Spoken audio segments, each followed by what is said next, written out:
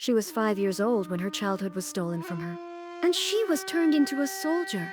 She lived in Phnom Penh, a small town in Cambodia, surrounded by her family, unaware of what was coming, until the soldiers arrived. And in a single day, she lost everything.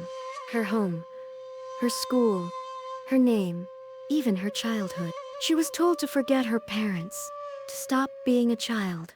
They trained her to kill before she could write her own name. This is not fiction.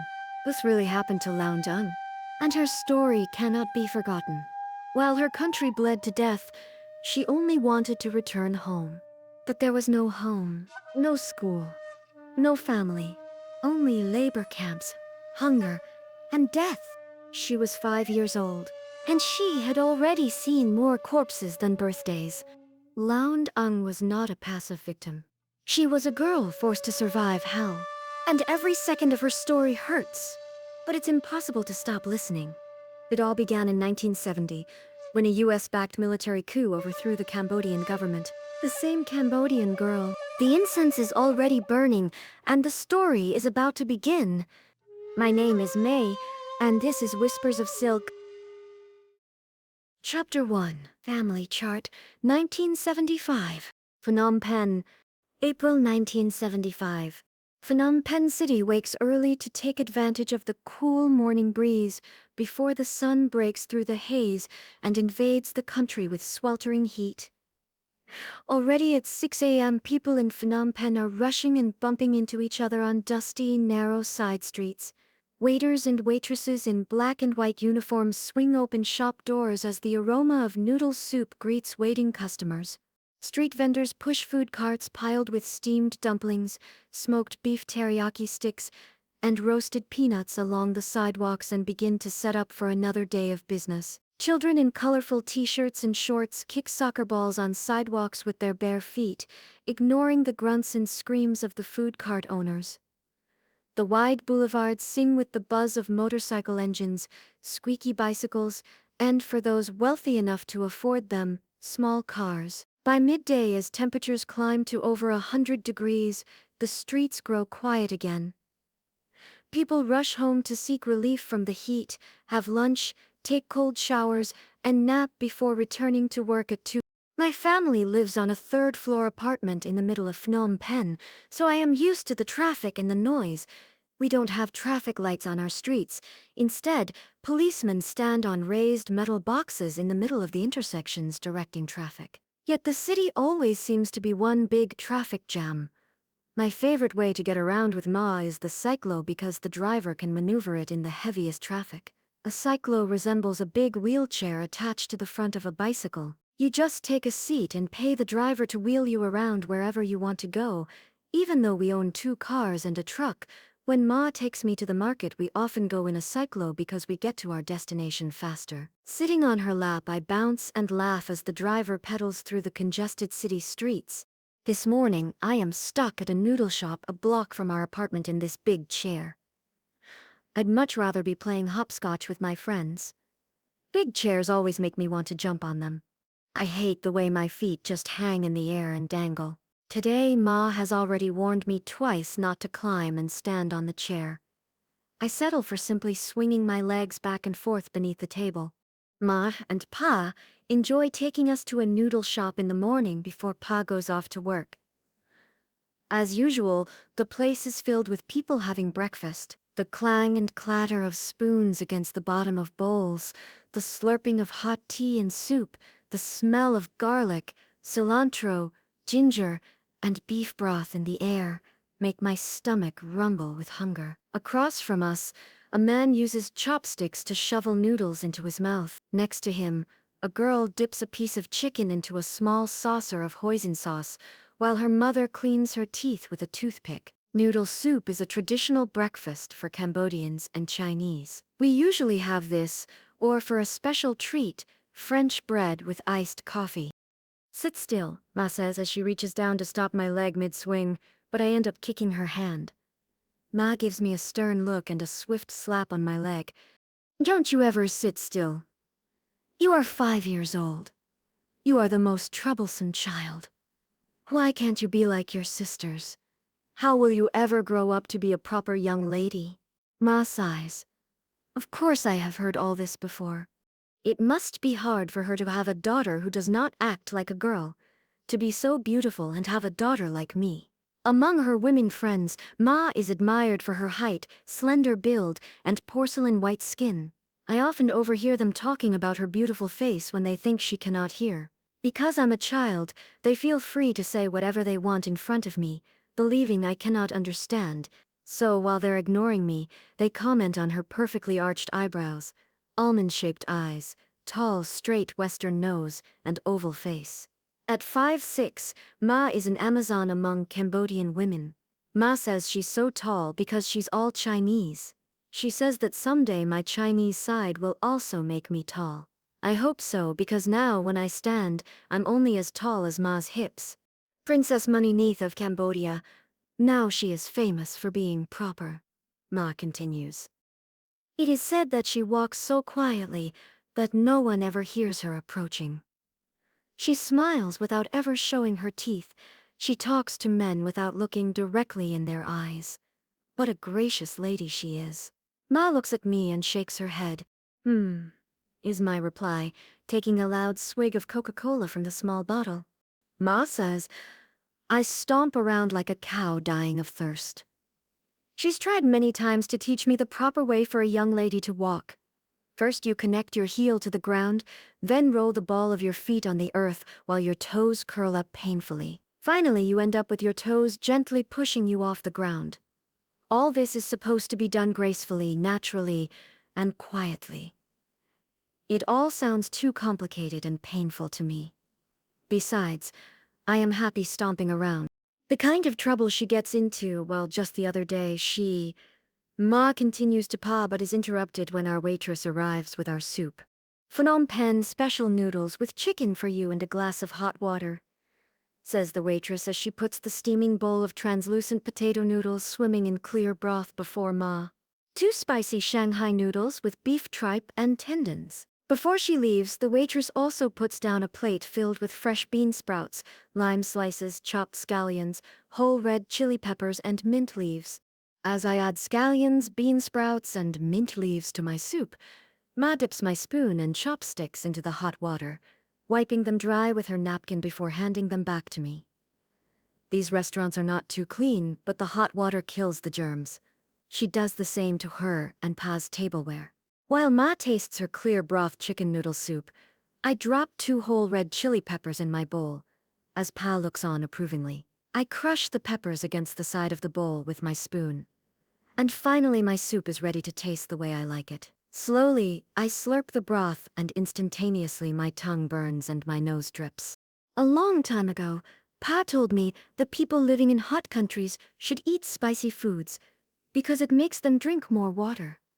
The more water we drink, the more we sweat, and sweating cleanses our bodies of impurities. I don't understand this, but I like the smile he gives me, so I again reach my chopsticks toward the pepper dish, knocking over the salt shaker, which rolls like a fallen log onto the floor. Stop what you're doing, Ma hisses. It was an accident, Pa tells her and smiles at me. Ma frowns at Pa and says, Don't you encourage her. Have you forgotten the chicken fight episode? She said that was an accident also, and now look at her face. I can't believe Ma is still angry about that. It was such a long time ago, when we visited my uncle's and aunt's farm in the countryside, and I played with their neighbor's daughter. She and I had a chicken we would carry around to have fights with the other kids' chickens. Ma wouldn't have found out about it if it weren't for the big scratch that still scars my face. The fact that she gets herself in and out of these situations gives me hope. I see them as clear signs of her cleverness. Pa always defends me to everybody. He often says that people just don't understand how cleverness works in a child, and that all these troublesome things I do are actually signs of strength and intelligence. Whether or not Pa is right, I believe him. I believe everything Pa tells me. If Ma is known for her beauty, Pa is loved for his generous heart. At 5'5" he weighs about 150 pounds and has a large, stocky shape that contrasts with Ma's long, slender frame. Pa reminds me of a teddy bear, soft and big and easy to hug. Pa is part Cambodian and part Chinese and has black curly hair, a wide nose, full lips, and a round face. His eyes are warm and brown like the earth, shaped like a full moon. What I love most about Pa is the way he smiles not only with his mouth, but also with his eyes. I love the stories about how my parents met and married. While Pa was a monk, he happened to walk across a stream where Ma was gathering water with her jug. Pa took one look at Ma and was immediately smitten. Ma saw that he was kind, strong, and handsome, and she eventually fell in love with him. Pa quit the monastery so he could ask her to marry him, and she said yes. However, because Pa is dark-skinned and was very poor, Ma's parents refused to let them marry, but they were in love and determined, so they ran away and eloped. They were financially stable until Pa turned to gambling. At first, he was good at it and won many times. Then one day, he went too far and bet everything on a game. His house and all his money. He lost that game and almost lost his family when Ma threatened to walk out on him if he did not stop gambling. After that, Pa never played card games again. Now we are all forbidden to play cards or even to bring a deck of cards home.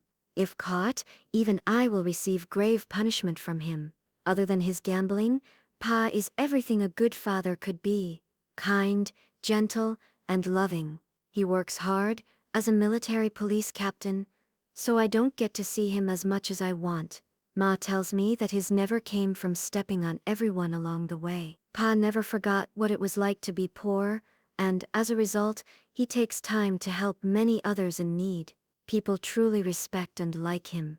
Lounge is too smart and clever for people to understand, Pa says and winks at me. I beam at him. While I don't know about the cleverness part, I do know that I am curious about the world, from worms and bugs to chicken fights in the bras Ma hangs in her room. There you go again, encouraging her to behave this way. Ma looks at me, but I ignore her and continue to slurp my soup. The other day she walked up to a street vendor selling grilled frog legs and proceeded to ask him all these questions. Mister, did you catch the frogs from the ponds in the country, or do you raise them? What do you feed frogs? How do you skin a frog? Do you find worms in its stomach? What do you do with the bodies when you sell only the legs? Loung asked so many questions that the vendor had to move his cart away from her. It is just not proper for a girl to talk so much. Squirming around in a big chair, Ma tells me, is also not proper behavior. I'm full. Can I go? I ask, swinging my legs even harder. All right, you can go play. Ma says with a sigh. I jump out of the chair and head off to my friend's house down the street.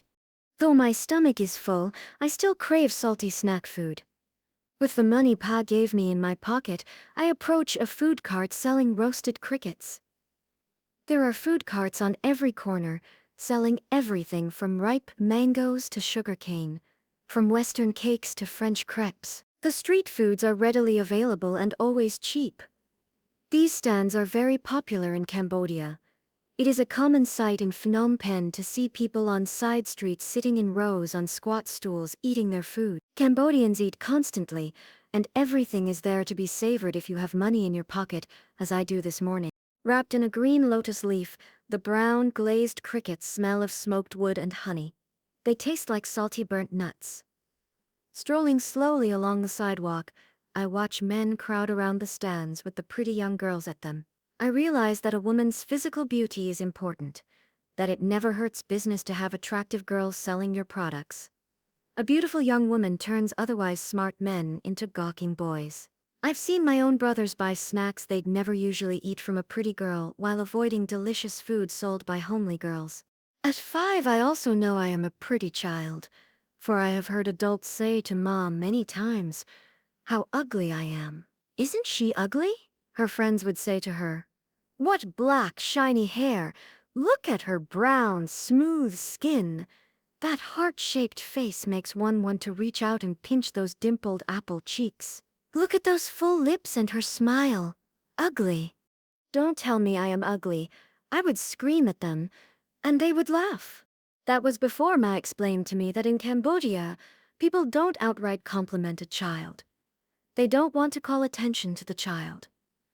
It is believed that evil spirits easily get jealous when they hear a child being complimented, and they may come and take away the child to the other world. Chapter 2, Phnom Penh, April 1975. The Un family. We have a big family, 9 in all. Pamay, 3 boys, and 4 girls. Fortunately, we have a big apartment that houses everyone comfortably. Our apartment is built like a train, narrow in the front, with rooms extending out to the back. We have many more rooms than the other houses I've visited. The most important room in our house is the living room, where we often watch television together. It is very spacious and has an unusually high ceiling to leave room for the loft that my 3 brothers share as their bedroom. A small hallway leading to the kitchen splits my and Pa's bedroom from the room my 3 sisters and I share.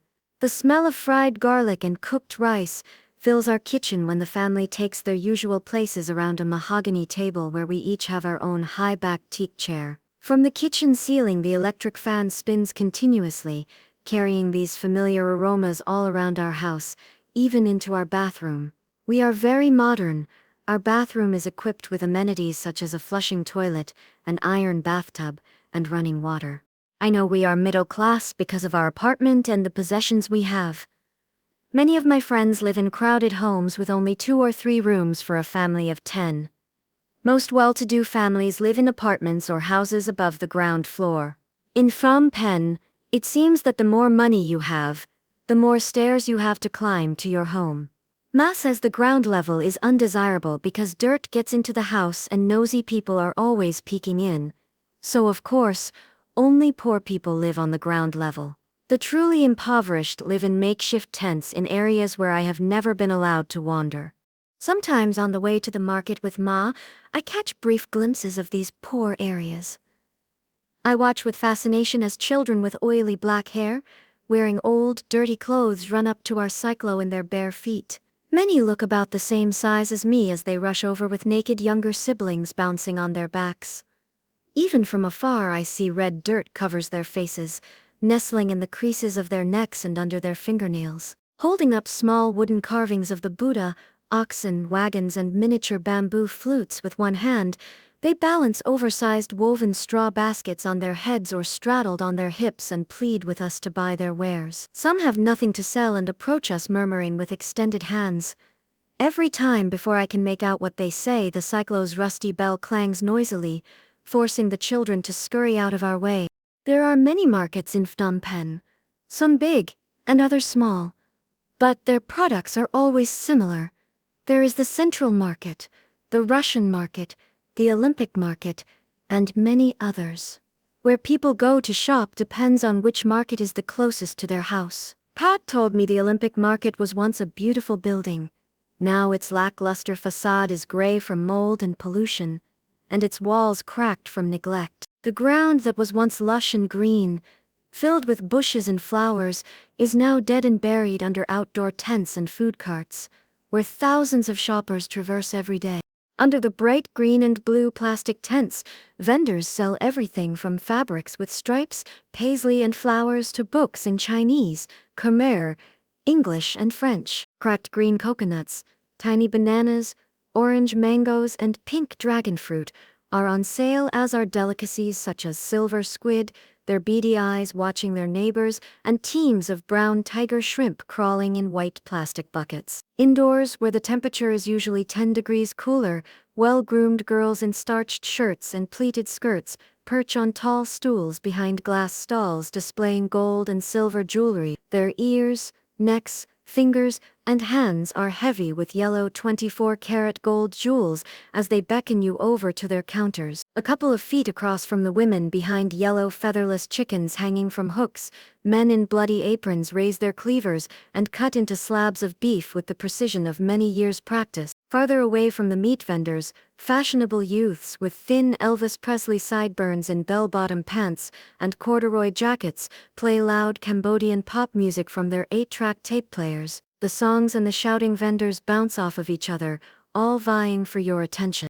Lately, Ma has stopped taking me to the market with her. But I still wake up early to watch as she sets her hair in hot rollers and applies her makeup. I plead with her to take me as she slips into her blue silk shirt and maroon sarong. I beg her to buy me cookies while she puts on her gold necklace, ruby earrings, and bracelets. After dabbing perfume around her neck, Ma yells to our maid to look after me and leaves for the market.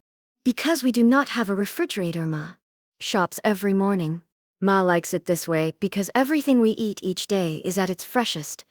The pork, beef, and chicken she brings back is put in a trunk-sized cooler, filled with blocks of ice bought from the ice shop down the street. When she returns hot and fatigued from a day of shopping, the first thing she does, following Chinese culture, is to take off her sandals and leave them at the door. She then stands in her bare feet on the ceramic tile floor and breathes a sigh of relief as the coolness of the tile flows through the soles of her feet. At night, I like to sit out on our balcony with Pa and watch the world below us pass by. From our balcony, most of Phnom Penh looms only 2 or 3 stories high, with few buildings standing as tall as 8. The buildings are narrow, closely built, as the city's perimeter is longer than it is wide, stretching 2 miles along the Tonle Sap River. The city owes its ultra-modern look to the French colonial buildings that are juxtaposed with the dingy soot-covered ground-level houses. In the dark, the world is quiet and unhurried as streetlights flicker on and off. Restaurants close their doors and food carts disappear into side streets. Some cyclo drivers climb into their cyclo to sleep while others continue to pedal around, looking for fares. Sometimes when I feel brave, I walk over to the edge of the railing and look down at the lights below. When I'm very brave, I climb onto the railing, holding on to the banister very tightly. With my whole body supported by the railing, I dare myself to look at my toes as they hang at the edge of the world. As I look down at the cars and bicycles below, a tingling sensation rushes to my toes, making them feel as if 1,000 little pins are gently pricking them. Sometimes I just hang there against the railing, letting go of the banister altogether, stretching my arms up high above my head. My arms loose and flapping in the wind, I pretend that I am a dragon flying high above the city. The balcony is a special place because it's where Pa and I often have important conversations. When I was small, much younger than I am now, Pa told me that in a certain Chinese dialect my name Loung translates into dragon. He said that dragons are the animals of the gods, if not gods themselves. Dragons are very powerful and wise and can often see into the future. He also explained that, like in the movies, occasionally 1 or 2 bad dragons can come to Earth and wreak havoc on the people, though most act as our protectors. When Kim was born, I was out walking, Pa said a few nights ago. All of a sudden, I looked up and saw these beautiful puffy white clouds moving toward me. It was as if they were following me.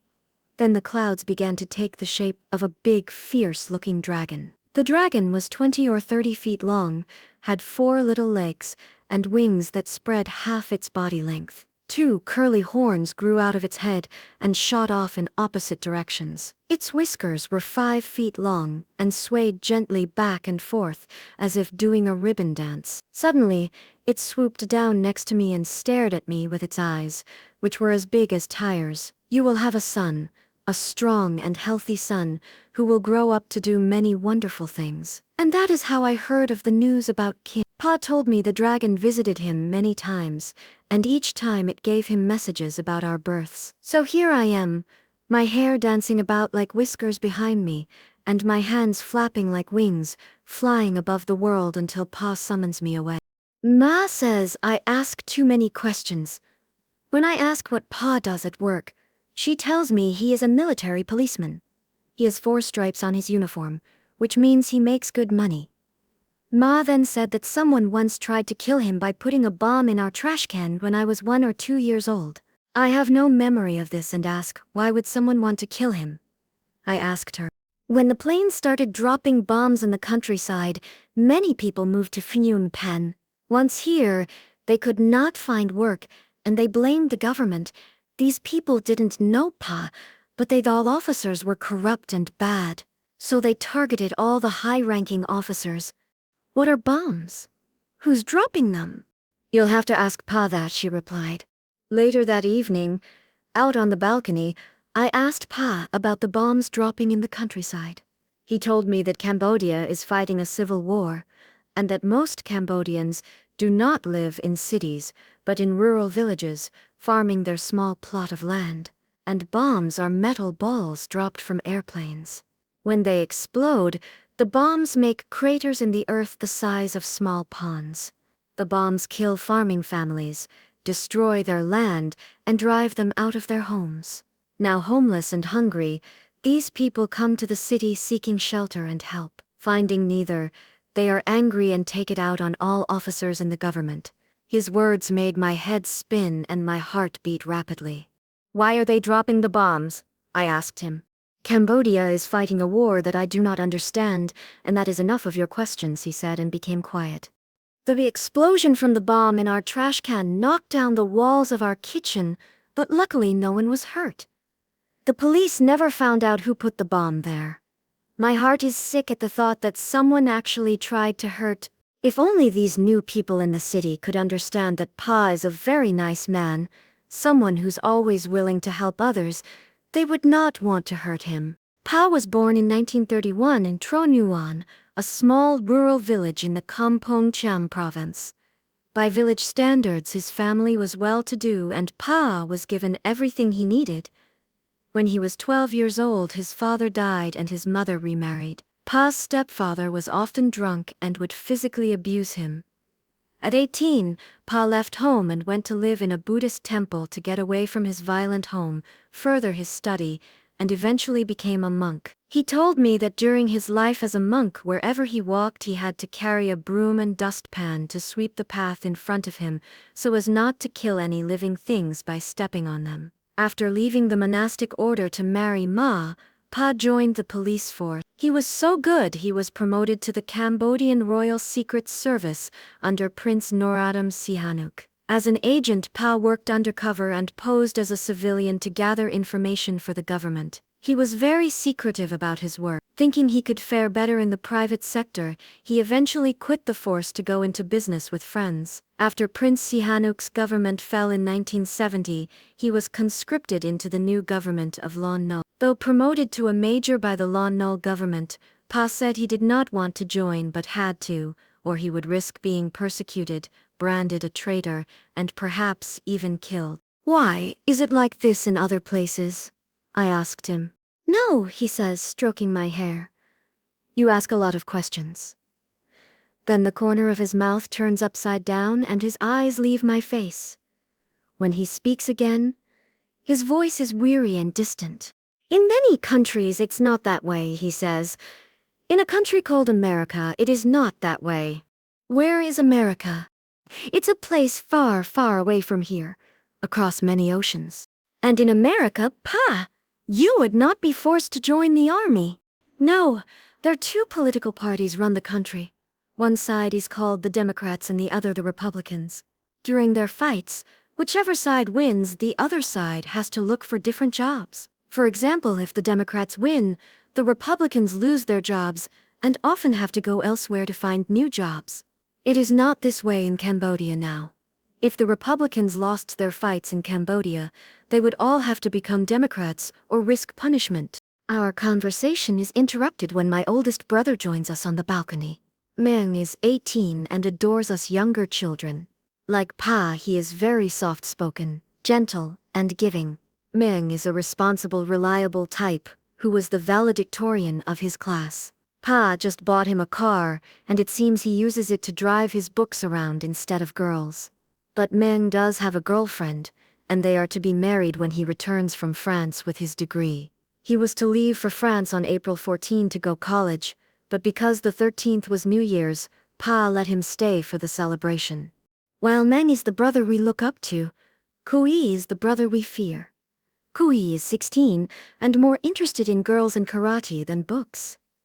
His motorcycle is more than a transportation vehicle. It is a girl magnet. He fancies himself extremely cool and suave, but I know that he is mean. In Cambodia, if the father is busy with work and the mother is busy with babies and shopping, the responsibility of disciplining and punishing the younger siblings often falls on the oldest child. In our family, because none of us fear Meng, this role falls to Kui, who is not easily dissuaded by our charms or excuses. Even though he's never carried out his threat to hit us, we all fear him and always do what he says.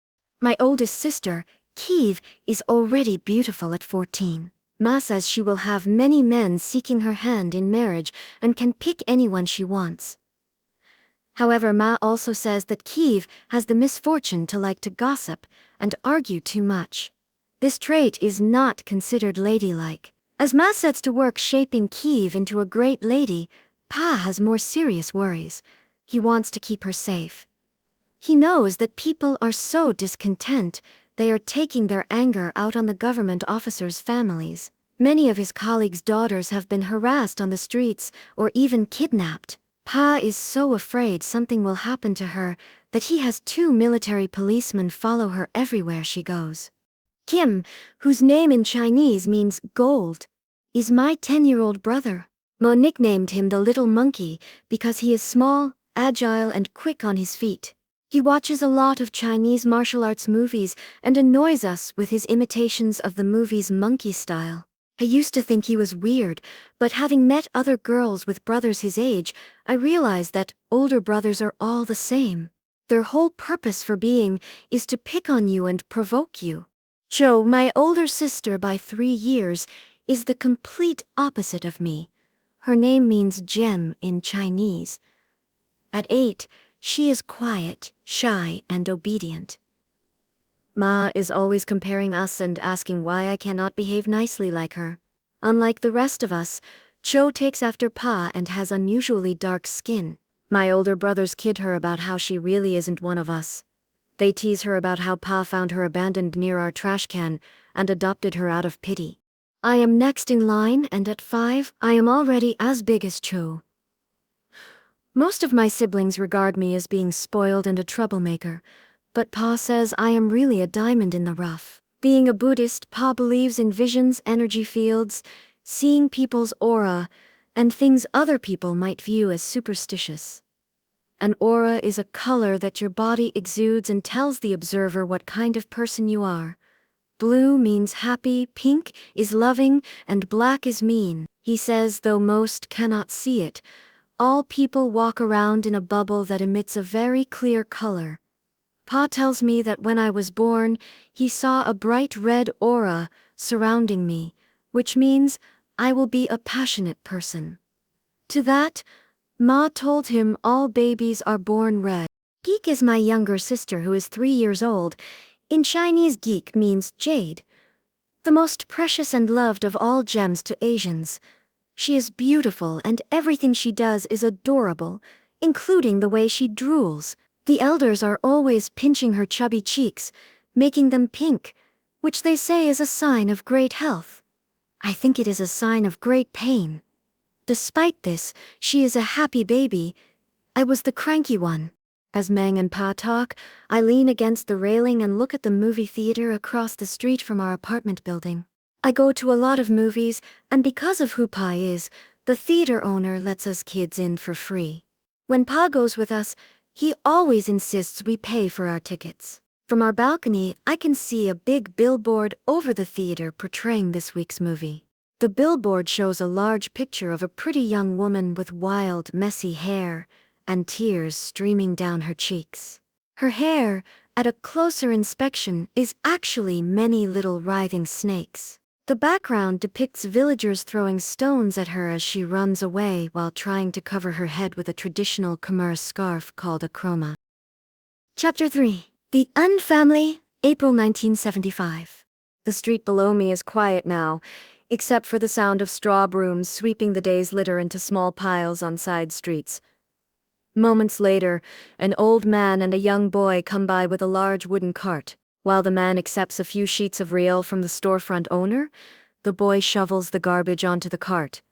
After they are done, the old man and the boy pull the cart to the next pile of garbage.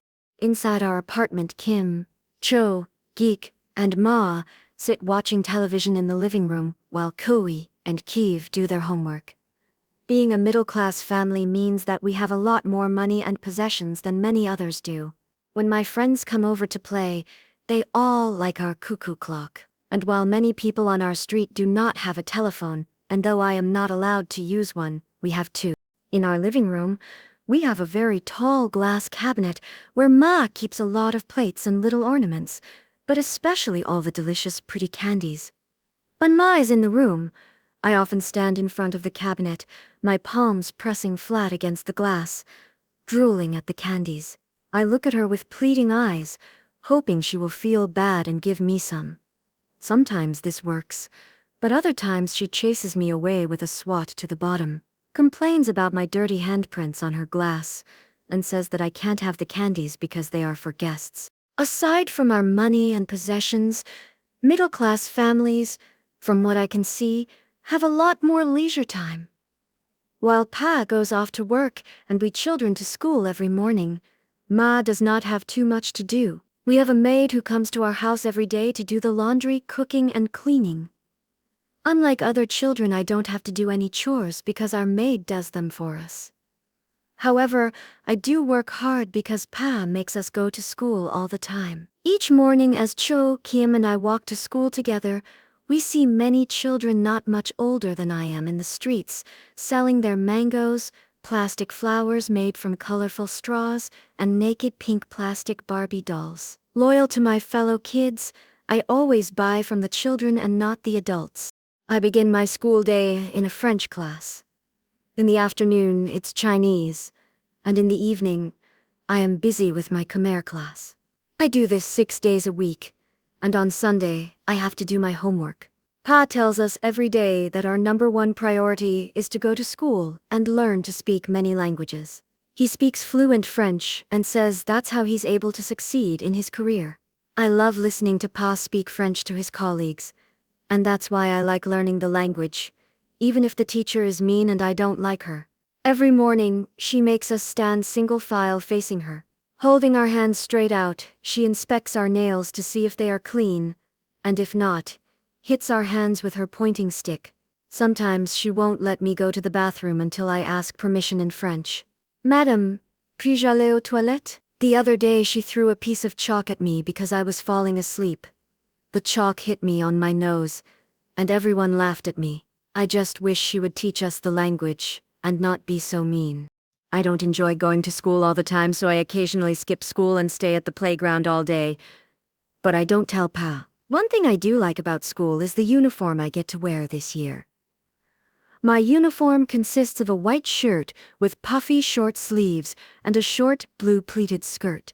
I think it is very pretty, though sometimes I worry that my skirt is too short. A few days ago, while I was playing hopscotch with my friends, a boy came over and tried to lift up my skirt.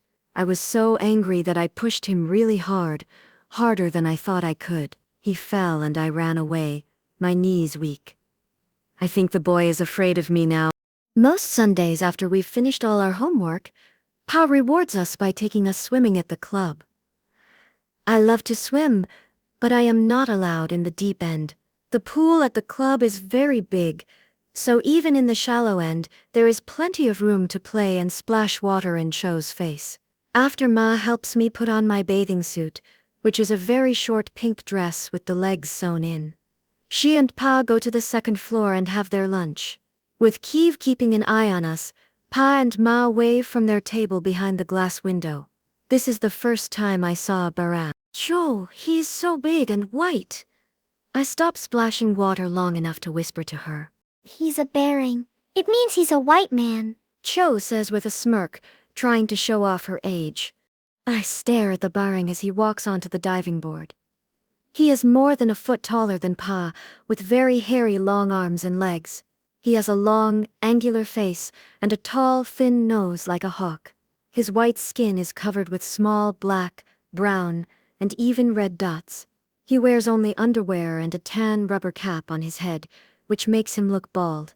He dives off the diving board, enters the water effortlessly, and creates very little splashing. As we watch the Baring float on his back in the water, Kiev chides Chu for giving me the wrong information. Dipping her freshly painted red toenails in and out of the water, she tells us Baring means he's French. Because the French have been in Cambodia so long, we call all white people Baring. But they can be from many other countries including America. Chapter 4, Takeover, April 17, 1975. It is afternoon and I am playing hopscotch with my friends on the street in front of our apartment. Usually on a Thursday I would be in school, but for some reason Pa has kept us all home today. I stop playing when I hear the thunder of engines in the distance. Everyone suddenly stops what they are doing to watch the trucks roar into our city.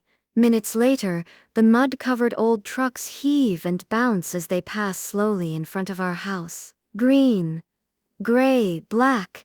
These cargo trucks sway back and forth on bald tires, spitting out dirt and engine smoke as they roll on. In the back of the trucks, men wearing faded black long pants and long-sleeve black shirts, with red sashes cinched tightly around their waists and red scarves tied around their foreheads, stand body to body.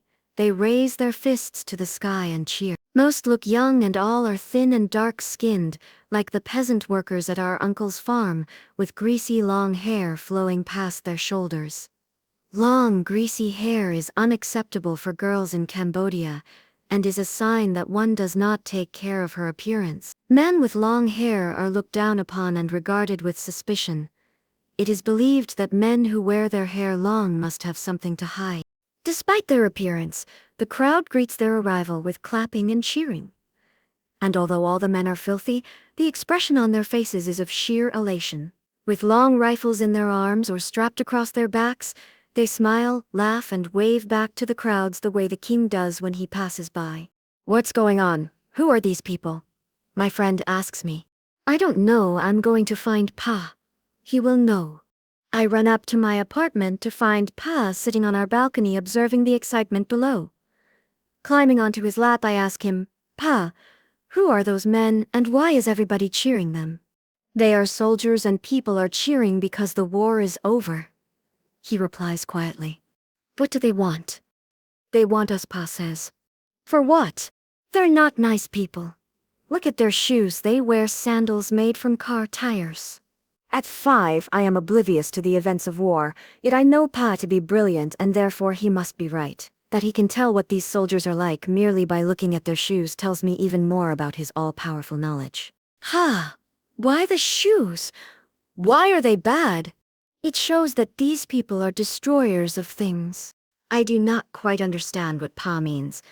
I only hope that someday I can be half as smart as he is. I don't understand. That's all right. Why don't you go and play? Don't go far and stay out of people's way. Feeling safer after my talk with Pa, I climb off his lap and make my way back downstairs. I always listen to Pa, but this time my curiosity takes over when I see that many more people have gathered in the street. People everywhere are cheering the arrival of these strange men. The barbers have stopped cutting hair and are standing outside with scissors still in their hands. Restaurant owners and patrons have come out of the restaurants to watch and cheer. Along the side streets, groups of boys and girls, some on foot, some on motorcycles, yell and honk their horns as others run up to the trucks, slapping and touching the soldiers' hands. On our block, children jump up and down and wave their arms in the air to greet these strange men. Excited, cheer and wave at the soldiers even though I don't know why. Only after the trucks have passed through my street and the people quiet down do I go home. When I get there, I am confused to find my whole family packing. "What's going on? Where's everybody going?" "Where have you been? We have to leave the house soon, so hurry, go and eat your lunch." Ma is running in every direction as she continues to pack up our house. She scurries from the bedroom to the living room, taking pictures of our family and the Buddha off the walls and piles them into her arms. "I'm not hungry. Don't argue with me. Just go and eat something. It's going to be a long trip." I sense that Ma's patience is thin today and decide not to press my luck. I sneak into the kitchen prepared not to eat anything. I can always sneak my food out and hide it somewhere until it is found later by one of our helpers. The only thing I am afraid of is my brother Koi. Sometimes he waits for me in the kitchen to make me eat proper food, or else, heading to the kitchen, I poke my head into my bedroom and spy Kiev shoving clothes into a brown plastic bag. On the bed, Geek sits quietly playing with a handheld mirror while Chu throws our brushes, combs and hairpins into her school bag. As quiet as I can be, I tiptoe into the kitchen and sure enough, there he is. He is feeding himself with his right hand, while his left gently touches a slim bamboo stick lying on the kitchen table. Next to the bamboo stick is a bowl of rice and some salted eggs. Most evenings, the younger kids in the house will gather in the kitchen to study Chinese, and a tutor uses the bamboo stick to point out characters on the blackboard. In the hands of my brother, it is used to educate us about something else entirely. I was taught to fear what my brother will do with it if I do not do as I am told. I give Kui my most charming smile, but this time it does not work. He sternly tells me to wash up and eat. In moments like these, I fantasize about how much I hate him. I cannot wait until I am as strong and as big as he is. Then I will take him on and teach him many lessons. But for now, since I am the smaller one, I have to listen to him. I whine and sigh with every bite of food. Every time he looks elsewhere, I stick out my tongue and make faces at him. After a few minutes, Ma rushes into the kitchen and begins to toss aluminum bowls, plates, spoons, forks, and knives into a big pot. The silverware clangs noisily, making me jittery. Then, picking up a cloth bag, she throws bags of sugar, salt, dried fish, uncooked rice, and canned foods into it.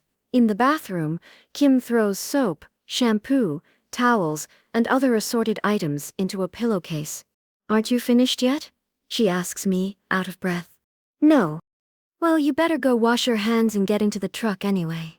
Glad to escape from Kui, who sits glaring at me, I hurriedly jump off my chair and head for the bathroom. "Ma, where are we going in such a hurry?" I yell out to her from the bathroom as Kim leaves with his bag. "You'd better hurry and change your shirt. The one you are wearing is dirty.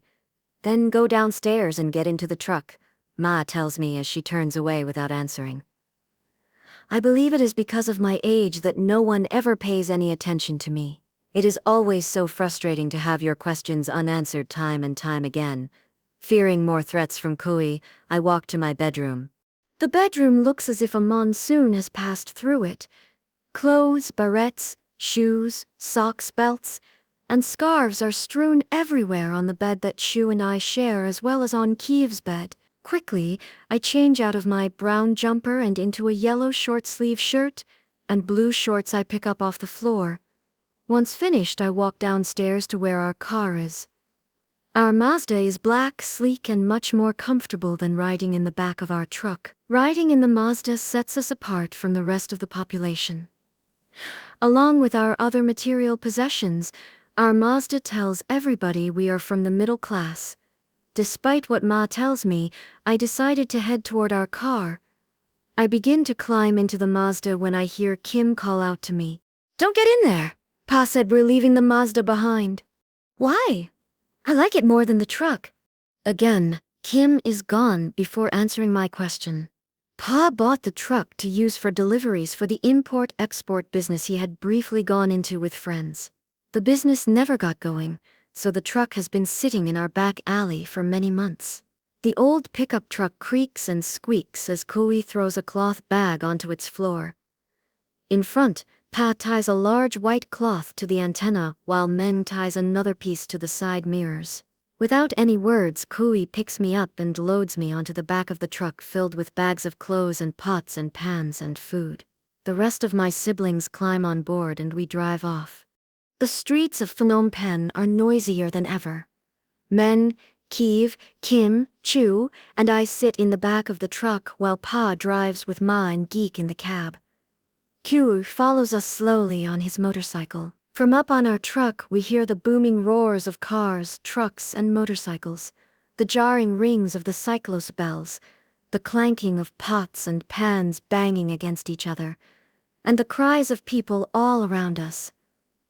We are not the only family leaving the city. People pour out of their homes and into the streets, moving very slowly out of Phnom Penh. Like us, some are lucky and ride away in some kind of vehicle. However, many leave on foot, their sandals flapping against the soles of their feet with every step. Our truck inches on in the streets, allowing us a safe view of the scene. Everywhere, people scream their goodbyes to those who choose to stay behind. Tears pour from their eyes. Little children cry for their mothers, snot dripping from their noses into their open mouths. Farmers harshly whip their cows and oxen to pull the wagons faster. Women and men carry their belongings in cloth bags on their backs and their heads. They walk with short, brisk steps, yelling for their kids to stay together, to hold each other's hands, to not get left behind. I squeeze my body closer to Kyiv as the world moves in hurried confusion from the city. The soldiers are everywhere. There are so many of them around, yelling into their bullhorns, no longer smiling as I saw them before. Now they shout loud, angry words at us while cradling rifles in their arms. They holler for the people to close their shops, to gather all guns and weapons, to surrender the weapons to them. They scream at families to move faster, to get out of the way, to not talk back. I bury my face into Kyiv's chest, my arms tight around her waist, stifling a cry. Cho sits silently on the other side of Kyiv, her eyes shut. Beside us, Kim and Meng sit stone-faced, watching the commotion below. Kyiv, why are the soldiers so mean to us? I ask, clinging even more tightly to her. Sure. They are called Khmer Rouge. They are the communists. What is a communist? Well, it means. It's hard to explain. Ask Pa later, she whispers. Kyiv tells me the soldiers claim to love Cambodia and its people very much. I wonder then why they are this mean if they love us so much. I cheered for them earlier today, but now I am afraid of them.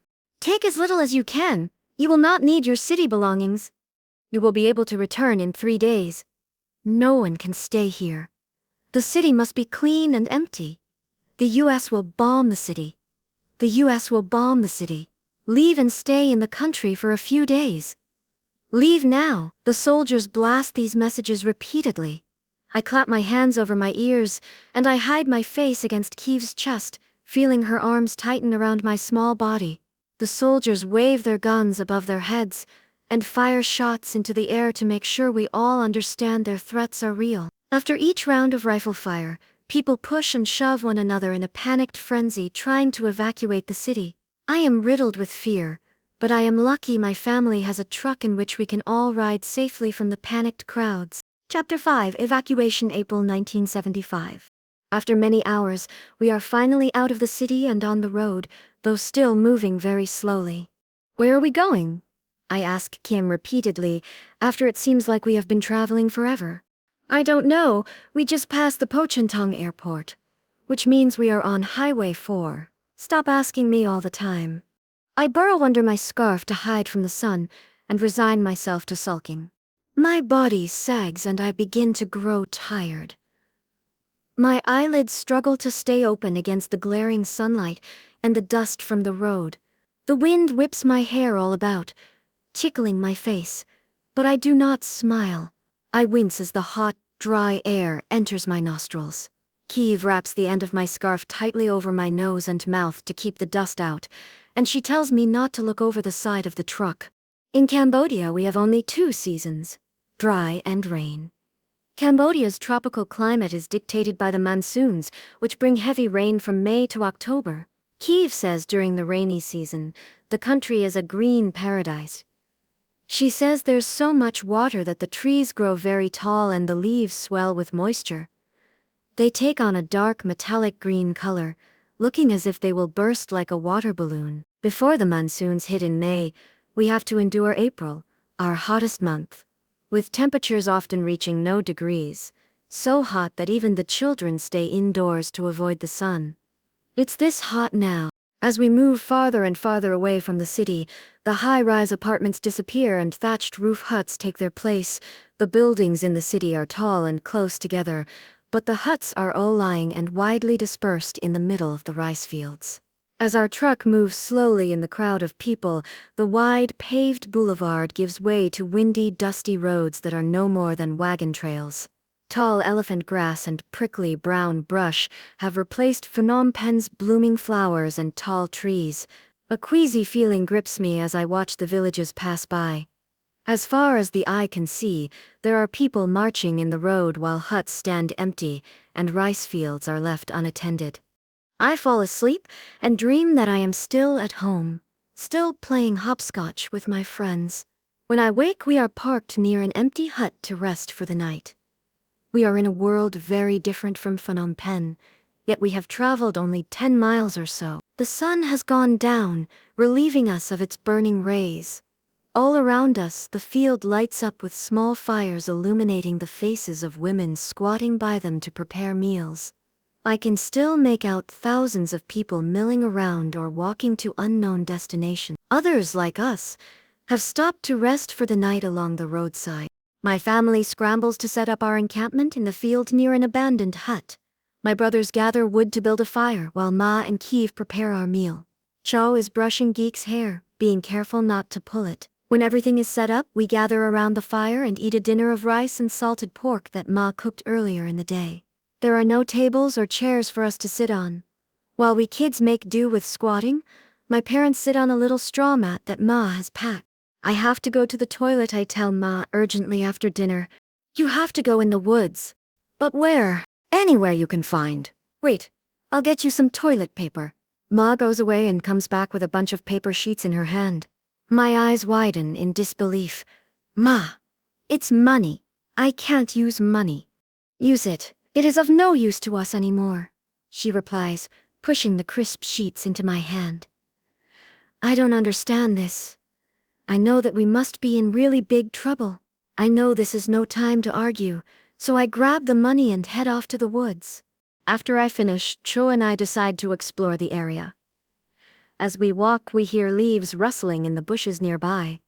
Our bodies tense, we clasp each other's hands, holding our breath, but then a small feline silhouette saunters lazily out of the bushes, looking for food. The owners must have forgotten it in their hurry to leave. Cho, I wonder what happened to our cats. Don't worry about them. We had 5 cats in Phnom Penh.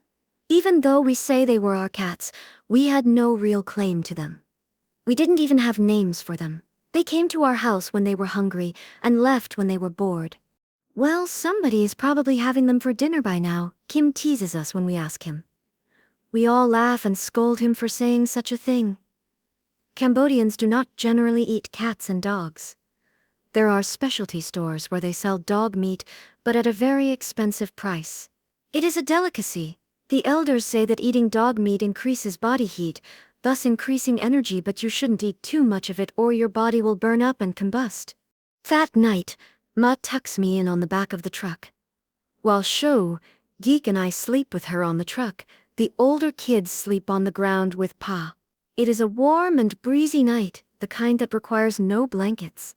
I love sleeping outside with the stars. My imagination is captured by the bright shining light, but I don't understand the vastness of the sky. Every time I try to wrap my mind around the concept of the universe, my mind spins as if caught in a whirlpool of information I will never be able to understand. Cho, the sky is so big. Shh, I am trying to sleep. Look at the stars. They are so beautiful, and they are winking at us. I wish I was up there with them and the angels. That's nice. Now go to sleep. You know the stars are candles in the sky? Every evening, the angels come out and light them for us, so if we lose our way, we can still see. Pa has told me in the past that I am blessed with a gifted imagination, and he likes the stories I tell. When I awaken in the morning, my siblings are already up. They were awakened by gunshots fired into the distant sky by the Khmer Rouge, but I was so tired I slept through it. My siblings all have gray pouches under their eyes. Their hair is knotted and sticking out in many directions. Slowly I sit up and stretch out my sore shoulders and back. Sleeping in the truck is not as much fun as I thought it would be. Before long, a group of Khmer Rouge soldiers come by and yell at us to keep moving. After a small breakfast of rice and salted eggs, we get back in our truck and take off again. We drive for many hours, and everywhere we go we see people walking in all directions. The sun is high and hot on our backs. It burns through my black hair as little beads of water collect around my hairline and on the curve of my upper lip. After a while we all get on each other's nerves and start to fight. It's not much farther, kids. We're almost there, Pa tells us when we stop to have our lunch. Soon we will be where it is safe. As Ma and Kiev prepare our meal, Pa and Meng disappear to gather firewood. When they return, Pa tells Kui that it is a good thing that we got out of the city as quickly as we did. He says the people he just talked to told him that the soldiers made everyone leave the city. They emptied schools, restaurants, and hospitals. The soldiers even forced the sick to leave. They were not allowed to go home first to their families, so many people are separated. Many old and sick people did not make it today. Kui offers grimly. I saw them on the side of the street still in their bloody hospital robes. Some were walking and others were pushed in carts or hospital beds by their relatives.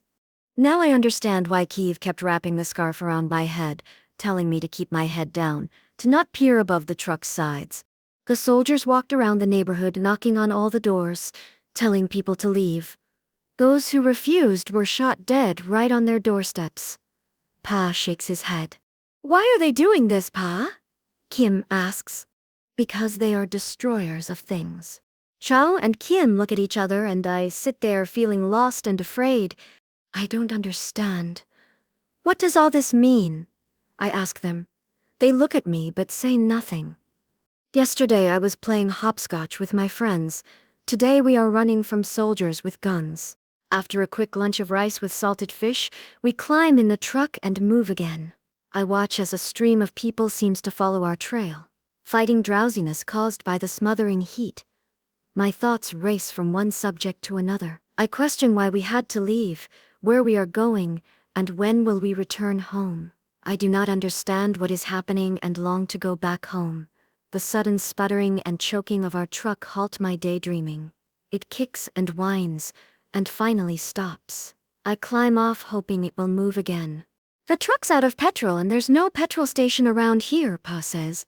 Looks like we have to walk the rest of the way. Everybody grab only some clothes and all the food you can carry. We have a long way to go yet. Pa then orders us what to take and what to leave behind. You, someone yells. We all stop what we are doing and stand paralyzed. You, a Khmer Rouge soldier comes over to us. Give me your watches. Certainly. With shoulders bent to show submission, Pa takes the watches off of Meng and Kui's wrists. Pa does not look the soldier in the eyes as he hands the watches over. All right, now move, the soldier orders and then walks away. When he is out of earshot, Pa whispers that from now on we are to give the soldiers anything they want or they will shoot us. We walk from the break of day until the dark of the evening. When night comes, we rest by the roadside near a temple. We unpack the dried fish and rice and eat in silence. Gone is the air of mystery and excitement. Now I am simply afraid. Chapter 6. 7-Day Walk, April 1975. The first sight I see when I open up my eyes the next morning is the glum upside-down face of Sho, against the background of cloudy skies as she tugs at my hair. Wake up. We have to move again, she tells me. Slowly I sit up and rub the seeds out of my sleepy eyes. All around me, a sea of people wake, babies cry, old people groan, pots and pans clang against the sides of wagons whose wheels grind the dirt beneath them.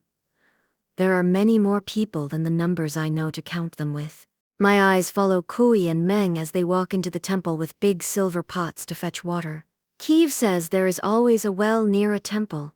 Moments later, Kui and Meng return visibly shaken with their empty pots. We went into the temple but found no monks there, only a Khmer Rouge soldier, they tell Pa.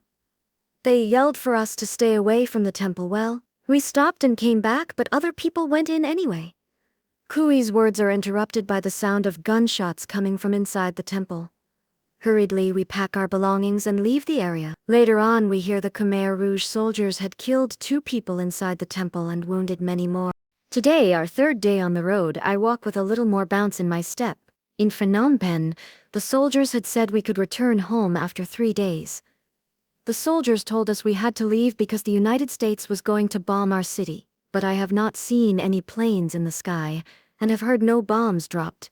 It is strange to me that they made us leave just so we can turn back and go home after 3 days. I smile at the silly picture of us marching like black ants coming to a stop at the end of the day only to head back home. I do not understand, but I guess 3 days is how long it takes for them to clean the city. Pa, will we go home soon? The soldiers said we can return home after 3 days. I tug at Pa's pants. It is afternoon and we are not even slowing down yet. Maybe, but meanwhile, we have to walk. But Pa, this is the 3rd day. Are we going to turn around and walk back home now? No, we have to keep walking, Pa says sadly. Reluctantly, I do what Pa tells me. Everybody has to carry something, so I pick the smallest item in the pile, the rice pot. As I walk, the pot becomes heavier and heavier in my hands as the sun climbs higher and higher in the sky. The metal handle digs and burns the palms of my hands. Sometimes I carry it with 2 hands in front of me. Other times I switch the pot from my right to my left arm. But it seems no matter how I carry it, the pot painfully bangs into some part of my leg. It is evening now and I am losing hope that we can go home tonight. Tired and hungry, I drag my feet, taking smaller and smaller steps until I am far behind everyone else. Pa, I'm very hungry and my feet hurt, I yell to him. You can't eat now. We have very little food left, and we need to ration it, because we have a long way to go. I don't know why we have to save it. I stand still in the road, letting go of the rice pot to wipe dirt and tears from my cheeks. Our 3 days will soon be over. We can return home. Let's just go home. I want to go home. The words somehow come out between halting sobs. My 40-pound body refuses to walk anymore. The red dust from the road and the sweat on my body has mixed to create a layer of mud on my skin, making it dry and itchy. Pa walks over to Kiev and takes a ball of sticky rice out of the pot she is carrying. He comes over to me and hands me the food. My eyes look down at the ground in shame, but I take the food from him anyway. Silently, he strokes my hair while I eat my rice between choking sobs. Bending down, Pa looks me in my eyes and says softly, "They lie, the soldiers lie. We cannot go home tonight." His words make me sob harder. But they said 3 days? I know. I'm sorry you believed them, but they lied. I don't understand why they lied. My voice quivers as I say it. I don't know either, but they lied to us. My hopes crushed. I wipe my forearm across my nose, dragging snot all over my cheek. Pa gently cleans my face with his hand, then takes the rice pot from me and says, I only have to carry myself for the rest of the trip. With Geek on her hip, Ma walks over to me and wraps my scarf around my head to protect me from the sun. I wish that I were a little baby like Geek. She doesn't have to walk at all. Ma carries her in her arms all the way. I am miserable, but at least I have shoes. Some of the people walk barefoot in the scorching heat, carrying their life's belongings on their backs or heads. I feel sorry for them knowing they are worse off than I am. And no matter how far we go, there are always more people along the way. When night falls, once again we make the road our home and sleep, along with the hundreds of thousands of other families fleeing Phnom Penh. Our 4th day on the road starts the same as all the other days. Are we there yet? I keep asking Kim. When I receive no attention, I proceed to sniff and cry. Nobody cares about me. I moan and keep walking anyway. By noontime we have reached the Khmer Rouge's military checkpoint in the town of Khmer. The checkpoint consists of no more than a few small makeshift tents with trucks parked beside them. There are many soldiers at this base, and it is easy to recognize them because they wear identical loose-fitting black pajama pants and shirts. All carry identical guns slung across their backs. They move quickly from place to place with fingers on the triggers of their weapons, pacing back and forth in front of the crowd, yelling instructions into a bullhorn. This is Khmer base. You are not allowed to pass until we have cleared you. Stand with your family in a line. Our comrade soldiers will come and ask a few simple questions. You are to answer them truthfully and not lie to the Angkar. If you lie to the Angkar, we will find out. The Angkar is all-knowing and has eyes and ears everywhere. This is the first time I hear the word Angkar, which means the organization. Pa says the Angkar is the new government of Cambodia. He tells us that in the past, Prince Sihanouk ruled Cambodia as a monarch. Then in 1970, unhappy with the prince's government, General Lon Nol deposed him in a military coup. The Loung Ung democratic government has been fighting a civil war with the communist Khmer Rouge ever since. Now the Khmer Rouge has won the war, and its government is called the Angkar. To your right you see a table where your comrade brothers sit waiting to help you. Anyone who has worked for the deposed government, ex-soldiers or politicians, step up to the table to register for work. The Angkar needs you right away. Anxiety spreads through my body at the sight of the Khmer Rouge soldiers. I feel like I have to vomit. Pa quickly gathers our family and stands us in line with other peasant families. Remember, we are a family of peasants. Give them whatever they want, and don't argue. Don't say anything. Let me do all the talking. Don't go anywhere, and don't make any moves unless I tell you to do so, Pa instructs us firmly. Standing in line, wedged among many people, my nostrils are assaulted by the stale smell of bodies that have not been washed for many days. To filter the smell, I pull the scarf tightly over my nose and mouth. In front of us, the line splits in two as a large group of ex-soldiers, government workers, and former politicians walk over to the table to register for work. My heart pounds quickly against my chest, but I say nothing and lean against Pa's legs. He reaches down and puts his hand on top of my head. It stays there as if protecting me from the sun and the soldiers. After a few minutes, my head feels cooler and my heartbeat slows. Ahead of us in the line, Khmer Rouge soldiers yell something to the crowd, but I cannot hear what they say. Then one Khmer Rouge soldier roughly jerks a bag off of one man's shoulder and dumps its contents on the ground. From this pile, a Khmer Rouge soldier picks up an old Loung Ung army uniform. The Khmer Rouge soldier sneers at the man and pushes him to another Khmer Rouge soldier standing beside him. The soldier then moves on to the next family. Eyes downcast, shoulders slumped, arms hanging loosely on both sides of him, the man with the Loung Ung uniform in his bag does not fight as another Khmer Rouge soldier points and pushes him away with the butt of his rifle. After many hours, it is finally our time to be questioned. I can tell we've been standing here a long time, because the sun now warms my lower back instead of the top of my head. As a Khmer Rouge soldier approaches us, my stomach twists into tight knots. I lean closer to Pa and reach up for his hand. Pa's hand is much too big for mine, so I am only able to wrap my fingers around his index finger. "What do you do?" the soldier curtly asks Pa. "I work as a packer in the shipping port." "What do you do?" The soldier points his finger at Ma. Her eyes focus on the ground, and she shifts Geek's weight on her hips. "I sell old clothes in the market," she says in a barely audible voice. The soldier rummages through all our bags one by one. Then he bends down and lifts the lid of the rice pot next to Pa's feet. Gripping Pa's finger even tighter, my heart races as the soldier checks the pot. His face is close to mine. I concentrate on my dirty toes. I dare not look into his eyes, for I have been told that when you look into their eyes, you can see the devil himself. "All right, you are cleared. You may go." "Thank you, comrade," Pa says meekly, his head bobbing up and down to the soldier. The soldier is already looking past Pa and merely waves his hand for us to hurry on. Passing the checkpoint safely, we walk a few hours more, until the sun goes to sleep behind the mountains and the world becomes a place of shadows and shapes once again. In the mass of people, Pa finds us a spot of unoccupied grass near the side of the road. Ma puts Geek down next to me and tells me to keep an eye on her.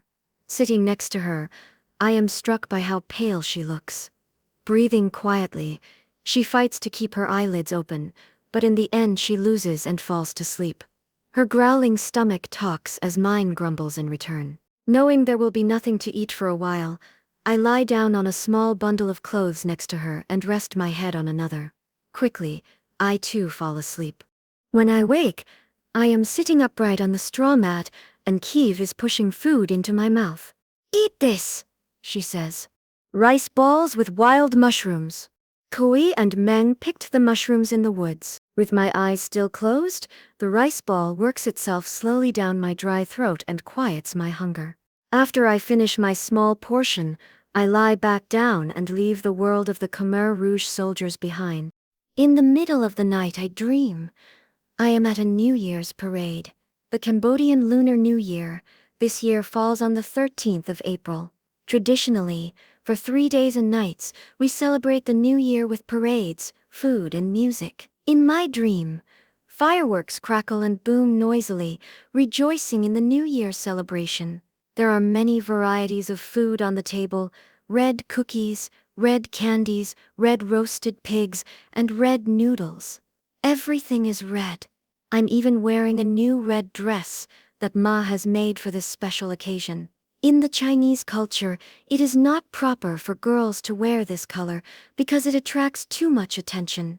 Only girls who want attention wear red, and they are generally viewed as bad and improper, more than likely from a bad family. But New Year's is a special occasion, and during the celebration, everyone is allowed to wear red. Cho is next to me clapping her hands at something.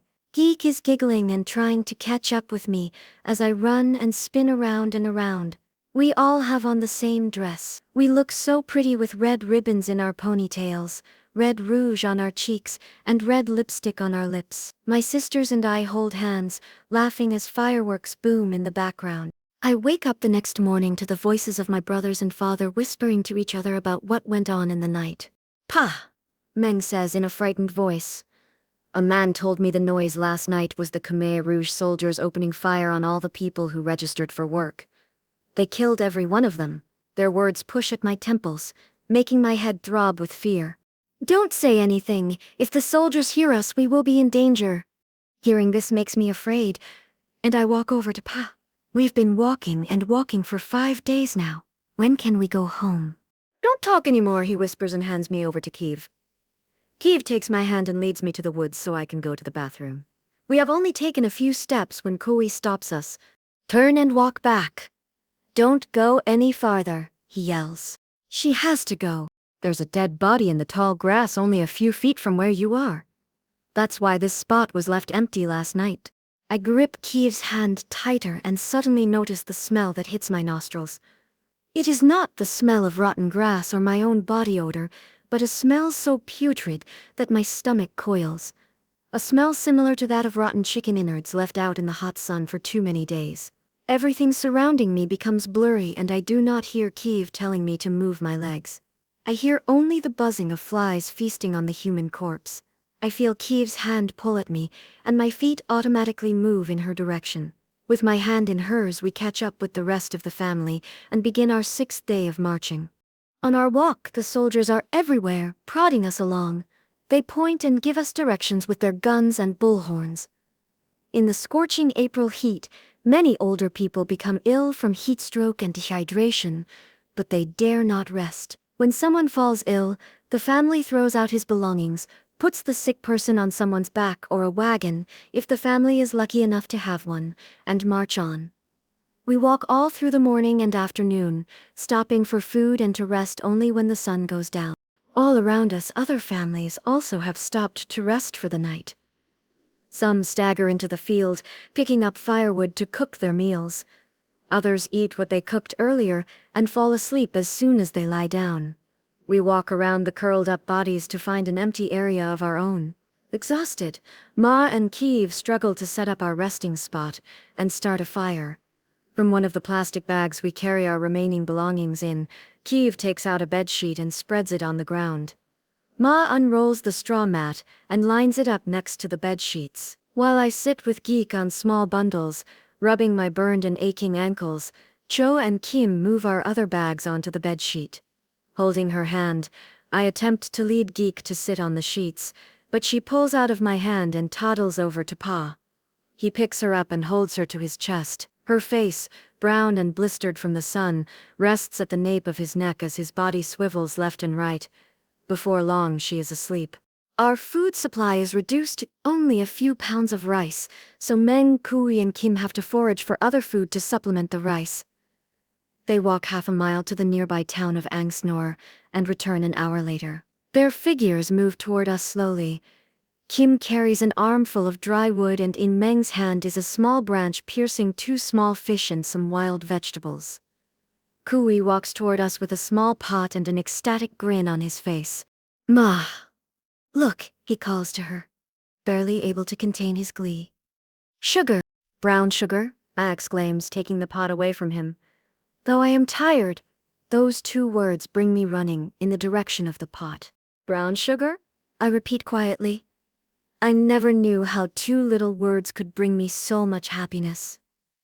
Ma, let me have a taste. There's almost a quarter of a pot of it. Shh! Don't say it so loud, Kiev warns me, or people will come and beg us for some. I notice a few of our neighbors look in our direction. Here, everyone, have a small taste. We have to save some, Ma says as we gather around her.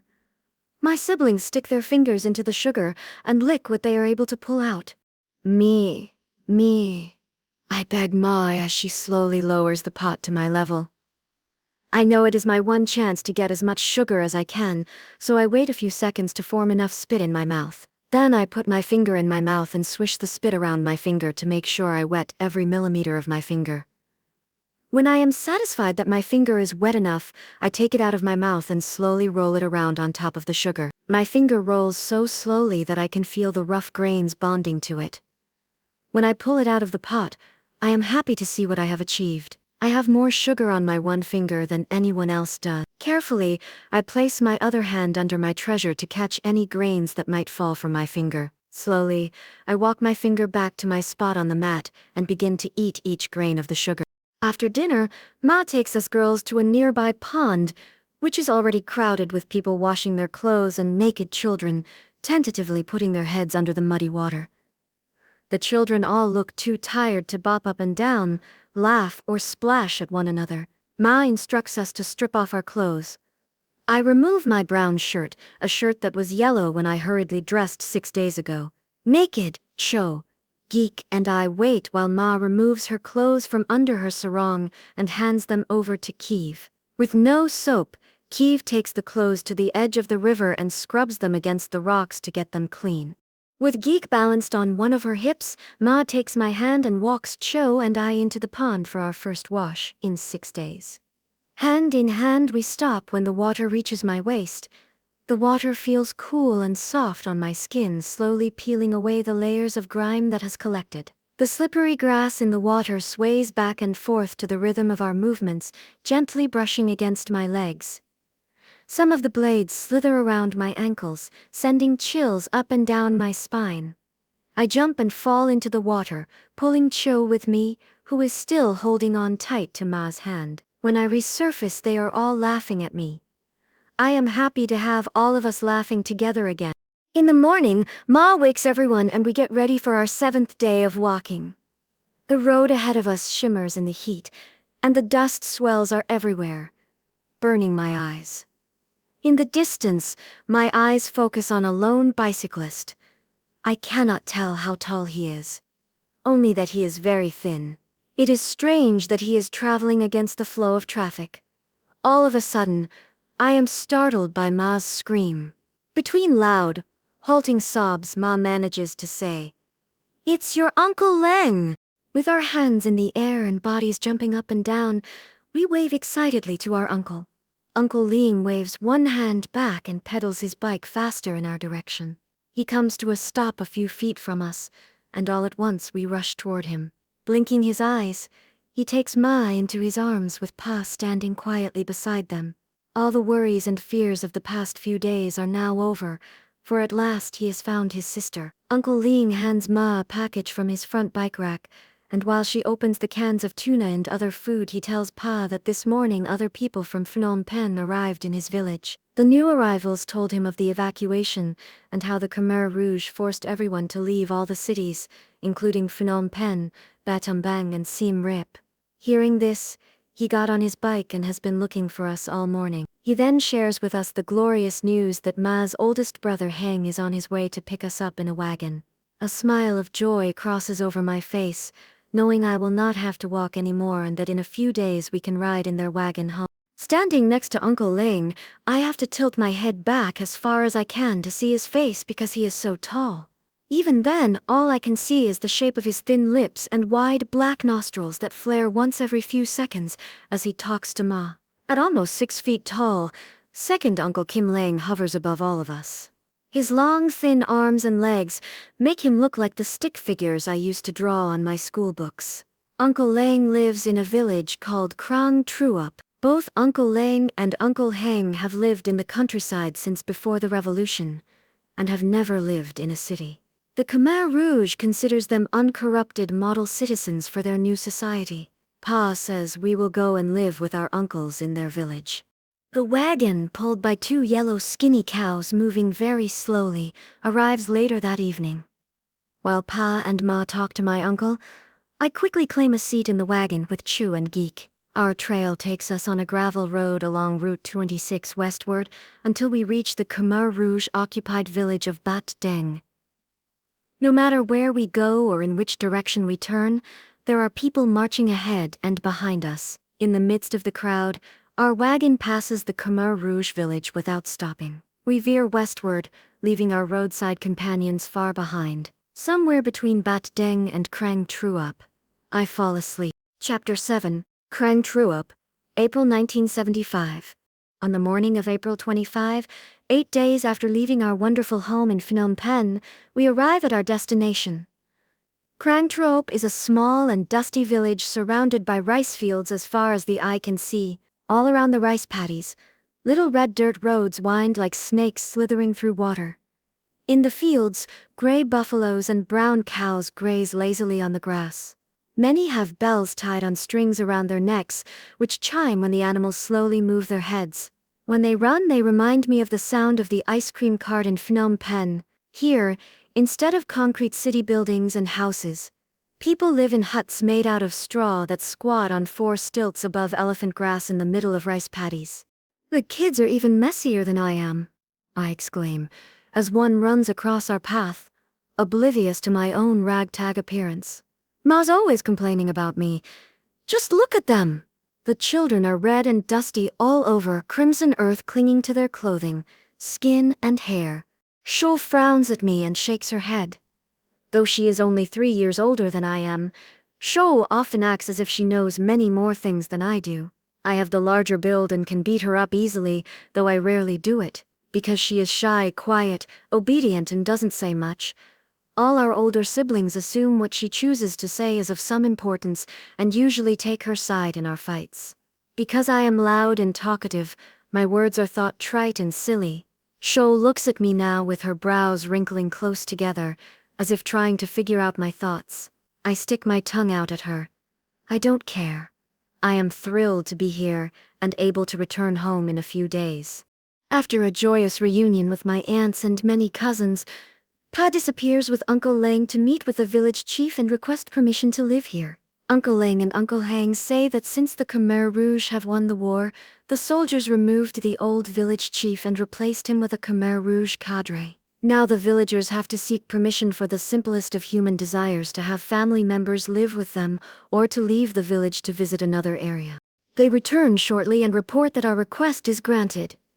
My interest in the town quickly dies when Pa tells us we will all live with Uncle Lang and his family in their house. Uncle Lang and his wife have 6 children, so with the 9 of us it makes 17 under one thatched roof. Their house would not be called a house by city people's standards. It looks more like one of those simple huts poor people live in. The roof and walls are made of straw and the hut has only a dirt floor. There are no bedrooms or bathrooms, just one big open room. There is no indoor kitchen, so all the cooking is done outside under a straw roof awning. Later that night Kim took me aside, scolding me for being snobbish about our new house.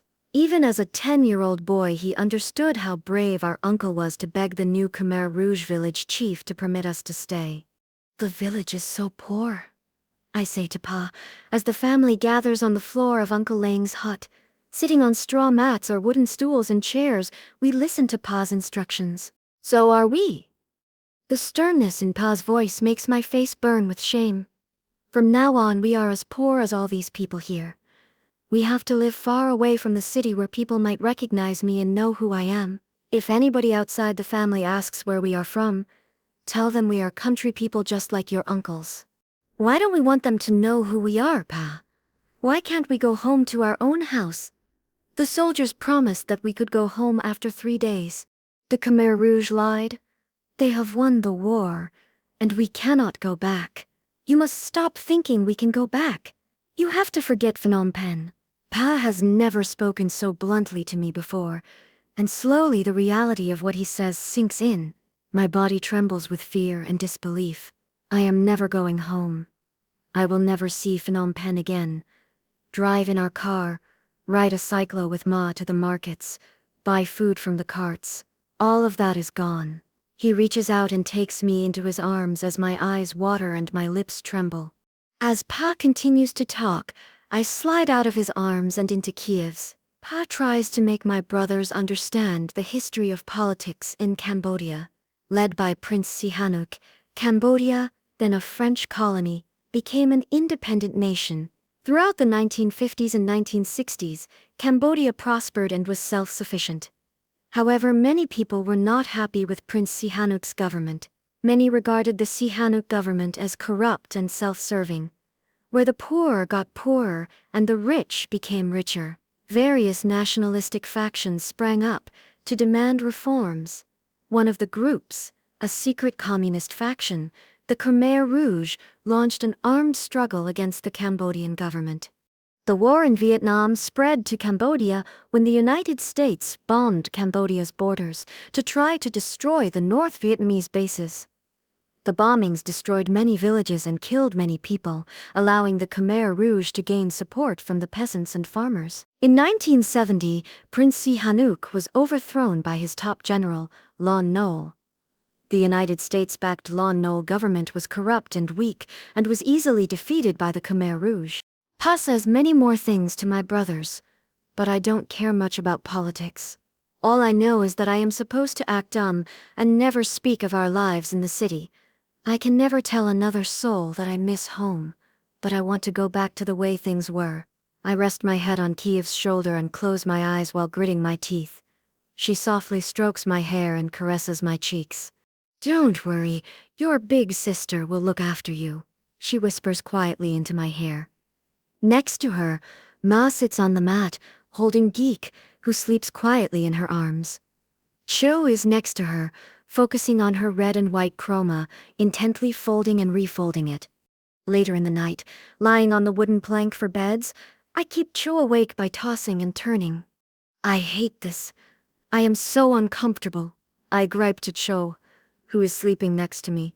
In the city, we three youngest girls slept on mattresses in the same bed. On the farm, the boys get to sleep in hammocks, while the girls sleep all lined up like sardines on a rough wooden platform made of bamboo trees. I'd much rather sleep in the hammocks. "Be quiet and go to sleep." "Joe, I have to go to the bathroom." "Go then." "I'm afraid. Come with me." Chow answers by turning her back to me.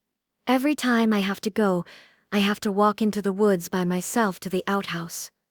We have used up our paper money and now have nothing to do for toilet paper. Chow taught me to use leaves, but at night, when I cannot see, I am afraid there might be bugs on them. Entering the woods at night is a haunting experience, especially for someone with a vivid imagination. In the darkness, I see spirits shaking the trees, letting me know they are waiting for me. They whisper chants and spells that the wind carries through the leaves, back to my ears. The spirits call me to come to them so they can take possession of my body. I am so filled with fear about going to the bathroom alone at night that I force myself to hold it until dawn when I make a mad run into the woods. I soon realize how early everyone gets up when they are already busy about the farm before the sun rises and long before I awake the next morning. Life on the farm is boring and dull, but at least there is enough to eat. Unlike my life in Phnom Penh, I do not have any friends outside the family. It is hard to make friends because I am afraid to speak, afraid I will blurt out secrets about our family. Pa says the Angkar has abolished markets, schools, and universities, and has banned money, watches, clocks, 8-track players, and televisions. Since we are now a family of peasants, I will have to learn the time of day and night by the position of the sun and moon in the sky. If I run into other children and speak to them, I have to watch what I say and what language I use. I cannot mention the food I wish I could eat, the movies I have seen, or the cyclo I have ridden in. If I speak about them, the children will know we are from the city. I am used to kids seeking my attention and friendship in the city. Here they look at me with suspicion and steer away from me when I approach them. No matter. I have many cousins to play with.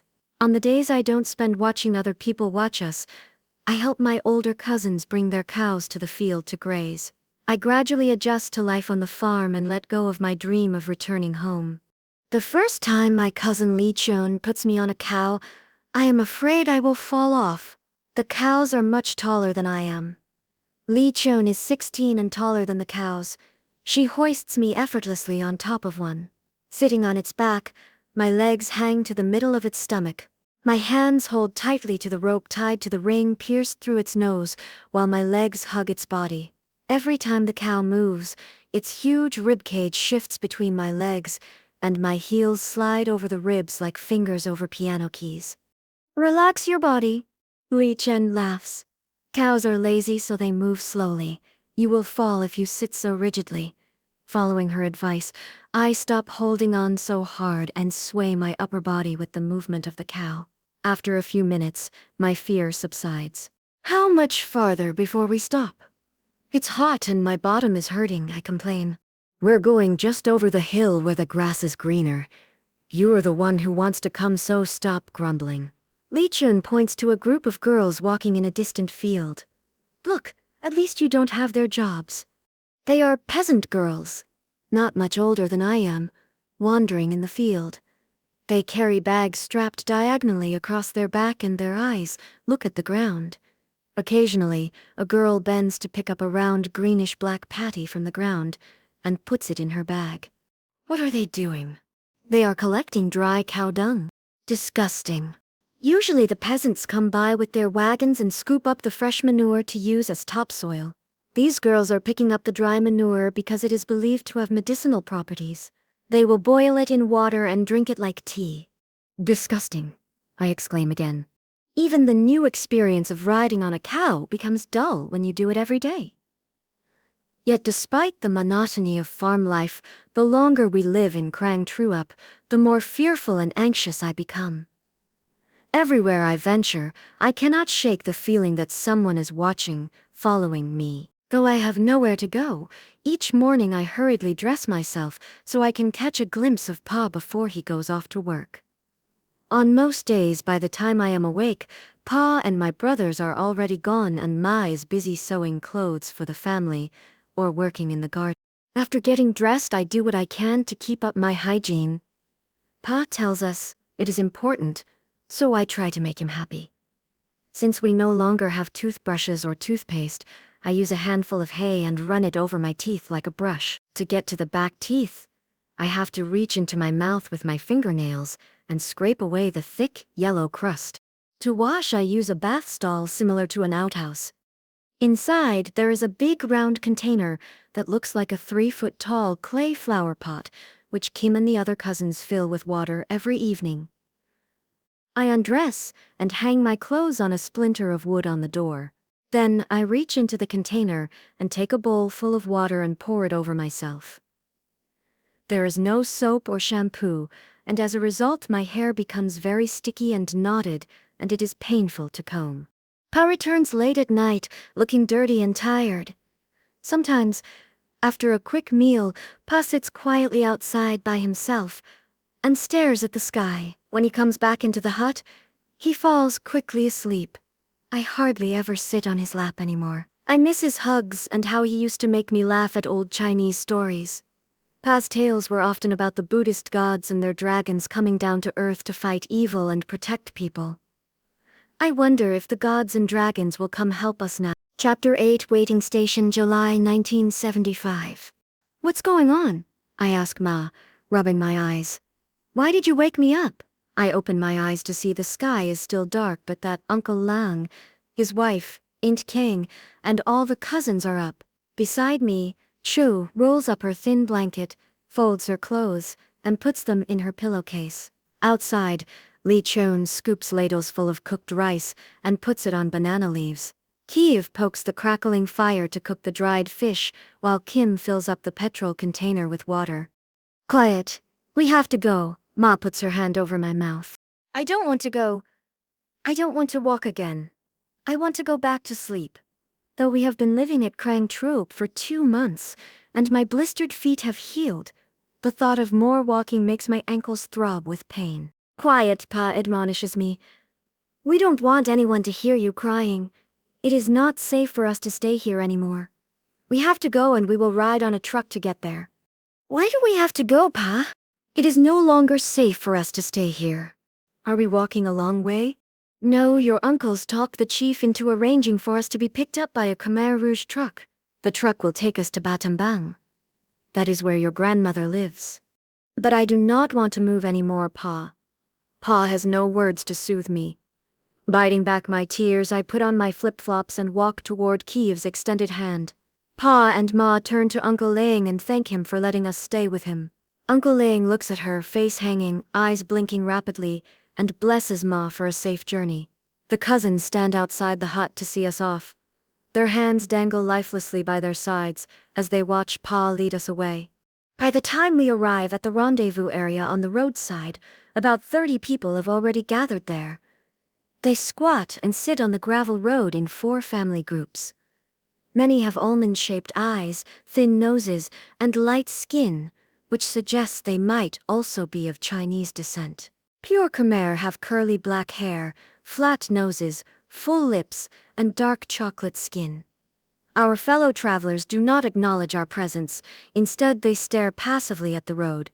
Like us, they carry with them light bundles of clothes and small packages of food. We sit on the gravel road next to them, but no words are exchanged. In the dark of night, we all wait for the truck.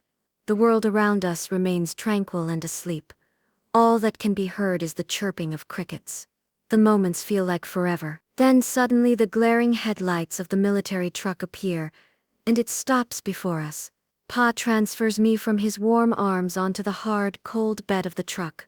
I do not want to let go of him. I do not want to ever leave his safe arms. The ride is bumpy and loud, but the cool dawn air keeps us reasonably comfortable. Ma stares off into the distance while Geek sleeps in her arms. My other siblings are half dozing, half awake while I find safety in Pa's arms again. Everyone is very quiet as the truck drives on. All morning the truck heads northwest as the sun climbs higher and higher in the sky, and the wind blows away what little protection the clouds have to offer. The truck driver does not have Pa's driving skills, nor does he care whether those of us in the back bounce and bump into one another. The truck drives all day and stops only in the evening for us to cook our food. As soon as it stops, everyone jumps off to stretch their weary bodies. Pa lifts me out of the truck and puts me on the ground next to Cho. All around us, people are shaking their legs crazily, as if trying to get rid of animals that have crawled up their pant legs. Kui walks in a circle, swinging his arms very quickly from side to side. He is a martial artist with a black belt in karate. At 5'7", Kui is slender and fit. In Phnom Penh, I loved to sit and watch him practice karate. It amazed me that he could kick one leg up above his head and hold the stance for a long time. He could jump high in the air, do many fast kicks, and land safely on his feet, all in a few seconds, while screaming funny sounds and contorting his face. It always made me laugh. Now he walks around faster and faster in a circle, and his arms are like propellers about to carry him off like a helicopter. He is doing the same movements I've seen him do so many times before, but this time his face is not funny, and I am not laughing. After our short rest and meal, we get back on the truck and remain there all through the night. I wake up in Pa's lap in the morning to see that we have arrived at a truck stop. There are people everywhere. Some are cooking breakfast, others are just waking up, and many are still asleep on the side of the road or in the grass. Sitting in the back of the truck, we dare not move until the soldiers instruct us to. We are in Pursat province. You are to wait here until the base people come to take you to live in their village, a soldier tells us and walks away. Why did we have to leave last night? I ask Pa. Some of the new arrivals in Krang Troop are from Phnom Penh. Even though they are friends, it is dangerous to live there because they know who I am. Pa, they're our friends. They wouldn't tell on us and get us in trouble. Friendship does not matter. They may not have a choice. Pa is very solemn as he speaks to me. I do not understand what he means, but decide not to pursue this line of questioning. Are we going to Battambang on these trucks? I ask quietly. No, this is not the road to Battambang. The soldiers have taken us to a different place. Can't we tell them we have to go to Battambang? That they have taken us to the wrong place? No, we cannot argue with them. We will go wherever they choose to take us. Pa sounds fatigued as he puts me on the ground. He tells Kim to look after me while he tries to find out when we will be leaving. As he walks away into the crowd of people, I watch until his figure disappears. Kim tells me that from now on I have to watch out for myself. Not only am I never to talk to anyone about our former lives, but I'm never to trust anyone either. It is best if I just stop talking completely so I won't unintentionally disclose information about our family. To talk is to bring danger to the family. At 5 years old, I am beginning to know what loneliness feels like, silent and alone and suspecting that everyone wants to hurt me. I am going to go look around, I tell Kim, bored. Don't go far and don't talk to anyone. We might have to leave very soon, and I don't want to have to go looking for you.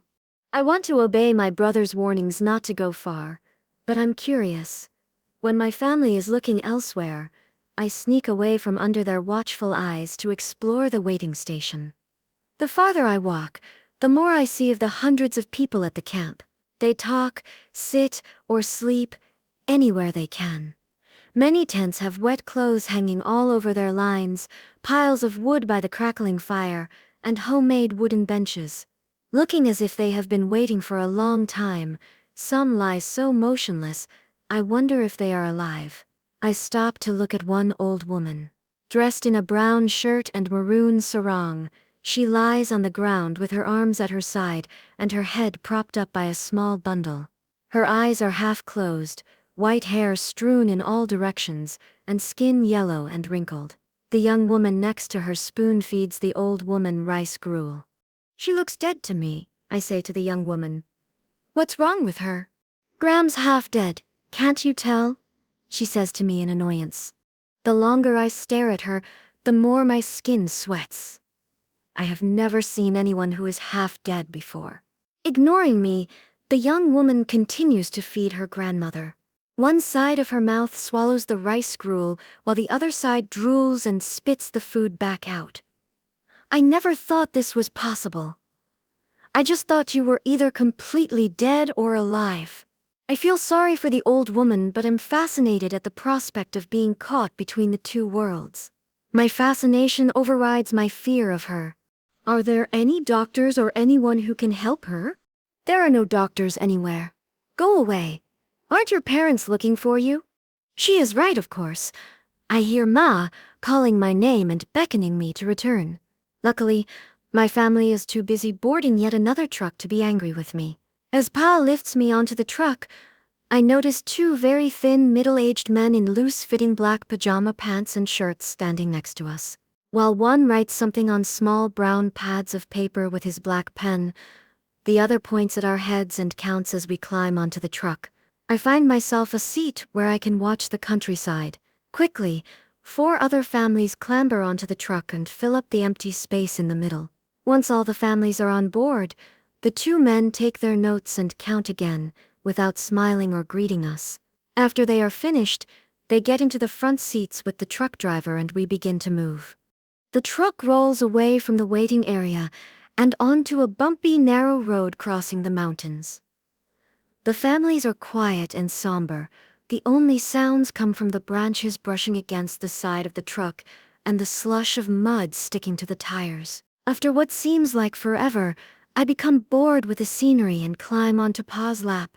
Pa, I say quietly, so the others cannot hear us. The people at the place we just left, why were they there? They are waiting for the base people to come and take them. Take them like they've taken us? Yes. The men wearing black clothes are representatives from rural villages. At the waiting area, these representatives are given a list of names and people they are to take back to their villages. Pa says quietly. Those 2 men, are they our village representatives? Yes. Who are the base people? Shh, I will tell you later. How come we left there so fast while all the others waited? I bribed someone with one of your ma's gold necklaces to put our names on a list so we could leave. Pa lets out a sigh and is once again quiet. I rest my head on his chest and think how lucky I am to have such a father. I know Pa loves me. Back in Phnom Penh, in the movie theater, I would always demand the seat next to Pa. When a movie got scary, I would grab onto his arm, signaling to him that I was ready to hop on his lap. Pa would then lift me from my chair and plop me on his lap so that his body became my chair, his arms my armrest. It seems so long ago now. He seems so serious and sad, and I wonder if I will ever see my fun Pa again. Chapter 9, Anglanthmore, July 1975. I wake up to find that we have stopped, and all the families are getting off the truck. The village representatives have a few words with the truck driver before he drives away, leaving us in the middle of nowhere. All around us, green mountain peaks jut into the gray sky. July is the midpoint of the rainy season. The air, though cool, is heavy and humid. Thick, tall trees with wide green leaves and fat elephant grass surround us. I sit next to Cho and geek on our small piles of clothes, listening to the sound of shrieking birds while the others stretch their bodies. A few feet away, Pa and the fathers of the 4 other families who came with us on the truck listen to the representatives as they give out instructions. We have to walk from here up to the mountains, Pa tells us. Pa picks up Geek and carries her on his back. Kui, Meng, Kiev, and Kim gather up our bundles, plunge clothes, and follow the representatives as they lead us to a small, hidden trail up the mountain. Cho and I hold Ma's hand and trail behind the other families. I try to run to be up near Pa in case there are snakes or wild animals who eat young children in the mountains, but pebbles and rocks slow me down by getting in my flip-flops, forcing me to shake them out every few minutes. We hike up the narrow path in silence. By nightfall, we arrive at our destination. The village chief takes all 5 families to his house and gives us rice and fish for dinner before the adults leave to hear further instructions. Afterward, he leads us to a little hut behind his house that is to be our new home. The hut sits on 4 wooden legs raised 3 feet off the ground. Its roof and walls are covered with bamboo leaves and straw. This village is called Anglanthmore, and we will live here for the time being, Pa informs us that night. Depending on when the truck arrives with the supplies, every week or 2 the chief will ration each family salt, rice, and grains. To supplement these rations, we will grow a vegetable garden in the back of the hut. Remember, do not talk about Phnom Penh. There are Khmer Rouge soldiers patrolling the village, reporting our activities to the Ankar. From now on, we are country folks just like everybody here. Our whole family sleeps together, lined up like sardines under a big mosquito net in the house. We huddle together to keep warm. On the 2nd night, I become sick and have a terrible fever. My body aches all over and I throw up a lot. I feel hot and cold. I cannot sleep and have no appetite. Ma wraps me up in many layers of blankets, but still I cannot get warm. When I am very hot, I see ghosts and monsters coming to kill me. My heart races, causing searing pains to shoot up my spine and burn my flesh. I am scared of the monsters and run to get away, but no matter how fast or how far I run, I can never escape them. When I come to, Ma tells me that Kim and Shu were also sick and had the same nightmares of being tracked down and killed by monsters. It's the mountains and the weather, Pa tells us. We will get used to it eventually. We have to watch what we eat. There are no doctors or medicines here, only homemade remedies. Pa should tell the mosquitoes to watch what they eat, for they are the wicked things that make us sick. We are not the only new people here. Kui tells us that of the 800 people at Anglanthmore, approximately 300 are new arrivals, but the village population changes every day because the Ankar constantly moves people in and out of the village, which is how we ended up in an empty house. Every day, Pa, Kui, and Meng wake with the sun to work, and when the sun sets, come home. They work very hard, some days planting rice and vegetables and cutting lumber, and other days building dams and digging trenches. No matter how hard they work, after the first month there is less and less food to eat, We survive on the fish my brothers catch each day. We can no longer afford to eat plain rice but have to mix it with mushrooms, banana stalks, and other leaves. After a few weeks, even the leaves are becoming scarce. Ma tells us only to pick the old dark green leaves and not the light green ones in our garden. She says that we need the light green leaves to grow, thus giving us more food. When we catch animals, we eat everything: feet, tongue, skin, and the innards. One day, Kim comes home grinning from ear to ear because he has caught a small wild bird. Ma smiles widely and pats Kim's head before taking the bird from him. Kim has tied its legs together, but it struggles and tries to peck at Ma's hand. Go fetch a bowl and a knife quickly, Ma tells Shu. She takes the bird's wings and crosses them against each other on its back. With its wings secure, Ma instructs Shu to place the bowl under the bird. Holding its body between her knees, Ma takes its head and bends it backward, stretching its neck. As if sensing danger, the bird croaks louder and struggles to get away, but to no avail. Ma's free hand picks up a knife and in one swift moment, the sharp edge slices into the bird's neck, silencing it. Thick blood spews out from the bird's open gash and drips into the bowl. Catch it all, Ma says anxiously to Cho. It's good blood. Cho picks up the bowl and brings it close to the wound to catch all the blood. Put it in a cool place in the shade so it will congeal faster. We can make rice soup with it. Tonight we will have a good dinner, Ma announces, smiling and finally letting go of the bird. Though dead and drained of blood, its body shakes violently in the dirt. Poor bird, I whimper, reaching over to softly pet its feathers. Its blood stains my hands, but I continue to pet it until its trembling body becomes completely still. Eventually, food becomes so scarce that the village chief sends Meng Koi and the other young men to the top of the mountain to dig for wild potatoes, bamboo shoots, and roots to feed the village. Each week, they leave on Monday and return exhausted on Wednesday or Thursday. On a good week, they come home with many bags of food and the chief rations it out to all the other villagers. There are times when they return with very little, and each person is given only one small potato per day. It is our second month in Lengthmore, and we are amid one of the worst rainfalls ever. It starts every morning, and rains throughout the day, stopping briefly only late at night. It rains so hard that my brothers are not able to go up the mountain to dig for potatoes and bamboo. What food we had planted in the garden has been washed away by the rain. To survive, my older siblings shake the trees at night, hoping to find June bugs. The younger kids, because we are closer to the ground, catch frogs and grasshoppers for food.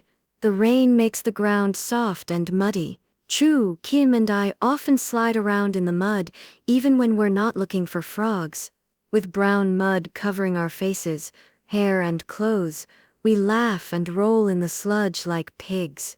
Within minutes, the rain pours over us, washing away the dirt and mud. We pull the wings and heads off the bugs we catch and roast them with salt and pepper.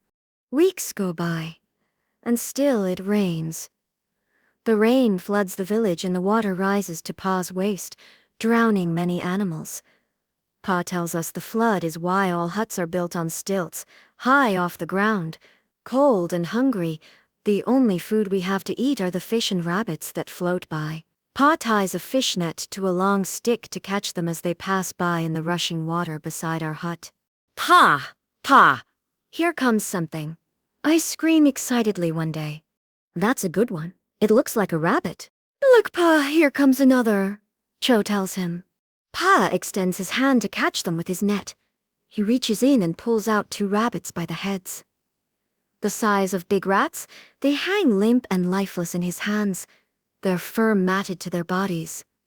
He takes the rabbits and places them on a wooden board. Their necks make a small crunching sound as he chops off their heads with his little knife. Kim then pours a bowl of water on the corpses to wash away the blood. Pa cuts open the skin from the neck all the way down to the bottom of the stomach. With that, he grabs the skin from the neck and pulls it off the bodies. Pa then separates the meat from the bones and cuts the flesh into very thin slices to soak in the lime juice that Ma has prepared. Because everything is wet and there's a foot of water underneath us, we cannot make a fire. Pa feeds us young children slices of the rabbit meat. Though the lime juice cuts the taste a little, I still hate the texture of it. The flesh stretches and pulls in my mouth and it's hard to chew. My stomach tightens, wanting to throw the food back out. Sucking on a slice of lime, I force the meat to stay down because I know that there is no more food for me if I spit it out. Eventually, the rainy season is over, and the flood recedes, leaving behind wet, muddy ground. The whole village is in a state of panic, for there is no food anywhere. "We have to leave," Pa tells us one night. "People are discontent. They are hungry.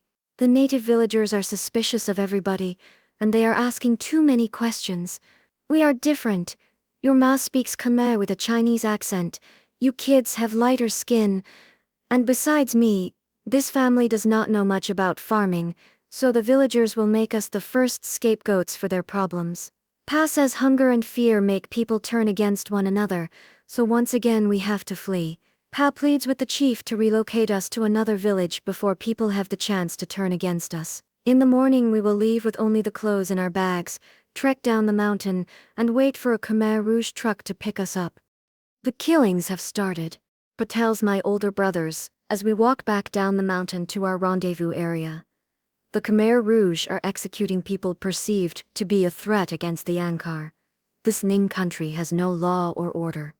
City people are killed for no reason. Anyone can be viewed as a threat to the Angkar.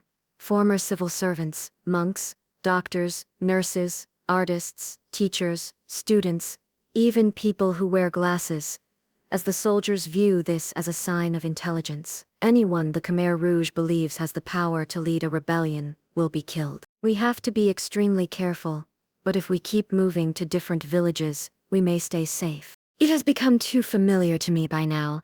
When Ma wakes me up in the early morning, I do not ask her any questions. It has become a routine. After many hours of walking, we arrive at the same spot where we were dropped off months before. There, we wait all afternoon and into the night for the truck that the chief arranged to come and take us far away to where no one knows us.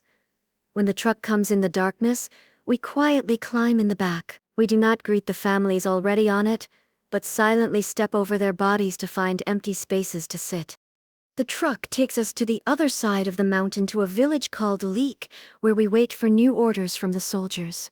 I wonder why the Angkar keeps uprooting and relocating people, herding them like cows from one location to another. For our family, the uprooting is a choice. Pa says we have to keep moving to stay safe. For many others, they have no say in the matter. It is as if no village wants us, nor do the soldiers know what to do with us. Eventually, another truck comes to take us to our new home, the village of Ro Leap. I climb in and sit by myself in a corner of the truck, while the rest of the family huddles closely together. Meng had said when we arrived at Anlugtmore 5 months ago that there were approximately 300 new people there. Now more than 200 of the new people have died from starvation, food poisoning, and malaria. I look over to see Ma holding Geek very tightly to her breasts, as if to never let her go. "Ma, I'm hungry," Geek cries. "Shh. It's going to be okay soon." "Hungry, belly hurts," Geek continues to cry. "I love you very much and I will make things better. When we get back home, we will go to the park and get you your favorite food. We'll get some Chinese pork dumplings. Won't that be fun? We'll have a picnic and a good swim, then go to the park." And Geek is so thin that her cheekbones protrude out of her face. Her cheeks are now hollow, her skin hangs on her bones, and her eyes are dulled with hunger. Chapter 10, Ro Leap, November 1975. 7 months after the Khmer Rouge forcefully evacuated us from our home in Phnom Penh, we arrive in the village of Ro Leap. It is late in the afternoon, the clouds separate in the sky, and the sun shines beams of white light on our new home. Ro Leap looks like all the other villages we passed through on our travels. Surrounded by the jungle, it is green and lush during the rainy season, and dusty and flammable during the dry season. Looking up at the sky, I smile and thank the gods for giving me a safe arrival. This is our 3rd relocation in 7 months. I hope we will stay for a while. The town square is situated 40 feet from the road and consists of nothing more than a dried-up piece of land and a few trees. The town square is a place where people gather to hear announcements, instructions, work assignments, or, in our case, wait for the village chief. Behind the town square, Villagers live in the same kind of thatched roof huts that sit on raised stilts, all lined up in neat rows about 50 feet from each other at the edge of the forest. The truck driver orders the new arrivals to get out and wait for instructions from the village chief. My family quickly jumps off the truck, leaving me behind. Standing at the edge of the truck, I fight the impulse to run and hide in the far corner. All around the truck, villagers have gathered to take their first look at us new people. These villagers are all dressed in the familiar loose-fitting black pajama pants and shirts, with a red and white checkered scarf wrapped across their shoulders or around their head. They look like an older version of the Khmer Rouge soldiers that stormed into our city, except they do not carry guns. "Capitalists should be shot and killed," someone yells from the crowd, glaring at us. Another villager walks over and spits at Pa's feet. Pa's shoulders droop low as he holds his palms together in a gesture of greeting. I cower at the edge of the truck, my heart beating wildly, afraid to get off. Fearing that they might spit at me, I avoid their eyes. They look very mean, like hungry tigers ready to pounce on us. Their black eyes stare at me, full of contempt. I don't understand why they are looking at me as if I am a strange animal, when in reality we look very much the same. "Come, you have to get off the truck," Pa says gently to me. My feet drag my body cautiously toward his open arms. As Pa lifts me in his arms, I whisper in his ear, "Pa, what are capitalists and why should they be killed?" Saying nothing, Pa puts me down. "There are 500 base people already living in Rolip. They are called base people because they have lived in the village since before the revolution. Most of them are illiterate farmers and peasants who supported the revolution. The Angkar says they are model citizens because many have never ventured out of their village and have not been corrupted by the West. We are the new people, those who have migrated from the city. Peasants who have lived in the countryside since before the revolution are rewarded by being allowed to stay in their villages. All others are forced to pick up and move when the soldiers say so. The base people will train us to be hard workers and teach us to have pride in our country. Only then will we be worthy to call ourselves Khmer. I cannot comprehend why they hate me or why capitalists must be killed, but this will have to wait." I walk over and take hold of Chu's hand, and together we follow Ma to the gathering at the town square. When I ask him what a capitalist is, he tells me it is someone who is from the city. He says the Khmer Rouge government views science, technology, and anything mechanical as evil and therefore must be destroyed. The Angkar says the ownership of cars and electronics such as watches, clocks, and televisions created a deep class division between the rich and the poor. This allowed the urban rich to flaunt their wealth while the rural poor struggled to feed and clothe their families. These devices have been imported from foreign countries and thus are contaminated. Imports are defined as evil because they allowed foreign countries a way to invade Cambodia, not just physically but also culturally. So now these goods are abolished. Only trucks are allowed to operate, to relocate people and carry weapons to silence any voices of dissent against the Angkar. Shuddering at Kim's explanation, I nestle closer to Sho and lean my head on her shoulder. While we wait for the chief, other trucks full of migrants continue to arrive. By the end of the day, approximately 60 families, about 500 new people, now fill the town square. As the sun lowers itself behind the tree line, the chief finally makes his appearance to the crowd of new people. He is as tall as Pa, with an angular body and cropped gray hair that sits straight on his head like dense jungle bushes. Where his eyes should be are two dark pieces of coal, separated by a sharp, thin nose, below which are thin lips that spit out saliva. The chief walks in a slow, casual stride, hands and legs moving precisely, deliberately. The black pajama pants hang looser on his body than those on the two soldiers who follow behind him. There is nothing remarkable about him, except that he is able to command the two men who wear rifles slung across their backs. In this village we live by strict rules and regulations set for us by the Angkar. We expect you to follow every rule. One of our rules applies to how we dress. As you see, we wear the same clothes. Everyone wears his or her hair in the same style. By wearing the same thing, we rid ourselves of the corrupt Western creation of vanity. He speaks in the heavy accent of the jungle people, which is hard for me to understand. With a flick of the chief's wrist, one soldier walks up to a family. He reaches out and takes a bag from a woman. She lowers her eyes as the bag slides off her shoulder. He rummages through the bag and looks in disgust at the colorful clothes inside. He dumps the contents of the bag in the middle of the circle of people. One by one this is repeated. Bags upon bags of clothes belonging to all the families in the square are dumped into a pile. Lying on top of the pile is a pink silk shirt, a blue jean jacket, and brown corduroy pants, all remnants of past lives to be destroyed. Before the soldier even approaches, Ma has gathered all our bags and put them in a small pile in front of our family. The soldier picks up our bags and begins to throw our clothes onto the pile. His hand reaches into one bag and pulls out something red. My breath quickens. A little girl's dress. He scowls as if the sight of such a thing turns his stomach, then balls up the dress in his hand and throws it on top of the pile. I follow the dress with my eyes, focusing all my energy on it, wanting desperately to rescue it from the pile. My first red dress, the one Ma made for me for the New Year's celebration. I remember Ma taking my measurements, holding the soft chiffon cloth against my body and asking me if I liked it.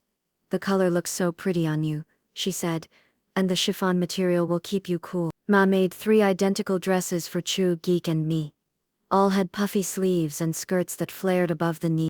I do not know when the soldier finishes dumping all the clothes onto the pile. I cannot take my eyes off of my dress. I stand there, with Ma and Pa on either side of me. My insides are tied up in knots, a scream claws its way up my throat, but I push it all down. "No, not my dress. What have I done to you?" I scream in my head, tears welling up in my eyes. "Please help me. I don't know if I can handle it anymore. I don't understand why you hate me so much." I grind my teeth so hard the pain in my throat moves up to my temples. My hands clench in fists. I continue to stare at my dress. I do not see the soldier's hand reach into his pocket and retrieve from it a box of matches. I do not hear his finger strike a match against the side of the box. The next thing I know, the pile of clothes bursts into flames and my red dress melts like plastic in the fire. Wearing colorful clothes is forbidden. You will take off the clothes you have on, and burn those as well. Bright colors only serve to corrupt your mind.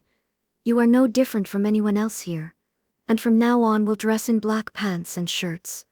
A new set will be issued to you once a month. To drive his point home, the chief paces around, looking the new people in the eye, pointing his long index finger at them. In democratic Kampuchea, the chief continues, "We are all equal and do not have to cower to anyone."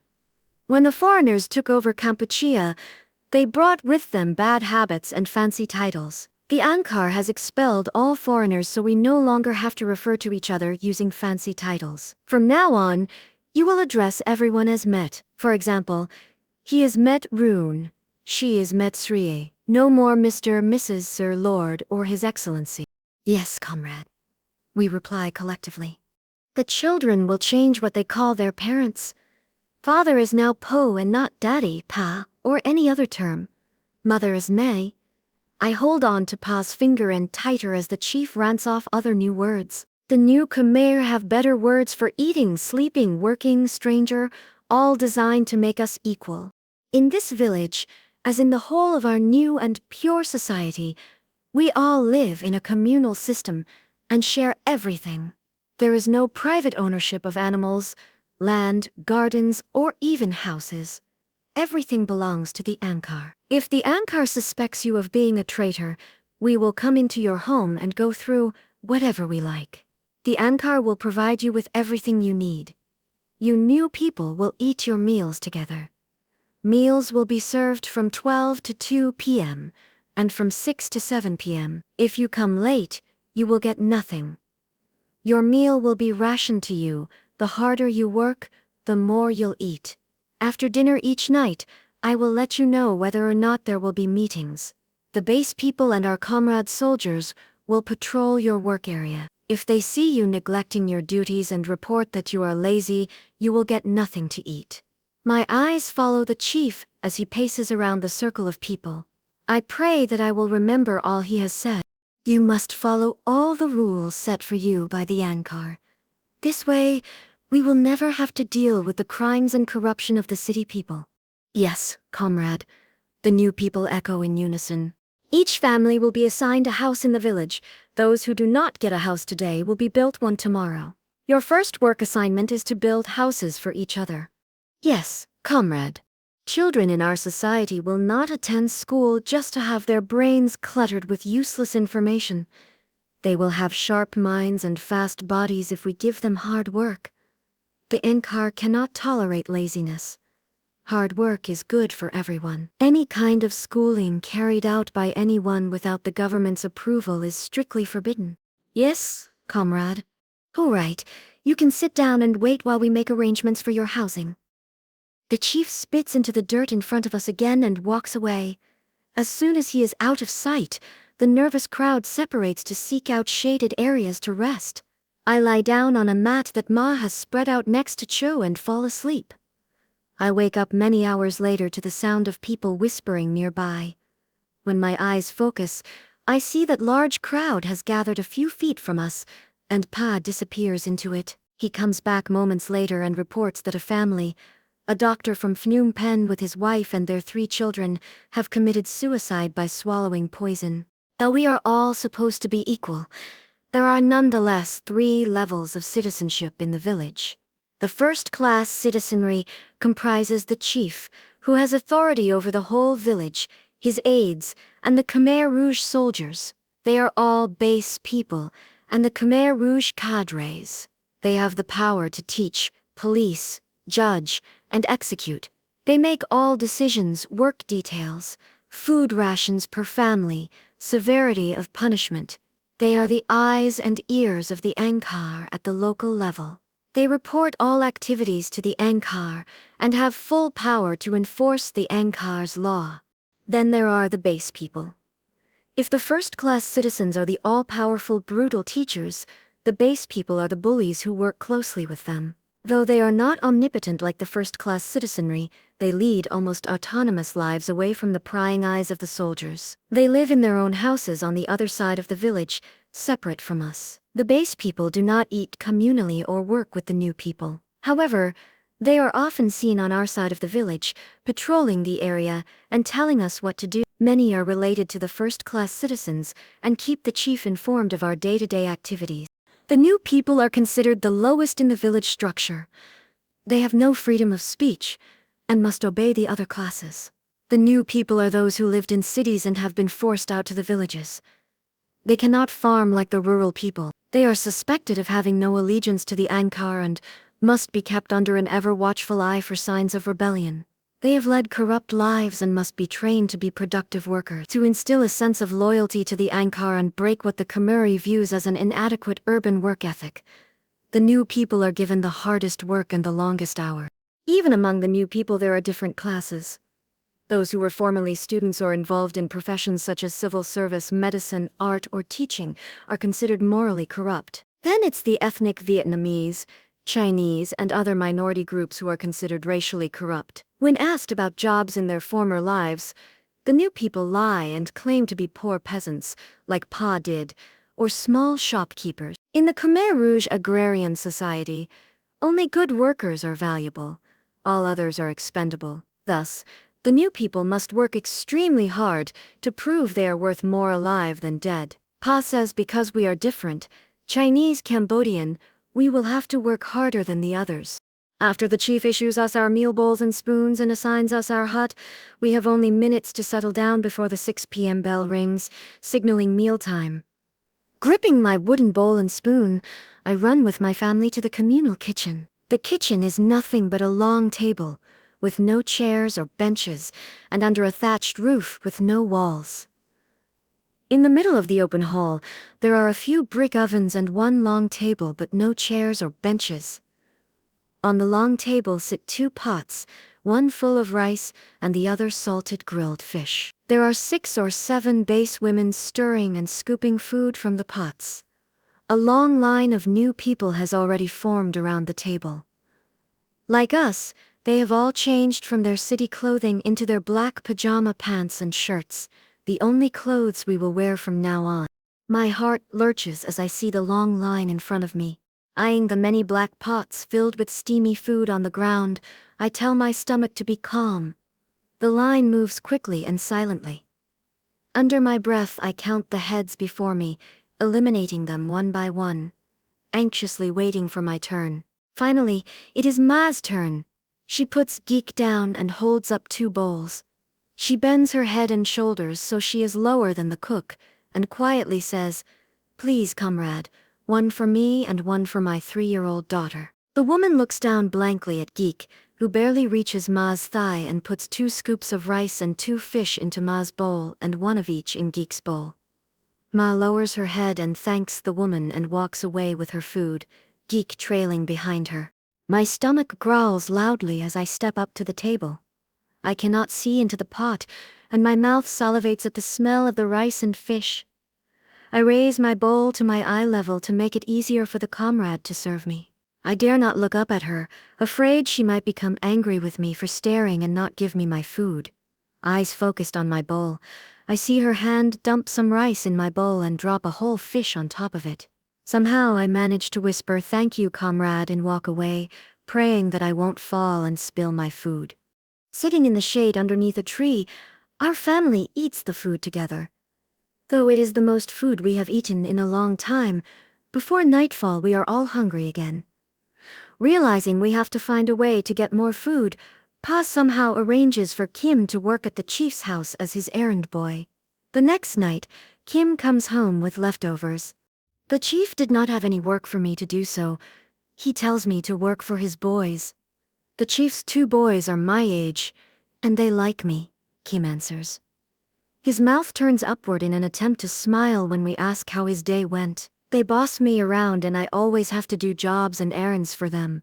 But look what they gave me. They said that from now on I can take their leftovers home. We stare unbelieving at the rice and meat Kim displays on the table. "You did a good job, little monkey," May tells him. "Their leftovers are a feast. Wait, rice and chicken. Look, Pa, there's even meat left on the chicken." I yell excitedly, staring at the juicy shreds of meat still clinging to the chicken bones. "Quiet. We don't want others to hear us," Ma cautions me. Hungrily, my siblings gather around Pa, our bowls in hand. One by one, Pa scoops up some rice and gives us a piece of bone. When it is my turn, he gives me the piece with the most meat on it, the breastbone. I walk over to the corner of the hut and proceed to pick the meat off until finally there is no more. Then I chew on the bones to get the flavor and bone marrow out. That night I go to sleep with a full stomach. Over the next few weeks, Kim and the chief's children become fast friends, and they allow Kim to bring us their leftovers every night. It is clear from the red marks on his face, cheeks, and legs that Kim suffers abuses from his new friends who spit at him and beat him. However, at 10 years old, Kim knows he has to endure their cruelty to help feed his family. Each morning as he walks off to the chief's house, Ma watches and whispers, "My poor little monkey, my poor little monkey." In appearance, Kim is beginning to look more and more like a monkey. His black hair is sheared close to his head and thinned from malnutrition, exposing his large forehead. Brown skin stretches over his gaunt face, making his eyes and teeth appear to bulge, too big for his young boy's face. Though I lower my head as his black-clad figure disappears, I am grateful for the extra food he brings us. My stomach knots each time I look at Pa's face as he receives the food from Kim. Pa is now so thin that his face is no longer the shape of a full moon. His soft body is emaciated, making him wince when Geek tries to crawl onto his lap. The round belly that I once loved to wrap my arms around is caved in, showing his rib cage. Yet he always takes the last and smallest portion of the leftovers. He eats the food tentatively, as if forcing each bite down when his heart wants to spit it back out. At times his eyes linger for many minutes on the fresh bruises on Kim's face, and he swallows even harder, trying to make the food go down. The pain on his face makes me feel such shame, but I am glad for my brother's sacrifice. Each night in my dark corner of the hut, filled with shame and with quiet tears, I suck and chew the chicken bones until there is nothing left. In our new home, we have no time to get to know our neighbors, visit other villagers, take walks, or hold conversations with anyone outside the family. Social contact among the new people is almost non-existent. Everyone keeps to themselves, fearing that if they share personal thoughts or feelings, someone will report them to the Angkar. This happens frequently now because turning someone into the chief can reap rewards and favors such as more food or, in some cases, life over death. Because of the extra food Kim brings home, for the first few months, life is better for us in our new environment. My parents, my older brothers and sister, work in the rice field while we younger kids stay behind to work in the community garden. I miss my family and see them only briefly each night when they return exhausted from working 12 to 14 hours in the field. 3 or 4 times a week after dinner, the new people sit through an hour or more of meetings. The village is closed off to the outside world and even to other villages. Mail, telephones, radios, newspapers, and televisions are all banned, so the only news we get comes from the chief. "What was the meeting about tonight, Pa?" I ask, waking up from my sleep when he comes in late that night. Kissing my forehead, Pa says the meetings are the same as on all the other nights. The chief teaches and explains to the adults the philosophy of the Angkar, while all the new people sit and listen. The chief preaches and reveres the achievements of the Angkar, the philosophy of the government, to build this perfect agrarian society, where there are no crimes, no deceit, no trickery, and no Western influence. The Angkar says our new society will produce many thousand kilograms of a rice surplus within 2 years. Then we'll eat as much rice as we want, and we will be self-reliant.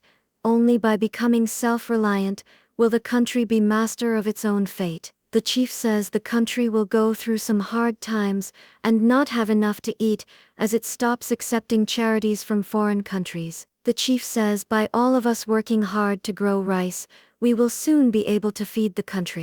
At night, fearing we will be heard, we say only a few quiet words to each other before going to sleep. In the dark, the soldiers patrol the area, listening and looking into the houses. If they hear or even suspect people discussing politics, especially capitalism, the entire family will be gone by morning. The soldiers tell us that the family has gone to a re-education camp, but we know they have disappeared, never to be seen again. Day after day we work, 7 days a week. Some months, if we have been very productive workers, we are given half a day to rest. In those hours, Ma and us girls wash our clothes in a nearby stream, but without detergent they are not very clean. I look forward to those hours off as our special time together. Of the 500 or so new people in our village, there are only 2 or 3 babies among the families. Although I cannot fully understand her words, I overhear Ma say women are so overworked, underfed, and filled with fear that most cannot become pregnant anymore. Even when they do, many suffer miscarriages. Most newborn babies do not survive more than a couple of days. Pa says there will be a generation of children completely missing from our country. Shaking his head, he looks at Geek. The first victims are always the children. Pa says Geek will not become the Khmer Rouge's next victim because the chief likes him. The chief allows Kim to bring extra food home, and he knows that things are easier for us because of that. Pa works harder and longer than anyone else in the village. Because of his humble upbringing, Pa has many skills and can do anything the chief asks of him. He is a skilled carpenter, builder, and farmer. Pa is always quiet and even seems enthusiastic about the work, a trait which proves to the chief that Pa is an uncorrupted man. He picks Pa to be the leader of the new people, a position that comes with a raise in the food ration. Though the Angkar says we are all equal in democratic Kampuchea, we are not. We live and are treated like slaves. In our garden, the Angkar provides us with seeds and we may plant anything we choose. But everything we grow belongs not to us but to the community. The base people eat the berries and vegetables from the community gardens, but the new people are punished if they do. During harvest season, the crops from the fields are turned over to the village chief, who then rations the food to the 50 families. As always, no matter how plentiful the crops, there is never enough food for the new people. Stealing food is viewed as a heinous crime, and if caught, offenders risk either getting their fingers cut off in the public square or being forced to grow a vegetable garden in an area near identified minefields. The Khmer Rouge soldiers planted these landmines to protect the provinces they took over from the Lon Nol army during the revolution. Since the Khmer Rouge planted so many landmines and drew no maps of where these mines are, now many people are injured or killed traversing these areas. People who work in these areas do not come back to the village. If people step on one and their arms or legs blown off, they are no longer of any value to the Angkar. The soldiers then shoot them to finish the job. In the new pure agrarian society, there is no place for disabled people. The Khmer Rouge government also bans the practice of religion. Kim says the Angkar do not want people worshipping any gods or goddesses that might take away devotion to the Angkar. To ensure that this rule is enforced, the soldiers destroyed Buddhist temples and worshipping sites throughout the country, with major destruction done to the area known as Angkor Wat, an ancient religious site important in Cambodian history. Covering more than 25 miles of temples, Angkor Wat was built by powerful Khmer kings as monuments of self-glorification in the 9th century, and completed 300 years later. In the 15th century, Angkor Wat was abandoned to the jungles after an invasion by Siam and forgotten about until French explorers rediscovered it in the 19th century. Since then, the battle-scarred temples with their beautiful statues, stone sculptures, and multi-layered towers remain one of the 7 man-made wonders of the world. I remember clutching tightly to Pa's finger as we walked along wide, crumbling corridors. The temple walls are decorated with magnificent detailed carvings of people, cows, wagons, daily life, and battle scenes from long ago. Guarding the ancient steps are giant granite lions, tigers, 8-headed snakes, and elephants. Next to them, sandstone gods with 8 hands who sit cross-legged on lotus flowers watch over the temple ponds. On the walls beneath the jungle vines, thousands of beautiful Apsara goddesses with big round breasts wearing only short wraparound skirts smile at visitors. I reached up and cupped one of the breasts, feeling the cold, rough stone in my palm, and I quickly removed my hand to cover my mouth in a fit of giggles. Pa led me to a temple area where the trees were so tall that they seemed to reach the heavens. Their twisted trunks, roots, and vines wrapped themselves around the ruins like gigantic boa constrictors, crushing and swallowing the overturned stones. He lifted me over the wobbly steps to the dark mouth of the temple cave. "This is where the gods live," he said quietly, "and if you call out to them, they will answer." Anxiously, I wet my lips and yelled, "Chump leap Thursday, death I da. Hello, gods," then wrapped my arms around Pa's leg when the gods answered me, "Death I." At the temples in this area, Kui says the soldiers mutilated its animal guards, and either knocked or shot off the stone heads of the gods, riddling the sacred bodies with bullets. After they destroyed the temples, the soldiers roamed the country searching for monks and forced them to convert to the Angkar. Those monks who refused were murdered or made to work in minefields. To escape extermination, many monks grew their hair and went into hiding in the jungle. Others killed themselves in mass suicides. Although these monks maintained and took care of the temples, now they are left to the jungle once again. I wonder where the gods go now that their homes have been destroyed. Chapter 11, Labor Camps, January 1976. By our 3rd month in Raulip, things begin to worsen. The villagers work longer hours with decreased food rations. The soldiers roam our village daily, looking for young, able-bodied men to recruit into their army. If recruited, you must join. If you refuse, you are marked a traitor and could be killed. For this reason, my parents force Kui to marry Lane, a young girl from a nearby village.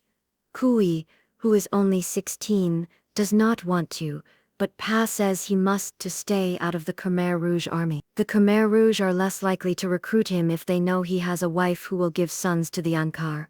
Lane also does not want to marry my brother, but her parents force her to as well. They fear that left alone she might be raped by soldiers and end up like Devi, another young woman in our village. Davi is the teenage daughter of one of our neighbors. She is about 16 years old and very pretty. Despite the war and the famine, Davi's body continues to grow into that of a young woman. Like all of us, her hair is cut short, but unlike us, her hair is thick and curly and frames her small, oval face nicely. People often comment on her smooth, brown skin, full lips, and particularly her large, round brown eyes with their long lashes. Davi's parents never let her go anywhere by herself. Her mother follows her when she goes to collect firewood and guards her when she needs to relieve herself. Her parents are skittish about her, grabbing her arms and pulling her away anytime someone tries to talk to her. Davi is rarely seen without a scarf covering her head or mud on her face to hide her beauty. Yet no matter what they do, her parents cannot protect her from the gaze of the soldiers who patrol the village. One evening, 3 soldiers went to the family's hut and told her parents they needed Davi and another friend to go with them. They said they needed the girls to help them pick corn for a special event. Davi's mother cried and wrapped her arms around her daughter. "Take me," she begged the soldiers. "Davi is a lazy girl. I can work faster and pick more corn in less time than she can." "No, we need her," they retorted sharply. Davi cried harder at their words and clung desperately to her mother. "Take me," her father pleaded on his knees. "I can work faster than either one of them." "No, don't argue with us. We need her, and she must perform her duty for the Ankar. She will return in the morning." Then the soldiers grabbed Davi by her arms and pulled her from her mother's shaking hug. Davi sobbed loudly, begging them to let her stay with her mother, but the soldiers dragged her on. Her mother fell to her knees, palms together, and pleaded with them not to take her only daughter. The father, still on his knees, lowered his head to the ground, banged his forehead on the dirt, and also pleaded with the soldiers. As the soldiers took her away, Davi turned around many times to see both her parents still on the ground, palms together, praying for her. She looked back until she could see them no more. The sounds of Davi's parents' anguished cries echoed into the night. Why were they doing this to her? In our hut, the faces of my family were somber and hopeless. Koi and Pa sat on either side of Kiev, who was contorted and white with fear, wondering what they would do if the soldiers took her. Kiev, who is 14, the same age as Davi, sat holding her knees to her chest, her eyes misted over, her shoulders heaving visibly. Hearing her sobs, Ma left Giek with Chu, crawled over to Kiev, and wrapped her arms around her. Without a word, the rest of us moved to our sleeping spots and tried to go to sleep. Shivering, I crawled over to Chu and grabbed her wet hand and lay on my back, staring at the ceiling. In the black night, we tried to sleep but were kept awake by Davi's mother, who wailed like a she-wolf who had lost her cub. True to their word, the soldiers returned Davi to her parents the next morning. But the Davi they returned was not the same one they took away. Davi stood before her parents in front of their hut, hair disheveled, face swollen, shoulders slumped, arms hanging like dead weights. She could not meet the gaze of her parents. Without a word, she walked past them and into the hut. They stepped aside to let her enter and followed her in. Their hut was quiet from then on. A few days after her abduction, the bruises on her face turned deep purple before they gradually disappeared. The scabs on her arms dried up and became little scars, barely visible. But to Davi, they would always be there. I see Davi sometimes in line at mealtime, but she no longer talks to anyone. Her body walks as if there is no more life in it, and her head is always down. No one speaks about that night, and no one ever questioned her about what happened, neither her parents nor the villagers. Whenever I see Davi, I veer away from her path. If there is a gathering of people, they become quiet when they see Davi. As the days go on, more and more people begin to treat Davi as if she were invisible. Sometimes I catch Davi's eyes watching the villagers at the town square, when she lingers there long after the crowd has departed. Other times she marches straight into the group of people, as if daring them to say something to her. The gatherers shuffle their feet, cough into their hands, avert their eyes, and walk off in the opposite direction. Often, Kiev heads toward Davi only to clench her fists and walk back to us. The soldiers do not stop with Davi. They come many more nights and take many other girls. Some of the girls are returned in the morning, But many are not. Other times, the soldiers come back with the girl and tell her parents they have married. It is her duty, they say, to marry soldiers and bear sons for the Angkar. Many of the girls who are forced to marry soldiers are never heard from again. It is rumored that they suffer greatly at the hands of their husbands. The soldiers are often heard saying women have their duty to perform for the Angkar.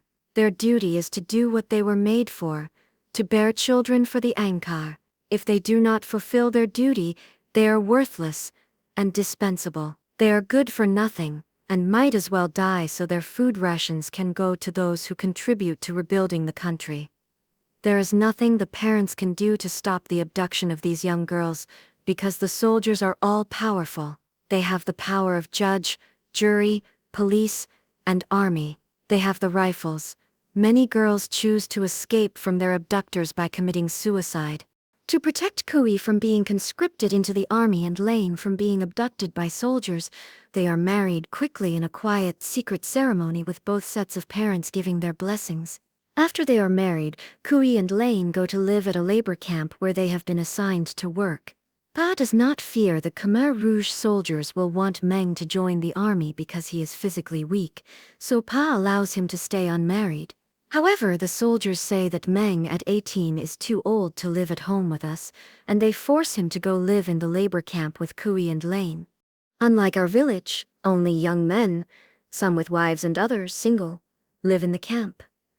There they do the hard manual labor of loading and unloading shipments onto trucks. Kui reports that they mostly load rice and unload arms and ammunition. For their hard work they are given more than enough food to eat. My brothers secretly dry their leftovers and bring them to us when they visit. In the beginning, Meng and Kui were permitted to visit us every other week, but as time goes by, the soldiers make them work longer hours and allow them to return to Rolip once every 3 months. When my brothers visit us, Kui's new bride, Lane, having no family in our village, stays behind at their camp.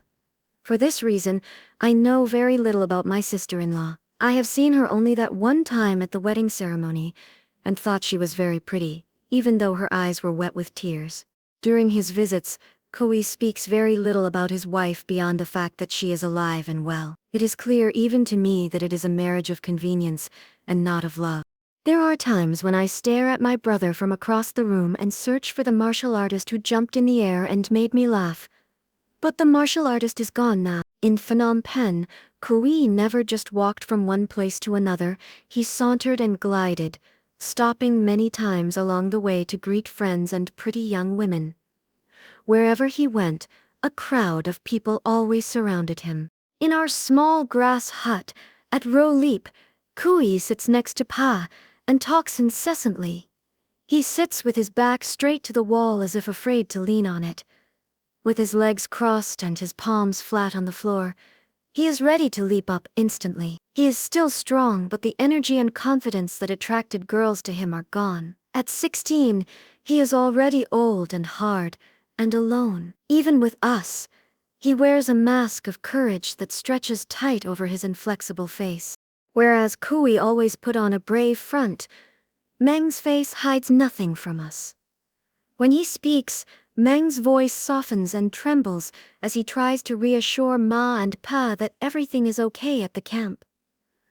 Unlike Kui, whose body is made more muscular from hard work, Meng's is thin and lanky. Sitting in our hut, he slouches into the bamboo walls and his breath sounds labored and exhausted with each word.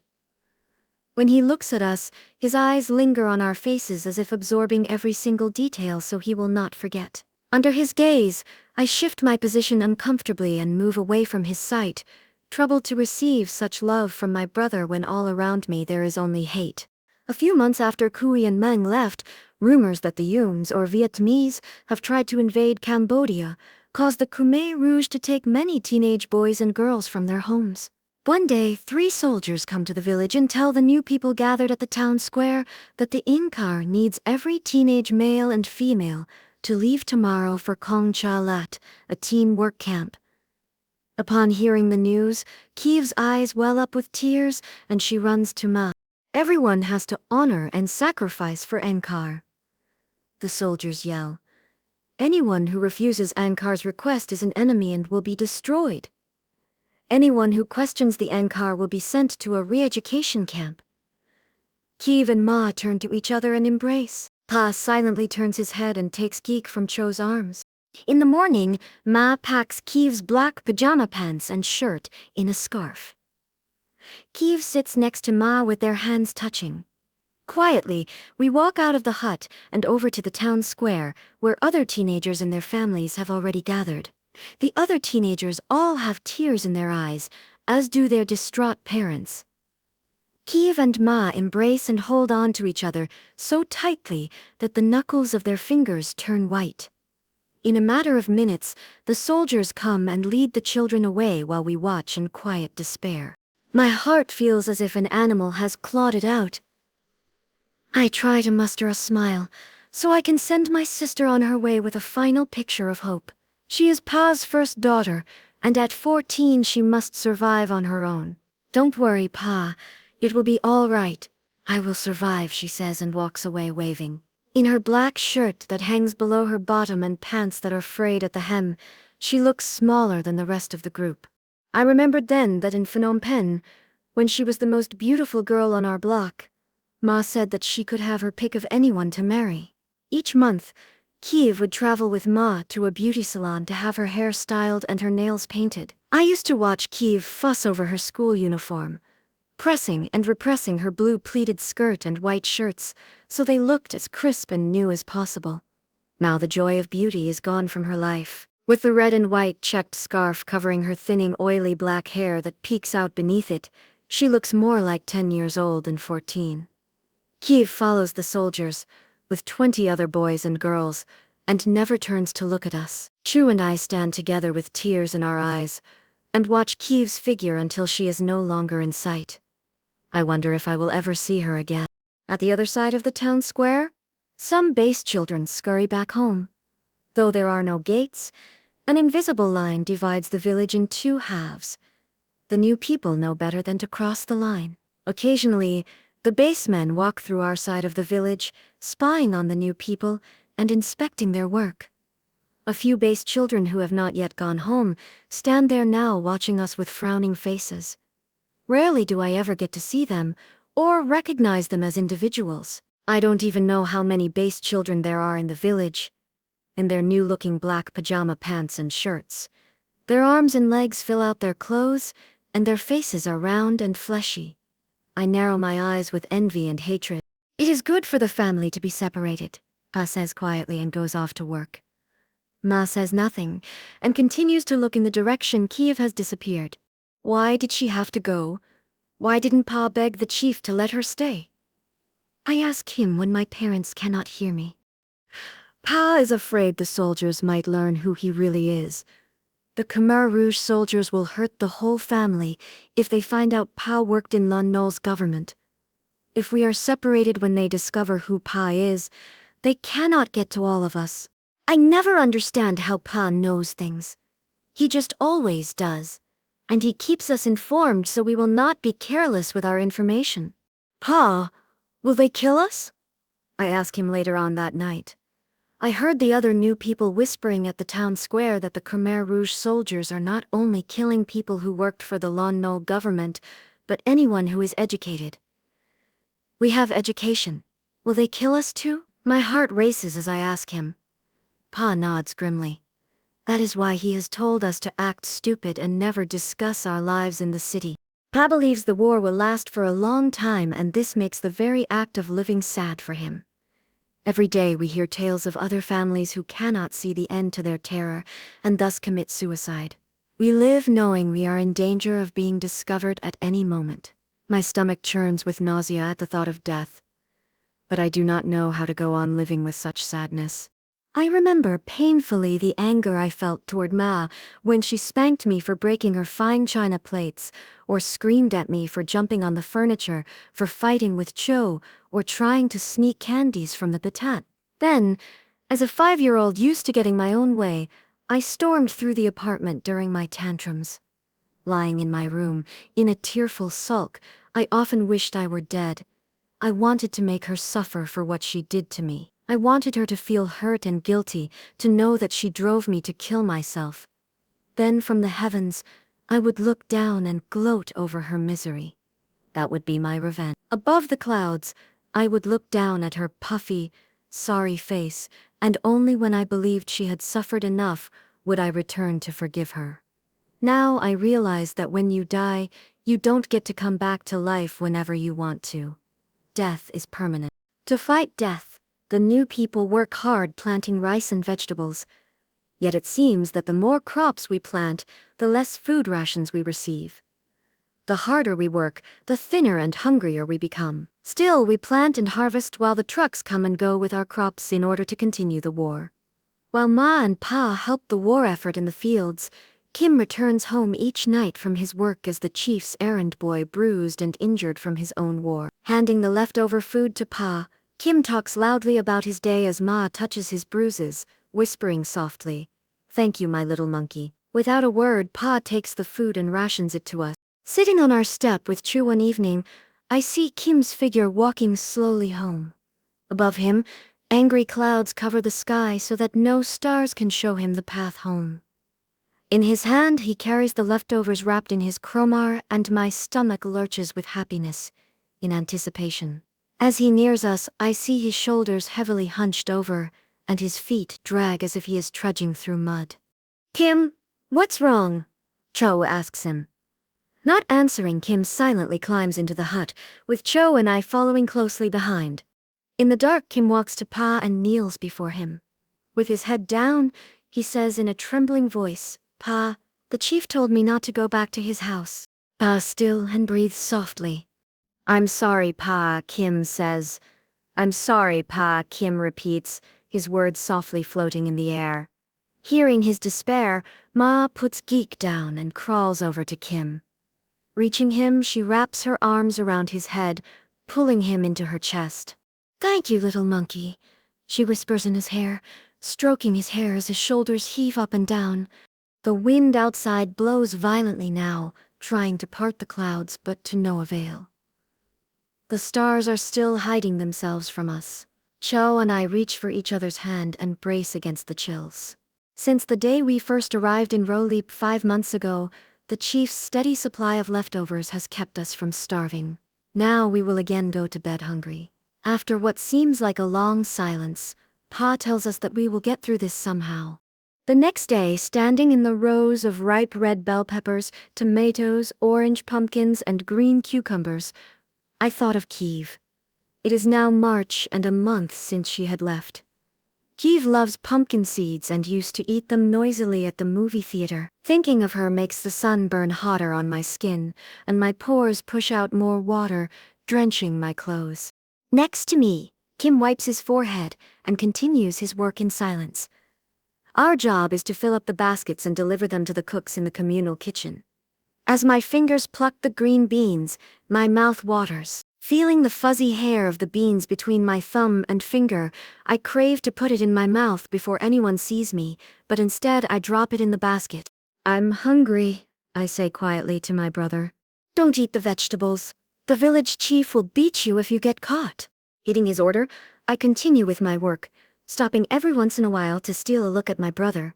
In Phnom Penh, while Pa took us girls to the swimming pool on Sundays, Kim could usually be found in the movie theater across the street from our apartment. When we returned, we would be greeted at the door by Bruce Lee, the Chinese god, the Monkey King, or a number of kung fu masters ranging from the drunken disciple or the dragon claw to the Shaolin monk. Throughout the day, Kim, in character, would jump, sway, twirl, punch, and kick at Cho and me whenever we were in the room with him. Remembering the little monkey of Phnom Penh, I look away. I wish Kim could go back to work for the chief and continue to bring us their leftovers. But the chief doesn't want Kim to work for him anymore. Neither Kim nor Pa was given any explanation to why he sent Kim away. But Pa suspects that it has something to do with someone named Pol Pot. Lately, the base people in the village are whispering the name as if it is a powerful incantation.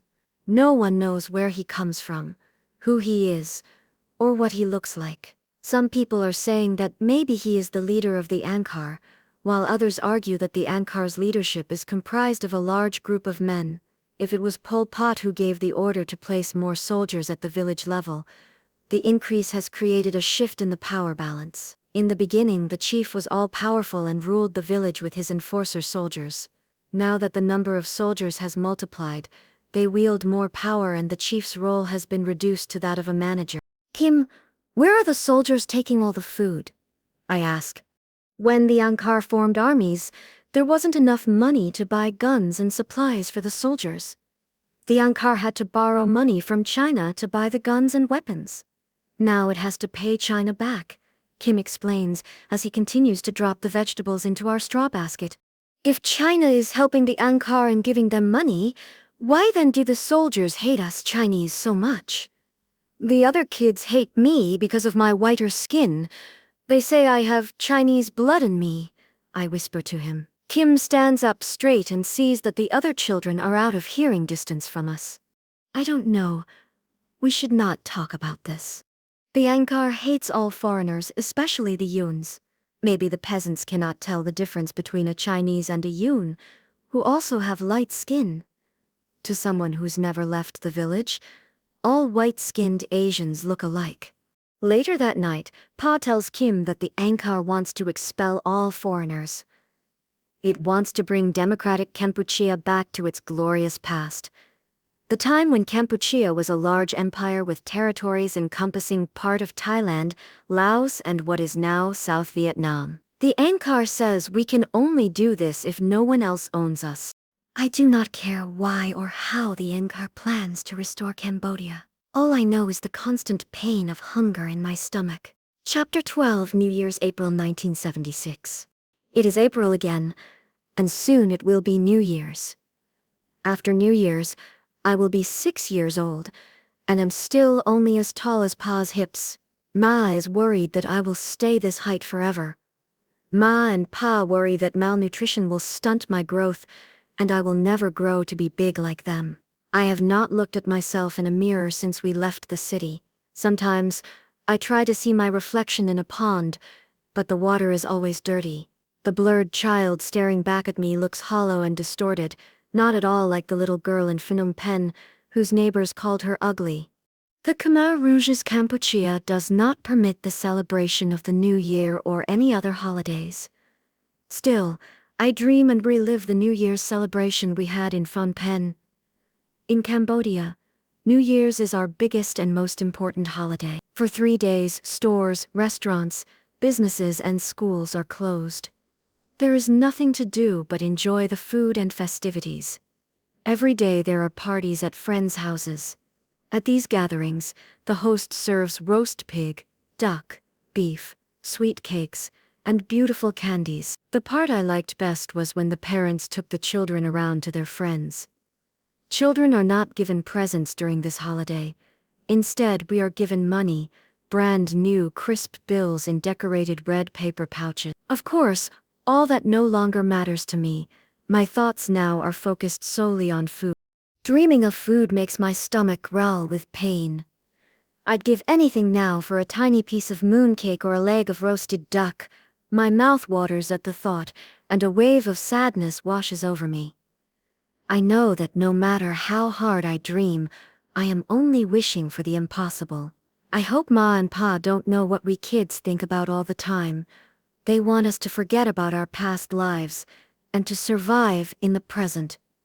It is no use thinking about food knowing you will not get any. Still, it is hard to think of anything else. Hunger eats at my sanity. Many people in the village are risking their lives to steal corn from the nearby fields. I see the way they sneakily eat food, quickly hiding it when they see me walk by. I want to ask them to share some with me, but I know it is useless, for then they will have to admit their crime. As much as I want to become a thief myself, I do not have the courage to do it. It seems a lifetime ago when I was rich and spoiled in Phnom Penh, when children stole from me and I did not care. I could afford to be stolen from, but I judged them harshly for doing so. I thought thieves were worthless, too lazy to work for what they wanted. I understand now that they had to steal to survive. On New Year's Eve, I have my greatest dream and my worst nightmare. I am sitting alone at a long table. The table is covered with all of my favorite food in the world. There is food everywhere as far as my eyes can see. Red and crispy roasted pig, brown and golden duck, steaming dumplings, plump fried shrimp, and all kinds of sweet cakes. Everything looks and tastes so real that I do not know it is a dream. I shove everything into my mouth at once with both hands, licking my fingers deliciously, yet the more I eat, the hungrier I become. I eat with great anxiety and urgency, fearing the Khmer Rouge soldiers will come and take it all away from me. I am so greedy. I do not want to share the food with anyone, not even with my family. In the morning, I wake up feeling depressed and guilty. I wake up wanting to scream, yell at Geek, and beat up Cho because I do not know what to do with my despair. Always the hunger pains are there, never ending, never leaving me. Often, I feel guilty because in my dream, I gorge and hide the food from even Geek. Every minute of the day my stomach grumbles as if it is eating itself. Our food ration has been steadily reduced, to the point that the cooks are now only getting a small 12-ounce can of rice for every 10 people. My brother's food rations are so small that they have very little to give us when they visit. They try to come often, but the soldiers make them work harder, leaving no time to visit. The cooks continue to make rice soup in a big pot and serve it to the villagers. During mealtime, my family lines up with our soup bowls in our hands along with the other villagers to receive our ration.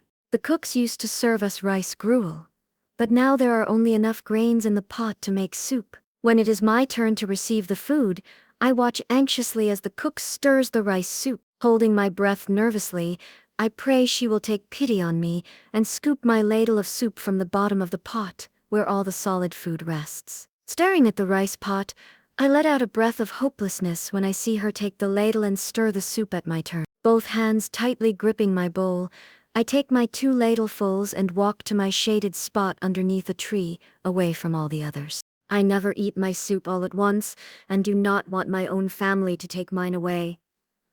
I sit quietly, savoring it spoonful by spoonful, drinking the broth first. What's left at the bottom of my bowl is approximately 3 spoonfuls of rice, and I have to make this last.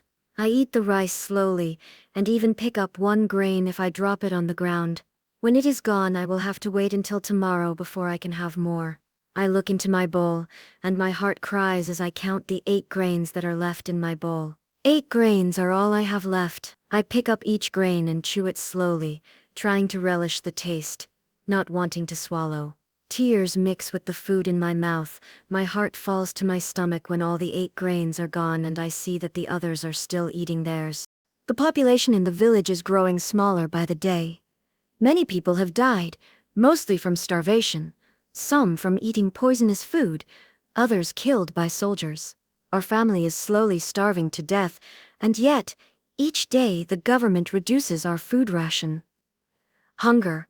Always there is hunger. We have eaten everything that is edible, from rotten leaves on the ground to the roots we dig up. Rats, turtles and snakes caught in our traps are not wasted as we cook and eat their brains, tails, hides, and blood. When no animals are caught, we roam the fields for grasshoppers, beetles, and crickets. In Phnom Penh, I would have thrown up if someone told me I would have to eat those things. Now, when the only alternative is to starve, I fight others for a dead animal lying in the road. Surviving for another day has become the most important thing to me. About the only thing I have not eaten is human flesh. I have heard many stories about other villages where people have eaten human flesh. There was a story about a woman in a village nearby who turned to cannibalism. They say she was a good woman, not the monster the soldiers portray her to be. She was so hungry that when her husband died from eating poisonous food, she ate his flesh and fed it to her children. She did not know that the poison in his body would kill her and her children as well. A man in our village came upon a stray dog in the road one day. The poor dog did not have much meat on it, but the man killed and ate it anyway. The next day the soldiers arrived at the man's door. He cried and begged for mercy, but they did not pay any attention to him. He raised his arms as a shield, but they did not protect him from the blows of the soldiers' fists and rifle stocks. He was never seen again after the soldiers took him away. His crime was that he did not share the dog meat with the community. I feel sorry for this man's fate, for I would have done the very same thing to my dog. In Phnom Penh, our family had a friendly little puppy with a wet nose. It was a tiny thing with shaggy long hair that dragged on the ground. The dog loved to hide underneath big piles of clothes on our oriental rugs. Our housekeeper was quite fat and did not know that the dog liked to hide. It was a terrible sight when she stepped on and killed the dog. Pa threw the body away before any of us girls saw it. It shames me now to know that I would eat it if it were alive today. Thinking about food makes my stomach growl with hunger. Pa tells me today is New Year's. Though my feet ache, I decide to go for a walk in the nearby fields. Pa has been granted permission from the chief for me to stay home because I am sick. After a few hours of lying in our hut, the growls in my stomach demand that I search for food. My eyes probe the ground, hoping to find some food to fill my hungry stomach. It's a hot day and the sun burns right through my hair, searing my greasy scalp. I run my fingers through my hair, feeling for the lice that make my head itch. With no shampoo or soap, it is a constant battle to keep myself clean, and as a result, my hair clumps together in greasy knots, which makes it hard for me to catch the lice. I pause in the shade underneath a tree for a short rest. In Phnom Penh, I could run very fast around our home, barely avoiding the corners and sharp edges of furniture. Even on school nights, I would seldom go to sleep until late. I am now always so tired. Starvation has done terrible things to my body. After 1 month of having very little to eat, my body is thin all over, except for my stomach and my feet. I can count every rib in my rib cage, but my stomach protrudes outward, bloated like a ball between my chest and hips. The flesh on my feet is so swollen, it glistens as if it will pop open. Curious, I push my thumb into my swollen feet, pressing the flesh inward and creating a big dent. Counting under my breath, I wait to see how long it takes for the dent to fill itself up. After a while, I make more dents on my feet, legs, arms, and face. My body is like a balloon. The dents I make reinflate slowly. Even walking is a difficult task because my joints hurt whenever I move. When I do move, seeing where I am going becomes a challenge because my eyes are nearly swollen shut. When I do see well enough to walk, my lungs yearn for enough air, and being short of breath, it takes a laborious effort to control my balance. Most days, I have neither the energy nor the desire to walk around, but I must walk today to search for food. Slowly, I make my way to the blackened forest in the back of the village. A couple times a year, the soldiers set sections of the forest ablaze to create more farmland. I don't know why they do this since we haven't the strength to work the land already cleared. This part of the forest has just been burned a few days before and the ground is still hot and smoking. I search the ground for animals and birds that might have been trapped or killed in the fire, providing me with ready-cooked food. Last month, in another part of the forest, the Khmer Rouge raised to create more farmland, I found an armadillo curled up in ball, its shell burnt and crisp. Still, it took some work on my part to uncurl the ball and get to the tasty cooked meat inside. Today, I have no such luck. A long time ago, Pa told me that April is a very good luck month. In the Cambodian culture, New Year's always falls in April, which means that all the children born before New Year's become a year older. In the Cambodian calendar year, Kim is now 11, Cho is 9, I am 6, and Geek is 4. In Cambodia, people don't celebrate the day on which they were born until they've lived past their 50th year. Then families and friends gather to feast on sumptuous food and honor the person's longevity. Pa told me that in other countries, people become a year older only after having passed the exact day and month that they came into the world. On this day, every year, friends and families gather to celebrate with food and presents. Even children? I asked him, incredulous. Especially children. Children get a big sweet cake all to themselves. My stomach swishes at the thought of having a sweet cake all to myself. I pick up a piece of charcoal from the ground. Tentatively, I put it in my mouth and chew it. It does not taste like anything, just chalky and a little salty. I am 6 years old, and instead of celebrating with birthday cakes, I chew on a piece of charcoal. I pick up a couple more pieces for later and put them in my pockets as I head toward home. Passing through the village, the stench of rotten flesh and human waste hangs heavily in the air. Many of the villagers are getting sicker and sicker from disease and starvation. They lie in their huts, whole families together, unable to move. Concave faces have the appearance of what they will look like once the flesh rots away. Other faces are swollen, waxy and bloated, resembling a fat Buddha, except they don't smile. Their arms and legs are mere bones with fleshless fingers and toes attached to them. They lie there, as if no longer of this world, so weak they cannot swat away the flies sitting on their faces. Occasionally, parts of their body convulse involuntarily, and you know they are alive. However, there is nothing we can do but let them be there until they die. My family does not look very different from them. I think how I must appear to Ma and Pa. Their hearts must break at the sight of me. Perhaps that's why Pa's eyes cloud over when he looks upon us. As I near my hut, the stench and heat overwhelm me, causing my temples to throb. The pain in my feet travels up to my stomach. Showing no mercy, the sun burns through my black clothes, scorching the oil on my skin. I tilt my face up to the sky, forcing myself to look directly into the sun. Its brightness stings my eyes, making me temporarily blind. As April turns into May and May into June, the leaves shrivel, the trees turn brown, and the river streams dry up. Under the summer sun, the stench of death is so strong in the village, I cover my nose and mouth with my hands and breathe only the air that filters through my fingers. There are so many dead people here.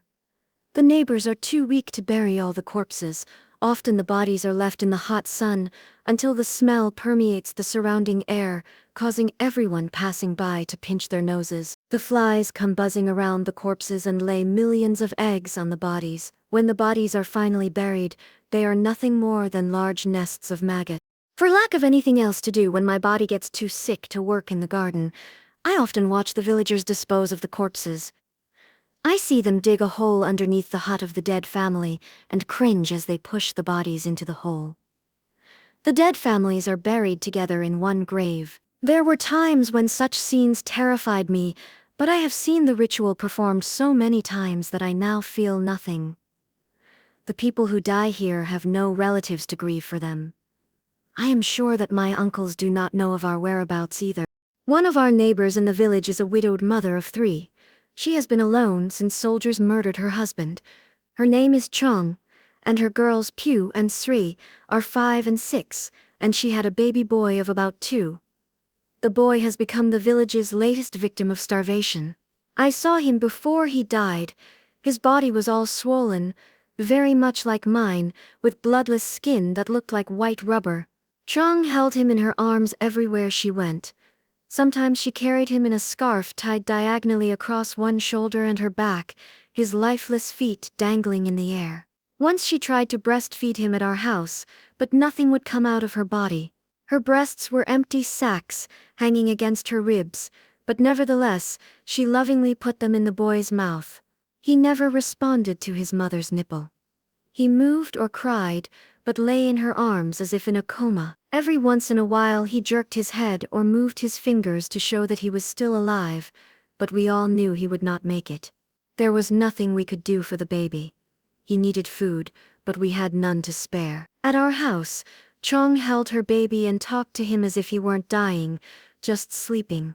He died quietly in his sleep, a few days after they visited us. Still, his mother continued to carry him with her, refusing to believe he was dead until the chief forced the baby from her arms and buried him. The 2 girls and Chong have taken a turn for the worse since the death of the boy. A few days after his death, his 2 sisters decided to go to the forest and look for food by themselves. They were so hungry they ate mushrooms that turned out to be poisonous. After they died, Chong ran hysterically over to our house. They were shaking all over. They kept calling me to help them, and I couldn't. They kept crying. They didn't even know what happened to them. Ma catches Chong in her arms as she falls to her knees. They are resting now. Don't worry, they are sleeping. Ma holds Chong in her arms. They turned all white, the hair on their bodies stood up, and blood came out of my baby's pores.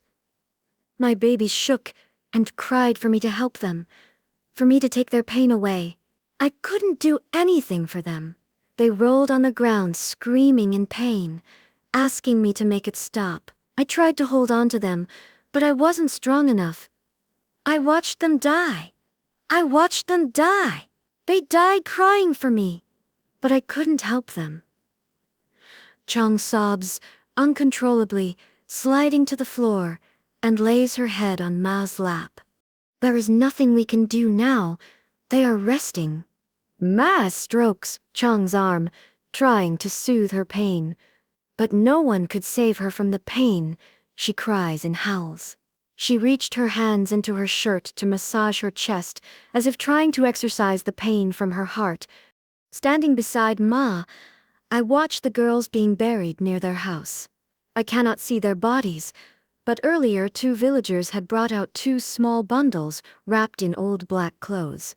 The bundles looked so small that it is hard to imagine they were once the girls I knew. I wonder if the Angkar cares that they are dead. I remember when we first arrived at Rolip, the chief told us the Angkar would take care of us and would provide us with everything we need. I guess the Angkar doesn't understand that we need to eat. I turned to look at Geek, who is sitting under a tree with Cho, away from the burial procession. She is so small and weak. The lack of food has made her lose so much of her beautiful hair, and it is now little more than wispy patches on her head. As if sensing my stare, she turns her head toward me and waves. My poor little sister, I cry silently. When will it be your turn to be bundled up like them? Geek waves at me again, and even attempts a smile, baring her teeth. A wave of heaviness descends upon me. By smiling, she only manages to stretch her skin back even more, and I can see what she will look like when she is dead and her skin dries over her bones. Chong sobs loudly as the villagers put the girls in a little hole. When she sees the villagers cover her girls with dirt, she runs over to the grave and attempts to climb in. Tears, phlegm, and drool from her eyes, nose and mouth drip all over her shirt. No, she cries. I'm all alone, I'm all alone. 2 male villagers pull her out of the grave and hold her back until the last shovel of dirt is piled on top of Piu and Srey. When the job is done, the villagers walk away to the next hut to dig the next grave. This one will be easier, a man says as he shakes his head. No survivors in the family. After the deaths of her children, Chong has now gone crazy. Sometimes I see her walking around still talking to her kids, as if they are there with her. Other times her eyes clear up and she realizes they are dead, and screams, beating her fists on her chest. A few days later, Chong comes to our house with great news from Ma. I have found the perfect food. Don't know why I didn't think of it before. It's safe and it doesn't taste bad either, she says excitedly to Ma. Then her eyes fog over. Her hands wave about her in agitated motions, and she whispers, I could have saved my children. Wait, what is it? What is it? Ma asks anxiously. Earthworms. They're fat and juicy. You take the dirt off, cut them open, wash them, and cook them. It isn't bad, cook 'em like you do noodles. I've tried it. Here's a little bowl. She hands her bowl of earthworms to Ma. Thanks, Ma manages to say. I have to go. I have to go find my children. Chong smiles at Ma and rushes off. I feel like retching at the thought of eating them. Earthworms feed off of dead things in the ground. For me, eating them would be like eating dead people. I try to picture a nice clean bowl of worms, but the picture changes to worms crawling on the rotten flesh of the dead we bury, writhing and squirming their way into the body by the thousands. Don't worry, I still have some jewelry left that we can trade for food. We won't have to do this, Ma says to me. We are some of the few very fortunate people in the village who have possessions to trade with the base people for food. Our situation is not as bad as others because we still have gold, diamonds, and precious gems. At Uncle Lang's hut, Ma managed to hide them from the soldiers by sewing them in the straps of our bags, which we kept even after they burned our clothes. This jewelry, though beautiful, is now almost worthless because of the war. An ounce of gold buys only a few pounds of rice, if we're lucky. Most of the time, we get less than that. Among the many crimes that exist in the Khmer Rouge society, bartering for food is viewed as an act of treason. If caught, the traitor is whipped into confessing the names of all parties involved. The Khmer Rouge believes one individual should not have what the rest of the country does not have. When one person secretly acquires more food than the others have, there is an inequality of food distribution in the community. Since we are all supposed to be equal, if one person starves, then all should starve. A few weeks ago, Kim told me that maybe the Angkar isn't to blame. He says the name Pol Pot is passing through many lips in the rice fields and village. Many are saying that Pol Pot is the leader of the Angkar, but still no one knows who he is. They whisper that he is a soldier, that he is brilliant, and that he is the father of the country. They also say he is fat. They say he has kept his identity a secret to guard against assassins. They say that he liberated us from foreign domination and gave us independence. They tell us Pol Pot makes us work hard because he wants to purify our spirit and help us achieve beyond our potential as farmers. They say he has a round face, full lips, and kind eyes. I wonder if his kind eyes can see us starving. After the villagers buried her children, we see less and less of Chong now. She has come to be known in the village as the crazy lady. She eventually ate some poisonous food and died the same way your daughters did. Her body was found by one of the villagers the next day, all contorted and bloody. They buried her in the ground next to her children. We survived this period because Pa is friendly with the chief. The base people do not eat at communal kitchens but cook for themselves. Among them, the chief's family is the fattest and wears only new black, shiny clothes, not the faded gray rags we have on. Pa is able to get extra rice in exchange for the gifts he gives to the chief. Pa lies and tells the chief that he was only a shopkeeper in Phnom Penh, that he found the jewelry in the deserted houses during the evacuation. Pa gives him Ma's ruby bracelets, her diamond rings, and much more in exchange for a few pounds of uncooked rice.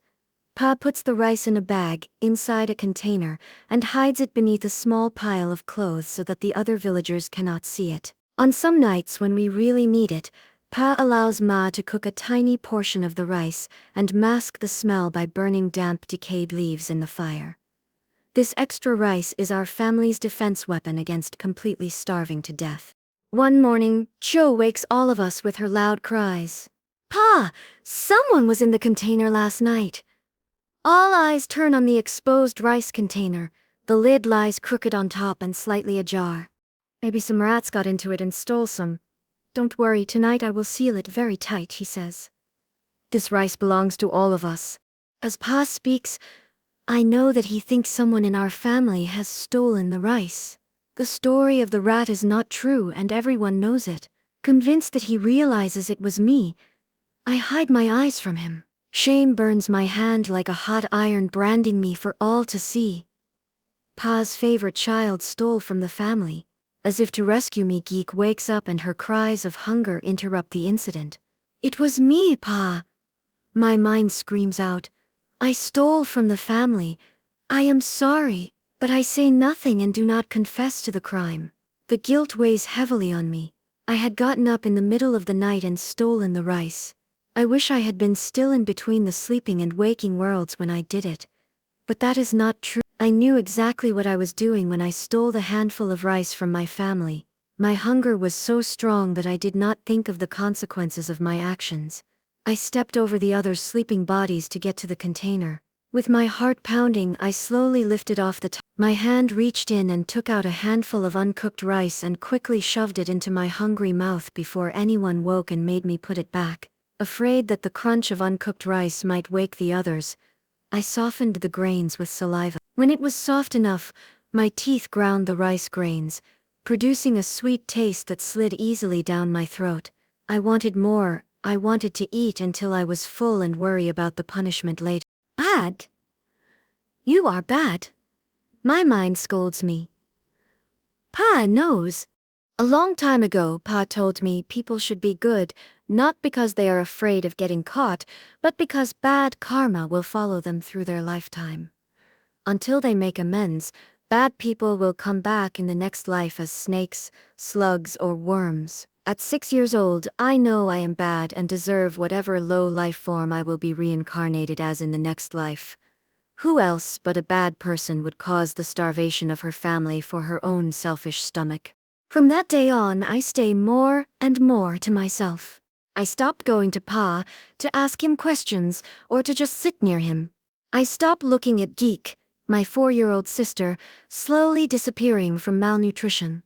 My only constant companions are the growls in my stomach. Mean-spirited and restless, I fight constantly with Chu, who is older and more timid than I, and she only fights back with words. On the other hand, I often push her to fight with me physically. I want to be punished for the rice I stole from them, for someone to hurt me. Ma, however, allows our fights to go directly to her temples, giving her headaches. Pa is the only one who still has self-control, and our constant fights do not drive him over the edge. During one fight, I pushed Chu too far, and she pushes me back. That was all the reason I needed to charge at her. Knowing she is no match for me, she screams to Ma for help. Angry, Ma picks up a coconut shell and throws it at me. The hard shell hits my head with a bang, as a flash of white pain explodes in my skull. Dizzy, I lean against the wall for balance, breathing slowly. Then something drips down my forehead, running down my cheek. Raising my hand, I wipe my cheek as droplets of blood fall onto my shirt. Staring at her with vehemence, I sit down and yell at Ma, "I am going to die because of you." Her face darkens with worry as she realizes what she has done. Quickly, she rushes over to me and tends to my wound. "Look at what you made me do," she says, her voice breaking. "You kids just would not stop, and you, Lounge, always start these fights. You get on my nerves too much." My lips quiver with shame for being bad. Ma is crying because of me, because I am bad and can do nothing right. Later that evening, Pa comes home and tells me I am not going to die, that it is only a bad cut. I trust Pa and believe him. He leaves me and goes to speak to Ma. Ma avoids looking at him as he approaches her. My parents almost never fight. Pa is always so much in control of himself that I have never seen him lose his temper. This time he speaks loud, angry words to Ma. She sits in the corner of the room, arranging and rearranging our black clothes and our food bowls. Standing, Pa hovers over her. "Why did you do that? You could have hit her eyes, or worse. Then what would we have done? How would a blind child survive here? You have to think of things like that now." Saying nothing, Ma quietly wipes her eyes with her red scarf. Pa says many other things to Ma, but I stop listening. When Pa leaves for work, Ma, holding Geek, comes to me.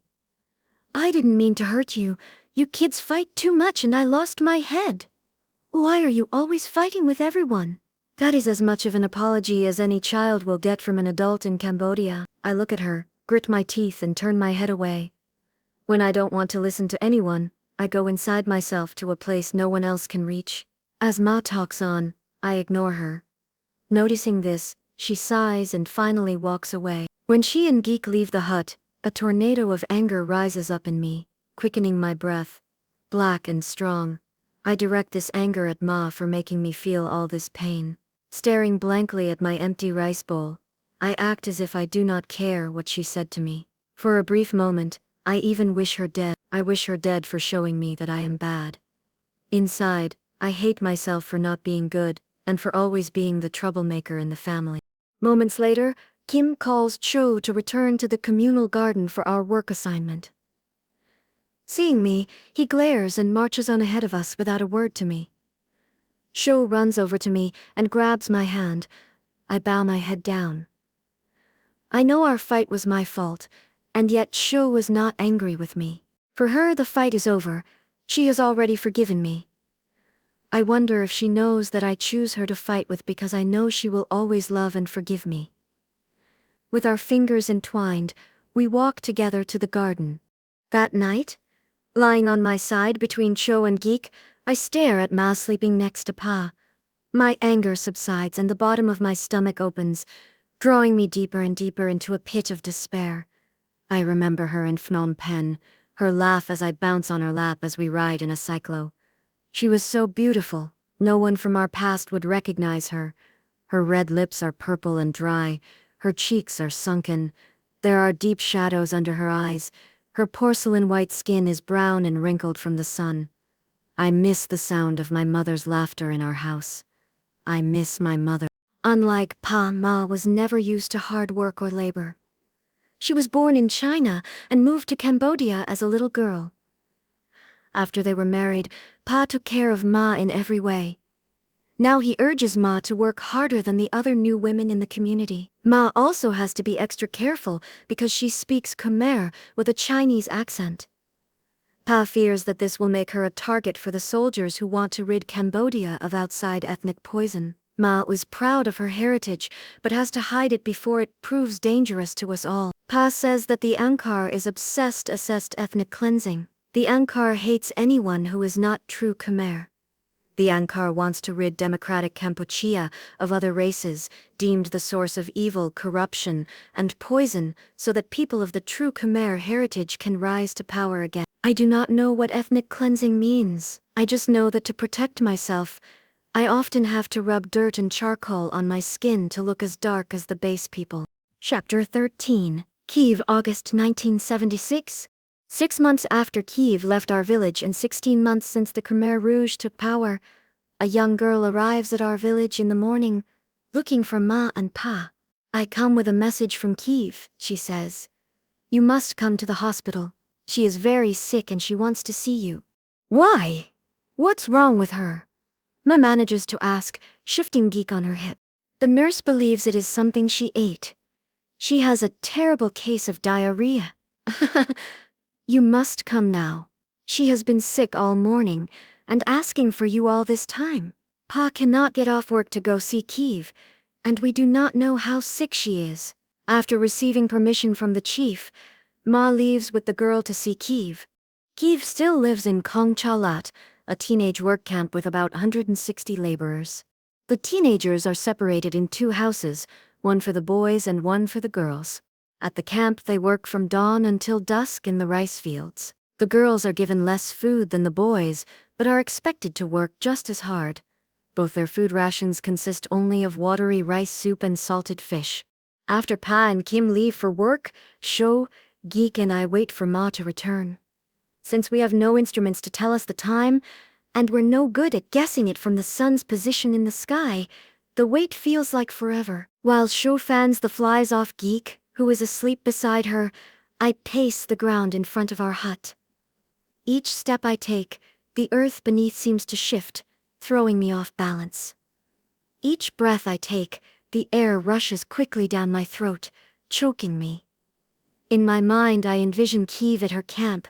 Kiev woke one day to notice that her stomach was bloated and rumbling, making sounds as if something was swishing around inside. She ignored it, believing it was merely hunger pains. She took a deep breath, tears welling up in her eyes. Always there are the hunger pains. Sometimes the hunger pains hurt so much that they spread to every part of the body. It has been a long time since she'd had enough to eat. She rubbed her hand on her stomach, telling it to settle down. Following the rules, she rolls her straw mat off the floor and leans it against the wall. The dirt floor is hard and full of black ants and other bugs. At night, she always makes sure she closes her mouth tightly and pulls her blanket up above her head, hoping to leave no openings for the bugs to crawl in. She looks around her camp, her eyes focusing on a few faces she recognizes among the 80 girls she lives with. She smiles at them but is greeted with blank stares. Clenching her teeth together, she turns away from them and inhales deeply. She knows she cannot show her emotion, or the supervisor will think she is weak and not worth keeping alive. Unlike our family's hut in Rolip, she does not have the privacy of her own space to let go of her emotions. At the camp, if she cries, she will be judged by 160 pairs of eyes that will think her weak, and she misses us so. This time the tears spill over, and she quickly wipes them with her sleeves before anyone sees. In my mind's eye, I see Kiev breathing deeply and trying to fill the void in her heart. Her lungs expand and take in more air as she chases our images away. This loneliness. How is she to survive this loneliness? To live in a place where no one cares about her and everyone is out to get her. She has no protection there. She is utterly and completely alone.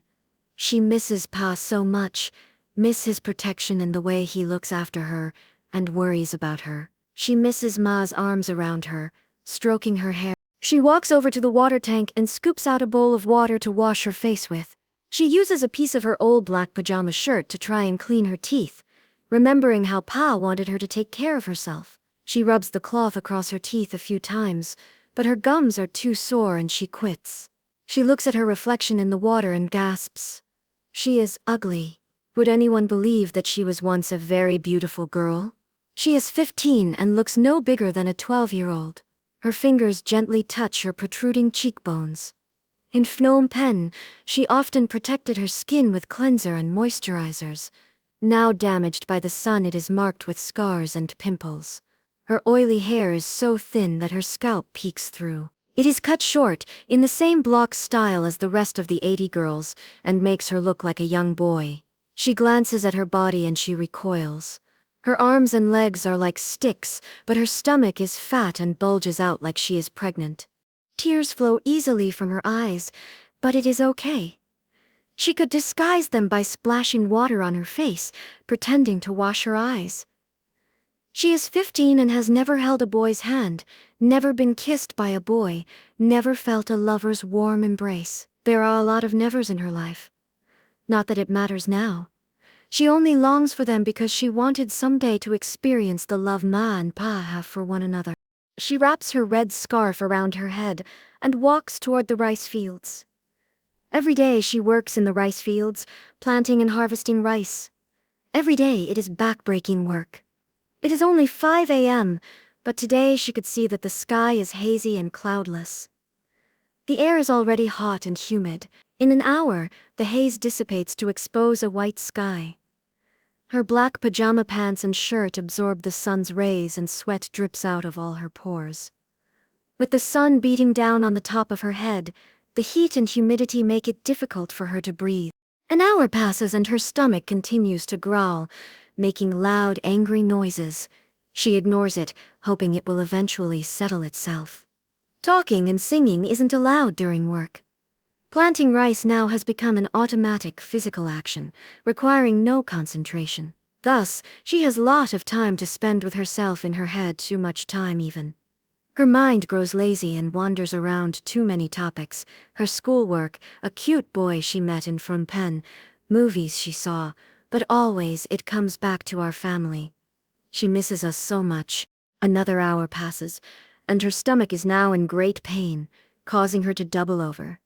She wraps her arms around her stomach, runs to the bushes, pulls her pants to her ankles, and lets the poison run out of her. She pulls her pants up and walks back to the fields, but soon has to rush to a bush again. After several visits to the bushes, she finally walks over to the supervisor. "Please, I am very ill. It is my stomach. May I take the rest of the day off and visit the infirmary?" She pleads with the supervisor. The supervisor looks at her with disgust and contempt. "No, I do not believe you are sick. We all have hunger pains. You are just a lazy, worthless city girl. Go back to work." Kiev's heart shatters at being so denigrated. Another hour passes, but her stomach refuses to settle down. In that hour, she spent 10 minutes in the rice field and the rest of the time in the bushes. She is then so sick and weak that she has to drag her body to the supervisor. "Please, I am very sick. I cannot stand up anymore." Sick as she is, Kiev's face burns with embarrassment as she follows the supervisor's gaze to her leg. On her last trip, Kiev soiled her pants. "You smell terrible. All right, you have permission to go to the hospital." Finally, with permission slip in hand, Kiev staggers back to her camp and collapses. An hour after she leaves the field, Kiev finally arrives at the makeshift hospital where there are many patients waiting to see the nurses.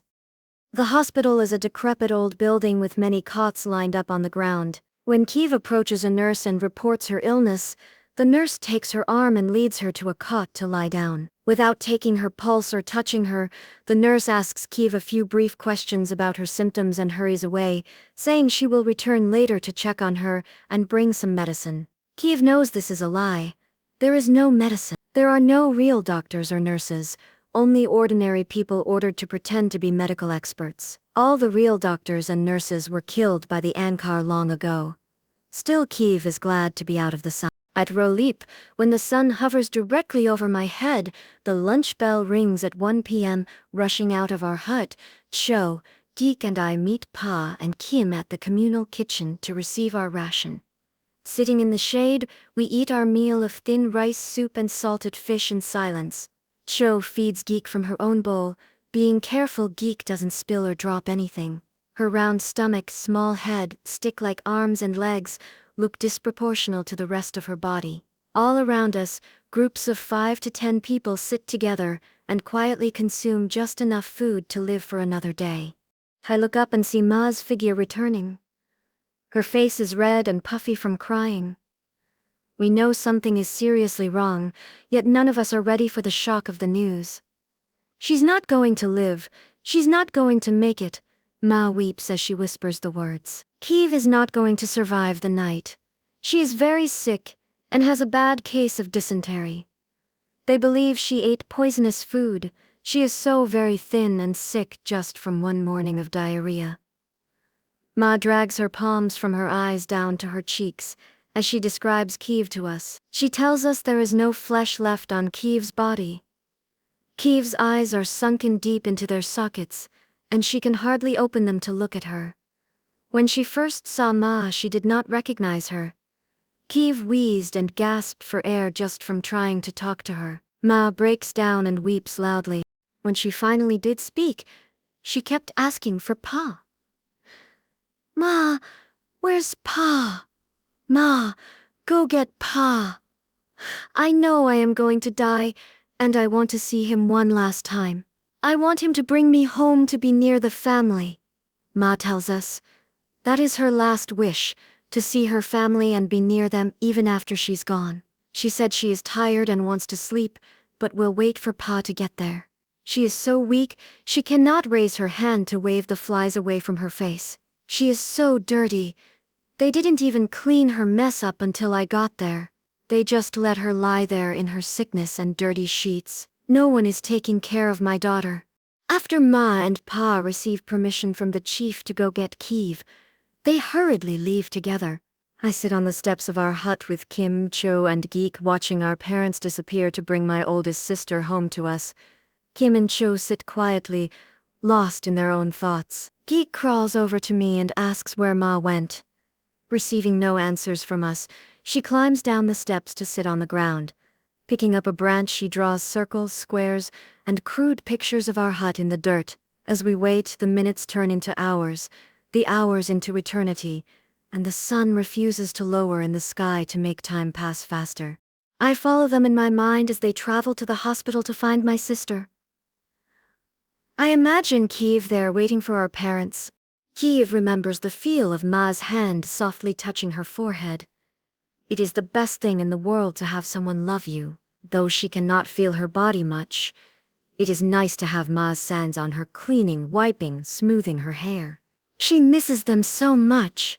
She misses Ma so much now. The memory brings a small smile to her lips. She smiles again thinking of Ma, but soon the smile turns to tears. She cries silently, finally letting go of her emotions. She wishes Ma didn't have to see her like this, worrying about how she appears to Ma during her last visit. Ma is so shocked and sad to see Kiev in this condition. Ma cries a great deal and tells her profusely how much she is loved. Ma gently holds her hands and kisses her forehead. She wants to sit up for Ma, but her body is so weak that the slightest movement is painful. There is so much she wants to say to Ma, but talking is difficult. She is frustrated at being trapped in a body that refuses to move. When Ma leaves, Kiev can only turn her head to watch her disappear. "Come back quickly, Ma," she whispers. She knows Ma does not want to leave her, But Kiev wants to see Pa one last time. She misses him and the rest of her family so much. A wave of sadness washes over her and seeps into every inch of her body, taking her breath away. A sadness so enormous and overwhelming, she does not know what to do with it.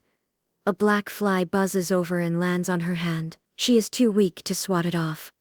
A strange chill runs up her spine. She knows it to be pure fear. Her heart weighs so heavy, and it is getting more and more difficult to breathe. Pa, I'm so afraid, she cries into the thin air. Please come see me soon. When, at last, I see their distant figures return, my siblings and I rush toward them.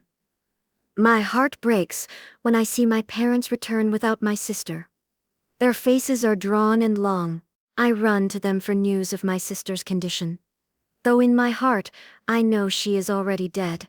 Ma, having lost her oldest daughter, runs to her youngest daughter, 4-year-old Geek, and clasps her tightly. Kiev was already dead by the time we got there, Pa speaks wearily. She died shortly before we arrived.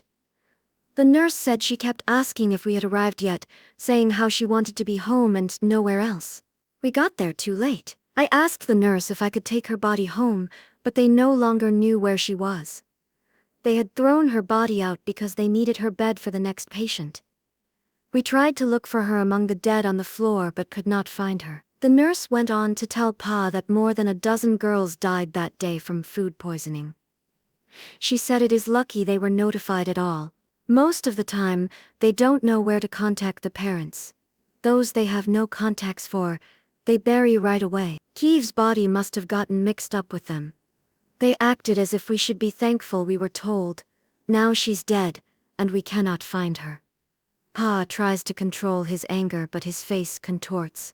His shoulders shaking, Pa hides his tears from us and covers his face with his hands. I asked them if I could have Kiev's belongings. Ma whispers hoarsely. The nurse went to look for them but came back with nothing. When I saw her, Kiev still had the gold watch, a gift from us that she kept hidden. When she knew she was dying, she took it out and wore it for the first time. The nurse said she does not remember seeing a watch on her wrist and does not know where it is. Most likely someone had stolen it off her wrist. I cannot listen anymore. I run and run, finding myself heading for the woods. There, beneath a large tree, next to a thick bush, I hide from the rest of the world. Hugging my knees tightly to my chest, I rest my head on my forearms. I cup my hands over my mouth and scream out in pain over the cruel death of my sister. The sound burns in my throat, fighting to be released, but I hold it in as tears stream out of my eyes. People have always said that Kiev and I were similar in many ways. We looked almost identical to each other, and were also alike in personality. We were both headstrong and always ready to fight. Kiev's last wish was not granted. She did not get to see Pa before she died. I wrap my arms around my stomach and double over in pain, falling to the ground. In the thick grass, my tears pour out for my sister and seep into the earth. That night, lying on my back, my hands crossed over my chest, I asked Cho what happens to people when they die. No one knows for sure, but it is believed that at first they sleep peacefully, not knowing they are dead. They sleep for 3 days, and on the 3rd day they wake up and try to return home. That's when they realize they are dead. They are sad but have to make peace with themselves. Then they walk to a river, wash the dirt off their bodies, and start their journey to heaven to wait for their next reincarnated life. When will they be reincarnated? I don't know, Cho replies. I hope she won't be reincarnated here, I say quietly. Cho reaches out for my hand and holds it gently as she wipes her eyes with her sleeve. I think about what Cho has just told me. I imagine Kiev sleeping peacefully somewhere. On the 3rd night she wakes up only to realize that she is dead. It saddens me to think of her pain upon finding out she cannot return home. I imagine Kiev in heaven watching over us, finally happy again. I picture her the way she looked before the war, and wearing a white gown and washing in the river. I see her the way she looked in Phnom Penh, not the way Ma described her. The reality of Kiev's death is too sad, so I create a fantasy world to live in. In my mind, she is granted her last wish. Pa gets there in time to hear Kiev tell him how much she loves him, and he gives her our messages of love. He holds her in his arms as she dies peacefully, feeling love, not fear. Pa then brings Kiev's body home to be buried, to be forever with us, instead of being lost. I wake up the next morning feeling guilty, because I did not dream about Kiev at all. Pa is already off to work. Ma's face is red and swollen, and, as always, she is holding Geek. Ma and Kiev never got along well. Kiev was wild and temperamental. Ma wanted her to change, to be more ladylike, more subdued. I wonder about the regrets Ma must have over their relationship, regrets about all those times they fought in Phnom Penh over what music Kiev listened to, or the clothes she wore. Ma turns and looks at me, her eyes cloud over. For a brief moment I want to reach out to her and give her some comfort, but I cannot and turn away from her staring eyes. Our lives will never be the same again after Kiev's death. Hunger and death have numbed our spirits. It is as if we have lost all our energy for life. We all have to forget her death and continue. Pa tries hard to encourage us. We have to go about our ways as if nothing has happened. We don't want the chief to think that we can no longer contribute to their society. We have to save our strength to go on. Kiev would want us to go on. It is the only way we will survive. Chapter 14, by December 1976. Time passes by slowly. We are in the middle of our summer because the air is hotter and drier now. It seems to be about 4 months since Kiev died. Though the family does not talk about her, my heart still weeps when I remember that she is no longer with us. The government continues to reduce our food rations. I am always hungry, and all I think about is how to feed myself. Each night, my stomach growls and aches as I try to sleep.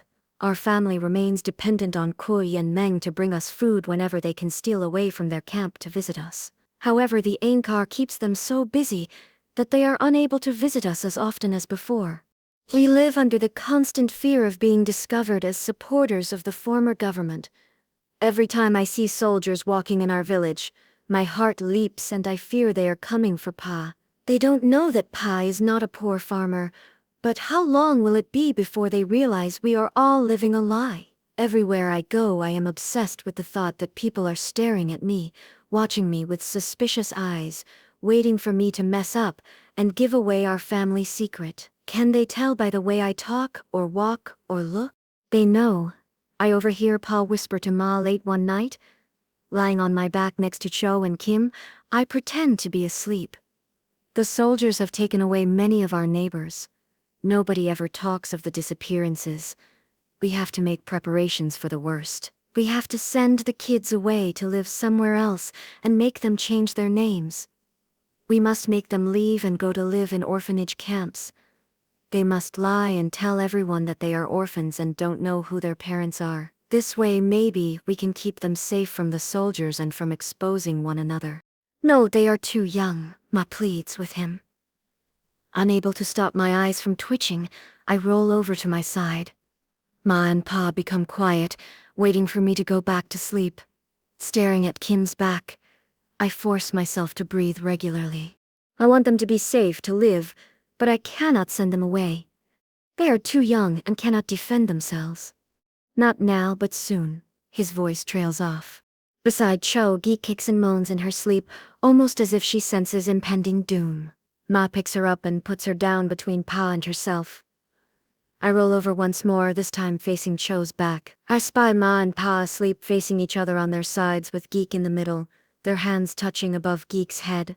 The next evening, while sitting with Kim outside on the steps of our hut, I think how the world is still somehow beautiful even when I feel no joy at being alive within it.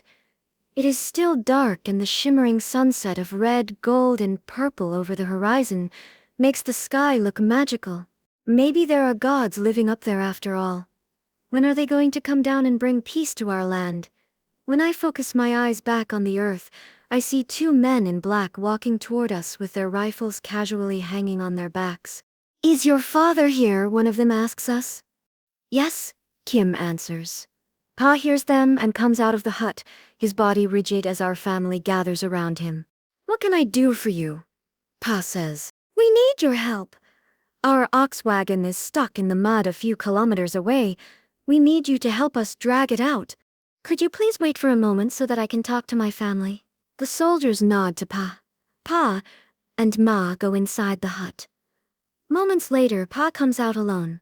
Inside, I hear Ma sobbing quietly. Opposite the soldiers, Pa straightens his shoulders, and for the first time since the Khmer Rouge takeover, he stands tall.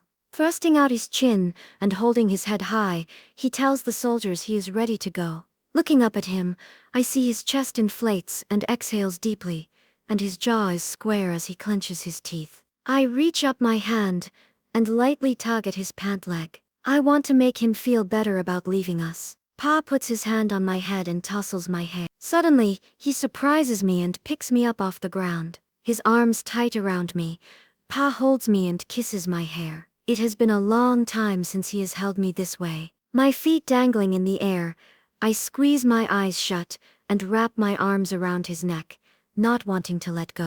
"My beautiful girl," he says to me, as his lips quiver into a small smile.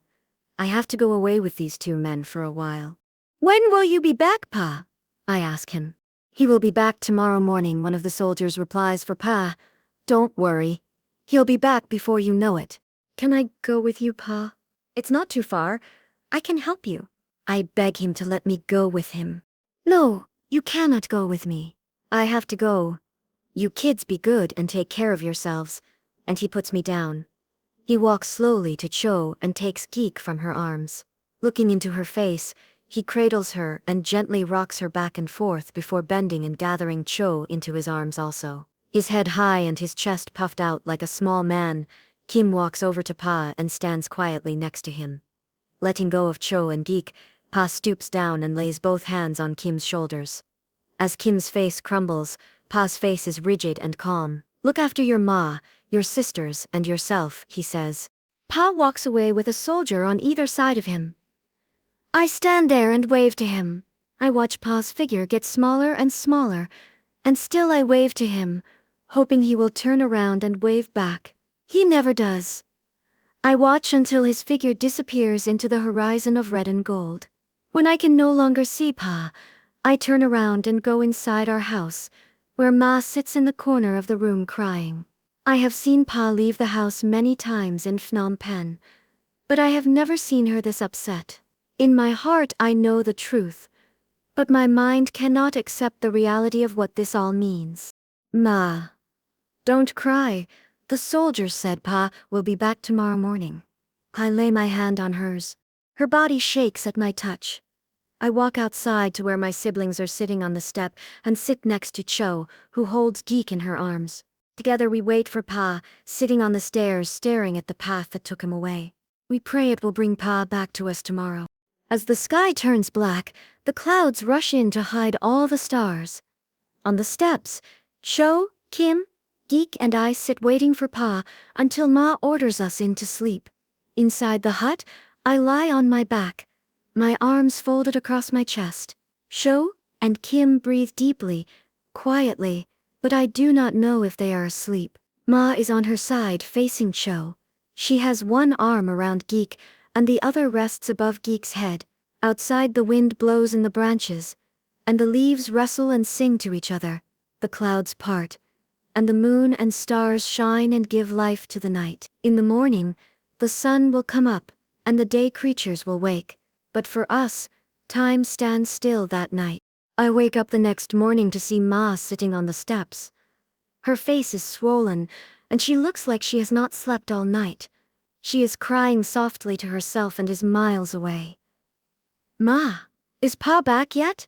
Not answering me, she squints her eyes and continues to look at the path that took Pa away. "The soldiers said Pa would come back in the morning. I guess he's late. He's late, that's all. I know he will return to us." As I speak, my lungs constrict and I gasp for air. Fighting for breath, my thoughts race and I wonder what this all really means. It is morning, and Pa is not back. Where is he? I sit with my siblings facing the road, looking for Pa. I think up reasons why Pa is late returning to us. The wagon is broken in the mud, The oxen would not move. The soldiers needed Pa to help them fix the wagon. I try to believe my excuses and make them reasonable, but my heart is filled with fear. Telling the chief we are ill, we receive permission to stay home. All morning and afternoon we wait for Pa to walk back to us. When night comes, the gods again taunt us with a radiant sunset. Nothing should be this beautiful. I quietly say to Chu, the gods are playing tricks on us. How could they be so cruel and still make the sky so lovely? My words tug at my heart. It is unfair of the gods to show us beauty when I am in so much pain and anguish. I want to destroy all the beautiful things. Don't say such things, or the spirits will hear, Cho warns me. I don't care what she says. This is what the war has done to me. Now I want to destroy because of it. There is such hate and rage inside me now. The Angkar has taught me to hate so deeply that I now know I have the power to destroy and kill. Soon darkness covers the land and still Pa has not returned. We sit on the steps waiting for him together in silence. No words are exchanged as our eyes search the fields waiting for him to come home. We all know that Pa will not return, but no one dares to say it out loud for it will shatter our illusion of hope. With darkness, the flies disappear and the mosquitoes appear to feast on our flesh. Ma holds Geek in her arms. Every once in a while, Ma's arms fan Geek's body to chase away the mosquitoes. As if picking up on Ma's pain, Geek kisses her cheek softly and caresses her hair. Ma, where's Pa? Geek asks, but Ma only responds with silence. Go inside, all you kids, go inside, Ma tells us in a tired voice. You should come in with us? We can all wait inside, Chu says to her. No, I'd rather wait out here and greet him when he returns. Cho takes Geek from Ma and goes into the hut. Kim and I follow her, leaving Ma sitting on the steps by herself, waiting for Pa to return. Listening to Geek and Cho breathing softly, my eyes stay wide open. After he hid from the soldiers for 20 months, they finally found him. Pa always knew he couldn't hide forever. I never believed he couldn't. I cannot sleep. I worry about Pa and about us. What will become of us? We have taken our survival for granted. How will we survive without Pa? My mind races and fills my head with images of death and executions. I have heard many stories about how the soldiers kill prisoners and then dump their bodies into large graves, how they torture their captives, behead them, or crack their skulls with axes so as not to waste their precious ammunition. I cannot stop thinking of Pa and whether or not he died with dignity. I hope they did not torture him. Some prisoners are not dead when they are buried. I cannot think of Pa being hurt this way, but images of him clawing at his throat, fighting for air as the soldiers piled dirt on him flood my mind. I cannot make the pictures go away. I need to believe Pa was killed quickly. I need to believe they did not make him suffer. Oh Pa, please don't be afraid. The images play over and over again in my head. My breath quickens as I think about Pa's last moment on earth. Stop thinking, stop, or you'll die, I hiss to myself. But I cannot stop. Pa told me once that the really old monks could leave their bodies and travel the world as spirits. In my mind, my spirit leaves my body and flies around the country looking for Pa. I see a big group of people kneeling around a big hole. There are already many dead people in the hole, their bodies sprawled on top of each other. Their black pajama clothes are soaked with blood, urine, feces, and small white matter. The soldiers stand behind the new group of prisoners casually smoking a cigarette with one hand, while the other holds onto a big hammer with clumps of hair sticking to its head. A soldier leads another man to the edge of the hole. My heart howls with agony. It's Pa. No! The soldier pushes on Pa's shoulders, making him kneel like the others. Tears stream out of my eyes as I whisper thanks to the gods that the soldier has blindfolded Pa. He is spared from having to see the executions of many others. Don't cry, Pa. I know you are afraid. I want to tell him. I feel his body tense up, hear his heart race, see tears flowing out from under the blindfold. Pa fights the urge to scream as he hears the sound of a hammer crack the skull next to him, smashing into it. The body falls on top of the others with a thump. The other fathers around Pa cry and beg for mercy, but to no avail. One by one each man is silenced by the hammer. Pa prays silently for the gods to take care of us. He focuses his mind on us, bringing up our faces one by one. He wants our faces to be the last things he sees as he leaves the earth. Oh Pa, I love you. I will always miss you. My spirit cries and hovers down over him. My spirit wraps invisible arms around him, making him cry even more. Pa, I will always love you. I will never let you go. The soldier walks up to Pa, but I will not let him go. The soldier cannot hear or see me. He cannot see my eyes burn into his soul. Leave my Pa alone. My eyes dare not blink as the soldier raises the hammer above his head. Pa, I whisper, I have to let you go now. I cannot be here and live. Tears wash across my body as I fly away, leaving Pa there by himself. Back in the hut, I slide next Cho. She opens her arms and takes me in. Our bodies cradling each other, we cry. The cool air chills the beads of sweat on my skin, making my teeth chatter. Beside us, Kim holds on tight to Geek.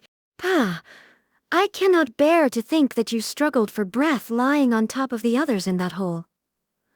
I must believe the soldier took pity and used one of his bullets on you. I cannot breathe, Pa. I am sorry I had to let you go. My mind swirls with pain and anger. The pain grows larger in my stomach. The pain spasm convulses as if it is eating away my linings. Turning on my side, I dig my hands into my stomach and squeeze it violently to make the physical pain stop. Then the sadness surrounds me. Dark and black it looms over me, pulling me deeper and deeper into it. And then it happens again. It is almost as if I am somewhere else for the moment and I simply black out the part of me that feels emotion.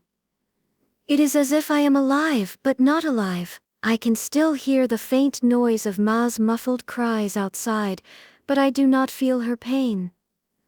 I do not feel anything at all. Ma is up before anyone else the next morning. Her face is all puffy, her eyes are red and swollen shut. Cho gives Ma some of the very little food we have left, but she will not eat.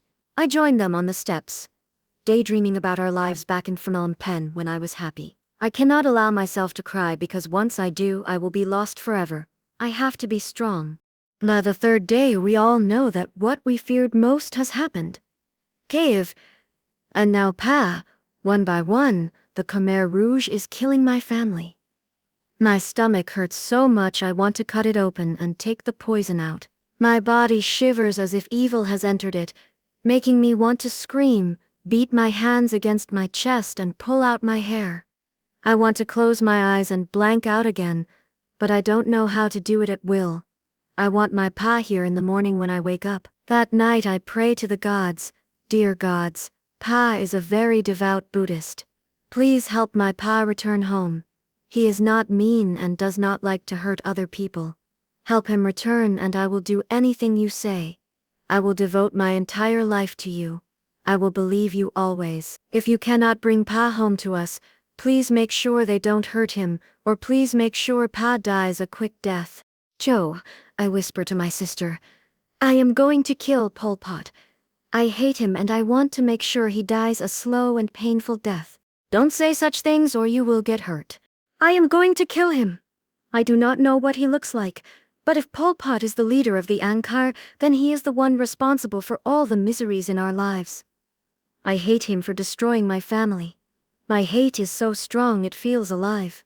It slithers and moves around in the pit of my stomach, growing bigger and bigger. I hate the gods for not bringing Pa back to us. I am a kid, not even 7 years old, but somehow I will kill Pol Pot. I don't know him, yet I am certain he is the fattest, slimiest snake on earth. I am convinced that there is a monster living inside his body. He will die a painful, agonizing death, and I pray that I will play a part in it. I despise Pol Pot for making me hate so deeply. My hate empowers and scares me, for with hate in my heart I have no room for sadness. Sadness makes me want to die inside. Sadness makes me want to kill myself, to escape the hopelessness of my life. Rage makes me want to survive, and live so that I may kill. I feed my rage with bloody images of Pol Pot's slain body being dragged in the dirt. As long as we don't know for certain that your pa is dead, I will always have hope that he is alive somewhere, Ma declares to us the next morning. My heart hardens at her words, knowing I cannot allow myself the luxury of hope. To hope is to let pieces of myself die. To hope is to grieve his absence and acknowledge the emptiness in my soul without him. Now that I have accepted the truth, I worry about what will happen to Ma. She was very dependent on Pa. He had always been there to make things easier for her. Pa was raised in the country and was accustomed to hardship. In Phnom Penh, we had live-in housekeepers to do just about everything for us. Pa was our strength, and we all needed him to survive, especially Ma. He was good at surviving and knew best what to do for us. I hope Pa comes to me again tonight. I hope he visits me in my sleep and meets me in my dreams. I saw him last night. He wore his tan military uniform from the Lon Nol government. His face was once again round like the moon, and his body was soft. He was so real standing next to me, big and strong like he was before the war. Pa! I run to him, and he picks me up. Pa! How are you? Did they hurt you? Don't worry. He tries to soothe me. Pa, why did you leave us? I miss you so much it hurts my stomach. Why didn't you come and find me? Pa, when will you come and find us? If I go to the orphanage camp, will you be able to find me? I rest my head on his shoulder. Yes, I will. He's my pa, and if he says that he will find me, I know he will. But why does it hurt so much to be with you? I don't want to hurt. I don't want to feel. I am sorry you are hurt. I have to go. Hearing this, I grip his arms tighter, refusing to let go. Pa, I miss you so much. I miss sitting on your lap like I did in Phnom Penh. I have to go, but I will look after you always, Pa says softly, putting me down on the ground. I hold on to his finger and beg him not to leave me. No, stay. Pa, stay with us. Please don't leave. I miss you, and I am scared. What will happen to us? Where will you go? Take me with you. Pa looks at me. His eyes brown and warm. I reach out my hands to him, but the farther I reach, the farther away he moves, until he fades away completely. My body fights to sleep when the sun shines through our door to tell us it is morning. I want to stay asleep forever just so I can be with him. In the real world, I don't know when I will ever see Pa again. Slowly, I open my eyes with Pa's face still lingering in my vision. It is not the face of the gaunt old man the soldiers took away, but the face of the man I once thought was a god. It was during our trip to Angkor Wat that I first thought Pa was a god. I was only 3 or 4 years old then. With my hand in Pa's, we entered the area of Angkor Thorn, one of the many temple sites there.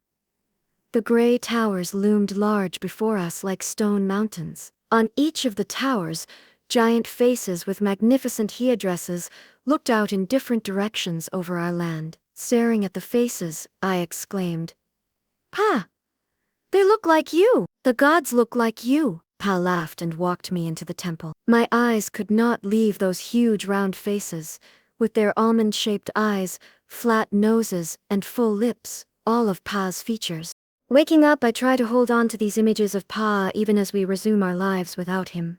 Ma returns to the field, working 12 to 14 hours a day and leaves Geek behind with Cho. With Geek toddling after us, Cho and I and the other children work in the gardens and do menial labor in the village.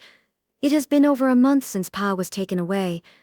Ma seems to have recovered and is trying to get on with her life, but I know I will never see her truly smile again. Sometimes late at night I am awakened by the sound of Ma sobbing on the steps, still waiting for Pa.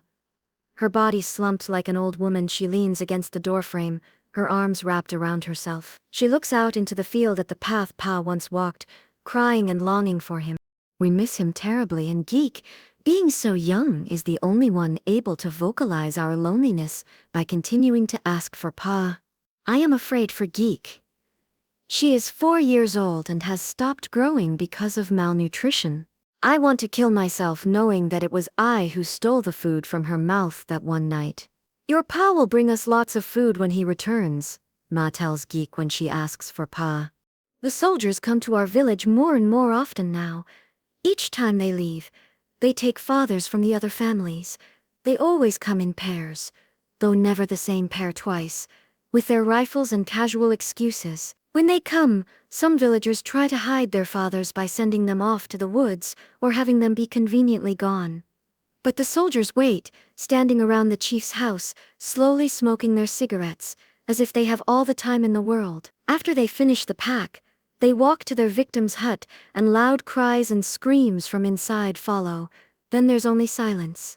We all know they feed us lies about the fathers coming back the next morning. Still, there is nothing we can do to stop them. No one questions these disappearances. Not the chief, not the villagers, not Ma. I hate the soldiers now as much as I hate the Angkar and their leader, Pol Pot. I etch their faces into my memory and plan for the day when I can come back and kill them. There have been rumors in the village that Pa was not killed in a Khmer Rouge mass execution. Rumors spread that the soldiers made Pa prisoner on a faraway mountain and tortured him every day. But he survived and escaped to the top of the mountains. The soldiers hunting for him have not been able to catch him. People passing by our village say they have seen someone fitting Pa's description. They tell tales of Pa forming his own army, trying to recruit more soldiers to fight the Khmer Rouge. Upon hearing these rumors, Ma's face lights up and her eyes shine once again with hope. For a few days she walks off to work with a little more life in her step, and even 12 hours later the glimmer of a smile is still on her face. At night she continuously fusses over our appearance, wiping the dirt off our faces, combing the knots out of our hair. She believes the stories wholeheartedly. If he has escaped, it will not be long now before he comes searching for us. Until we know for sure of his fate, we must never give up hope. Once again she devotes herself to sitting on the steps waiting for Pa's return. Nah, right, and her sister, Pa, at right, with his military friends. My mother, Ung I Chung. My father, Un Sangim. I always thought his face looked like the stone faces of the gods at Angkor Wat. Left to right, my mother, holding Kiev, Meng, Kui, my grandmother, my aunt, and Uncle Kang. Left to right, Meng, Kiev, Ma, holding Kim, Kui, and Uncle Kang. Left to right, Kim, Kiev, Kui, Mang Chu, and Ma on a family trip to Angkor Wat. My brother Kui? I always perceive him to be so hard and sad. He rarely smiles, so I treasure this happy photo. Left to right, me, Cho, Kim, and Kiev. Left to right, me, Cho, and Kiev. My father is wearing the plaid shirt, smiling. Cho and me, right. 1975. 2 pictures of Kim superimposed together. Kim, Ma, Geek, me, Cho, and Kui. The only surviving picture of Geek. Meng, me, and my sister-in-law Ying on our first day at the refugee camp in Thailand. We had just gotten off the boat at Lam Sing. Kui, top row, far left in black, and family gather at grandfather's gravesite in Cambodia on the day we set aside each year to remember our ancestors. Chow and her husband, Cho, with her family on an outing. Hui, his wife Morm, and their family. Kim, his wife Huiyang, their daughter Nancy, and a friend's son. Meng, in the center, talking with friends and family during his 1995 trip to Cambodia. Wat Ta Prom, the temple where my father told me the gods live. Photoed by Sally Strickland. Cho, me, and Meng's 2 daughters, Victoria and Maria. This photo was taken in 1995 when I visited Cambodia with Meng and his family. It's the end of the trip, and Cho is seeing us off. Me and a little girl selling goods on the street at Angkor Wat. Photo Co. 1999 Michael Apple. Weeks pass after we hear the rumors about Pai and still he has not returned. I know Mom misses him and believes he is alive somewhere. Eventually, She stops waiting for him and tries once more to resume her life. Time passes slowly without Pa in our lives. Even with our own ration of food, our survival depends on our older brothers bringing more food to us each week. When Koi gets sick, coughing up blood, we are forced to fend for ourselves. Koi is a strong young man, but he pushes himself too hard at work. His work consists of constantly loading and unloading 100 kilograms of rice onto trucks to be sent to China. Meng also cannot come because the soldiers are keeping him busy with work. We are all very worried for them both. Life is hard without Pa. People in the village look down on Ma because she is not good at field work. It is too dangerous to have friends, so she does not talk to anyone. The villagers also look down on her white skin and often make rude comments about lazy white people. To my surprise, Ma becomes a hard worker and is surviving without Pa.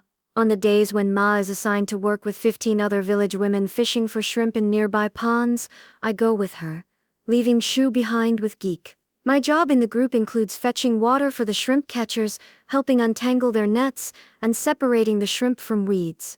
Though hungry, we are not allowed to eat the shrimp we catch, because it belongs to the village and must be shared with all. If anyone is caught stealing, the chief can publicly humiliate her, take away her possessions, and beat her.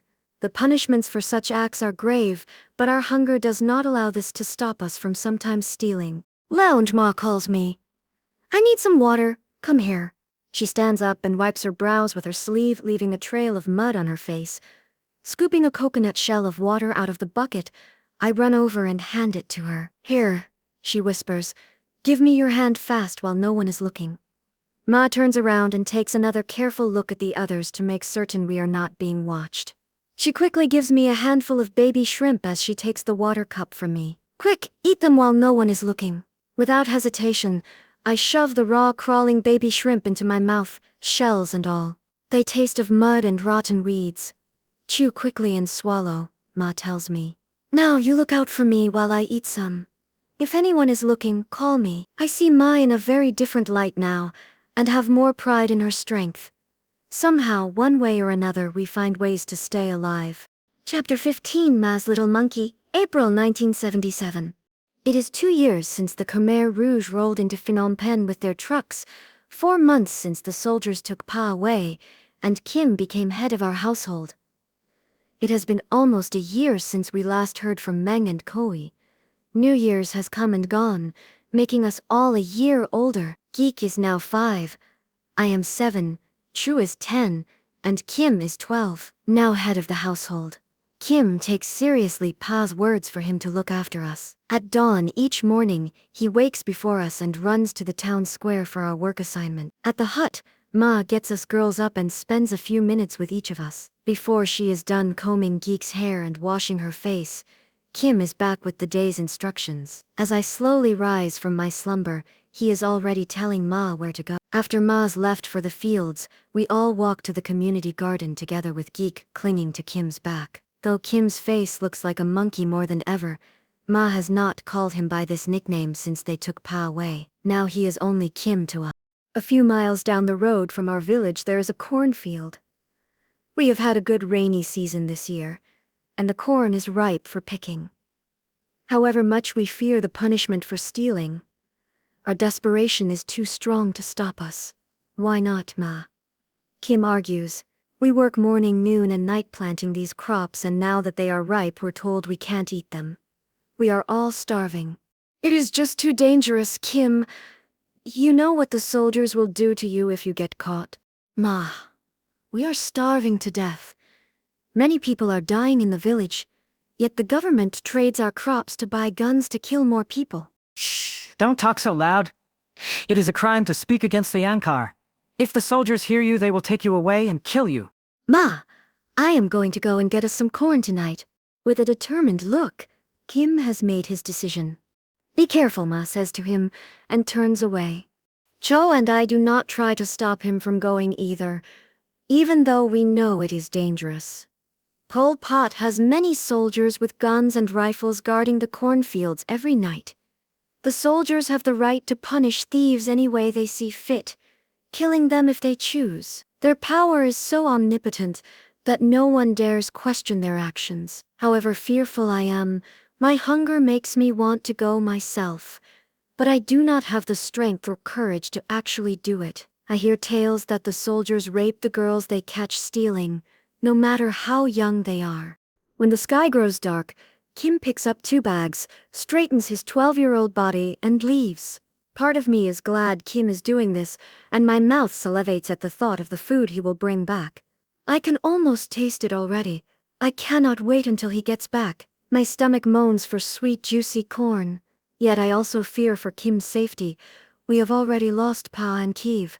I do not want to bury another member of our family. It is getting late and Kim is not back yet. What could take him so long? I look at Ma, who is holding on to Geek for comfort.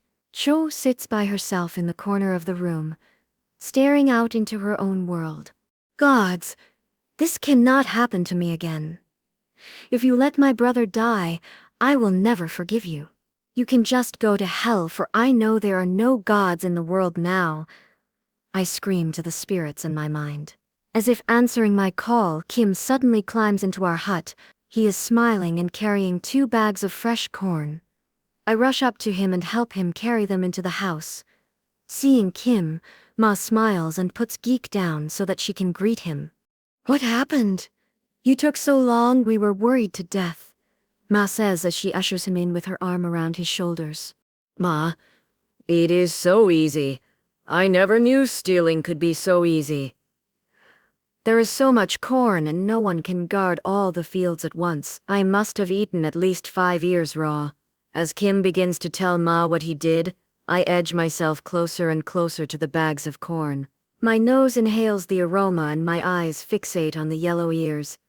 I cannot wait to sink my teeth into it. Can I go with him next time, Ma? I am getting greedier and greedier with the thought that 2 of us can bring home more corn than Kim can by himself. No, you are not to go with him, and that is final. With those words, Ma goes outside to cook our corn on a fire we started earlier in the evening. She digs a hole for the corn under the fire and spreads the fire over the makeshift stove. With Pa and many of the fathers in the village gone, the soldiers patrol our huts less and less, so it is relatively safe. For the next couple of weeks, Kim continues to steal corn for us whenever we run out. Each time he leaves, we wait with fear and guilt for his return. Each night, it seems to take him longer and longer. Kim slings 2 empty bags over his shoulders and climbs down the steps of the hut. His knees buckle when he reaches the ground. Quickly, he straightens himself before anyone notices. He knows Ma and the girls are depending on him, so he has to be very strong for them. There is no need to make them any more frightened than they already are by letting us know how scared he really is. He tries to show them he is fearless, but each time he goes out on this mission, he is always afraid of losing his nerve. He wants to run back to the hut and never carry out this dangerous task again. But he has to. He has to take care of his family. He looks up at the sky and sees no stars. The clouds are moving furiously fast, blocking any moonbeams from touching the earth. Okay, he says under his breath. It's time to be brave. With that, he forces his feet to carry him away into the darkness. He knows Ma and the girl's eyes are still upon him, bearing down on his back, but he must not turn to look at them lest his courage fail him. He jogs in quick little steps. He knows that not to be seen, he has to dart and hide from one bush to another, like the foxes hiding from humans during a hunt. The thought almost makes him smile. The sky is very dark now, and the moisture in the air is turning into a thick fog. It is good luck for him. Pa must be watching over him. The thought of Pa almost brings his adrenaline down. All the kids think they are Pa's favorite, but he knows he is. After all, Pa always told the story about his birth and the dragon to everyone. Thinking of Pa takes his breath away. There is such pain in his heart and the burden is too heavy to handle. He cannot run away from it.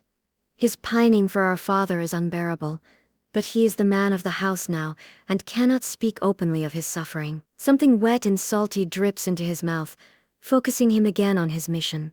He realizes it is his own tears and he lifts up his shirt to quickly wipe his eyes.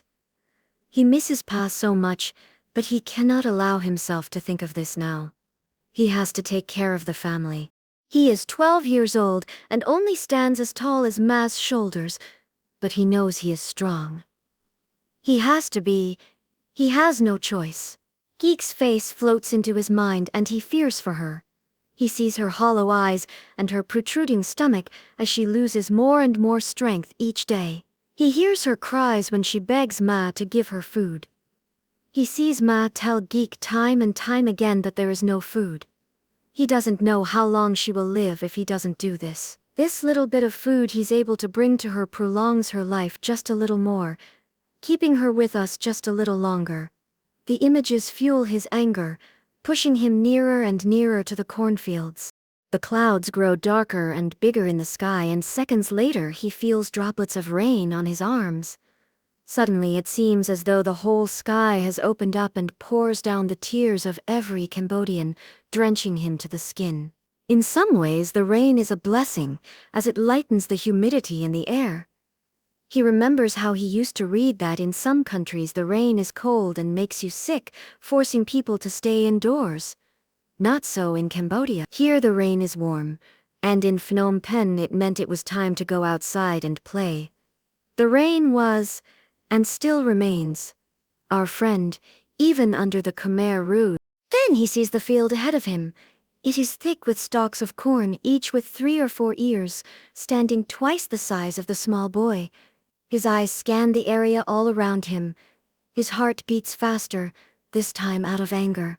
Why are the killers starving us when all this is available? His adrenaline is pumping now, and with forced courage, he runs from his hiding place into the cornfield.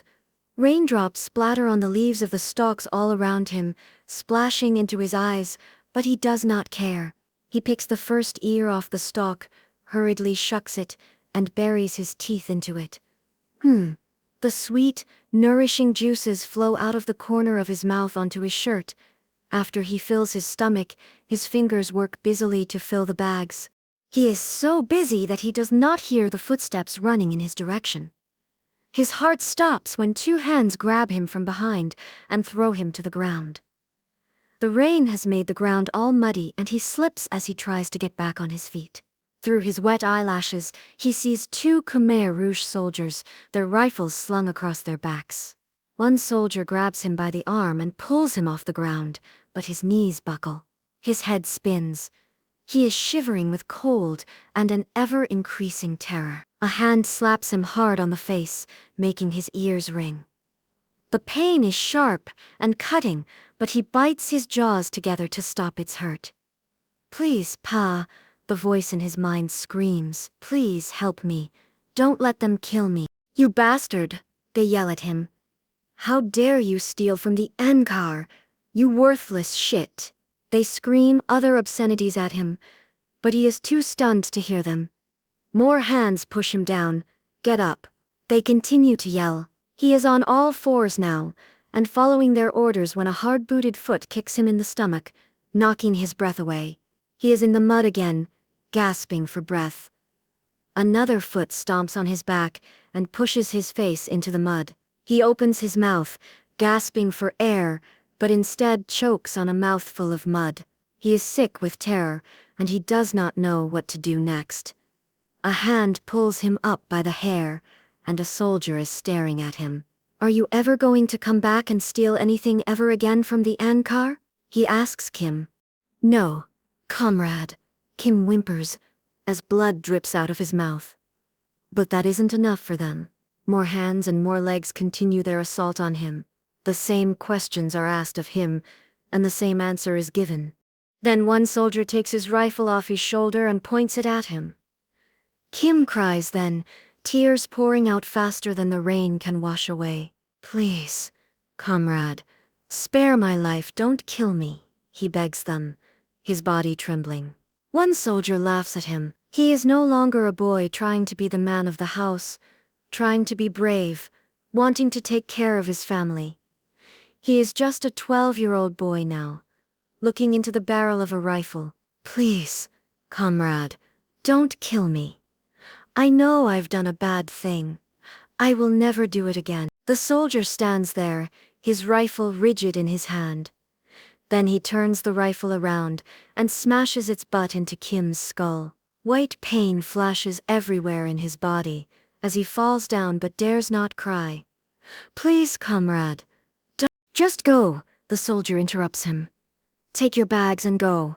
Don't ever come back because next time I will shoot your brains out. Kim rises unsteadily to his feet and limps home. At home, Cho, Ma, Geek, and I sit quietly waiting for Kim to return. Cho, Kim's really late tonight. I'm worried about him, I say to her. It's hard to see out there. He's probably lost his way. It's raining pretty hard. Upon hearing me, the night turns black with evil as the wind howls and a thunderstorm cracks its lightning whips above us. Ma quietly tries to calm Geek, who is afraid of the storm. I turn and see Ma put her hands over her mouth to stifle a scream. My gaze turns to the direction where Ma is looking. Against the backdrop of the dark, I see Kim's 12-year-old body leaning against the door. In his hand are 2 empty rain-soaked bags. He is drenched from the rain. But I see the unmistakable color of blood on his clothes and marks on his muddy face. His eyes are half closed, he is shaken, but he does not cry. Ma rushes over to him and gently touches his wounded face. She cries over his cut, swollen lips and cringes as she touches the blood dripping from his skull. My poor little monkey, my poor little monkey. Look what they have done to you. They have hurt you, my poor little monkey. Kim is quiet and does not resist Ma's help taking off his wet shirt. I bite my lip at seeing my brother's body so badly beaten. Raw, red marks and painful bruises are everywhere on his ribcage and back. I want to rush over to him to take away his pain, but instead I stand numb in the corner of the room. I see the pain in his face and feel the heaviness in his heart at not being able to bring us food. I stand in my corner with more conviction than ever to kill these soldiers, to avenge the blood that drips from my brother's skull. Someday I will kill them all. My hatred for them is boundless. It was raining too hard and I did not hear them coming. My poor monkey, they hurt you. They hit me on the head with the butt of their rifles. Kim finishes telling us his story and still he does not cry. He flinches when Ma puts a wet rag on his bruised and bleeding head. I am sorry I didn't get us any corn tonight, he says to all of us as he lays down, closes his eyes and falls asleep. Fearing he might die and I will not know about it, I walk over to him every few minutes and put my hand under his nose to feel his breath. Pa, I call quietly. Pa, don't let Kim die. Pa, I feel so bad. All this for corn to feed us. Pa, I am bad because I am also sad that we have no corn. Crouching beside Kim, I squeeze my stomach with my hands, trying to chase the pain away. Pa, I am going to kill them all. I am going to make them suffer. My head hurts, and I press my index fingers against my temples to try and stop the explosion. The stronger my anger, the more I am overcome with feelings of sadness and despair. I can't die, Pa. There's nothing we can do but go on living. But one day, they will all suffer as we are suffering now. After that night, Kim never stole again. These days he is quieter and more withdrawn. With Pa gone, and my older brothers at their camp, Kim is the man of the house. But in reality his is only a little boy who feels helpless and unable to protect his own family. Chapter 16. Leaving Home, May 1977. 1 month has gone by since Kim was caught stealing corn. The Angkar has increased our food ration and as a result, fewer and fewer people are dying from starvation. Those who have survived the famine are slowly getting stronger. It seems as if every 3 months the Khmer Rouge has either increased or decreased our food ration without warning or explanation. For 2 or 3 months we have food to eat, just enough to keep us alive, then nothing to eat for another few months, then we have a little bit of food again. Kim speculates that it has to do with the rumors of the Yuns, the Vietnamese attacking the borders. Every time the Angkar thinks the Yuns will invade Cambodia, the soldiers stock up on food and supplies and ship more rice to China in exchange for guns. When it turns out the Yuns are not attacking us, the Angkar stops buying arms and our rations increase, even without the pressure to find food for us. Kim is different now, and not like the brother I remember from Phnom Penh. He is quieter and rarely says more than a few words. We are all different now. Sho and I have stopped fighting, and Geek, who also has become more and more withdrawn, has stopped asking for Pa. Ma, though, still sits many nights at the door waiting for Pa to return. Though I am sad and many days wish I am dead, my heart continues to beat with life. My eyes well up at the thought of Pa. I miss you so much, Pa, I whisper to him. It is so hard to live without you. I am so sick of missing you. It is hopeless, because no amount of tears will bring him back. I know Pa does not want me to give up, and as hard as it is to endure life here day to day, there is nothing for me to do but go on. Strange things are going on in the village as entire families disappear overnight. Kim says the Khmer Rouge terror has taken a new toll. The soldiers are executing the entire families of those whom they've taken away, including young children. The Angkar fears the survivors and children of the men they have killed will rise up one day and take their revenge. To eliminate this threat, they kill the entire family. We believe this to be the fate of another one of our neighbors, the Sarin family. The Sarin family lived a few huts down from ours. Like our family, the soldiers also took the father, leaving behind the mother and their 3 young kids. The kids are our age, ranging from 5 to 10 years old. A few nights back, we heard loud cries coming from their direction. Their cries continued for many minutes, then all was quiet again. In the morning, I walked to their hut and saw that they were no longer there. Everything they owned was still in the hut. The small pile of black clothes in the corner of the room, the red checked scarves, and their wooden food bowls. It has been maybe 3 days now, and still the hut stands empty. It is as if the family magically disappeared, and no one dares to question their whereabouts. We all pretend not to notice their disappearance. When she returns from work one evening, Ma hurriedly gathers Kim Chu, Geek, and me together, saying she has something to tell us. With all of us sitting in a circle waiting for her, Ma nervously walks around the hut outside to make sure no one can hear us. When she joins us, her eyes are filled with tears. If we stay together, we will die together, she says quietly. But if they cannot find us, they cannot kill us. Her voice shakes when she speaks. You 3 have to leave and go far away. Geek is 4 and too young to go. She will stay with me. Her words stab my heart like 1,000 daggers. You 3 will each go in different directions. Kim, you go to the south, Cho will head to the north, and Loung to the east. Walk until you come to a work camp. Tell them you are orphans, and they will take you in. Change your name. Don't even tell each other your new names. Don't let people know who you are. Ma's voice grows stronger with determination as the words pour out. This way, if they catch one of you, they cannot get to the rest because you will have no information to give them. You will have to leave tomorrow morning before anyone else is up.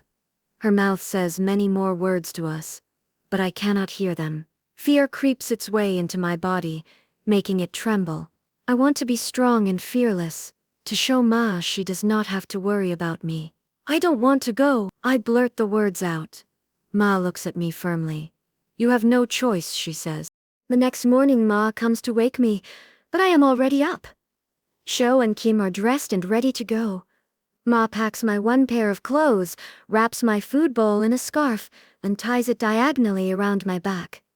Slowly I climb down the steps to where Sho and Kim are waiting for me. Remember, Ma whispers, don't go together, and don't come back. My heart sinks as I realize Ma really is sending us away. Ma, I'm not going.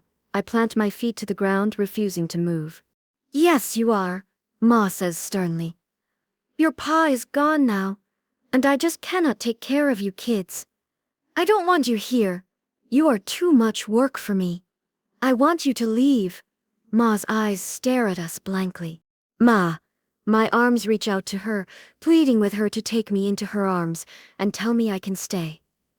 But she swats them back with a quick slap. Now go! She turns me around by the shoulders and bends down to give me a hard swat on the butt, pushing me away. Kim is already walking away from us with his eyes looking ahead and his back rigid. Jo follows slowly behind him, her sleeves continuously wiping her eyes. Reluctantly, I drag myself away from Ma and catch up with them. After a few steps, I turn around and see that Ma has already gone back into the hut. Geek sits at the door, watching us leave. She lifts her hand and waves to me silently. We have all learned to be silent with our emotions. The farther I am away from the village, the more my anger overtakes my sadness. Instead of missing Ma, my blood boils with resentment toward her. Ma doesn't want me around anymore. Took care of us and kept us together. Ma cannot do this because she is weak, like the Ankar says. The Ankar says women are weak and dispensable. I was Pa's favorite. Pa would have kept me home. Ma has Geek. She has always had Geek. She loves Geek. It is true that Geek is too young to leave, but I am not yet 8. I have nobody. I am completely alone. The sun climbs to the backs of our heads, scorching them. The gravel path burns and digs into the soles of my feet and breaks through the hard calluses. I move off the gravel to walk on the grass. June is only the beginning of the rainy season, so the grass is still plump and green. In November, the grass will shrivel up and become sharp like pins. The soles of my feet are so thick and calloused that not even the pin grass can cut through them. However, when the grass is tall like it is now, the blades cut my skin like paper. It has been a long time since I have worn shoes. I don't remember when I stopped. I think it was when we arrived in Rolip that they burned my red dress. In Phnom Penh, I had black buckle shoes that went with my school uniform. The soldiers burned those too. Soon it is time for Kim to go off on his own path. He stops us and again repeats Ma's instructions without emotion. Although he is only 12, his eyes have the look of an old man. Without words of goodbye or good luck, he turns and walks away from us. I want to run to him and put my arms around him, hold him the way I held Pa and Kiev in my mind. I don't know if or when I will ever see him again. I don't want to bear the sadness of missing him, with my hands clenched into fists by my sides. I stand there and my eyes follow his body until I can no longer see him. Though it goes against Ma's warnings, Cho and I cannot separate ourselves, so we head off in the same direction. With no food or water, we walk in silence all through the morning as the sun beats down on us. Our eyes look everywhere for signs of human life, but find none. All around us, the trees are brown, their green leaves, wilted in the heat of the white sky, hang quietly on the branches. The only sound comes from our feet and the pebbles that roll away from our toes. As the sun climbs above our head, our stomachs grumble in unison, asking for food which of course we don't have. In silence, Cho and I follow the red dirt trail winding and stretching before us. As our bodies grow tired and weak, we long to sit and rest in the shade, but we force ourselves on. We do not know where or when our trail will end. It is afternoon when we finally see a camp. The camp consists of 6 straw-roofed huts, very much like ours, except they are longer and wider. Opposite them are 2 open huts that are used as the communal kitchen and 3 smaller huts where the supervisors live. The camp is surrounded by huge vegetable gardens on all sides. In one, about 50 young children squat in a row, pulling weeds and planting vegetables.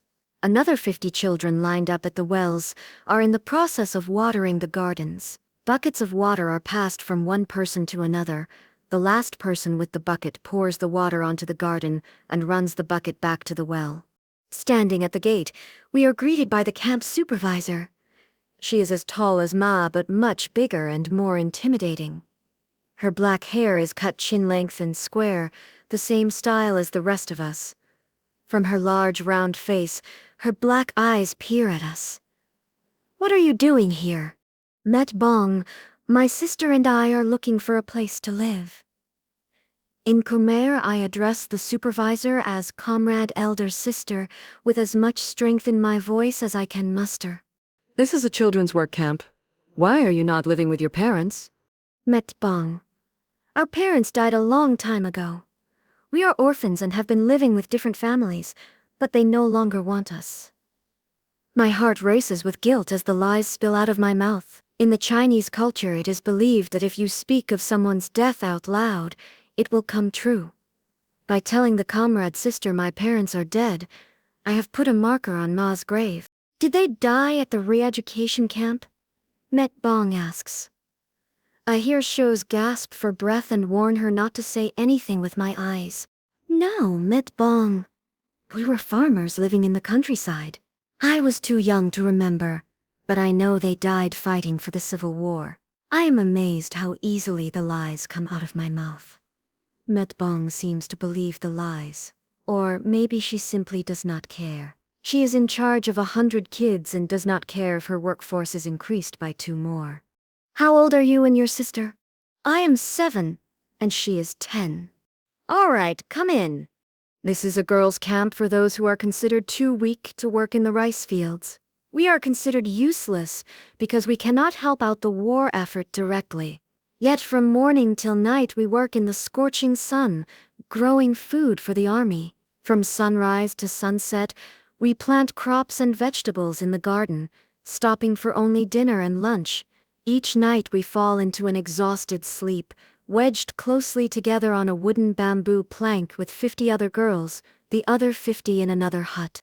Nothing at the camp is wasted, especially water.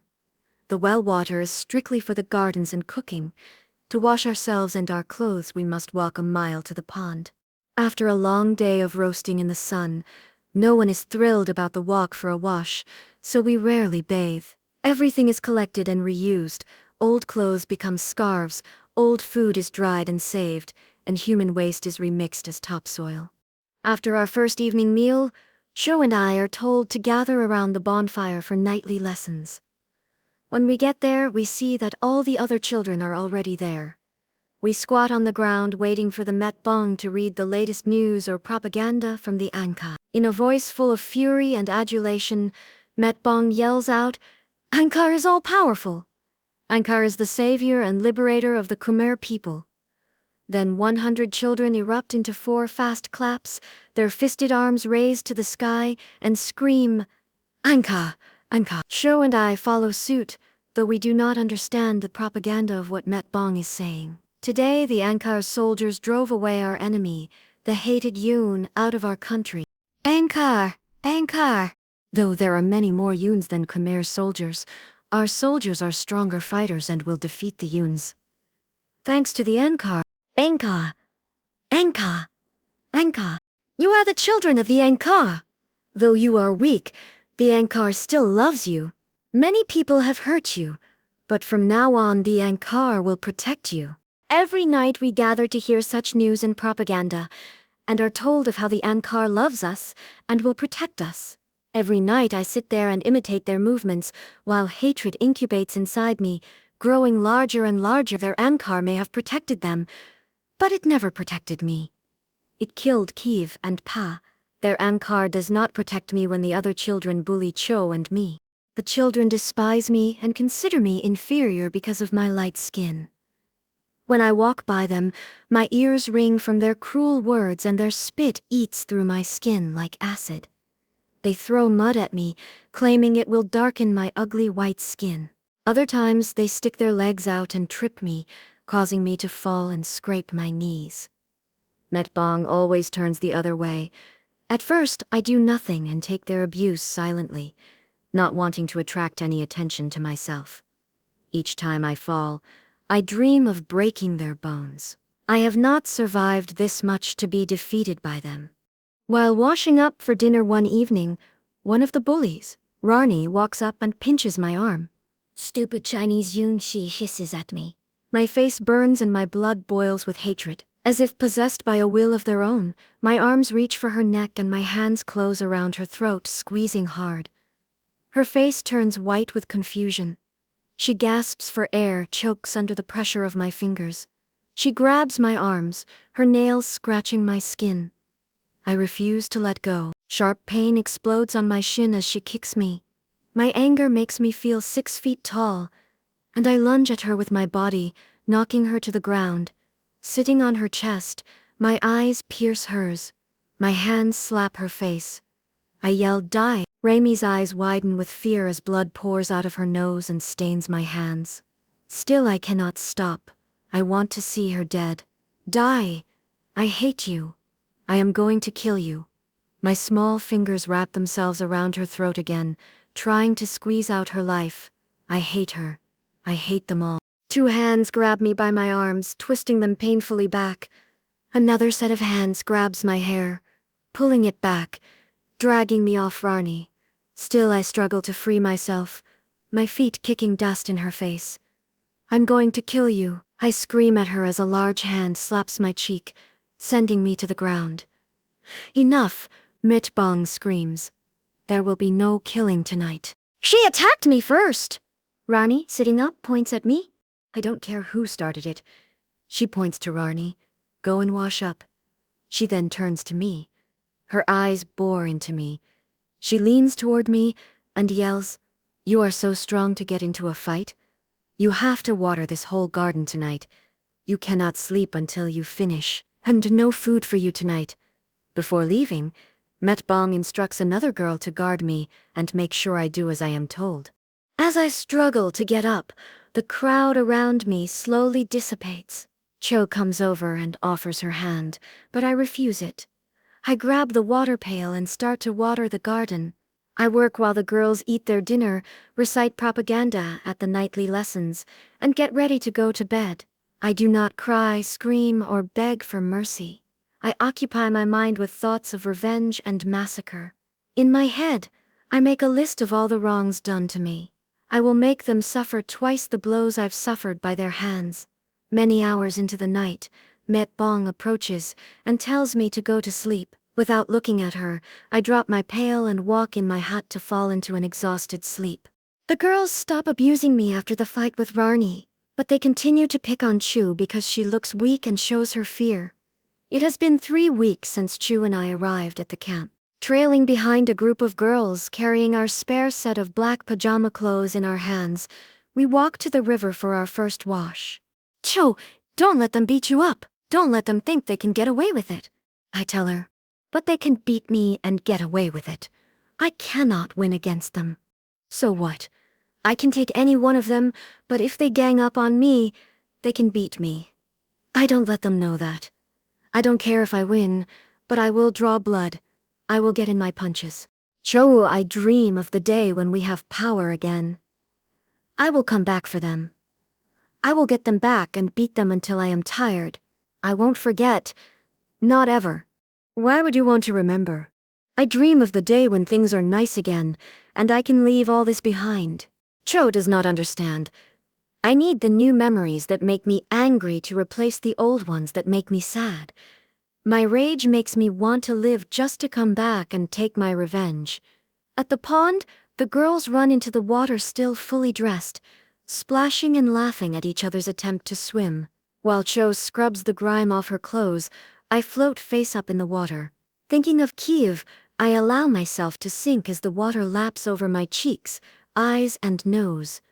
Rising above the surface again, I feel the week's mud dissolve and slide off my skin, my nails, the creases in my neck and toes. The water washes away the dirt, but it will never put out the fire of hate I have for the Khmer Rouge. Chapter 17, Child Soldiers. August 1977. The months pass and the government continues to increase our food ration, allowing me to grow a little stronger. It has been 3 months since we left Rolip, and last saw Kim, Ma, and Geek. I think about them every day and wonder how they are. At night when all the other children are fast asleep, Cho and I whisper to each other about Ma and Geek. I hope that Meng, Koi, and Kim are able to visit Ma and make sure she is well. My heart lifts a little knowing that Ma has Geek to keep her from being too lonely. The other children have stopped picking on me because I am a fighter. While I have also improved my reputation as a worker, because she is weak, Cho has been taken out of the garden and demoted to a cook. She actually likes it better because she no longer has to associate with the other children. But since I am strong, it was only after 3 months of being at the camp when Metbong told me she had some good news. You are the youngest girl here, but you work harder than everyone else. The Angkar needs people like you, she says and smiles. It's really too bad you are not a boy, she adds. When she sees that I am not jumping with joy at the news, her face scowls.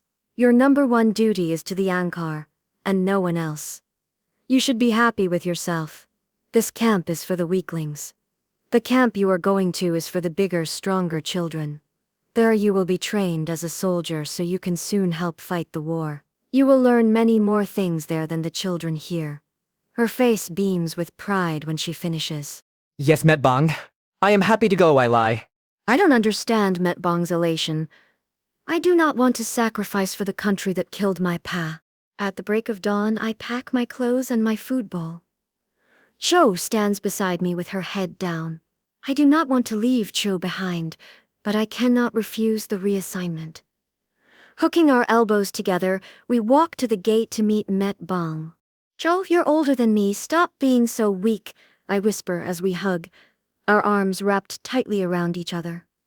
We will always be sisters, even though you were found in a trash can. Cho cries harder, her tears wetting my hair. Metbong breaks our bond and tells me it's time to go. Cho refuses to let go of my hand. With all my strength, I pull it from her grasp and run away. Though my heart aches, I do not look back. Metbong leads me to another camp an hour's walk away. I do not know what to expect of the new camp, but when Metbong says it is a child soldier training camp, I presume it will be a big place with many weapons and soldiers living there. But the new camp is almost identical to the old one. It is supervised by another Metbong with similar features and characteristics, who is just as zealous a believer in the Angkar as my previous supervisor. While they talk, I am left alone to contemplate my new home. The new work camp sits at the edge of a rice field and is surrounded by forest. All around the huts, tall palm trees sway lightly in the wind. In one, a young boy is cutting down a cluster of palm fruits with a silver cleaver. He looks about 12 or 14 years old, has a round face, black wavy hair, and a small, dark, sinewy body. I marvel at how his toes and fingers grip the tree like a monkey. While one hand holds on to a few sturdy leaves, the other wields the cleaver, separating the fruit from the tree. As if sensing my stare, the boy stops his work and turns to me. Our eyes meet and hold for a few seconds. He smiles and waves to me, but the cleaver is still in his hand. This familiar gesture of human friendship that I have become so unused to is made all the more unfamiliar as he chops the air with the knife. I smile back at him before turning my attention back to the camp. The camp houses about 80 girls, their ages ranging from 10 to 15. I have yet to turn 8. Unlike the other camp, not all the girls are orphans. Many have families living in nearby villages. All have been selected by either their village chief or work supervisor to live here.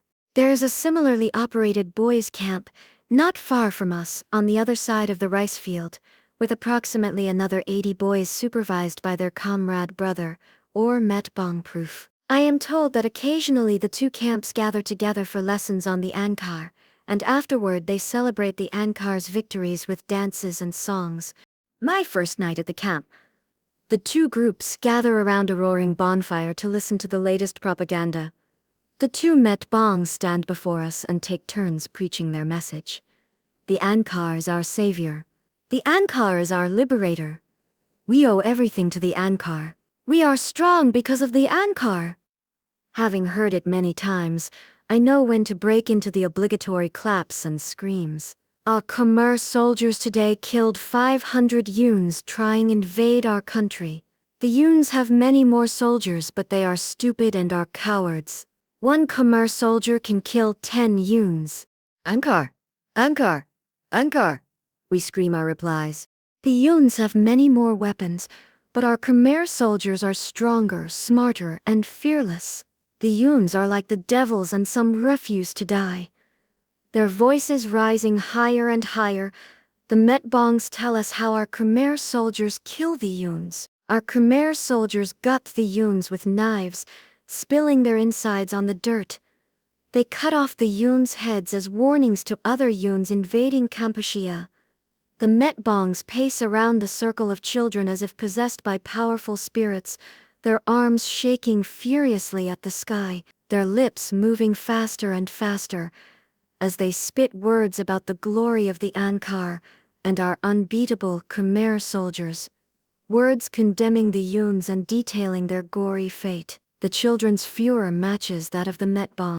You are the children of the Angkar. In you lies our future. The Angkar knows you are pure in heart, uncorrupted by evil influences, still able to learn the ways of the Angkar. That is why the Angkar loves you above all else. That is why the Angkar gives you so much power. You are our saviors. You have the power. Angkar! Angkar! Angkar! We thunder in appreciation. The Yuns hate you. They want to come and take away the Khmer's treasures, including you. The Yuns know you are our treasure.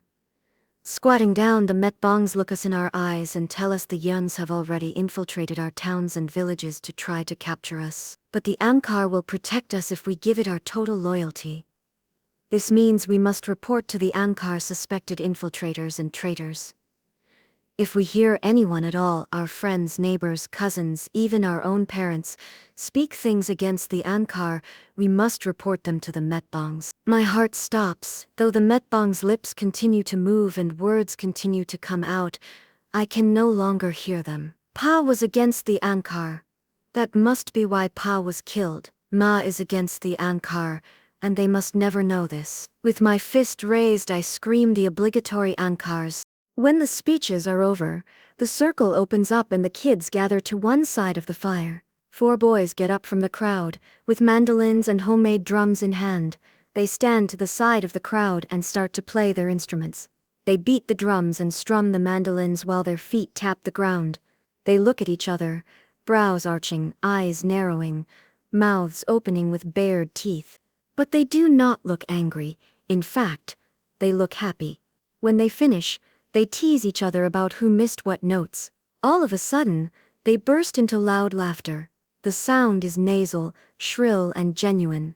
I have not heard anyone laugh genuinely since the Khmer Rouge takeover. In Roulip, we lived with so much fear that there was no room for laughter. We were afraid to laugh lest it draw attention to our family. After the boys quiet down, 5 girls walk up to the front and stand facing the crowd.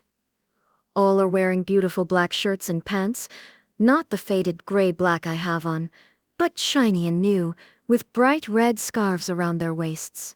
They wear red ribbons across their foreheads, with red fake flowers made of dyed straw. Forming a line, they sing and dance for us. All the songs are about worshipping the powerful leader of the Angkar, Pol Pot, the glory of Angkar society, and the unbeatable Khmer soldiers. They dance scenes depicting farmers at work, the harvesting of rice, nurses helping wounded soldiers, and soldiers winning battles. There is even a song about a woman soldier hiding her knife in her skirt and thrusting it into the heart of a young. Though I dislike the songs, it is music nevertheless, and it is something of a respite from the life I have been living. In the nearly 2 years I lived in Roulip, there was no music or dancing. The chief told us the Angkar had banned it. This must be a privilege that we, as child soldiers, have been granted. Watching the girls sing and dance, a strange feeling comes over me. The words they sing describe images of blood and war. The girls smile. Their hands move gracefully in unison. Their bodies sway and whirl to the rhythm of the music. After the dance, they hold hands and giggle as if they have had fun. This thought warms me, bringing a smile to my lips. Laughter has become a distant memory, and I cherish the echo of a different time. In Phnom Penh, Chu and I used to take Kiev's clothes out of her drawers and play dress-up with them. At 14, Kiev was beautiful and stylish, and bought only the latest fashions. Her clothes were so grown up and pretty, just like Ma. Long flowing dresses, short shimmering skirts, and ruffled collar shirts filled her closet, Chu and I slipped in and out of her clothes, laughing and giggling, calling each other Madame and Mademoiselle. Then we'd go into Kiev's jewelry box and put on her necklaces and earrings. Kiev inevitably came home and caught us, screaming and yelling. She swatted at our bottoms as we ran out of the room. After the performance, all of us are invited to dance. The girls get up and dance with each other and the boys group tightly together. I have always loved music and dancing. For a few minutes, my feet move to the beat of the drums. My arms sway to the rhythm of the song, and my heart is light and joyful. After the dancing is over, Met Bong comes over and says, "For a young girl, you are a good dancer." "Thank you," I reply softly. "I like to dance. What is your name again?" "Serene." My lips easily say my new Cambodian name. "Serene, I want you to join the dance troupe. We're putting together shows for the soldiers. This would mean taking time off work for rehearsal. We only dance for fun now, but we will dance for the soldiers if a unit comes to the village." "Thank you, Met Bong. I would like it very much." After she leaves, I cover my hand over my mouth, stifling a scream. "Me? A dancer? I get off work for rehearsal and travel. New clothes. Fake flowers in my hair. For the first time since the takeover, I feel young and light. A smile crosses my face. The reality, though, is more painful and tiring than I had imagined. Every morning before we start rehearsing, Met Bong wraps our fingers together with elephant grass. Then she forces our hands to bend backward, creating a beautiful curve when the hand is unwrapped. The process is incredibly painful and it takes many years to achieve a permanent curve. She cuts the grass bondage after an hour, leaving my fingers stiff and throbbing with pain. Then, in our line formation, she teaches us a few simple steps each day. When I am not busy with dance rehearsals, I work from morning until mid-afternoon in the rice field. The rest of the time I spend learning the songs and listening to Met Bong preach the philosophy of the Angkar. On my first day of field work, after only a few steps in the muddy water, my ankles and toes start to itch. I lift one foot out the water and scream loudly. There are fat black leeches all over my ankles, feet, and between my toes. I have seen leeches before, but never one so big and fat. These are bigger than my fingers. Black and slimy, they attach themselves to my flesh with suction cups, sucking my blood. Their bodies writhe and vibrate, making my skin itch and tingle. Frantically, I try to peel them off, my fingers grabbing their cold, squishy bodies. The leeches stretch with my pull, become longer. They refuse to let go. Finally, I get one head off, but the other end stays firm and continues to take more blood. A workmate comes over to me and laughs. For a brief second, the sound of laughter startles me. "You are so stupid. This is the only way to get them off." She pulls out a stalk of grass. Her hands hold both ends of the stalk, and she swipes the grass down and around my ankle. The leeches fall off onto the ground, leaving my ankle bleeding. "This way both heads come off at once. Next time, put the legs of your pants down and tie them tight around your ankles so nothing can get in." I had rolled my pants up so as not to get them wet. I was wondering why everyone wore them down. "What about my feet and toes?" I ask anxiously. The girl shrugs her shoulders. "There's nothing much we can do. They don't hurt, and they can't take much blood. I pull them off at the end of the day. Get used to them."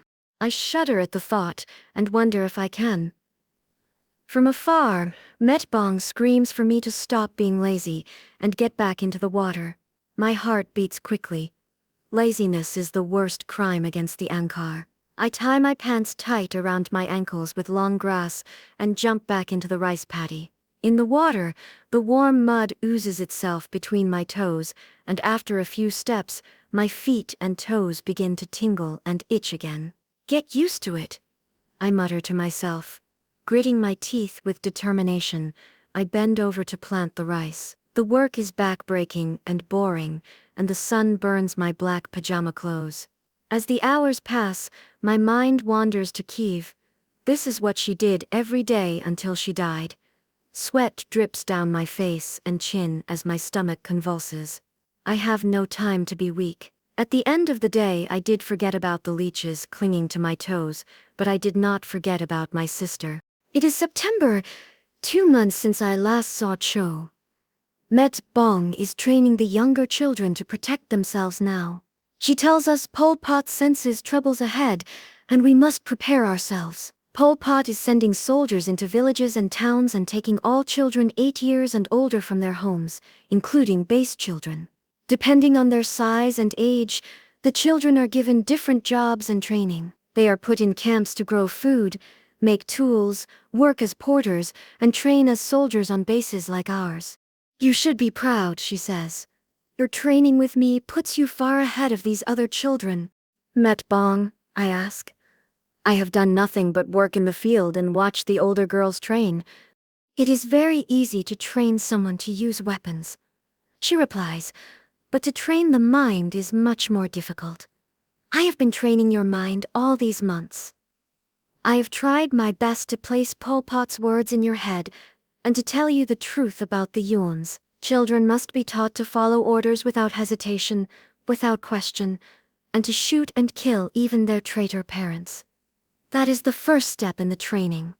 I see that when I hear her words, rage boils quietly inside me, but I contain it. I will never kill Ma for them. Not ever. The new year passes over without any celebration or joy. The January breeze turns into April heat, and I am 1 year older. Life at the camp continues as always, while I divide my time between the field and the training lessons. Like Kiev, I am alone here, even though I eat the same food and sleep in the same hut with 80 girls. Besides our obligatory discussions about the power of Pol Pot and his army, we live together in silence. We keep to ourselves because we are all hiding secrets. My secret is our lives in Phnom Penh. For another girl, it may be that she has a handicapped brother, has stolen food, possesses a pair of red pants, is nearsighted and used to wear glasses, or has tasted chocolate. If she is found out, she can be punished by Met Bong. Though I know the danger of developing a friendship with the girls, sometimes I wistfully think about it. Without Cho, I am alone. Until now, I've always had Cho to play with, fight with, and talk to. In Phnom Penh, Kui and Meng were already adults. Kiev was a teenage girl, Kim a prepubescent, and Geek a baby. Cho and I were closest to each other. When I was sad and upset, it was she whom I invariably sought out to share my feelings. I never realized how much I would miss her now that we are apart. At the new camp, the nearest thing to friendship comes from the palm tree boy. I do not know his name and have never spoken to him. He comes to our camp often, sometimes by himself and sometimes with his he. I learned from Met Bong that he lives with his family in a nearby village. He and his father share the job of collecting palm sap and fruit for the village's chief. The boy and his father often give Met Bong some palm fruit to eat. If they are there when I am around, the boy usually throws a palm fruit in my direction, smiling and waving to me with his hand still clutching the cleaver. Every day our nightly lessons grow longer and longer. It seems Pol Pot has replaced the Angkar as the source of power. I don't know why or how it happened.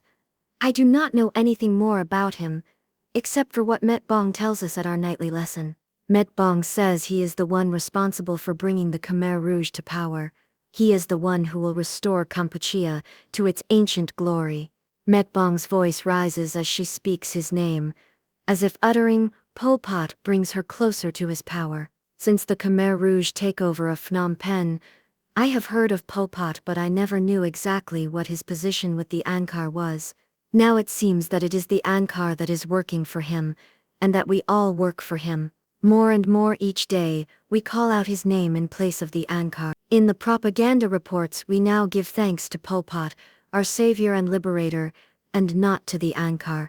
It seems that nothing is accomplished without the credit going to Pol Pot.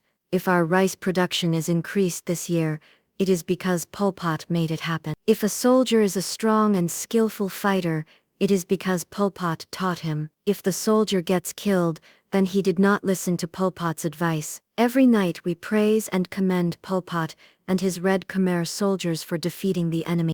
In violent details we hear of the soldiers' mighty strength and supernatural powers to kill the Yuns. The Yuns are superstitious and believe that if their body parts are not buried together when they die, then their souls are doomed to wander the earth for all eternity. These souls cannot rest or be reincarnated back to earth. Knowing this, our soldiers cut off the Yuns' heads and hide them in bushes or toss them in the jungle so they cannot be found. All this information we get in gory detail until we too become desensitized to the violence. Within the next month, one by one, the older boys and girls leave the camp with nothing more than the clothes they are wearing. They are sent off to help the war. Some go to live in other camps where they learn to make poison steaks, and others follow the soldiers as porters. As porters, they carry supplies, food, medical aid, and weapons for the soldiers and are often put in the line of fire. Many of the children have been moved to so many locations that their parents do not know where they are. Once gone, many of them are never heard from again. Then the boys' camp closes altogether. Met Bong says Pol Pot needed the boys to go and live in the mountains so they are closer to the other soldiers. There the soldiers can protect them. She tells us Pol Pot knows best, but still she seems angry with their move. On the boys' last night, while the children were sleeping, I got up because I had to go to the bathroom. From the bushes, I spied Met Bong and Met Proof together by the fire. They were sitting on the ground, their shoulders touching. They talked softly, but the words were drowned out by the crackles of the fire. Met Bong then rested her head on the male supervisor's shoulder, and he put his arms around her. She is, after all, a young woman, and anywhere else this would be an everyday scene.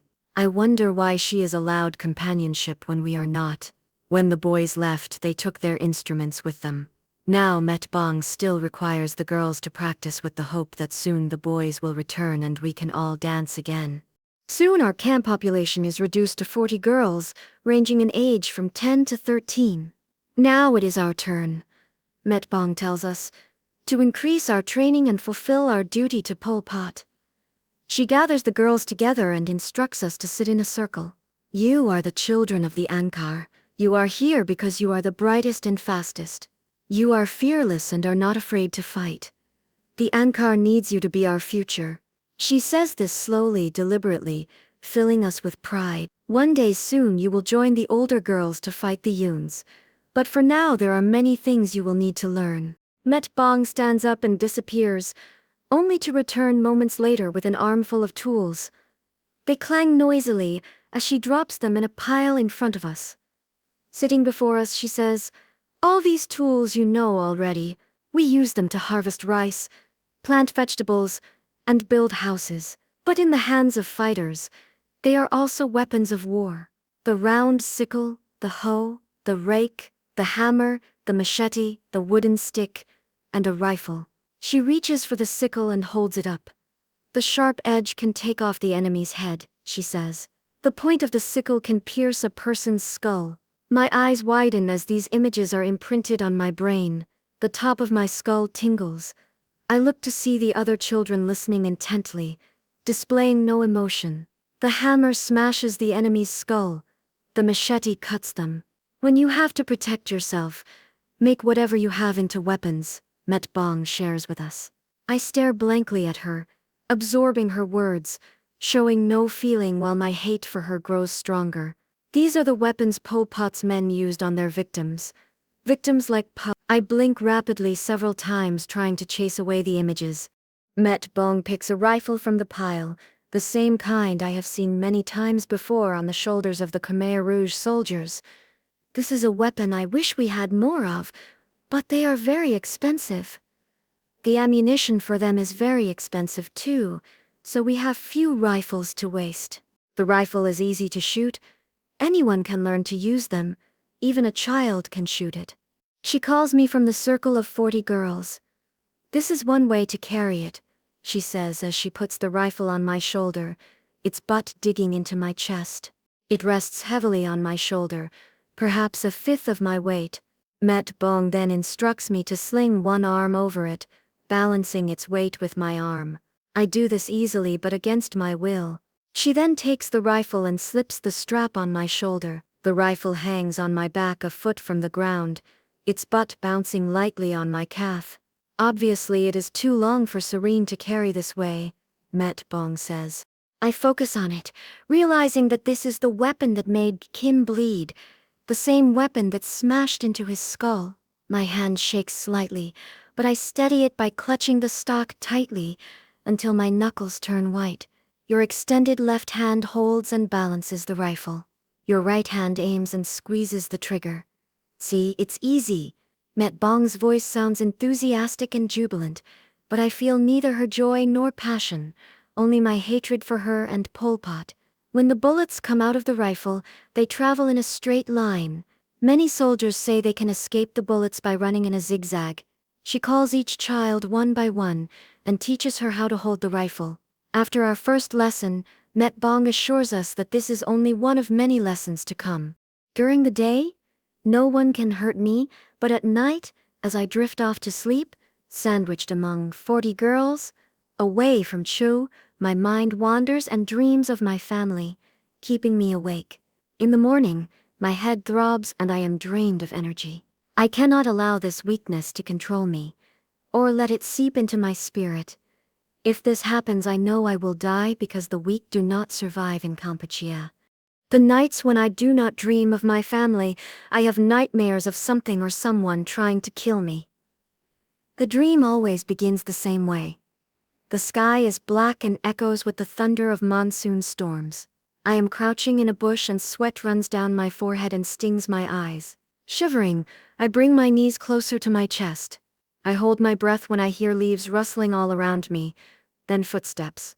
Instinctively, I know something is after me. It is looking for me in nearby bushes, looking to kill me. Two giant hands separate the leaves and expose me. My body is paralyzed when I see what stands before me. It is both a man and a beast. It hovers above me, coal-black eyes bulge out of its sockets, and large flat nostrils flare from his fat, furry face. Fear grips me as I notice the silver machete in its hand, gleaming sinisterly in the moonlight. As the beast bends down to grab me, I run and make my escape between its legs. It turns around and slashes at me with the machete, barely missing my leg. As I run, I hear the blade landing nearer and nearer to me, slicing through the bushes around me. The faster I run, the faster it runs after me. It chases me until I am cornered. Then the jungle closes in on me, forming thick walls. There is no escape. The beast raises the machete over its head, aimed directly at me. I am sick of it now. I'm sick of being chased and tired of running. My blood boils with rage as I hurl my body into it, knocking it off balance. It drops the machete. I ram my body into it once more, and it crashes down onto the ground. I get up and grab the machete. Time freezes as I chop off its hand. Its stump squirts blood all over me, but I do not care. Again and again, raise the machete and hack off pieces of its body until it lies motionless, dead. In the morning I wake up soaked in sweat and fear, yet strengthened by the nightmare since I turn out to be the victor. The dreams are always the same, but the character changes. The enemy, a Khmer Rouge soldier or a wild beast, a monster or a ghostly man creature, comes after me with knives, guns, axes, machetes. There is always a struggle until I obtain control of the weapon and kill the enemy before it can kill me. In the end, I, the hunted, turn and become the killer. Each night before we can sleep, Met Bong gathers us together in the hut for another hour of propaganda reports. She lights one candle and holds it in her hand. The orange glow lights up her face while the rest of us are in the dark. At one meeting, as I lean against the straw wall and slowly fall asleep, a loud scream shocks me awake. With my heart pounding, I wonder if it was me who screamed. But then I see that the girls have closed in tightly around Met Bong. What happened? Met Bong asks the girl who screamed. I felt it was a big hand. I was leaning against the wall. A hand reached through the straw and grabbed my arm, then my throat. It was wet and cold.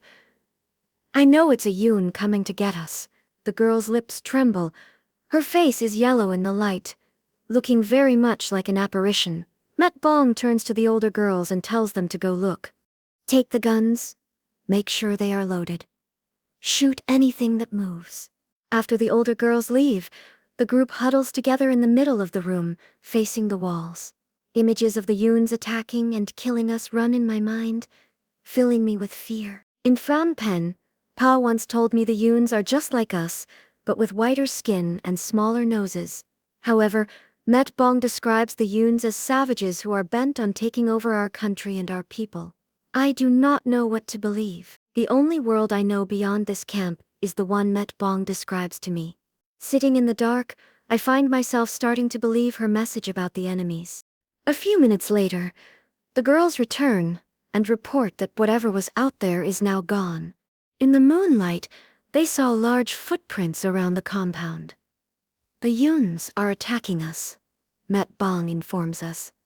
Her hands grip the rifle tightly to her chest. When they take over the towns, they infiltrate them and open up the prisons. The Yuns are running around raping girls and pillaging towns, and the prisoners who are against Pol Pot are with the Yuns. We have to protect ourselves. Met Bong rambles on frantically. After that night, Met Bong institutes a new policy, and we now take turns guarding the camp at night. I am asleep when a hand roughly jerks my shoulders. Wake up, it's your turn to stand guard, a voice says to me from the dark. Grumpy, I sit up and rub the sleep out of my eyes. She puts the rifle in my hand, which is heavy, and I cradle it against my chest, because my fingers are not long enough to wrap around its stock. I walk over to the doorway and sit down.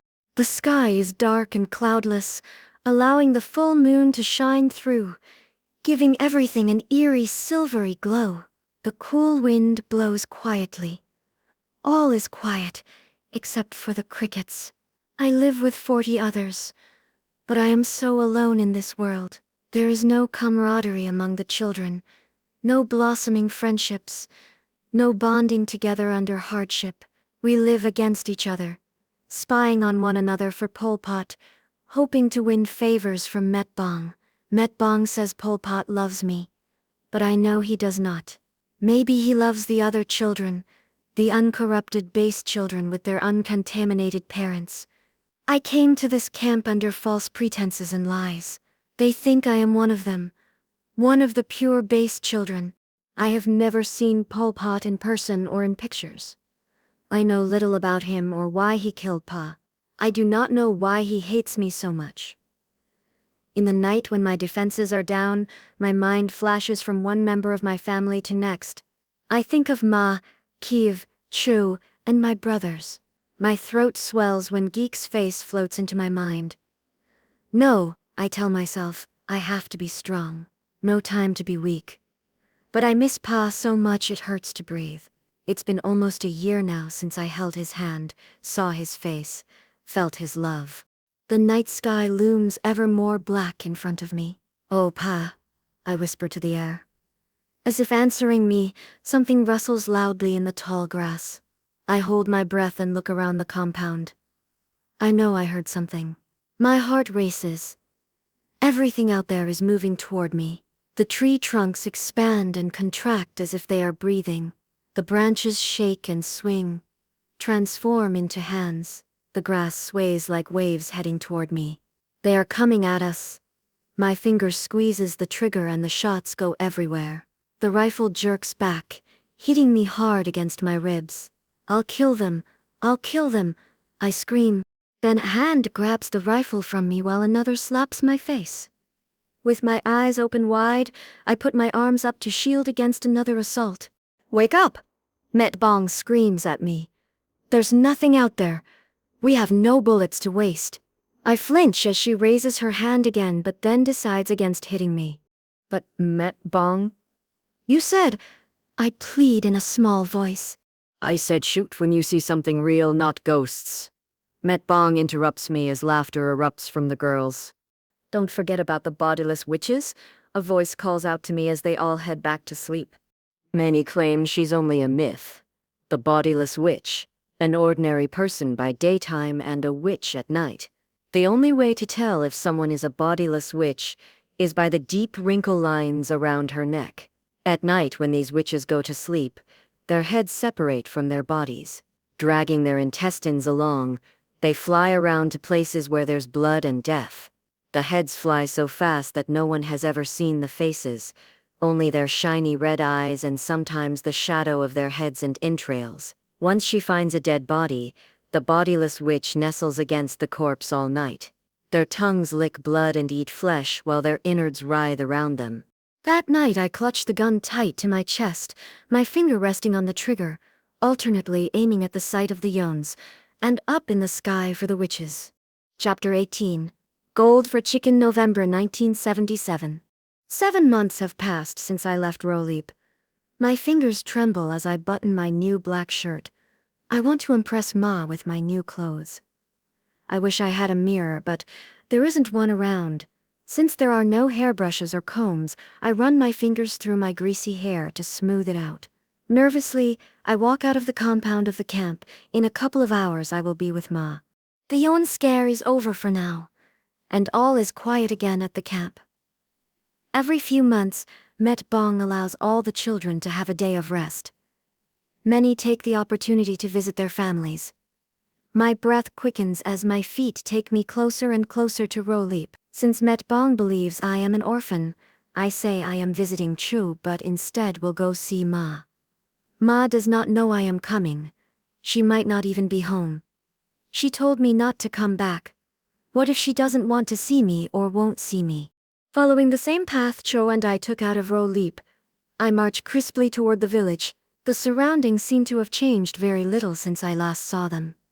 The red dirt trail winds and dips behind small foothills, shaded by tall teak trees. When I left, I was a scared kid who cried and begged Ma to let me stay with her. Though I tried to be strong, I was weak and did not know how I could fend for myself without Ma's protection. But I am no longer that scared child. My only fear now is that Ma will not be happy to see me. The memory of her hand swatting my behind to make me leave Roleep still burns in me. On today's journey, the trees look smaller and less haunted, and the path has an end, a destination.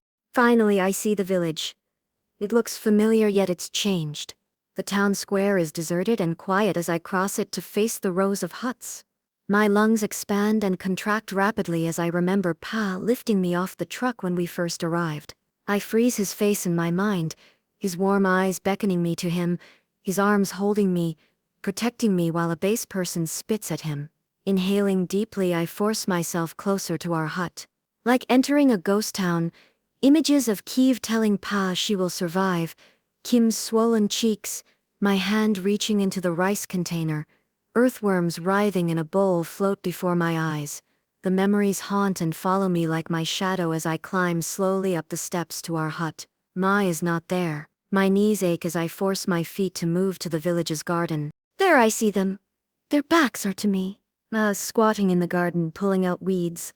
Her black pajama clothes are gray and faded. The noon sun burns down on her, but she keeps working. Stiffening my back, my eyes skip over to Geek, who is sitting under a tree watching Ma. She is still so little, so thin. Her hair is growing out again, but it is still very fine. She is almost 5 and looks much smaller than I did when I was that age. Ma says something to her, and she laughs a small, frail laugh. My heart leaps. They have each other. They will always have each other. Ma! I call out loudly. Her back stiffens. Slowly, she turns her head, her eyes squinting in the sun. It takes her a few seconds to recognize me. Then she stands quickly and runs toward me. Tears fall from her eyes as she puts her hands over me, touching my head, my shoulders, my face, as if to make sure I am real. What are you doing here? What if you get caught? Ma. It's okay. I have a permission slip. She takes the slip and quickly reads it. It is only a piece of paper saying I can leave my camp and no mention of a designated location. All right, you stay here with Geek while I take this to the chief and ask for some time off. Before I can say anything, she's gone, leaving me standing there by myself, already missing her. I feel a gentle hand tug on my little finger, and I look to see Geek's face staring up at me, her eyes big and wet. She barely reaches my chest. Though she is 5, I always think of her as a baby. Maybe because she is weak and does not fight. I smile and reach my hand out to her. Together we walk to a shady tree and wait for Ma's return. Sitting under the tree, I hold on to Geek's hand. It is small in my palm, brown from the sun with black dirt burrows in her nails and the wrinkles around the knuckles. Her nails are brittle. I continue to stare at her hand, too afraid to look at her face and see my guilt in her eyes. I do not know what to say to her. She has never been a talkative child. She is the sweet-natured one, and I am the cranky one. Leaning over, I put my arms around her tiny shoulders and rest my cheek gently on her head. She does not move or struggle but allows me to hold her. Ma comes back with a bowl of rice and permission to take a few hours off. It's past lunch, but I got this for you from the chief. I take the bowl and we walk back to our hut. The chief gave you time off. Only a few hours. He is not a bad man. Ma! Geek still looks really sick, I say once we are sheltered in our hut. I know I'm very worried about her. I'm afraid she won't grow anymore. We are given plenty of rice now, but we had all those periods of virtually no food. Pangs of guilt gnaw at my stomach. She needs meat, Ma continues. Last week, I tried to trade a pair of my ruby earrings for a small chicken. Her eyes are sad as she recounts her story to me. It was dusk and the sky turned red as it phased into night. When she and Geek finished their meal of rice and fish, Ma went to her secret hiding place under the small pile of clothes and took out one of Pa's old shirts. Reaching into the pocket, she took out a pair of ruby earrings. Sadness overcame her as she remembered Phnom Penh, a place long ago where she collected expensive antique jewelry. She shook her head as if to chase away the memory. No time for that now. She had to get going before it got too dark. She told Geek she would be back soon and quickly left. As she walked the 20 minutes to a nearby village, her body grew weak. Her joints ached with every step. She hated leaving Geek alone. She knows Geek cries for her whenever she leaves, even for only a few minutes. Her poor baby girl, Sang Im, she whispered to Pa, I'm so tired. I'm 39 and growing old, so fast and so alone. Remember? We were to grow old together. Sang Im, I'm too old to live like this. The memory of Pa brought tears to her eyes. She knows it's no use, but still she talks to him. Ma approached the village. Her heart raced, pumping the blood too quickly and making her dizzy. Act casual, she thought. They cannot suspect. If they knew what she was doing here, if she got caught, there would be big trouble. She shuddered when she thought of what they would do to her. Pa had traded inside the village with the base people for rice and other grains. But Ma wanted to trade for meat to feed Geek. The other women assured her the operation is completely discreet and safe. Slowly, she walked into the village. No one stopped her to ask questions. If they did, she would tell them she was visiting a friend. A sigh of relief escaped her when she saw the house. In it lives a certain woman who works in the chicken farm. Other women in the village told Ma this woman had stolen chicken for them in exchange for jewelry. They described in detail the woman and her hut, so it was easy for Ma to pick it out. She walked over and called out, Good evening, comrade sister. It is your friend visiting you. The woman looked out of her hut, and though she did not recognize Ma, she invited her in. Once safely inside, Ma whispered to her, Comrade sister, I have come to ask for your help. I am told that you work in a chicken farm. I have a young daughter who is sick. She needs some meat. Please, comrade sister, help me. Ma unfolded her scarf and showed the woman the earrings. If you are able to help me, I will give the pair to you. Yes, I can get you a small chicken, but I cannot do it now. You have to come back tomorrow. Come at the same time tomorrow. With that, she hurriedly sent Ma away. The next night, Ma returned to the village with her earrings. Her steps were faster and lighter tonight, a smile spreading over her face as she thought of giving Geek the chicken to eat. Ma can't even remember the last time she and Geek had meat. Ma walked to the house and the woman invited her in. As she sat down across from the woman, Ma realized the woman was agitated and nervous. Then Ma heard the sound of footsteps behind her, coming from a dark corner of the room. Her heart lurched and fear took over her body as she stood. "What's going on?" she managed to whisper to the woman. A man emerged from the shadows and blocked her escape. "Please, comrade, I have a daughter." His hand came down hard across Ma's face. Ma's hand blocked her face, her eyes blinked back tears. "Give me the earrings," the man commanded. With shaking hands, Ma reached into her pockets, found the earrings, and put them in his open palm. "Give me everything you have," he demanded her. "Comrade, please forgive me, for I do not have any more." "This is all her voice trembled. He balled up his fist and punched her in the stomach. Ma doubled over and fell to her knees. His foot kicked her thighs, then many more kicks landed on her body. She was lying on the floor now, gasping in pain. "Please, comrade," she begged, thinking of Geek. "Have mercy, I have a young, sick daughter." His foot dug into her stomach. White spots flashed before her eyes. She felt as if her insides had been ripped out.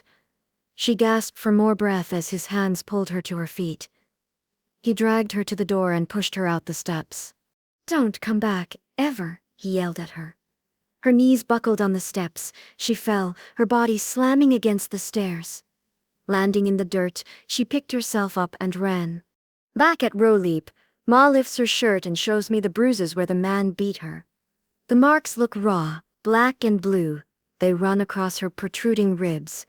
She lifts her skirt up and shows me the big red and purple patches covering her white thighs. Looking at her face, a rage rises up in me. The image of some stranger beating my mother brings to life such hate in me. And all for a chicken. "Ma, I want to kill him," I tell her. "Shh, don't talk crazy," she shushes me. "Don't say it out loud or we will be in trouble. I am lucky to be alive at all. I feel sad Geek did not get her meat." Hearing her name, Geek walks over to Ma and sits on her lap. Ma smooths her hair and kisses the top of her head. "I'll have to be more careful from now on," Ma continues. "I worry about who will take care of Geek if something happens to me." Ma stares at Geek and sighs. Her biggest worry is that her sick child does not get what she needs. I look at Geek. She is quiet in Ma's arms. It strikes me then how she does not have much command over the language to complain about her hunger. How does a 5-year-old tell us about her stomach hurting, her heart aching for Pa, and her fading memories of Keith? I know she hurts and feels pain. It is rare when she does not thrash and cry in her sleep. Her eyes look lost. "I'm so very sorry," I say to her with my eyes. "I'm sorry I am not good like the rest of the family." "Cho visited us a few weeks ago," Ma says. She was able to get permission slips to visit every other month now. She said the old Met Bong was taken away by soldiers, and the new one is nice. She tells the new Met Bong she has a younger sister at this camp living with another family. Being a cook, she is able to sneak rice out of the kitchen and dry it in the sun. She brought us a feast the last time she came. I flinch with shame as Ma's voice trails off. I cannot listen anymore. I did not bring Ma and Geek anything. I am tormented by the knowledge of how much my family is willing to sacrifice for each other. If Sho gets caught sneaking food, she will be severely punished, but she risks it. Kim stole corn for us and was brutally beaten. Ma was assaulted trying to get Geek a bit of chicken meat. I have done nothing. I look at Geek and choke back my sadness. She was so beautiful when we lived in Phnom Penh. She was everyone's favorite. Her big brown eyes were always so full of life. She had 2 of the world's rosiest, chubbiest cheeks, which no one could keep from touching. Now she has lost all her color. Her face is sunken and hollow. There is always sadness and hunger in her eyes. I stole her food and now I'm letting her starve. A lot has happened since you left. Ma's voice brings me back. My eyes stay on Geek. She does not talk anymore. She is so thin it is as if her body is eating itself up. Her skin is pale yellow, her teeth rotten or missing. Still she is beautiful because she is good and pure. Looking at her makes me want to die inside. When the sun falls behind the hut, it is time for me to leave. The camp is a few hours' walk, and I need to reach it before dark. Ma and Geek walk to the road to see me off. With Geek hanging onto her leg, Ma takes me into her arms. She smells of sour body odor and dirt. My hands hang awkwardly to my side as I lift my face from her breasts and push myself away. I'm not a baby, I mutter and try to smile. Ma nods her head, her eyes red and brimming with tears. Bending down, I lay my hand on Geek's head. Her hair is fine and soft. Gently, I smooth out the strands that stick up in the air. Then I quickly turn and walk away. They are both crying. I walk away not knowing when I will see them again. Though I long to be with them, being with them brings back too many memories of my family, of Kiev, of Chapter 19, The Last Gathering, May 1978. The period of plentiful food did not last long.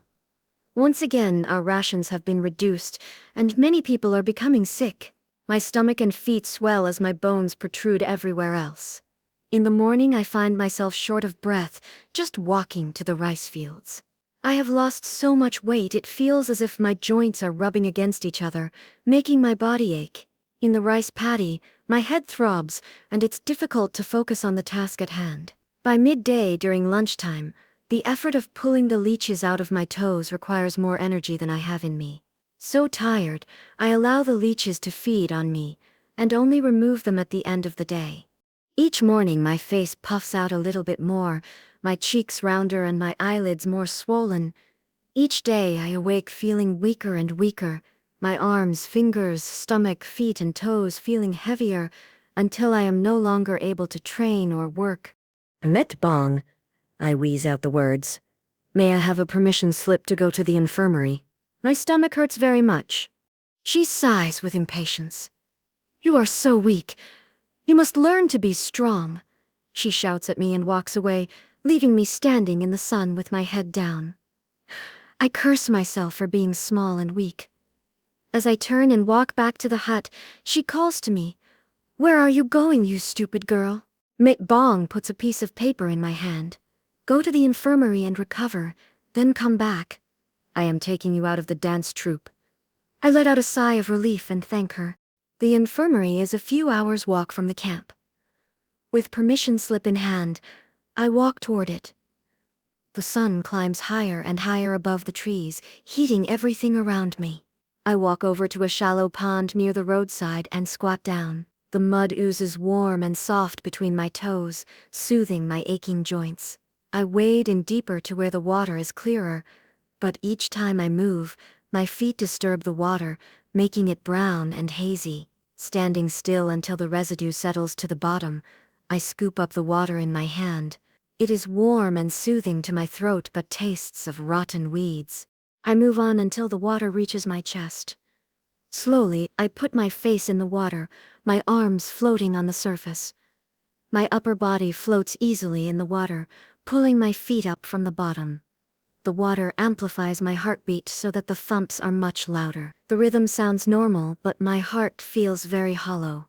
Listening to my heartbeat, my mind wanders to Ma and Geek. April and New Year's are behind us, so now we are all 1 year older. Geek is 6 now. She is a year older than I was when the Khmer Rouge took over the country 3 years ago. It has been 6 months since I visited Rolip when Ma showed me her bruises. 9 months since I pulled my hand out of Chu's grasps. 12 months since I said goodbye to Kim. 17 months since the soldiers took Pa away. 21 months since Kiev stopped myself from counting more dates. It is no use remembering when I last saw them. It will not help bring them closer to me. Yet in my world where there are so many things I don't understand, counting dates is the only sane thing I know to do. When I am cooled down, I raise my head and spot a small cotton field in the distance. I get out of the water and walk toward it. The cotton stands as tall as my chest, puffy, white, and soft like the clouds, but I can actually touch the cotton. I pick a ball and pull it open. In the middle of the puffy cloud, there is a cluster of black round seeds like pepper. I have heard that they are safe to eat, but I hesitate momentarily before putting one in my mouth. I roll the seeds on my tongue. They are hard and have no taste. Tentatively, my teeth crack the shells and dig into the soft, oily meat. Slightly sweet, The seed quiets the noise in my stomach. I quickly pour the rest of the seeds onto my hand. Scanning the field to check for guards, I shove the seeds in my mouth as fast as I can. Then I collect a few more handfuls and put them in my pockets. By mid-morning I arrive at the infirmary, an abandoned concrete warehouse with moldy, crumbling walls and open spaces for rooms. There is no electricity, so it is dark, except for the area that is illuminated by sunlight pouring in through the glassless windows. In the air hangs the unmistakable smell of rubbing alcohol and stale flesh. The 200 or so patients are lined up on straw mats or cots on the floor, their cries echoing off the cold stone walls. The bodies lie motionless, some bloated, others skeletal, all on the verge of death. Some are so sick they cannot get up to relieve themselves. There are not enough nurses to help, so they pee in their own messes. Kiev's face flashes before my eyes as I gasp for air, only to cough at the stench of death that floods into my nostrils. Kiev slept in cots similar to these, drenched in urine and waste. Some people come to this hospital, hoping to be cured of their sickness, but many are dumped here because they are too weak to work and therefore of no use to Pol Pot. Those who can no longer work come here to die. A cold draft hits me and pricks my skin with tiny stings as I imagine Kiev staggering here alone to die among 1,000 strangers. In a makeshift hospital, on these yellow-stained cots, many of these patients will die before the sun rises tomorrow. Forcing myself to focus on something else, I try to shake off the feelings of pity I have for these patients. I look intensely at my hand in the yellowish light. It looks stubby and waxy, like 5 pale fat worms attached to the palm. When I move my fingers, they wriggle and I momentarily envision them detaching and crawling away. My toes wriggle in the same way. I am jerked out of this vision by the moans of the sick. This must be how Kiev died, lonely and afraid. Am I to die in a sea of sick people I do not know? In my dreamlike state I hear Ma's voice calling to me. "Loung, where are you going? Come to us." I wake up, gulping air. Am I hearing voices? Am I going crazy? "Ma?" I whisper. My heart dances with hope, but I suppress it. "Ma?" I cry in anguish. "Over here." I hear the voices of Cho, Geek, and Kim. I force my eyes to open wider against the heavy pull of my swollen lids, searching among the people for their voices. Far in the corner of the room, I see hands waving excitedly in the air. I stare at the faces of Ma, Geek, and Men. Cho and Kim run toward me, smiling broadly. Everyone in our family but Kui is here. I cannot believe my eyes. I look into their beaming faces. Cho is barely able to suppress a laugh. Geek looks at me in confusion, and Ma is crying. "Silly girl," Ma hollers at me. "You almost walked past us." "I'm so glad you are here. I was afraid to be here alone." "This is the only infirmary in the area," Ma replies. She pats the ground next to her, gesturing for me to sit. My knees go weak and I fall into Ma's arms. My eyes wide open, I clutch her sleeves while the rest of my siblings look on awkwardly. "We're all together now. We're all together," her voice is muffled through my hair. Looking into the faces of my siblings, I no longer fear I will die alone. As Ma releases me from her grasp, Geek crawls over and seats herself between us. Ma tells me that she and Geek came here 5 days ago with stomach pains. Like me, all the siblings traveled separately and were lucky to find each other here. Ma says that Chu was the second to arrive, followed by Kim and Meng, who just arrived yesterday. Everyone is here but Ku. We spend our days in the infirmary lazily talking to one another about many things, but never about Kiev or Pa. No one in the family has ever explicitly stated that we are not to bring them up in our conversations, yet we all know not to speak about them. Each of us keeps our memories of them private and safely locked in the boxes of our own heart. Instead, we spend the time telling Ma about our lives. Cho tells us she enjoys being one of the only 2 cooks at her camp.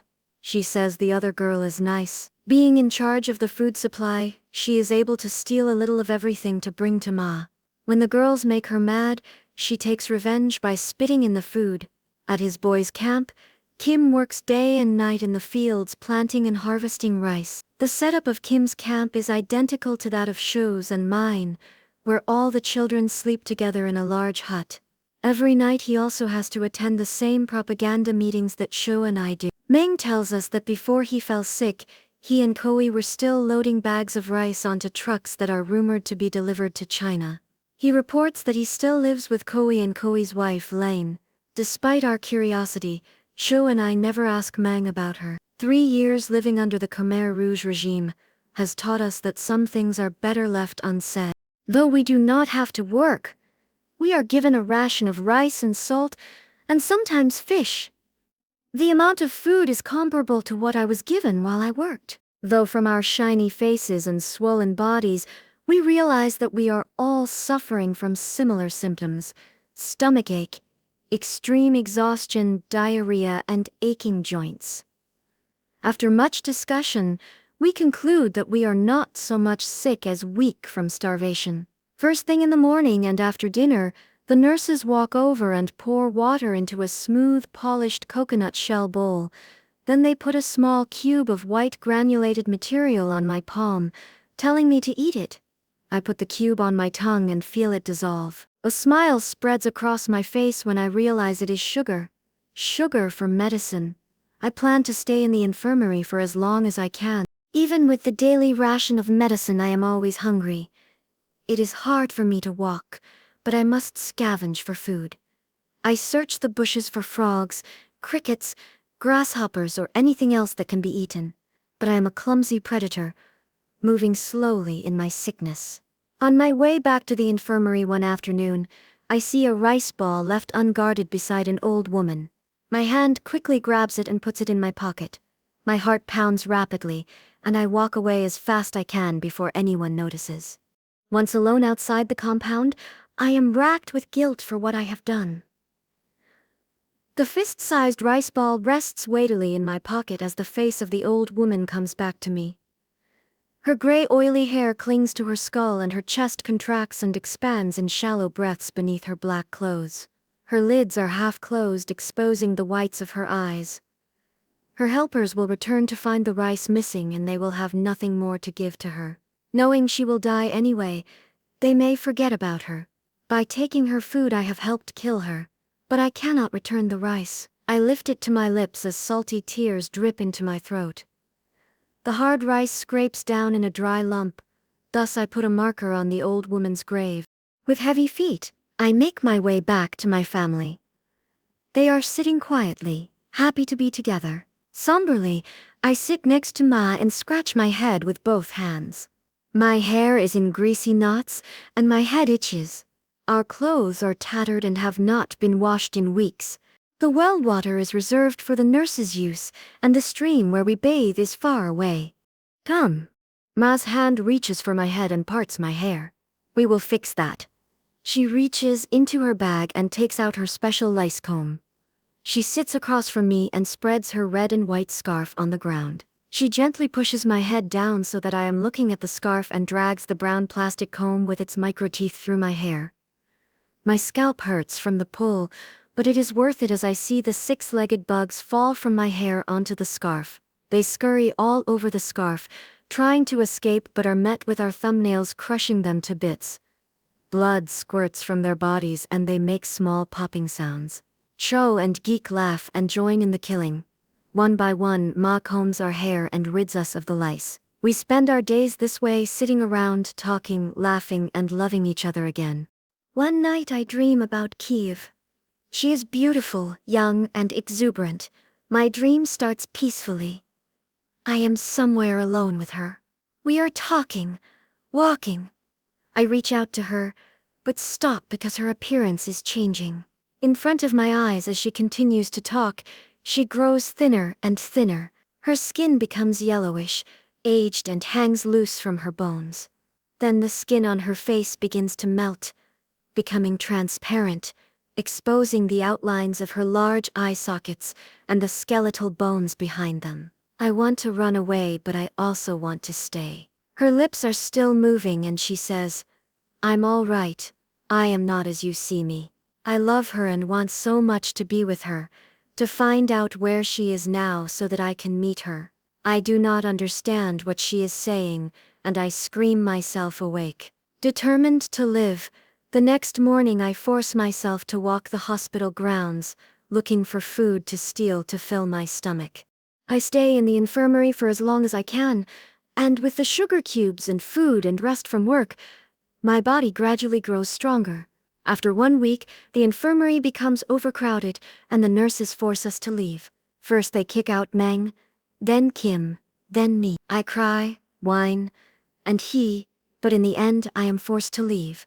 Walking away, I break my farewell rule, and look back to see Ma, Cho, and Geek crying and standing in the doorway. It was a mistake to turn around. My body aches to run back to them, to hold on to them. Expanding my lungs with air, I straighten my shoulders and march away firmly, wondering when I will see them again. Chapter 20. The Walls Crumble, November 1978. Another 6 months has passed since our family reunion at the infirmary. Back at the camp, my life continues as before, and with another increase in food rations, I become still stronger. We no longer work in the fields but spend the hours learning to fight in combat, as rumors spread that Yuns have invaded our borders. During the day we train with the few sickles, hoes, knives, stakes and guns that are available in the camp. Most of the training is repetitive, but Met Bong insists that only when the movements become automatic will we be able to fight well.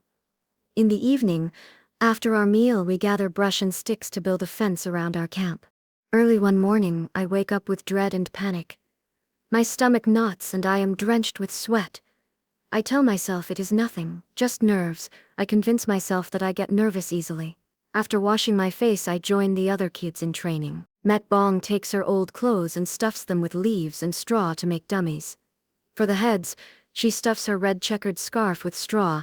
She calls them her Yun dummies and hangs them on trees in the field. After another long report about the evil of the Yuns, she lines us up single file across from the dummies. With a 6-inch knife in my hand, I stand at attention in front of the line, panting like an animal. With my legs shaking and my hand gripping the knife, I attack at Met Bong's cue, charging at my dummy. I yell, "Die!" Though I focus on its head, I am only tall enough to thrust my knife into its stomach. The next morning, I wake up in great agony. My head throbs, my stomach hurts, and my chest constricts as if someone is sitting on it. I wrap my arms around my stomach, wanting to scream to the world. Something hurts inside me. Rage erupts in my body, making me jump and run out of the hut. I don't understand the electricity in my body, this panic, this sadness, hatred, emotions that manifest into physical pains. I have to see Ma. It is dangerous to travel without permission, but I do not care. I have to go to her. I know I cannot leave through the front gate. If the girls see me, they will tell on me. I walk around the hut and search for a part of the fence where I can make my escape. I see a loosely built part where the stakes are far apart and the bushes sparse. Making sure no one can see me, I drop to my knees. Quickly, I part the prickly brushes, get on all fours, and crawl through. I walk in the hot sun without food or water. Though my throat begs for water and my feet crave to stop, I push on. My heart races as images of Ma and Geek flash before me. Their faces are long, their mouths turned down, their eyes glisten with tears. They sit at the hut in row leap, calling out to me as if they are trying to tell me something. I know why they are calling out to me, but I cannot accept it. I know. My thought turns to Pa, and I remember how he told me I had extrasensory perception. Even as young as I am, I have always felt as if I live 80% of my life in déjà vu. In Phnom Penh, many times I knew who was on the other line even before Pa picked up the phone. Walking in the streets with Pa or eating noodles with Ma at the shops, I would sense that we'd run into a certain person, and we would. In Row Leap, I had a dream that a certain house would catch on fire, and it did. Pa said it is a power, and though I did not fear it then, I fear it now. The minutes turn into hours until I reach Row Leap. It is mid-morning. The village is quiet. When I enter the village, I run to Ma's hut. Ma! I call out frantically, Ma! Geek! No one replies. Ma! I run as fast as I can into the garden. Ma and Geek are not there. Tears blur my vision as I run back to her hut. Everything is still there. Their wooden rice bowls and spoons. The small pile of clothes. Ma! I scream, my voice hoarse. They are not here! A voice answers. A young woman stands in the doorway of the next hut. She is new. I do not recognize her. They left yesterday. My baby is sick, so I did not go to work. I saw them leave. Where did they go? I don't know. They went with soldiers, the woman says quietly and looks away. She stares into the distance, refusing to look back at me. We both know what it means when the soldiers come to the village and take someone with them. Part of me cannot believe what the woman says, but the other knows it is true. Yesterday I could not explain the mental anxiety and physical pains I woke up with. Now I know it was Ma and Geek telling me about the soldiers. Ma, where are you? Ma, you can't do this to me. I scream into the empty hut.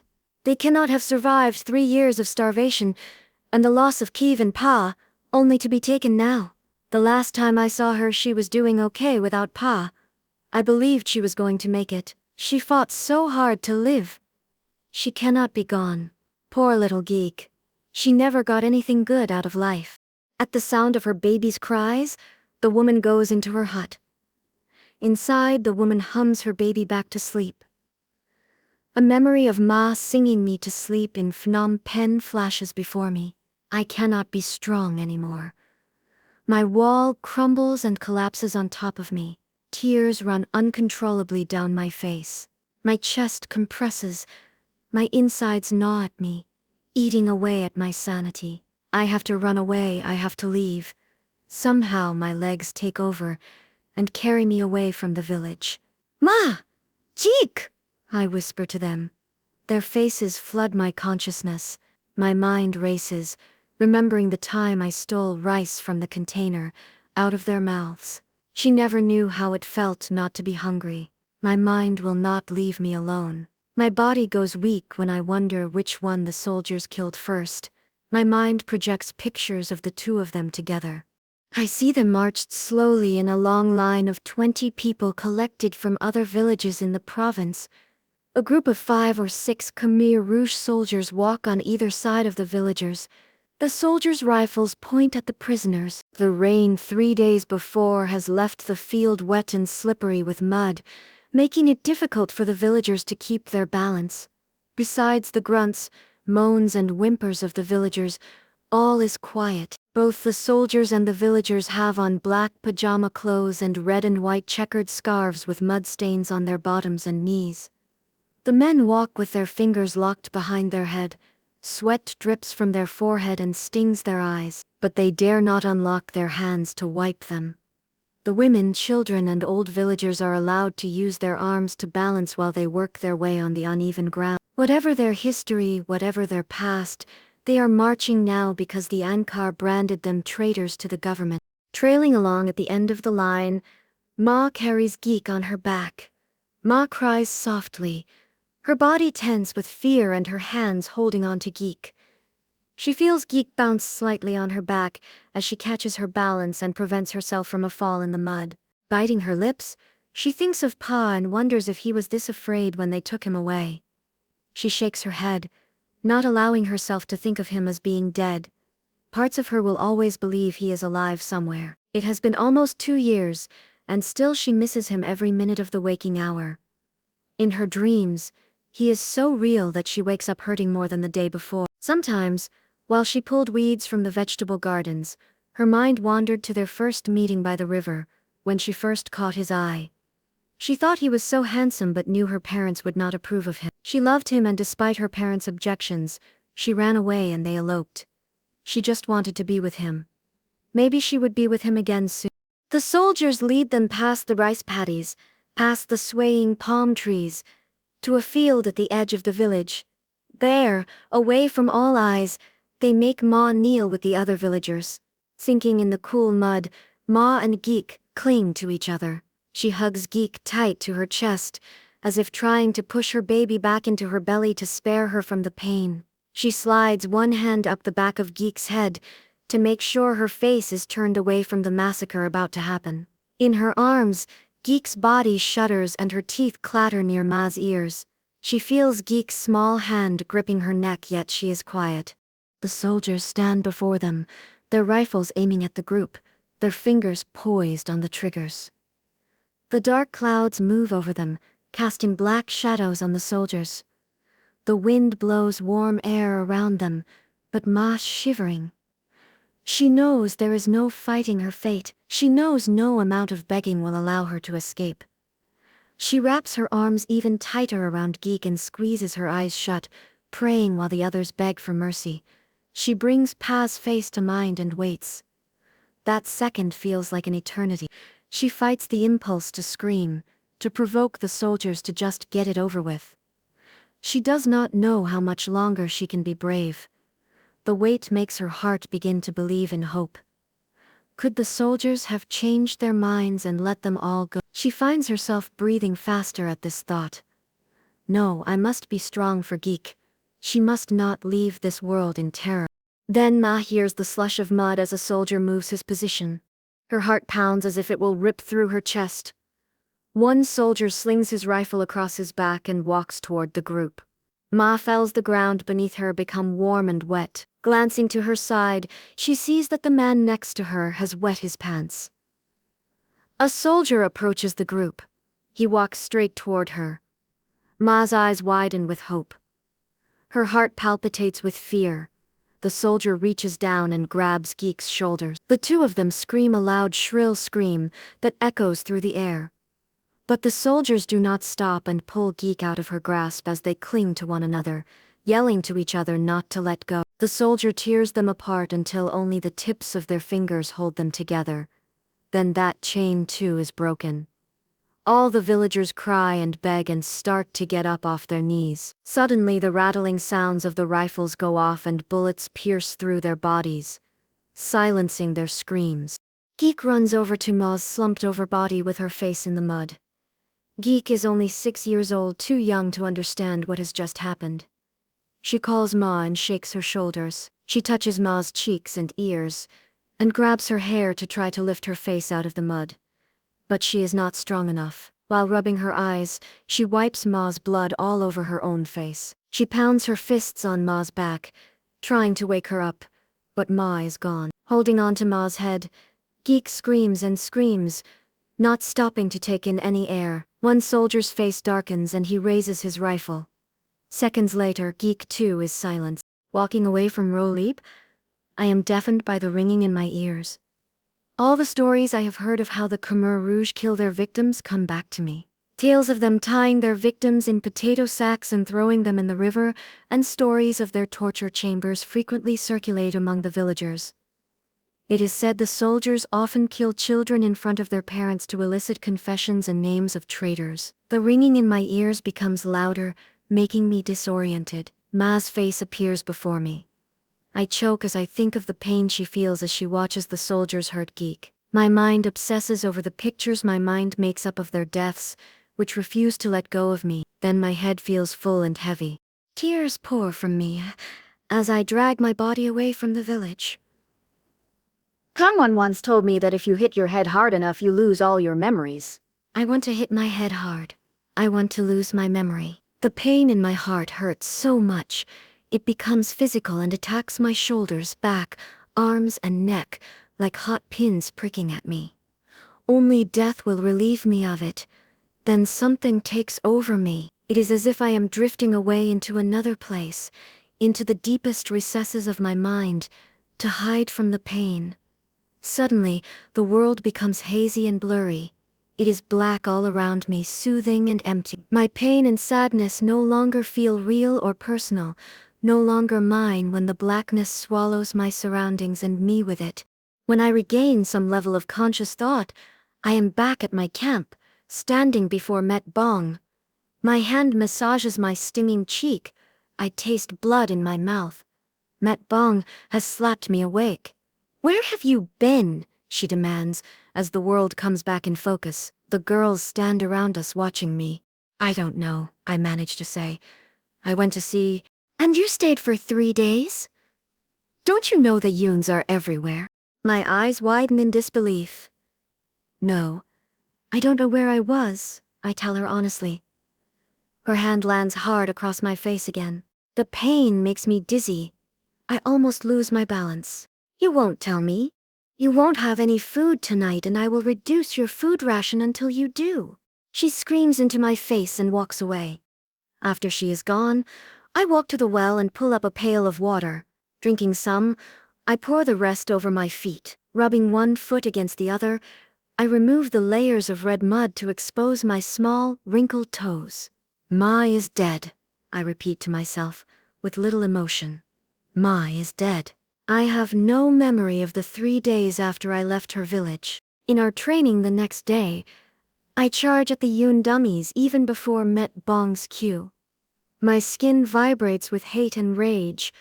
I hate the gods for hurting me. I hate Pol Pot for murdering Pa, Ma, Kiev, and Geek.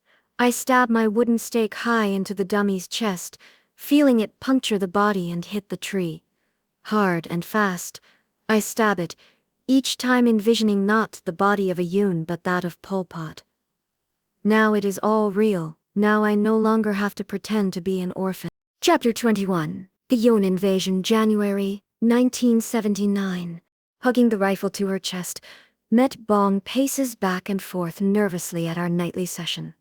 The Yuns have invaded our country. They are taking over our towns.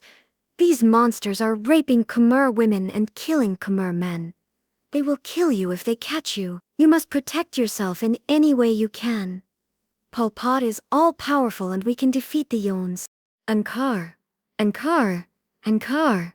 We scream in unison, even though her words make no sense. While I pretend to listen, I wonder why the Khmer Rouge fears the Yuns if we can defeat them. If we can beat them, then why are they able to take over our country? Instead of 1, 2 girls will now guard the camp at night. You are to shoot the Yuns dead when you see them. That night, none of us can sleep, as we listen to explosions of mortars and rockets in the distance.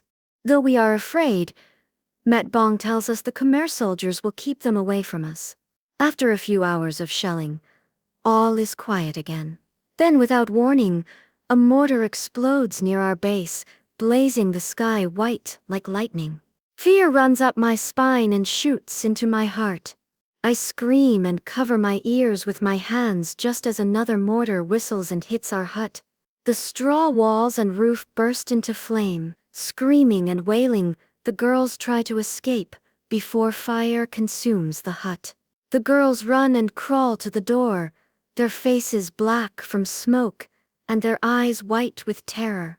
Many are dripping blood from their arms and legs where shrapnel sliced through their skin.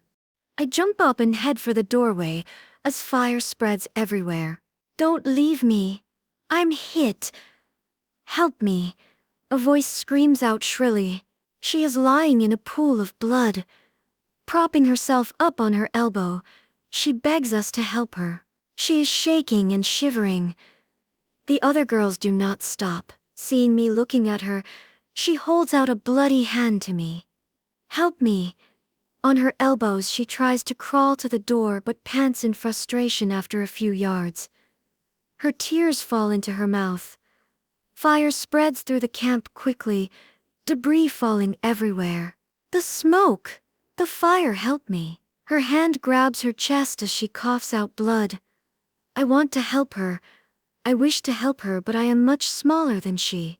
I scream and cover my ears as another mortar explodes nearby. Panicked, I turn my back on her and jump out of the hut. When the roof collapses, the girl continues to scream long, anguished cries as flames engulf the hut. All the girls head off in different directions in a desperate bid to escape the camp. In the dark, the straw walls and roofs combust into yellow and orange flames, illuminating the red faces of girls running away. On the road, I find myself crowded among thousands of people walking amid deserted towns and villages.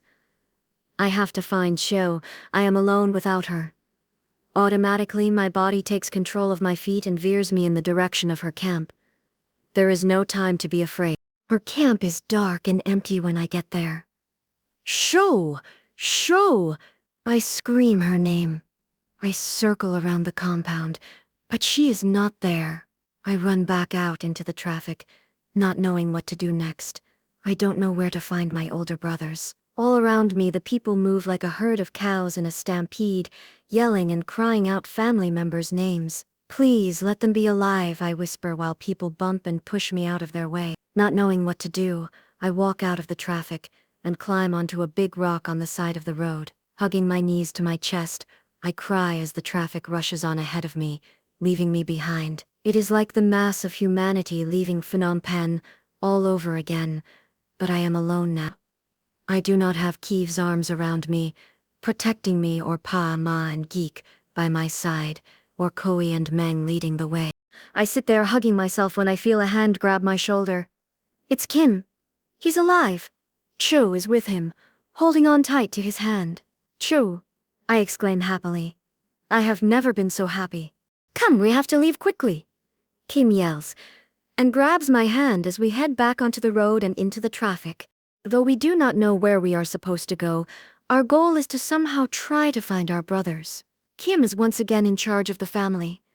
As we walk, Kim tells us that once he heard the explosions coming from our direction, he escaped from his camp and ran here to find Chu. They were on their way to look for me. Chu and I follow Kim's lead and do as he says. He seems so much in control that I forget he is not quite 14.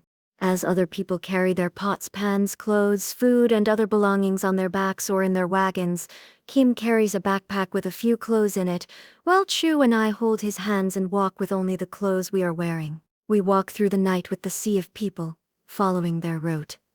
Kim says it is safer if we keep with the crowd. Though my feet and body crave to rest, through half-open eyes I lean on Kim and totter on. Soon the sun comes out, in crimson red, golden yellow, and fiery orange. It lights up the world around us. In the field, tall elephant grass glistens with morning dew, while gray smoke floats into the sky from distant villages. The small red gravel roads are swarmed body to body with people in their black shirts and pants. The traffic does not stop and continues to move, everybody dragging their feet slower and slower. Those who cannot move any farther sit at the side of the road, some curl up in a fetal position and sleep. Others leave the traffic to scavenge for fruits and berries a few meters from the road, all the time keeping themselves close to the traffic. The snake-like traffic pushes on with the strong, able-bodied men forming the head, and the old, young, weak, and hungry trailing behind as the tail. As soon as the first snake disappears from our view, another one comes winding along for those left behind to join. As the sun climbs higher in the sky, my stomach begins to growl. Kim spots a small grassy footpath hidden behind some bushes and veers us toward it as the traffic moves on. Walking in silence, Chu and I follow Kim's lead. After 5 minutes, Chu and I glance at each other nervously, afraid to be so far away from the traffic, but we dare not question Kim. Another 10 minutes pass. We have walked a kilometer away from the road before our path leads us to a deserted village. Alone in the village, all is quiet except for the muffled grunts of pigs and cackles of chicken. The villagers evacuated in such a hurry that they left clothes, sandals, and scarves strewn everywhere on the ground. In the communal kitchen, smoke still rises from the ashes. Chu enters a hut and comes out with a few metal pots, aluminum bowls, and the remaining few small bags of rice and salt. I grab 3 scarves, spare black pajama clothes, and 3 light blankets. Placing them in the middle of another blanket and tying its corners together, I make a big bundle to balance on my head. In one house, a pig and 2 chickens scurry about. After a few minutes of chasing after the pig, we become tired and let it go. Even if we could catch it, we do not know how we would slaughter it, since we do not have a knife. Kim catches the 2 chickens and locks their wings behind their backs. We look around for a sharp object to slit their throats. Not finding one, Kim grabs the bird and walks over to a well. Holding the chicken by its legs, he swings it like a bat and smashes its head against the stone wall. From 10 feet away, I hear the bird's skull crack as blood sprays everywhere on the wall, splattering onto Kim's feet. The chicken's body struggles and twists, refusing to die, until Kim whacks it again, this time smashing its head. Then he does the same with the other chicken. Cho fetches water from the well and pours some over Kim's feet, rinsing the blood off. She pours the rest of the water into our new pot, while Kim rekindles the fire by adding dry leaves and branches. Cho puts the chickens in the pot, submerging them in water to boil them whole.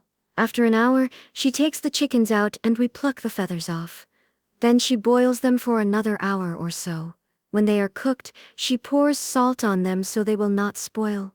While she prepares the chickens, my stomach growls and my mouth waters. I have not had any kind of meat in such a long time. Finally, Cho announces they are done. Kim breaks off a leg, scoops up a bowl of rice, and hands it to me. He gives Cho the other leg, takes the breasts himself, and saves the rest for our trip. With our plates in front of us, we eat in silence. Slowly I peel off the skin, which tastes tough and rubbery. I eat the rest of the chicken with joy and sadness, as I remember how Ma was beaten for trying to get some for Geek. After the meal, we pick up our bundles and walk back out to join the mob of people. Not knowing where we are going, we follow the traffic. We walk all day and stop to rest for the night along with everyone else. While others build fires, cook food, and talk, we eat our food in silence. On every side of us, men talk vehemently about the Yuen invasion and the defeat of Pol Pot's army. They spit out the evil Pol Pot's name and swear to each other they will hunt him and his officers down to avenge their suffering. Their voices grow to a feverish pitch as they recount the bodies they saw in the fields nearby their villages. Their words make me think of Met Bong. For a year while I was at the camp, Met Bong told me every day the Yuens were attacking Cambodia and that the mighty Khmer Rouge army would defeat them. She was so afraid of the Yuens taking over our country that she was paranoid the Yuens would populate Cambodia, and in a few years the country would become no more than a Yuen colony. How fearful she must be now if she is alive that the Yuens, our enemy, have invaded Kampuchea, and as a result, stopped the Khmer Rouge from killing more Cambodians. Every night she told us that a Khmer Rouge soldier could kill 20 Yuen soldiers because our soldiers are better and braver fighters. I wonder what happened to the mighty Khmer Rouge soldiers. Maybe the Khmer Rouge's power is just another one of Pol Pot's many lies. My legs hurt, and my body aches from the walk, but physical pain does not matter anymore. My mind wanders to Pa, Ma, and Geek, and I become deaf to the conversations around me. Pa cared about politics. I am too young to understand Pol Pot's strategies for creating a classless, pure agrarian society. I do not know why Pol Pot did what he did when he made us leave Phnom Penh, gave us very little food, or took Pa away from me. All I know is if the Yuens invading Kampuchea could have saved Pa, Ma, Kiev, and Geek, I wished they would have come sooner. After we eat more of our chicken, Cho spreads one blanket on the grass and I roll up the scarves to use as pillows. We have settled in the middle of an open field that sits at the edge of a forest. The open field, one man says, is safe from the Yuen's crushing monster. Metpu, I ask a comrade uncle curiously, what is this crushing monster? You don't know, he asks, incredulous. I shake my head in reply. No one has actually seen it, but they say it is like a wild monster, and nothing can destroy it. It is part machine, part man, but very evil. It is bigger than a hut, and can shoot out flames and bombs. It has many wheels for legs and rolls across the land like thunder, destroying everything in its path. It can smash trees, rocks, metal, everything. Nothing can destroy it. My eyes open wide as I learn of this evil machine, wondering if it is sitting in the woods waiting for us. So it is safer for us to be in the open so we can see it approaching and run out of its way. I ask as my knees go weak and my imagination creates images of the crushing monster chasing after us. Cho, let's move into the middle of the crowd, I plead with her as I grab her hand. Kim frowns at us as we repack our bundles and get ready to move. It's not a monster. That man does not know what he is talking about. He is a farmer who's never left his village until now, and probably has never even seen a car, so he wouldn't know what a tank looks like. It's a huge machine that a man drives like a car. He tries to reassure us, but it does not work. Does it roll over trees, houses, and metal? Does it destroy everything in its path? I question him. Yes, but does it shoot out fire and bombs? Yes, but... All right, we'll move. Kim sighs and picks up his bags. Making our way into the maze of many thousands of people, we move to a spot in the middle of the crowd and set up for the night. Now we won't be the first one to get crushed by the monster, I say, and Shrew nods in agreement. Kim smiles and shakes his head, dropping his bags to the ground. Shrew spreads out our blanket again and lies down. With her in the middle, Kim and I huddle closely on either side of her. Kim hooks the backpack through his arms while I do the same to my bundle. We pull another blanket over us. The ground is cold, but I am warmed by Cho's body heat. All around us people are sleeping, eating, or setting up their areas. I look over to the side and watch a family sitting together, eating their meal. It is a family of 5, parents with 3 boys. From perhaps 5 to 10 years old, the father scoops rice and hands it over to his youngest child first. Then he does the same for the others. The mother reaches over and wipes the child's nose with her fingers, then quickly wipes her hand on her skirt. While they eat, the father's eyes watch over his family and their belongings. I turn away and look at the sky as tears roll out the corners of my eyes. "Oh, Pa, I miss you," I tell him in my head. The sky is dark and silvery. It fills with a few gray wispy clouds and countless twinkling stars. I stare at the clouds and envision Pa's facing, looking down at me. "Where are the angels, Pa?" I ask him. All of a sudden the clouds pull together, forming many tight balls. Quickly, these balls begin taking the shape of skulls. They hover over me, these cloud skulls, glaring at me with their invisible eyes. My breath quickens, and my chest tightens, and I force my eyes to look away. I focus on my arm and my heart races when I see grass growing out off my flesh. Like the hair on my arm, the grass pokes easily out of my skin like needles through paper, growing taller and taller. Then my flesh melts, and my skin sinks into the ground. In slow motion, my skin decomposes until there is nothing left, and it mixes with the dirt, becoming Khmer Rouge topsoil. Holding my breath, I squeeze my eyes shut and pinch decomposed arm. Feeling the pain of the pinch, I open my eyes and all is normal again. Locking my arms together across my chest, I close my eyes and try to sleep. We wake up the next morning and resume our journey once more. Since Kim and Chu have not mentioned anything about searching for Ma and Geek, I assume they know of their fate. I do not know how he and Chu found out about Ma and Geek. I dare not bring up the subject. Kim tells us we will try and make our way to Persat City and wait for our brothers there. Kim does not tell us how long we will wait for Meng and Kui, or how long we will be there once we reach Persat City. I do not know why Kim assumes Kui and Meng are still alive. Since we left Ma and went to our separate camps, we have had no way of receiving news from our older brothers. It has been more than a year now since we last saw them. As an implicit rule, we do not talk about our family. I fear that if I ask, I will make Shu and Kim sadder than they already are. Being only 8 years old, this is the only way I know to protect them.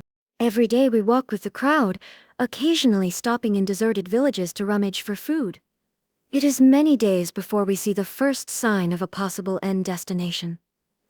My heart pounds so loudly, I am sure others can hear it as my feet come to a complete stop. Before us walk 3 men dressed in green clothes with funny round cone-shaped hats on their heads. Their legs move in long, casual strides, and their rifles swing on their back. Yoons! The traffic hums and whispers. My breath becomes short and shallow. Images of the Yoons torturing and killing their victims flash before my eyes. I have never seen a Yoon, and yet these men look remarkably human. They are the same size as our Khmer men, and are similarly built, not like the Barang with light skin and a thin nose, like I saw in Phnom Penh. The Yoons look more like Ma than many Khmers. They do not look like the devils Met Bong said they were. The Yoons walk toward us and raise their hands in greeting. I search the ground for weapons, a staff, sharp rocks, anything I can use to fight them. All eyes focus on them as they come nearer. People gasp when, in the next moment, one Yun smiles and says in broken Khmer, "Trump Reap Suor," which means, "Hello." There is a refugee camp up ahead in Persat City. He tells us and keeps walking. The crowd smiles gratefully. I cannot believe it. The Yuns did not shoot us. They did not take the children and slice open their stomachs. They even told us where Persat City is. At last, after 3 days on the road, we have a destination. The camp looms like a small village before me, flickering and swaying in the haze like a mirage. From afar, the many green, black, and blue plastic tents jut into the sky like thousands of anthills with black-haired people frittering in every direction. While most people sleep out in the open spaces, others are putting up makeshift tents and building huts. Next to the huts and tents, women prepare food, blowing and stoking the fires, coughing as the smoke finds their faces. Hovering above these women, men and children tie strings of wet clothes from trees to tents, creating giant spider webs. Beside each group of tents lie small hills of trash, rotting in the hot sun, with children playing around them, occasionally picking up a half-eaten mango, orange or fish head and putting it in their mouths. The Yuns are all around, weaving through the labyrinth of homes and patrolling the area with rifles on their shoulders and grenades attached to their belts. There are many of them, smiling and talking to the kids, sometimes patting them on the head. My eyes follow a certain Yun in a green camouflage uniform as he openly approaches a young Khmer woman in black pajama clothes. He flirts with her and, I think he is barbaric. He reaches into his pocket and pulls out a box. Placing it on his palm, he extends his hand to her. Shyly, she smiles and starts to take it, only to have him grab a hold of her hand. Abruptly, she pulls her hand out of his grasp. After the brief stolen touch, he continues to talk to her. It fascinates me to see the Yuns courting girls in public, for in the Khmer culture these things are done in secret. In the midst of the crowd, I overhear the Khmer men discussing how the Yuns are there to protect us. They say the Yuns marched into Cambodia only 3 weeks ago, on January 25, and through their artillery power and army defeated the Khmer Rouge, sending Pol Pot and his men running into the jungles. During his entire regime, Pol Pot had been provoking the Yuns' attack by sending his men to their borders and massacring Vietnamese villages. Pol Pot viewed the Yuns as the arch-enemy of the Khmer people, and feared the Yuns would annex our land if we did not attack them first. But Pol Pot's small, ill-equipped army could not win against the well-trained, well-equipped Yun army. The men say that the Yuns have liberated Cambodia and saved us all from the murderous Pol Pot. Kim pulls at my arm and gestures for me to hurry as I begin to fall behind. We pass through the crowd, searching for an empty spot to make our home. I look longingly at the adults in the crowd. I want to have our own adult to take care of things, build houses, put up tents, and forage for food.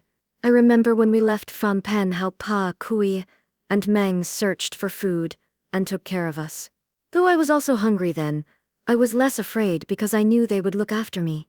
Gazing at the adults in the camp, I pray silently, wishing someone will ask us to join their family, but we are invisible to them. The adults look through us, they have their own families, and can't burden themselves with us. Having no success finding a home in the midst of the crowd, and with no tent for shelter, we settle under a tree at the edge of camp, with a few other orphans. With our small bag of rice dwindling, Kim is as good as Pa was at rationing our food. Every morning he goes out to a nearby river and fishes while Chu and I guard our things. Sometimes we see a jubilant Kim return with a smile on his face, and know we will eat well that night. Other times, Kim returns with drooping shoulders and a scowl on his face. With the influx of refugees pouring into the camp, the river becomes polluted, and the fish gone. It becomes increasingly hard for Kim to catch fish in the shallow water. Tonight, Chu and I cook mushrooms and wild vegetables that we found in the field, and we make rice soup for dinner. But many other nights we have nothing to eat, and go to bed hungry. After we eat, Chu spreads a small blanket over the grass and covers us with the other two. Huddling close to Chu, I cry silent tears for my family, my loneliness, and my constant hunger. But most of all, I cry for Kim. I cry knowing how he feels coming back each night, and having to tell us there will be nothing to eat. After a week of living under the tree, the nights become cold and our stomachs too empty, so Kim asks a family camping nearby to let us live with them. With our bundles in our hands, we stand before them, our faces washed, our hair wet and smoothed over, and our manners polite and respectful. "Sorry, we cannot," the father says to us.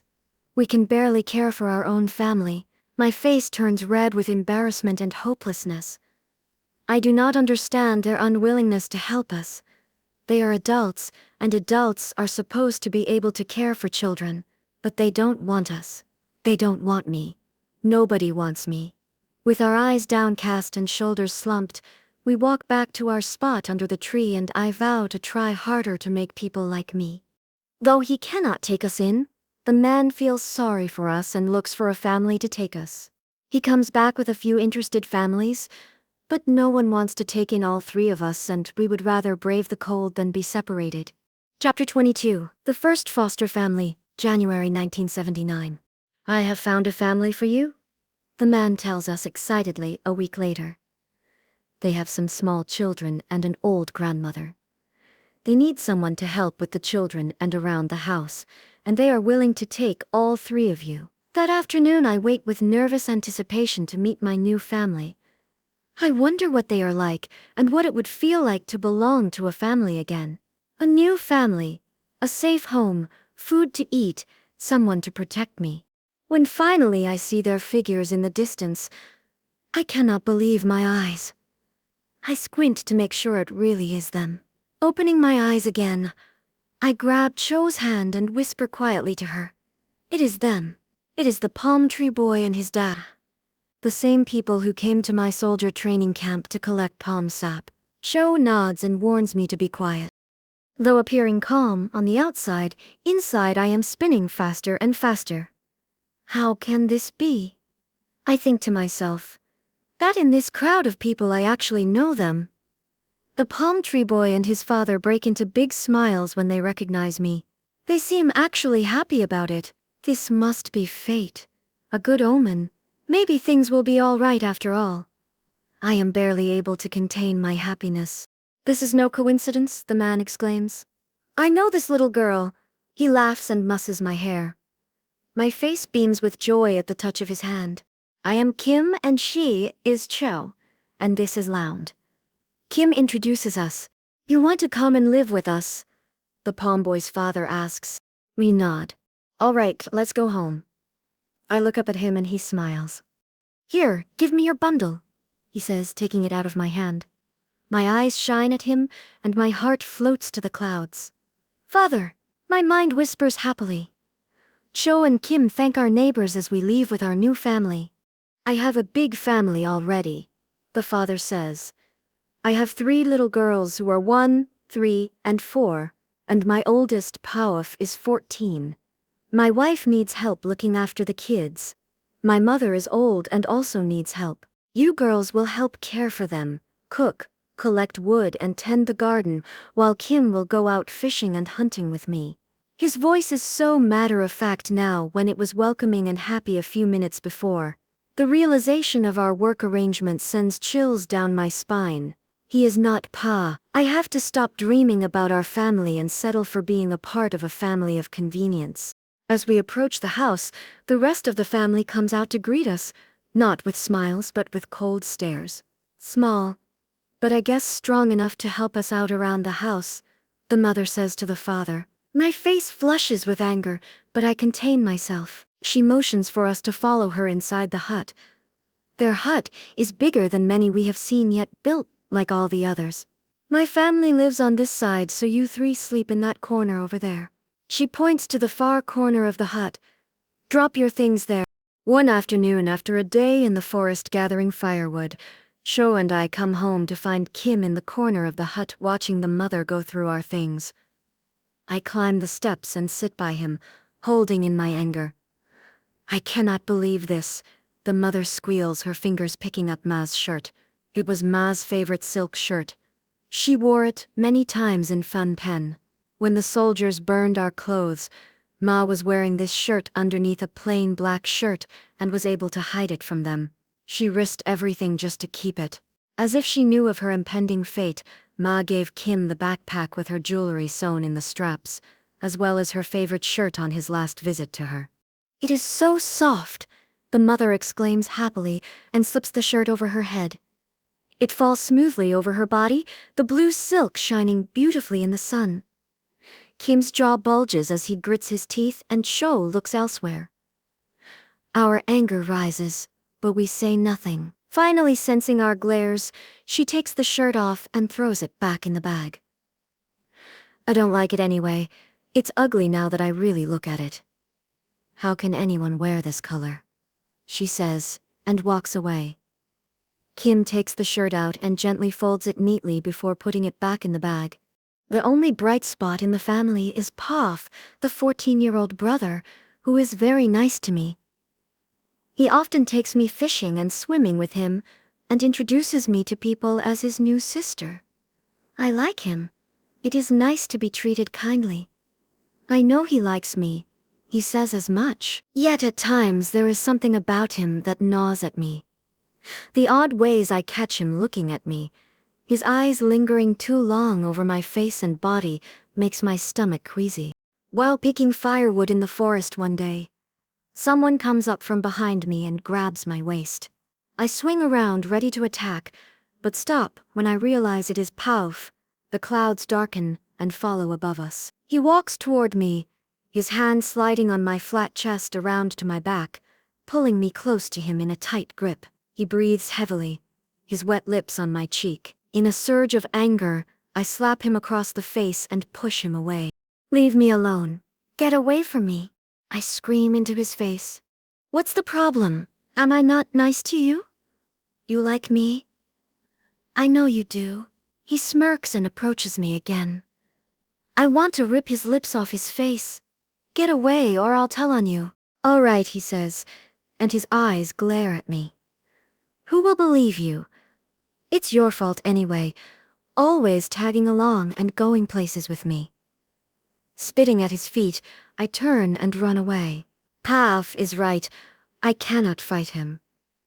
I cannot tell anyone, not even Kim and Cho. There is nothing I can do but keep away from him. I do not want to cause trouble with our new family. I do not want to live on the streets again. I avoid Pauf after that.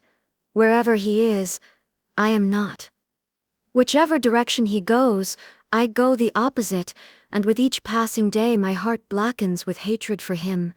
But I keep it all inside. I keep it well hidden as Pauf laughs and goes fishing with Kim. The arrangement with the family works well for me since I am used to long hours of labor. But no matter how hard we work, they let us know we are never efficient enough. To make matters worse, the mother often wonders out loud in front of us whether we are worth our keep. We know very little about the family and dare not ask them questions, though we all now live in the newly liberated zone. After almost 4 years of living with secrets, it is hard to change. We do not know whether they were supporters of the Khmer Rouge or if they were base people. Even if the family doesn't love us, they do feed us a sufficient amount of rice, fish that the boys catch in the river, and vegetables from the garden. The family has many 50-pound sackcloth bags of rice hidden in their corner of the hut. I don't know how they got them. Each morning we set off, always the 3 of us, Cho, our girlfriend Pithy, and I. Pithy is Cho's age and, like Cho, is rather meek and not much of a speaker. Soldiers took her father away too, so now she lives with her mom and older brother. We first met Pithy while gathering water by the stream. We watched her fold her scarf and place it on her head. She was our size, with pretty brown eyes and skin. She still wore the black Khmer Rouge pajama shirt and pants, but her hair was growing out of the blunt Khmer Rouge cut.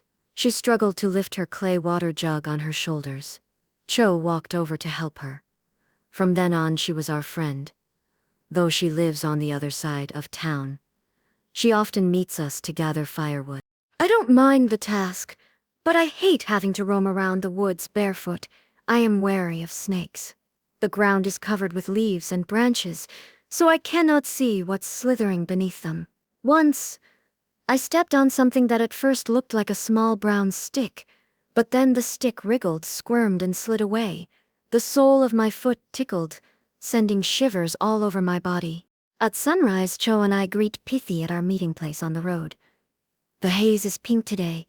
I rub my eyes, yawn, and adjust the ropes we brought to tie the wood, slinging them over my shoulders.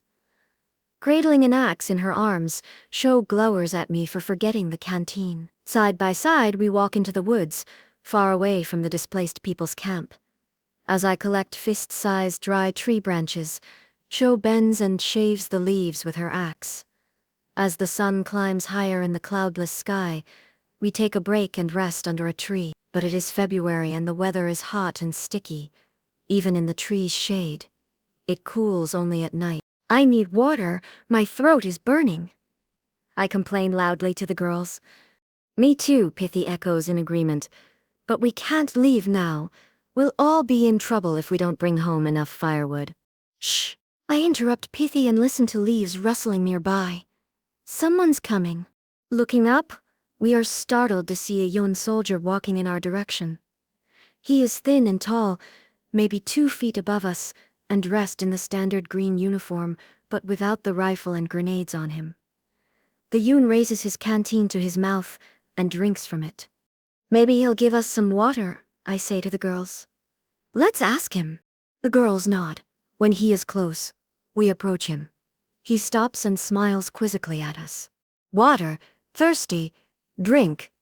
I say the words loud and slow. He narrows his eyes and shakes his head. I point to his canteen, and with my hand I mime the drinking motion. Finally, he nods and smiles with understanding.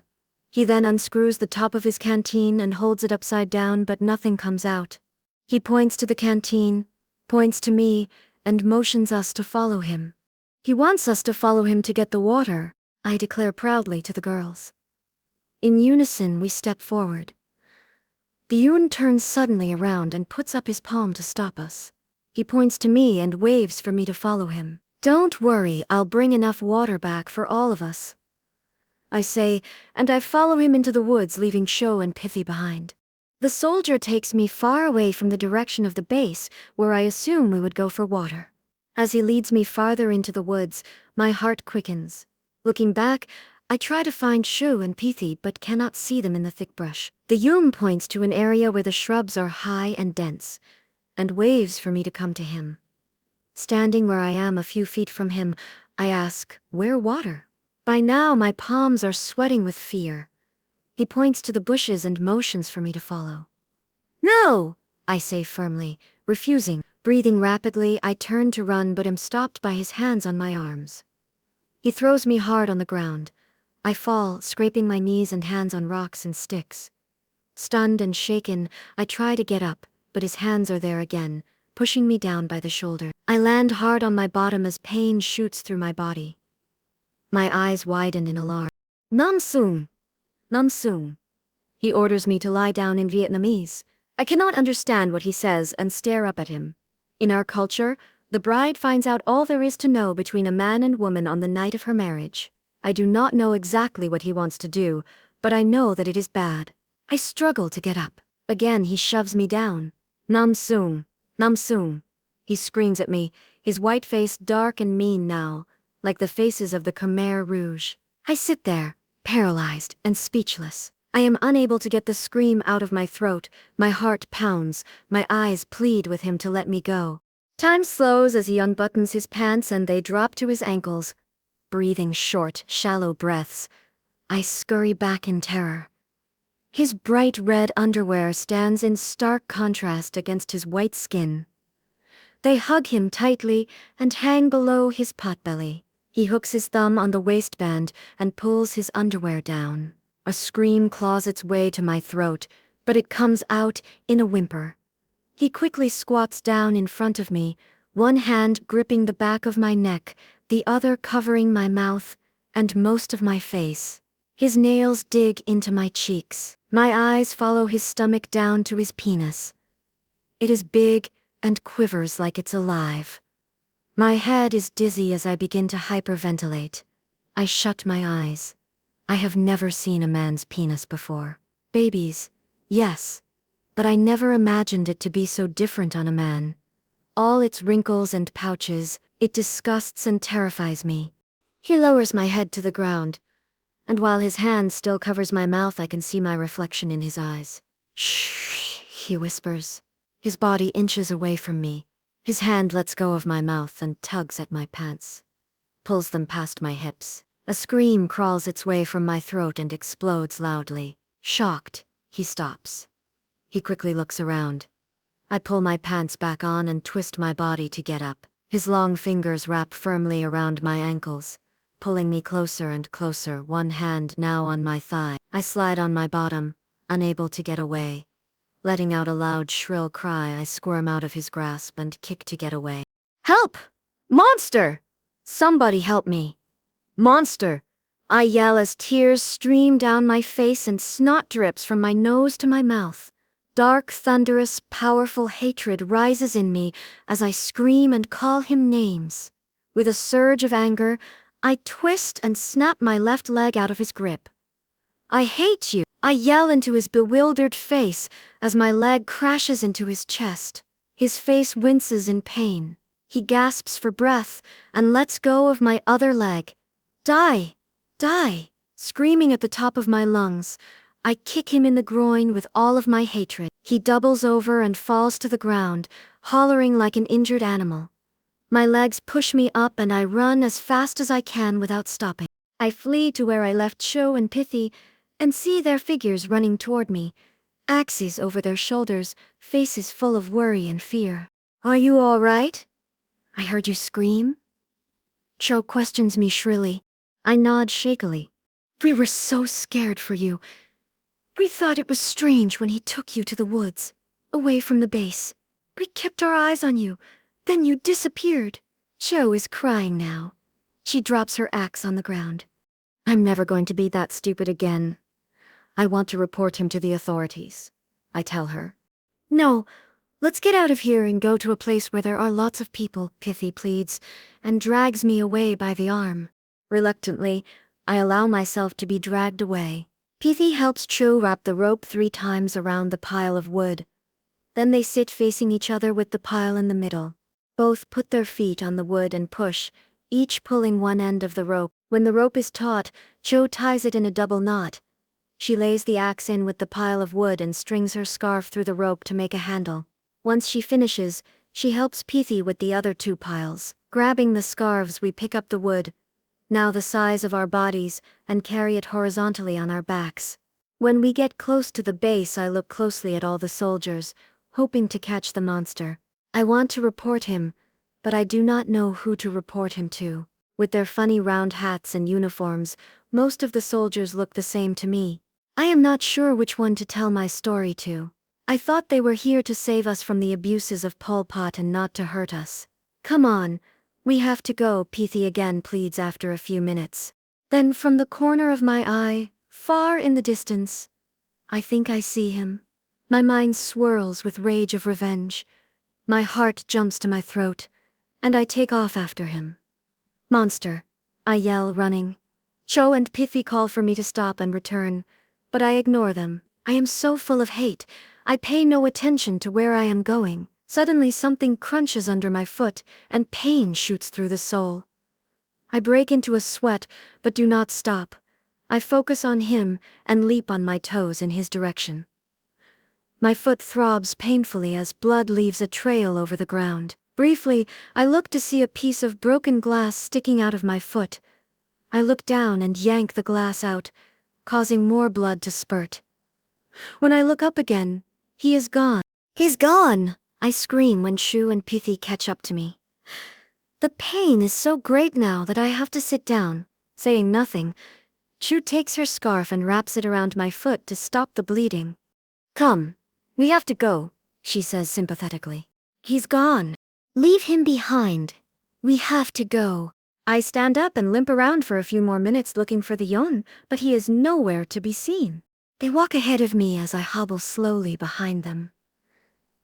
Along the way we do not talk about it, and they do not ask me about the man's penis. I wonder if Chu will tell Kim, or if Pithy will tell her family. For me, the humiliation is too much, the terror too real to relive by bringing it up. I am determined to keep my secret until the day I die. Once we reach our meeting place, Pithy leaves and goes her separate way. Cho and I continue on in silence. You were gone all morning and these small piles are all you brought? The mother hollers at us when we get home. Cho and I nod. And what happened to you? She asks, noticing my foot. I stepped on a piece of broken glass. I tell her. Careless, lazy girl. You are so stupid you will amount to nothing. No, you're wrong. I am going to be somebody great, I mutter to her. What? Are you talking back to me? She walks up to me and pushes my forehead with her index finger, spits at my feet. They will never be great. What makes you think you will be great? You are nothing. You are an orphan.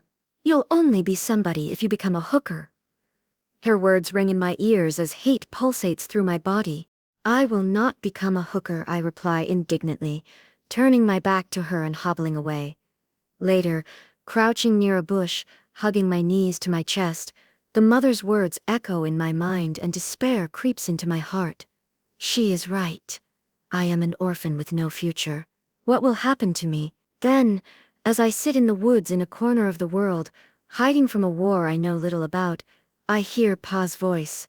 No one knows how precious you are. You are a diamond in the rough, and with a little polishing, you will shine, Pa whispers softly. His gentle words bring a small smile to my lips. The mother may not give me the love I crave, but I know what it feels like to be loved. Pa loved me and believed in me. With that little reminder from him, I know the foster mother is wrong about me. I do possess the one thing I need to make something of myself one day.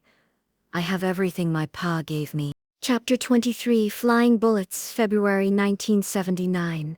I have lived with the family for a month now, and the longer I am with them, the more my hatred grows. However, I know that no matter how I feel about them, their home is safer than living by ourselves. Even though Pursat City is protected by the Yuns, people still live in fear. Among the villagers there have been many discussions about the Khmer Rouge closing in on us. The village men say the Khmer Rouge soldiers are all around us, some even hiding in the village or in nearby woods. It is hard to tell the soldiers from the civilians when they are all the same people, speak one language, and wear the same black clothes. Hiding their guns, the soldiers can easily infiltrate the refugee camp and spy on our activities. Every once in a while, a group of Khmer Rouge soldiers attacks a random village, raids the houses, kills a few people, and then ducks back into the woods. They attack without warning, and since no one knows when or where they will appear, we must have eyes in the back of our heads all the time. The refugee village is so large that in these surprise raids, the Yuns are not able to arrive in time to protect us until people have been killed. One afternoon, while the grandmother and I are outside the hut, squatting near the well scrubbing pots and pans, I hear the unmistakable whizzing of bullets around me. Flying bullets. I scream, dropping flat and pressing my chest against the wet ground. I lay in the wet scum of dishwater as it soaks through my shirt and pants. My heart pounding in my ears, I stare at a small ant spinning in a circle in a puddle next to my face. I clasp my hands over my ears as more bullets ring in the air. They explode like Chinese firecrackers, one after another in a feverish succession. A few seconds later the bullets stop, my cheek presses to the ground. I watch the same ant flailing its 4 legs in the half-inch of water. The more it struggles, the more it spins. A few seconds pass and still no more bullets. Raising my head, I quickly get up from the dirt and crawl on my hands and knees behind a tree. Suddenly, the grandmother screams a loud, shrill cry. Up above, the sun hides behind the clouds. My body still protected by the tree. I peer out to look at her. She is on the ground, lying in a fetal position on her side, both hands clutching her leg as thin, red blood pours out from a wound above her ankle, staining her skirt. The blood forms a pool around her feet, mixing with dishwater as it seeps into the earth. She screams and cries for help, but I crouch in my hiding place.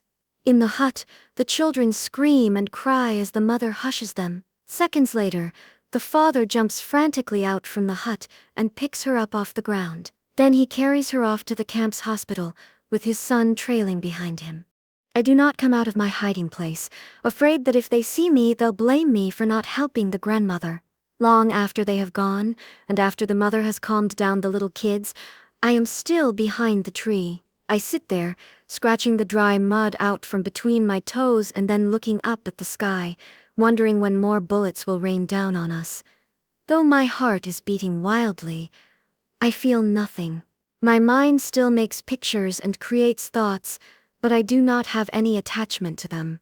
I am sorry she got shot, but she is mean and often slaps my face and pinches my arms and ears.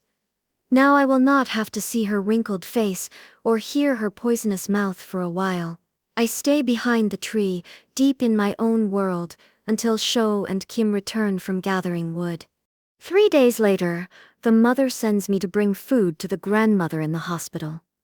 I take the packet wrapped in banana leaves and head toward the hospital. It takes me an hour to walk the 2 miles. The small, well-traveled red dirt footpath cuts through the town and is usually quite safe. On this day, all is quiet, and yet I nervously put one foot in front of the other, my eyes scanning the trees and bushes around me for signs of the Khmer Rouge. Neglecting to look down, I kick something and hear it roll away from me. It is rusty green and shaped like an egg with little square boxes on the surface. I freeze and suck in my breath. My knees are weak and my feet sting, as if I have been electrocuted. It is a grenade. Stupid girl, you have to be more careful. I curse under my breath. It is noon when I see the hospital. Taking short steps, I proceed slowly toward it, dreading going in. The abandoned makeshift hospital looks sicker than its patients. The one-level warehouse is gray with age, crumbling from the destruction of war. Dark green mold eats through the cracks in the wall as wild trees and vines threaten to overtake the building. Stepping out of the sunlight into the dark building temporarily blinds me. Inside, the temperature is uncomfortably hot, and the air hangs heavy, unmoving. The shrill cries of babies, the repetitive moans, and the echoes of shallow, labored breathing bombard the large space. The stench of human waste, urine, rotting wounds, and strong rubbing alcohol surrounds me, permeating my clothes, skin, and hair. My throat tightens, and I swallow hard to suppress a gag. I want to run out of the building. My eyes twitch, wanting to shut so I do not have to look at the bodies lying on the floor. During the Khmer Rouge rule, I saw many dead bodies. Having lost all hope of escaping the Khmer Rouge, many went to the infirmary to die. They did not have families to hold their hands and swat away the flies when they became too weak. Like Kiev, they wasted away and laid in their own feces and urine, completely alone. In a Khmer Rouge hospital, people moaned and whimpered in pain but did not scream. Here at the hospital in the newly liberated zone, people scream in pain because they're fighting to live. Taking small, cautious steps, I walk past rows of people lying on cots and mats on the ground. Out of the corner of my eye, something scurries away. I jump, then relax. It is only a mouse. Walking on, I look at each patient, searching for the grandmother. I hate having to bring food for some old lady I don't care for. If she were Ma, it would be different. My heart sinks at the thought, and sadness spreads throughout my body. If she were Ma, taking care of her would redeem all the wrongs I've committed. Ahead of me, 2 nurses kneel beside a young boy. An old woman sits cross-legged next to them, her face long and sad. The nurses are busy preparing silver trays of tools, bandages, and alcohol bottles. I hover over them, looking at the boy who lies motionless on a straw mat. He looks 5 or 6 years old, but I really cannot tell. His eyes are slightly open, his lips are gray and bloodless. My body vibrates with pain when I see that his upper body is badly burned. The skin looks as if it will peel off in one crisp layer. One of his legs is missing from the thigh down and the other is wrapped in bandages. The old woman cries softly, her hand clutching his small one, her thumb massaging the top of his hand in a circle. Her other hand fans his body, chasing away the black-green flies that wait to lick his scorched flesh. Bang Sray, what happened to him? I ask the nurse as she prepares to clean him. He was walking here to visit, the boy screams then, making the old woman sob louder. My toes and feet tingle when I hear the nurse say the boy either kicked a grenade or walked over a landing. I quickly walk away and leave them with the boy screaming until he passes out. When I find the grandmother, she is in the process of having her bandages changed by a nurse. The nurse is young and pretty, and wears a graying white uniform. She kneels by the grandma and reaches out for her arm. The grandmother swats her hand away and screams in protest. Hearing the screams, another nurse walks briskly over to assist the first nurse. She holds the grandmother by the shoulders and pushes her down on the cot. Under her weight, the grandma is forced onto her back. "Are you with her?" the nurse asks, noticing me standing behind her. "Yes." "Well, you better help us then. She is a tough one. Grab onto her other leg so she won't kick me." I have to change the bandages. I quickly obey her. With one nurse pushing her down by the shoulders and my arms wrapped around her leg, the nurse unravels layers of bloody bandages as the grandmother squirms and shakes to be free of us. The bandages coil on the floor like red-dotted albino snakes, exposing the grandmother's ankle. It is red, raw, and covered by a thin cake of dried blood. Just above her ankle is a tiny black circle the size of a cigarette burn. It's lucky the bullet went straight through the flesh. Any lower and it would have shattered the ankle. The grandmother screams in response. "It looks good, but we still have to clean it." The nurse takes the silver tray of tools and pours alcohol into a white plastic bowl. With a pair of thongs, she dips a piece of white cloth into the alcohol bowl, allowing it to soak through. Okay, it's time to really hold her down now. I grip her leg tight, my nails digging into her flesh as the nurse swabs the alcohol-soaked cloth on the wound. The grandmother screams and curses us, but the nurse continues to jab the cloth at the wound, wiping away the caked brown blood. When she is satisfied it is clean, the nurse wraps the ankle up again with clean white bandages. "Please," the grandmother pleads, her bony fingers dragging the snot from her nose onto her cheeks. "Please give me some medicine. It hurts very much." For that brief moment, the grandmother looks vulnerable, desperate, human. My heart goes out to her. The nurse looks at her and slowly shakes her head. "I'm sorry, grandmother. If we had some, I would gladly give it to you, but we do not have any medicine." The grandmother cries, both hands massaging near her ankle. She looks so frail and sad that even I pity her. When the nurse leaves, the grandmother's face darkens and she turns her attention to me. "What are you doing? Give me my food," she barks at me and unwraps the banana leaves to find rice and salted pork. "Stupid girl. I know you ate some on the way. I am old and I need this more than you." I say nothing and continue to stand there. "You are a little thief, I know you are. You are not even grateful we took you in. Stupid little thief." Hearing her hateful words, I cannot find it in my heart to feel sorry for her anymore, and I leave her with her cries and moans and the stench of impending death. The next day, the father brings the grandma home from the hospital. In the hut, she laughs and plays with the grandchildren, ignoring Shu and me standing outside the hut. A few hours later, while Shu and I feed the children their lunch of rice and fish, we watch the father walk up to Kim as he waters the garden. Standing in front of him, the father says something that makes Kim's lips purse. Putting down his pail, Kim walks over to us. "We have to leave in a few hours. The family can't afford to keep us." He says there's a family that will take us, and he'll return soon to take us there. Kim's voice is strong and firm, but his shoulders sag.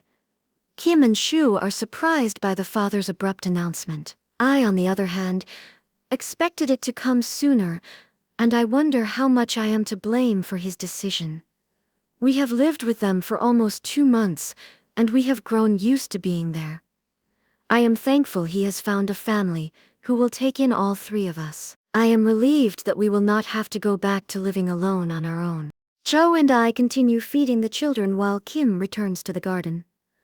After their meals, I wipe and clean the children's hands and faces of dirt and dribbles.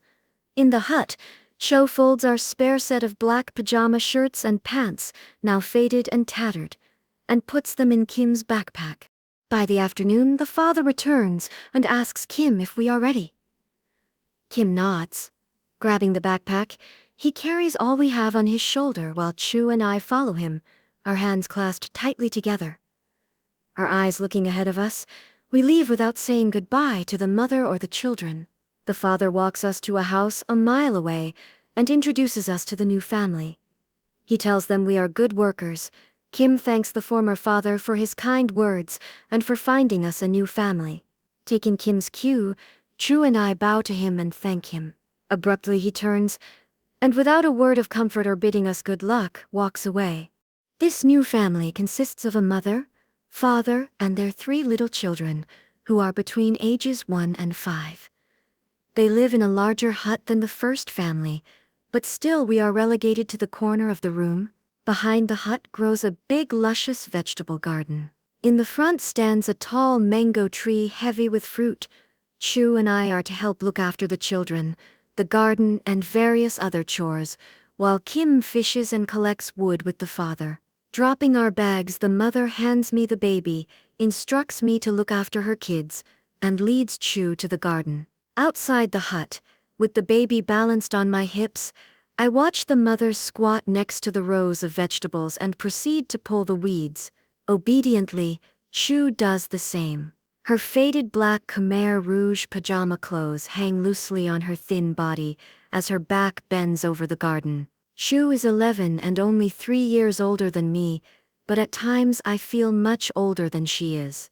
It still amazes me how she can survive by being accepting and not fighting back. Though we live with the family as their helpers, they treat us kindly. Many times the family will have special treats such as coconut cake or sweet rice balls for dessert. No matter how we crave them, it is not proper for Kim, Chu, and I to take a piece for ourselves. The mother and children can reach for whatever they want, but we have to wait until it is given to us. Even with his children screaming for extra pieces, the father always puts a piece on each of our plates. They occasionally raise their voices but never swear or raise their hands at us. Despite the Khmer Rouge ban on religion, they are able to continue to practice Buddhism in secret. A major Buddhist mantra preaches kindness to others or reincarnate in the next life as a slug for all to step on. Being from the country, the family is very superstitious, especially the mother. Whenever anything happens that she cannot explain or understand, she blames it on supernatural powers. Every day she prays to the earth goddess for plentiful vegetables, the river god for plentiful fish, the wind god to bring rain, and the sun god to bring light. One of my daily chores is to wash the family's laundry. Many villagers are wearing colorful clothes now, including our new family. I look wistfully at the mother's dark orange sarong and marvel at her sky blue blouse. I remember the red dresses Mom made for Chu, Geek, and me. Our first red dresses. One New Year's morning. I remember Kiev, with big pink, yellow, blue, and green prickly plastic rollers in her hair, held in by 100 small black bobby pins sticking up everywhere like porcupine quills. As she combed my hair and tied it in ponytails. Next to her on our bed, Chu worked on getting Geek dressed.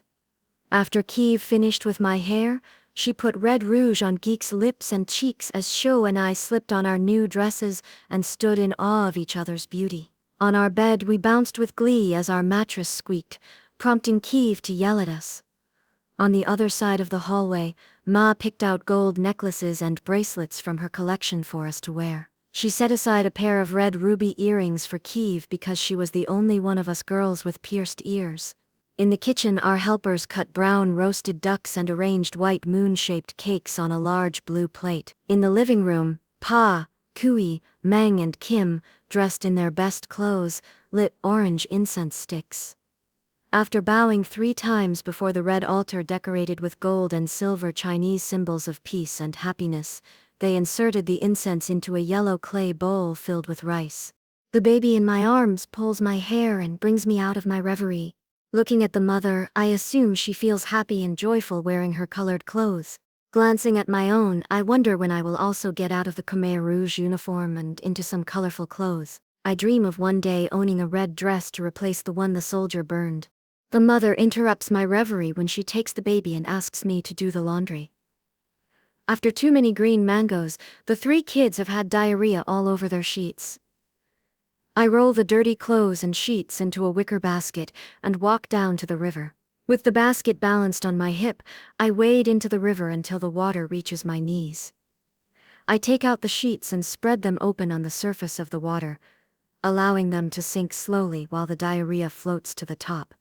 While doing this, little fish swim over and eat the mess. Some nip at my legs.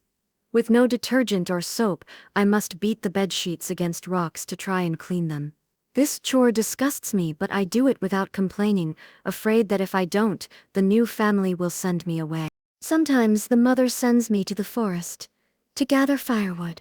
I meet Pithy along the way and we set off, making sure to stay clear of the Yun base. One day while walking, a stench attacks my nose and I begin to cough.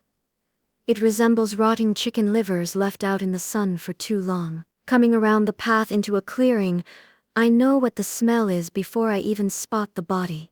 The corpse lies decomposing in the sun. I hold my breath and walk toward it. "Come on, let's go back," Pithy urges, looking pale. I wave my hand at her and proceed forward while she stays back. Pinching my nose, I approach it. The face looks as if it has melted, exposing the cheekbones, the tip of the nose cartilage, and teeth in a lipless mouth. Beneath decomposing lids, the eyes are sunken deep into the skull. The eyelids and mouth are covered with small white eggs, some already hatching to become maggots, which crawl and disappear into the skin. More maggots wriggle around on the lids and out of the open mouth. Long black hair sinks into the grass, becoming one with the dirt. The chest cavity is caved in beneath the black clothes, home to hundreds of the black-green flies, feasting on the body. I cover my mouth and push down vomit, not daring to look anymore. Quickly, I turn and walk away, but the smell of death still clings to my clothes. He was a Khmer Rouge soldier. He deserved to die. Too bad they are not all dead, I say vehemently to Pithy. She says nothing. I do not in fact know if the body is a civilian or a soldier. Thinking of the body as a civilian makes me think of Pa too much. It is easier to feel no pity for the dead if I think of them as all Khmer Rouge. I hate them all. Holding on to my hate for the Khmer Rouge also allows me to go on living the mundane details of life. Another one of my fixed duties is to go down to the river and gather water for the family. Each morning, balancing 2 water pails on a long flat piece of wood over my shoulders, I set off to fetch the water. The walk to the river is only 10 minutes, but in the February sun, it always feels much longer. Squinting at a reflection in the water, I make out a figure of girl standing on the bank. She is not much bigger than I am, and with one hand on her hip, she peers at the riverbank in frustration. She removes the pails from her plank and hits at something on the grassy bank.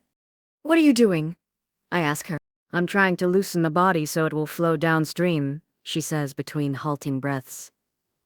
A few feet from where we are standing, a body floats past, dressed in a black pajama shirt and pants.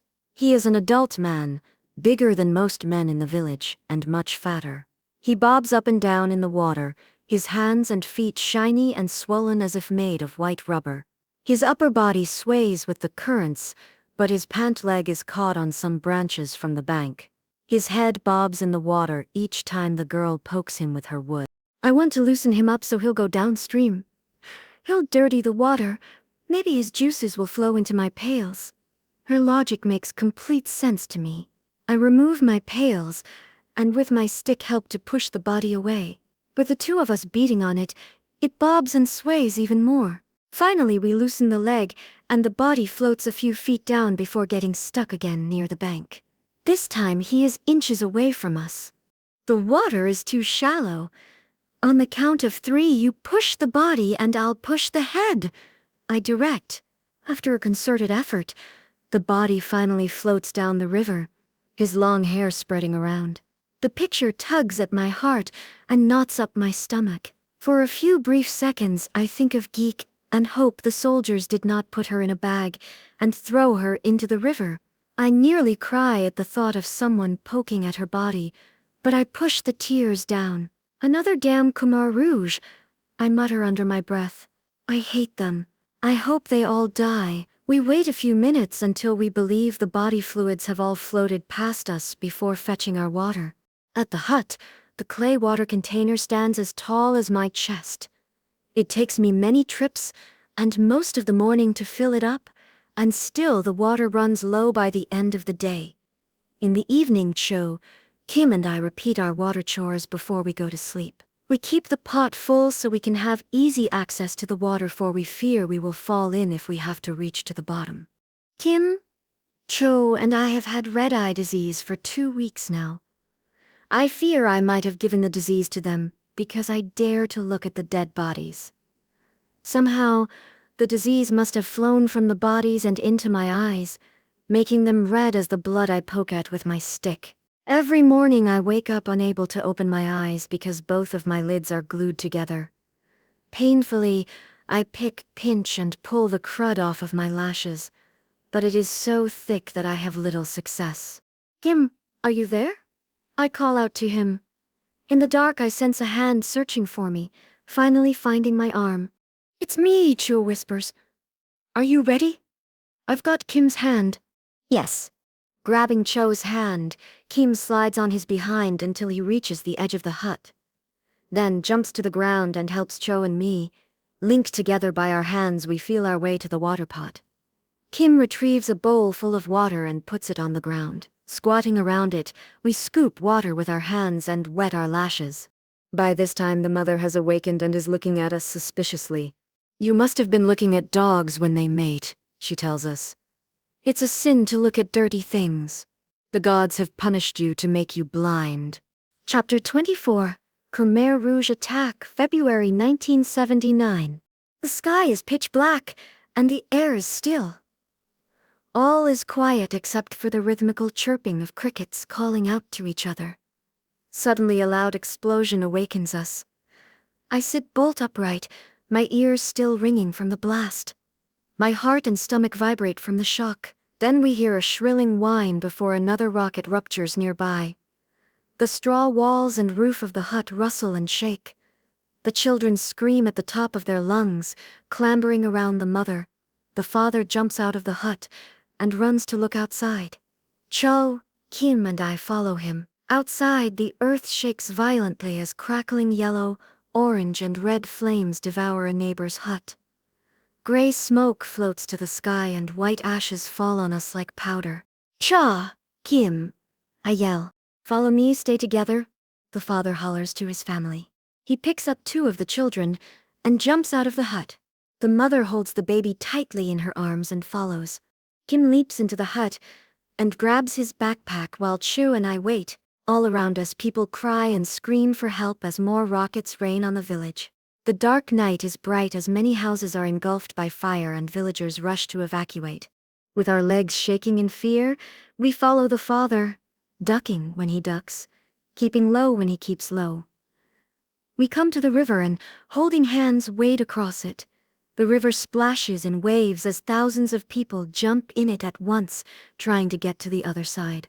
With small bundles on their heads or draped on their shoulders and small children hanging on their backs, the villagers wade across the chest-deep stream, desperately reaching for safety. Once on the other side, we find shelter in an old abandoned warehouse with a low concrete roof, propped up by 3 remaining walls.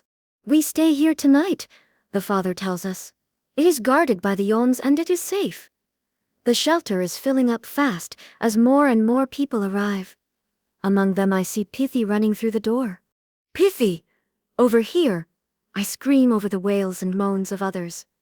She waves and runs toward us with her mom and brother settling in the space next to us. We spend the night in the dark, afraid that any light might signal our whereabouts to the Khmer Rouge soldiers. Everyone is quiet, breathing softly, some even trying to sleep. My heart beats loudly, jumping at every sound as I crouch in between Pithy and Chu, praying to Pa to protect us. Chu sits beside me, holding Kim's hand tight. I grit my teeth hard together to stay calm. Outside in the distance, the mortars and rockets continue to explode through the night. The hours pass slowly. I tap my feet as if to the beat of some fast song, hoping to make time go by faster. Cho now sits cross-legged, her hands clasping together and then unclasping. Next to her, Kim lies on the ground, using his backpack as a pillow. The father and mother stretch their legs beside us, with the children sleeping on both their laps. All around us, families are lying down on the ground with no mats or blankets separating them from the dirt. Their knees pull up close to their chest, and their arms prop up their heads like pillows. By early morning it is quiet again. I can almost feel the shelter expand with air as everyone lets out a sigh of relief. Then, without warning, the whistle of a rocket flies near us and hits our shelter. The blast almost knocks the air out from my lungs. I reach for Pithy's arm, then jerk my hand back as my palm touches something wet and sticky on her. My stomach churns. I turn to see Pithy lying face down on the ground, quiet and motionless. The top of her skull is caved in. A pool of blood slowly seeps into the dirt around her head. Her hair is wet and matted with small bits of a tooth-like substance on her black head. Her blood and pieces of brain are still on my hand. Pithy's mom screams for her, then gathers Pithy into her arms.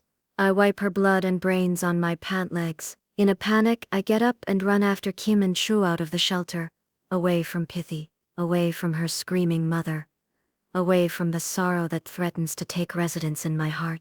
Outside, people are scattered everywhere, screaming and crying as they run in every direction, bumping and pushing each other.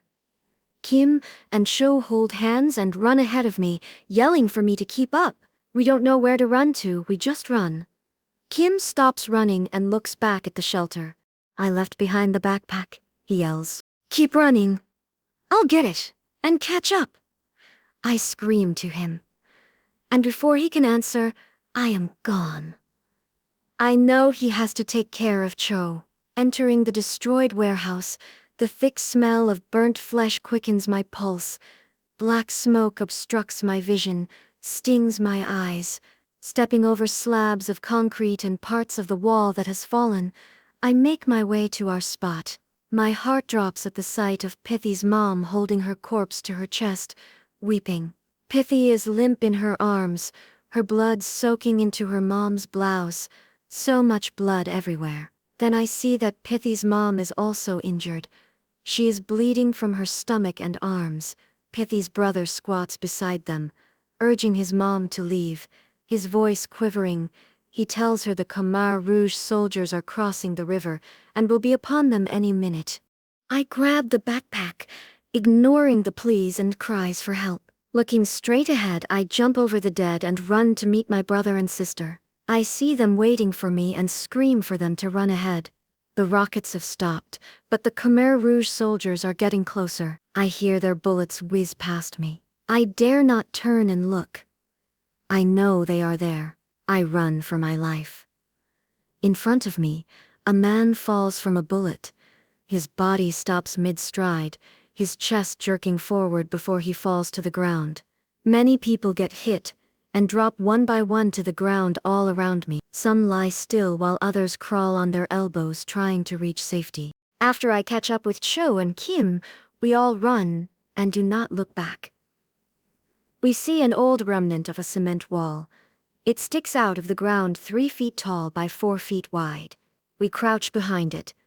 Cho covers her ears with her hands and squeezes her eyes shut. Kim is white, leaning against the wall for support.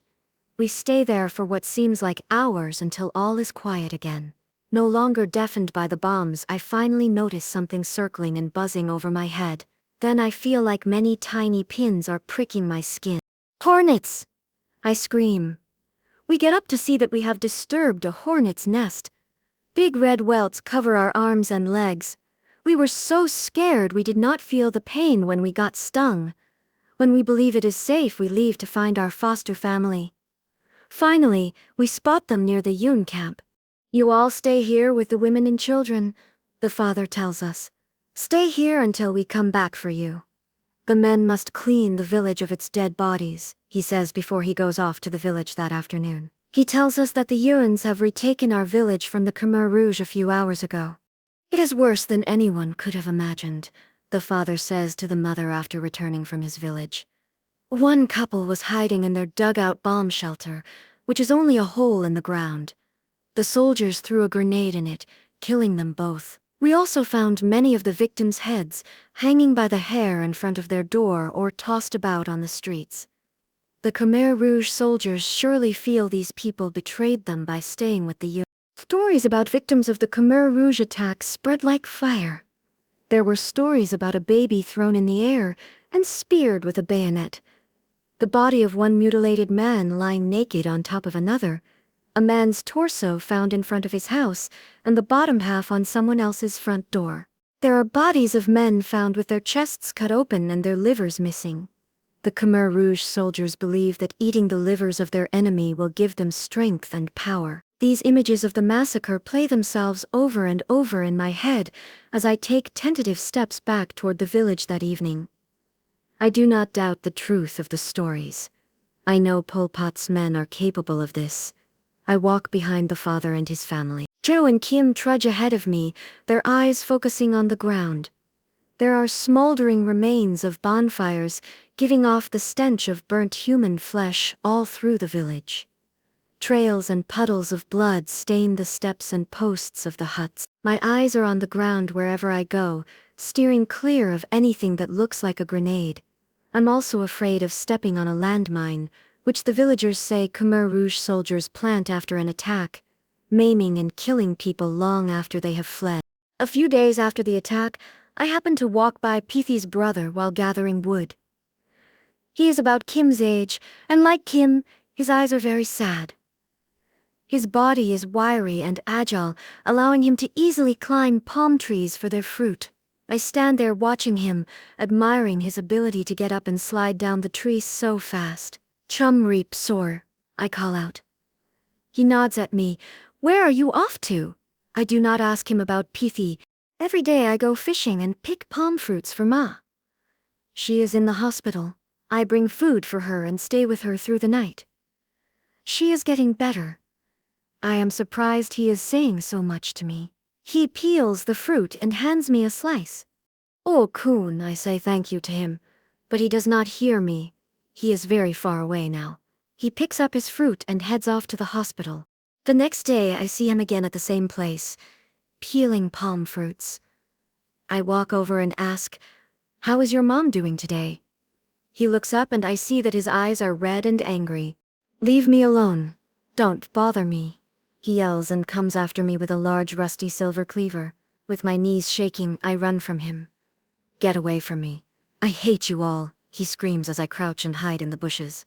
Suddenly he stops coming after me and stands transfixed, dropping his cleaver. With his shoulders slumped, he stoops and slowly sits on the ground.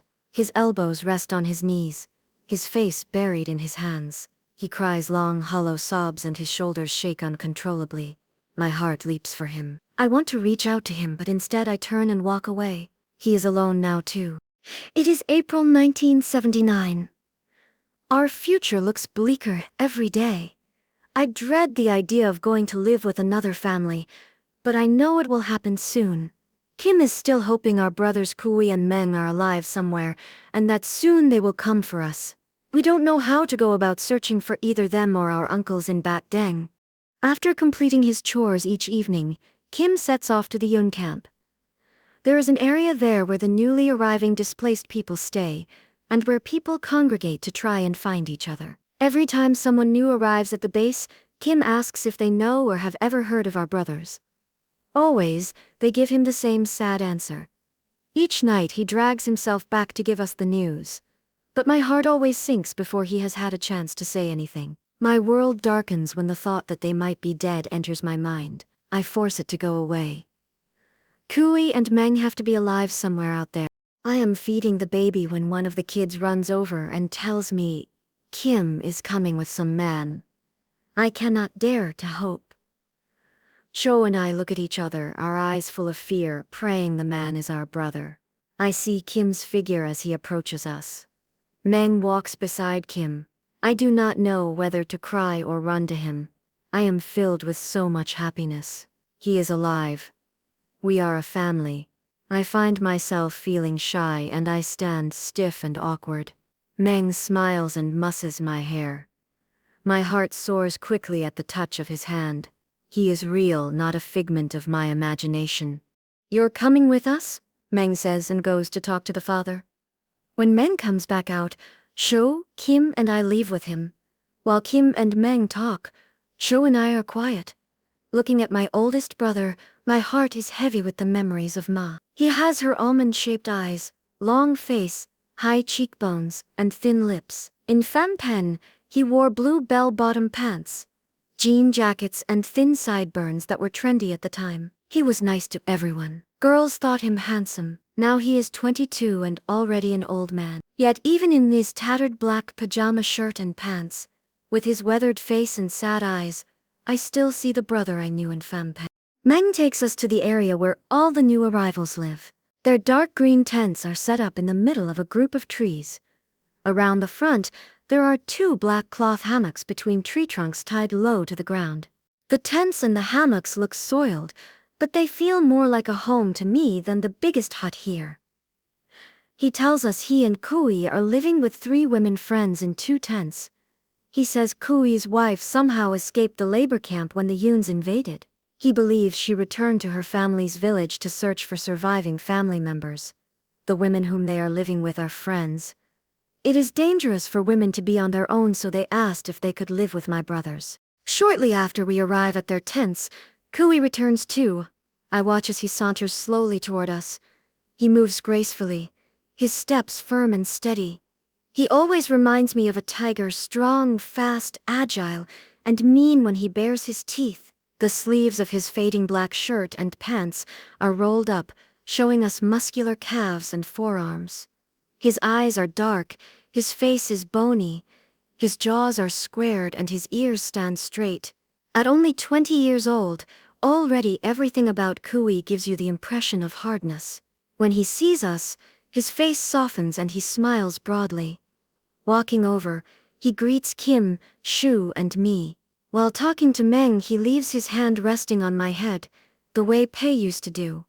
Our family sits near the fire that night, listening to Meng tell their story. Kui and he were together in a labor camp when the Yun invaded Kampuchea at the end of December. One night, rockets landed near their camp, and in the confusion many people escaped and ran away, including Kui's wife. But Meng and Kui were unlucky and they found themselves confronted by Khmer Rouge soldiers just outside their hut. The soldiers did not kill them because they needed them as porters. As the Yuns moved closer and closer, Khmer Rouge soldiers pushed them farther into the jungle. When the Khmer soldiers stopped each night to rest, Kui cut firewood while Meng cooked meals for them all. One night, Kui told Meng they had to make their escape. The soldiers were moving them up the mountain where they would be under total Khmer Rouge control, isolated from the world and cut off from all the escape routes. If they did not make their break now, the chance might never come again. While the soldiers were sleeping, Kui and Meng pretended to go relieve themselves.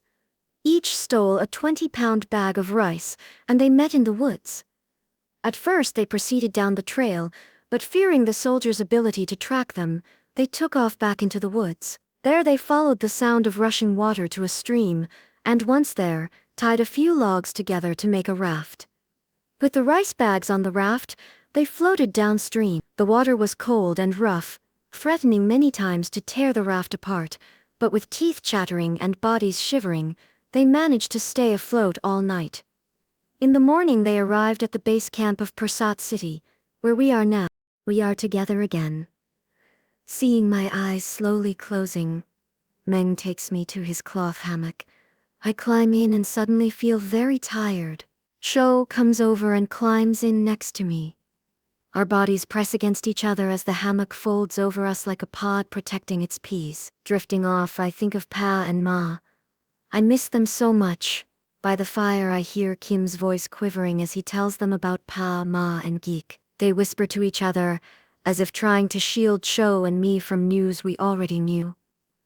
I shut my eyes, not wanting to see Meng and Koi's faces as they receive the news. The remainder of our family is together again. With my brothers around me, I feel safe and relaxed. As I drift off to sleep, I hear Meng announce that our next step is to return to Bat Deng to search for our aunts and uncles. Bat Deng is Ma's hometown, and where we left Uncle Leng and eldest Uncle Heng. We will go there and wait for other surviving family members to return. Since Bat Deng is many miles away, we have to stay here a while longer and gather supplies. Though risky because the Khmer Rouge may still control sections of the route, we will travel by foot again and hope to be reunited with our relatives. Chapter 25. The Execution March 1979. A few days later, Meng arrives at the tent site all flushed and out of breath, telling us he has just returned from the Yung jail. He says somehow the Yungs have captured a Khmer Rouge soldier and are holding him there. He reports that when the villagers heard about this, hundreds of them rushed to the jail and demanded that the Khmer Rouge soldier be released to them. Men, women, and children blocked the entrance to the jail, threatening to riot if their demands were not met. They carried steel bars, axes, knives, wooden stakes, and hammers, all the weapons used by the Khmer Rouge soldiers to kill their victim. Meng says the villagers at the jail have only one thing in mind: blood for blood, life for life. They want a public execution of the prisoner. They screamed threats to the Yun soldiers and questioned why the prisoner should be protected. They are ready to break down the jail if they must to get to the prisoner. In the end, the Yuns opened the door and handed the prisoner over to the people. The crowd raised their weapons in the air and cheered with satisfaction. Finally, they have the power to seek revenge for their suffering. He describes how two Khmer men in their early 30s stepped forward and took the prisoner from the Yuns as the crowd cheered again. The men dragged the prisoner away while people were pushing and shoving around them. They took him to the middle of a field on the edge of town. Someone brought forth a chair and put it in the middle of the crowd. The two men thrust the prisoner into the chair and tied his hands behind his back and his legs together. Hearing this, my heart races with excitement. Finally, a chance to kill for Pa, Ma, Kiev, and Yik. Come, Cho, let us go and watch. I plead with her. No, please don't go, Cho pleads with me. I have to go. We get to kill one of them for once. Meng and Hui won't like it when they hear about this. Don't you tell them then? Don't you want to see the execution yourself? No. When Cho makes up her mind, there is no changing it. Failing to convince her, I head off on my own. To get to the field, I have to wade across the river, climb a tall hill, cross a broken bridge, and walk 30 minutes in the scorching sun. When I arrive, hundreds of people are already there, standing around the prisoner. Their bodies block my view. I shift, trying to find an open space between them, but I cannot. Frustrated, I wedge my small body between theirs and push my way through, calling out loudly. Sorry, I cannot see. The tall bodies snort and huff in annoyance, but let me through anyway. I am in the middle of the crowd, totally surrounded by people. I cannot see anything. I look up to the faces of the adults, who are all looking in the same direction. Breathing a sigh of relief, I follow their gaze. Sorry, I cannot see. I repeat my pleas as I nudge and step on their toes, trying to get to the front. Finally, I see a clearing between people's legs. I try to push my way through, but they are so engrossed in what's going on that they do not move. Determined, I get on my hands and knees and crawl through the brown forest of legs up to the front. There he is. I stand and find myself almost face to face with him, separated by only 15 feet. Automatically, I raise my scarf to cover my head and face. My heart beats wildly. Fear seeps into my body. He is looking at me. He can see me. What if he escapes and kills me? I take a step back, leaning into the crowd for protection. The crowd vibrates with anticipation and energy, closing in around the prisoner, glaring at him. I have never seen an execution before. Rage heats up my body. Seeing only one of them killed is not enough. His face reveals nothing. His lips do not beg for mercy. He sits propped up on a high-backed chair on a gravel hill that serves as a stage. He is dark and wears the black clothes of the Khmer Rouge, the black clothes I still wear. His matted hair is sweaty, and he hangs his head to focus on his feet. The rough hemp rope that binds his feet together is so tightly tied that it draws blood. More rope straps him to the back of the chair. It coils around him from the chest down to the stomach. "Murderer, you deserve to die a slow, painful death," someone yells. "That is what we have planned for him. I hope he knows his life is about to end. I hope he knows we are here because we want his blood and will soon rip him apart for it." People talk loudly about the best way to kill him. They argue about how to make the execution as drawn out and painful as possible. They discuss which tools to use to crack his skull, to slice his throat. Someone says we should let him sit in the sun, shave his skin open little by little, and rub salt into the wounds. Someone else wants to strangle him barehanded. The discussion continues for a long time, but the people cannot agree on what to do. Finally, two middle-aged men step up in front. The crowd hushes. The prisoner glances up. He looks scared now. His eyes are squinting and his lips move as if to mutter something, but he decides against it and purses his lips shut. Sweat pours from his face, slides over his Adam's apple, and soaks his shirt. He bends his head, looks down at his feet again, knowing there is no way out. His government has created a vengeful, bloodthirsty people. Pol Pot has turned me into someone who wants to kill. Brothers, sisters, uncles, aunts, one of the two men yell. We have decided that this Khmer Rouge will be executed for his crimes. His blood will avenge the innocent people he has slaughtered. We are asking for volunteers to be the executioners. The crowd roars. They look about, wondering who will be the first to volunteer. At first, no one raises his hand. For all the big talk, everyone stays silent. Then a few hands go up, and the crowd comes to life again. A woman, crying loudly, pushes her way to the front of the crowd. She is young, maybe in her mid-20s. Her straight black hair is tied back, giving us a view of her angular, thin face. Like me, she wears the Khmer Rouge clothes. Though tears fall from her eyes, her face is dark and angry. "I know this Khmer Rouge soldier," she screams. In her left hand she holds a 9-inch knife. It is copper brown, rusty, and dull.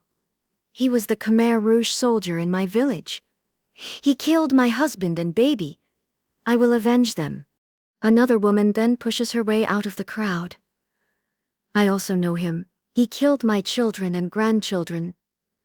Now I am alone in this world." The second woman is older, perhaps 60 or 70. She is thin and wears black clothes. In her hand she holds a hammer, its wooden handle worn and splintered. One man takes the women aside while the others continue to speak to the audience. I am no longer listening. I am fixated on the prisoner. He looked up briefly when the two women came forth. But now he is back in position, head down, eyes to the ground. I watch without emotion as the old woman walks slowly up to him, her hammer in hand. Above us the black clouds move with her, shadowing where she goes. She stands in front of him, staring at the top of his head.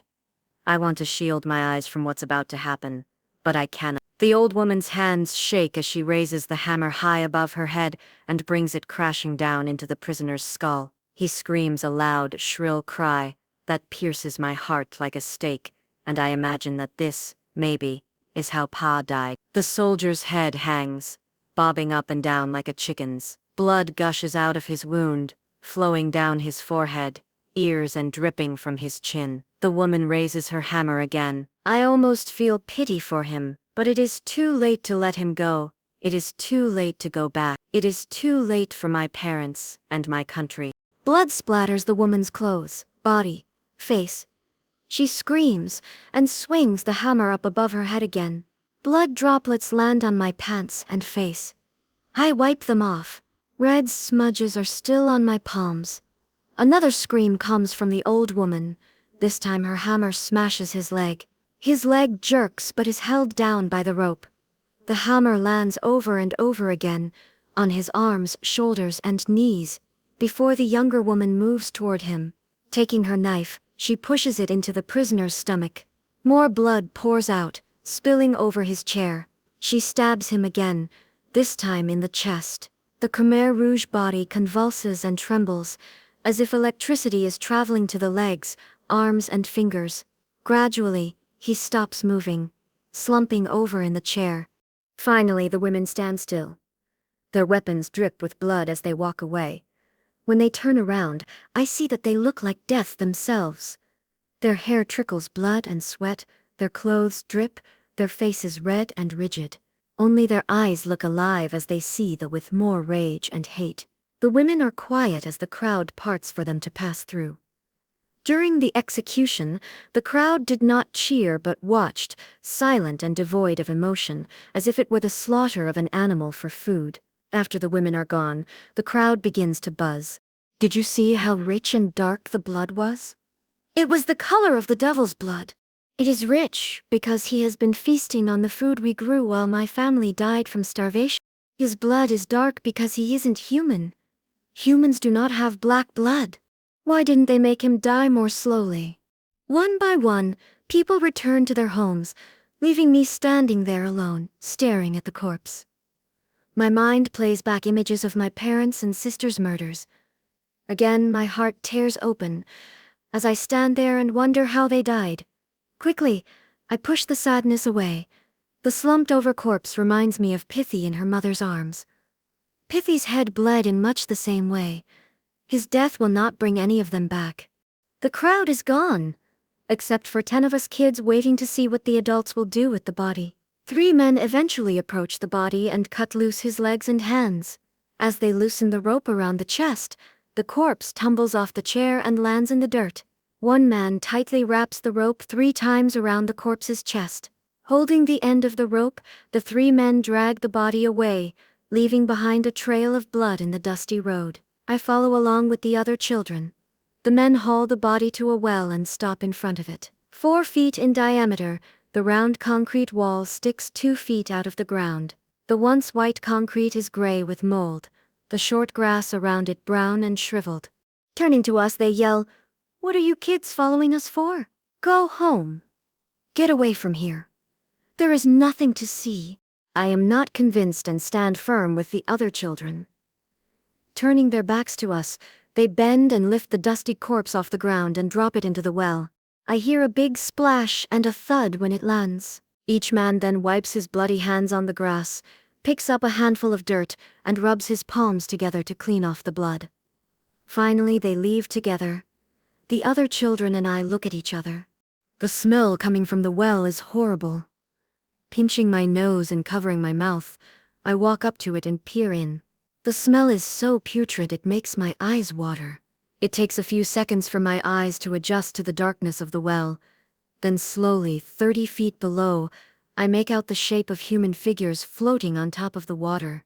What my eyes cannot see, my mind makes up for, and I picture dark dead faces staring up at me. The hair stands up on my arms and legs as I run away.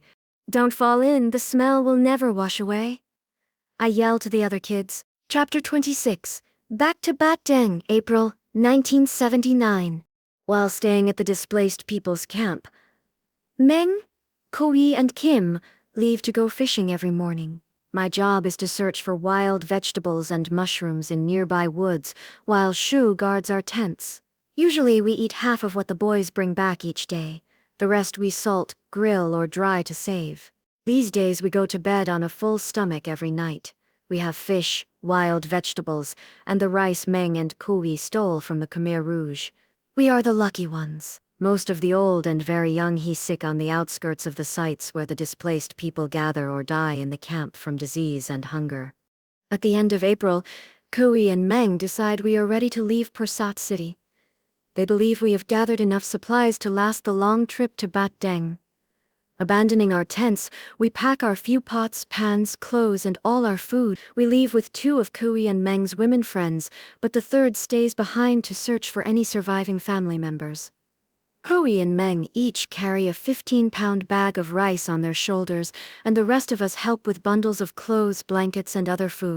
Balancing the rice pot on my head, I turn around and look one last time at Pursat City. My eyes linger on the mountains thinking of Pa, Ma, Kiev, and Geek.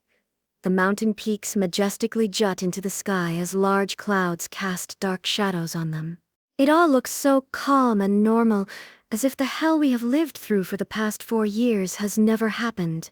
4 years ago, on April 17, 1975, the Khmer Rouge took over Phnom Penh, a course that eventually brought us here to Pursat. Up there somewhere in the mountains, Pa, Ma, Kiev, and Geek are still trapped and unable to go home with us. Pa, Ma, Kiev, Geek, I call out to them, I am taking you all home now. I will not say goodbye. I will never say goodbye. Day after day we walk onward, stopping only to rest at night. In the dry April sun, our black clothes absorb the rays and the heat weighs heavy on our skin. Our bones grow tired, our backs ache, our feet blister, yet still we march. Almost exactly 4 years ago, we evacuated Phnom Penh. I remember how I cried and whined about the hot sun and how the touch of Pa's hand on my head soothed me. I was not used to the heat, the sun and the hard ground then because Pa provided us with a sheltered, middle-class life. Now my body is accustomed to the extreme environment and weather, but my heart has never come to terms with the absence of those we have lost. Now we are leaving them behind. I hope wherever they are, their spirit will follow us back to Bat Deng. One night, we find shelter in an abandoned hut. We are in the middle of nowhere and are highly vulnerable to a Khmer Rouge attack. The makeshift refuge must house the 7 of us, and one other family who arrived there before us. The other family consists of a mother, father, and baby. He is sick, his face and feet are swollen, as are hers and their babies. When I see the mother of the other family, I think she is Ma. The woman could be a double for Ma. I want to run to her, talk to her, and hold her, but then I see her husband lying next to her. He is about Pa's age, but the resemblance ends there.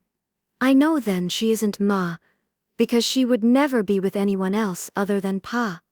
I don't dare ask my siblings whether they see the resemblance too. Watching their eyes, I notice they do not linger on the sight of the mother the way I do. Do my brothers and Shu see the resemblance too? While the family stays on the ground level of the hut, our group moves to the top floor. Before they fall asleep that night, my brothers practice jumping out of the 2nd floor to plan their escape route in case of a Khmer Rouge attack. They leap off in different ways and clear the area of anything that might hurt us when we land.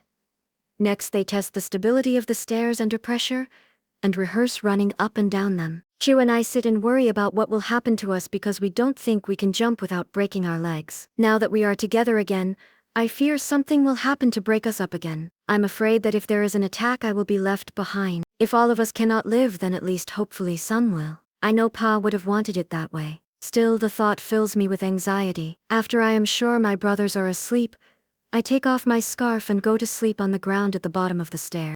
Before we leave the next morning, and when my brothers and sister aren't looking, I grab some of our cooked rice and wrap it up in banana leaves. Downstairs, the woman is awake and breastfeeding her baby. I do not have the courage to talk to her or look at her. Instead, I place the rice near her and leave before she can say anything. Looking back longingly at the hut, I wonder what will happen to them. It does not look like they will be able to leave today. With a sick husband and baby, they will probably spend another night alone. Day after day we push on until I lose count of how many days we have traveled. Every day we walk, only stopping at night to rest. All along the way I travel with Pa, Ma, Kiev, and Geek in my thoughts. In my mind I talk to them. I complain to Pa about my blistering feet and aching joints. I describe to Ma all the pretty flowers I see on the roadside. I report to Kiev the flirting that goes on between Koi, Meng, and their women friends. And Geek, I have the hardest time finding words to say to her. To Geek, I keep silent. We're very close to Bat Deng, Meng says, breaking into my thoughts. If our aunts and uncles are alive, we will be with them soon. We have been on the road for 18 days now, and our food ration is getting smaller with each passing day. As we walk the last few hours back to Bat Deng, Meng and Kui ask many people on bicycles or wagons if they share our destination.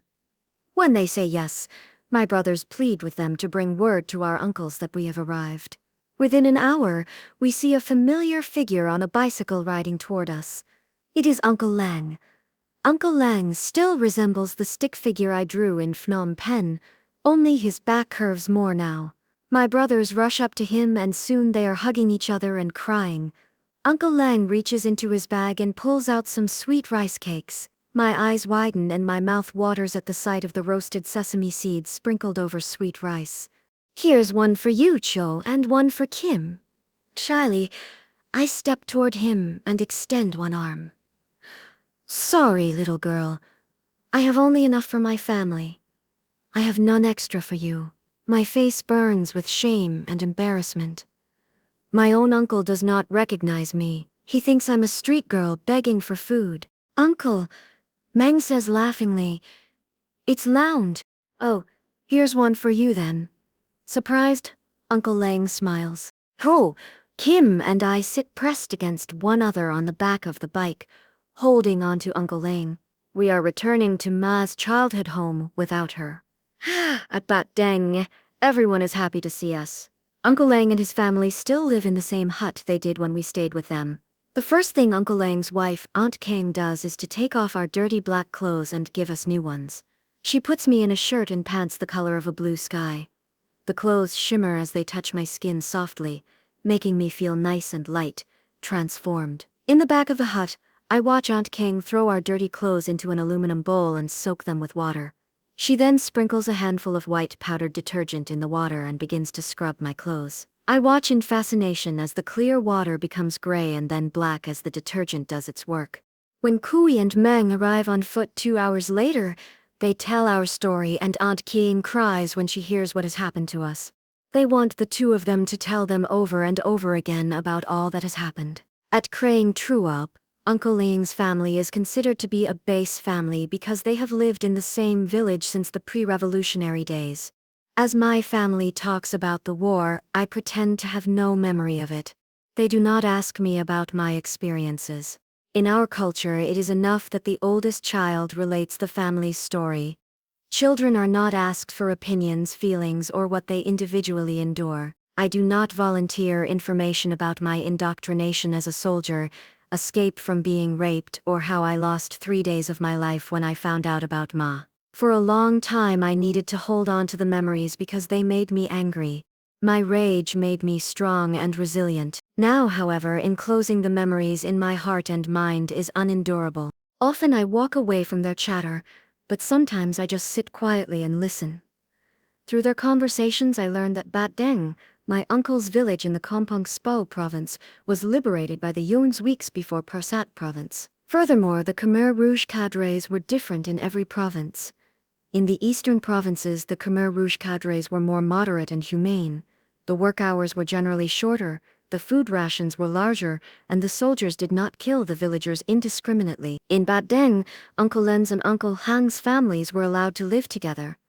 Though many new people who resettled in their village were taken away and never heard from again, my family's status as base people protected them from the killings. In the Persat province where we lived, the cadres were among the most brutally insane. And your mother, Uncle Len says, shaking his head, 2 more months, just 2 more months, and she would have made it.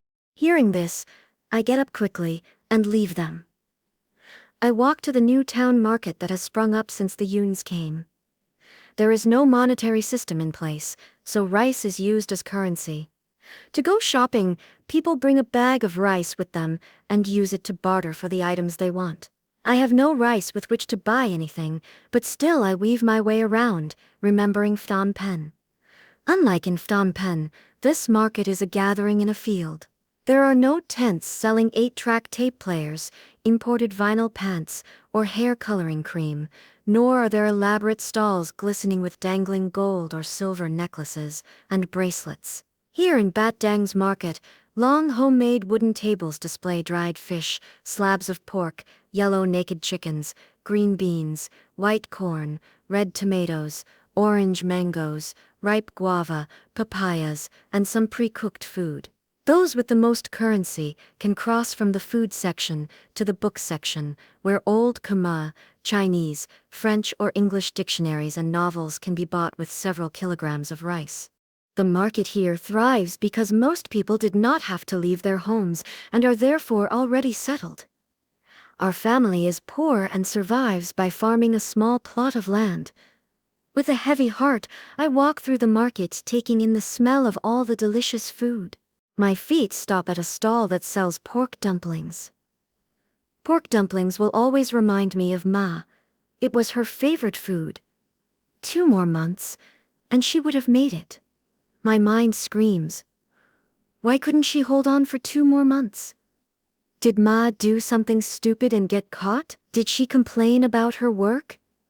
Did Geek cry for Pa too loudly and too often? They must have let their weakness show. What did they do? My eyes burn into the dumplings.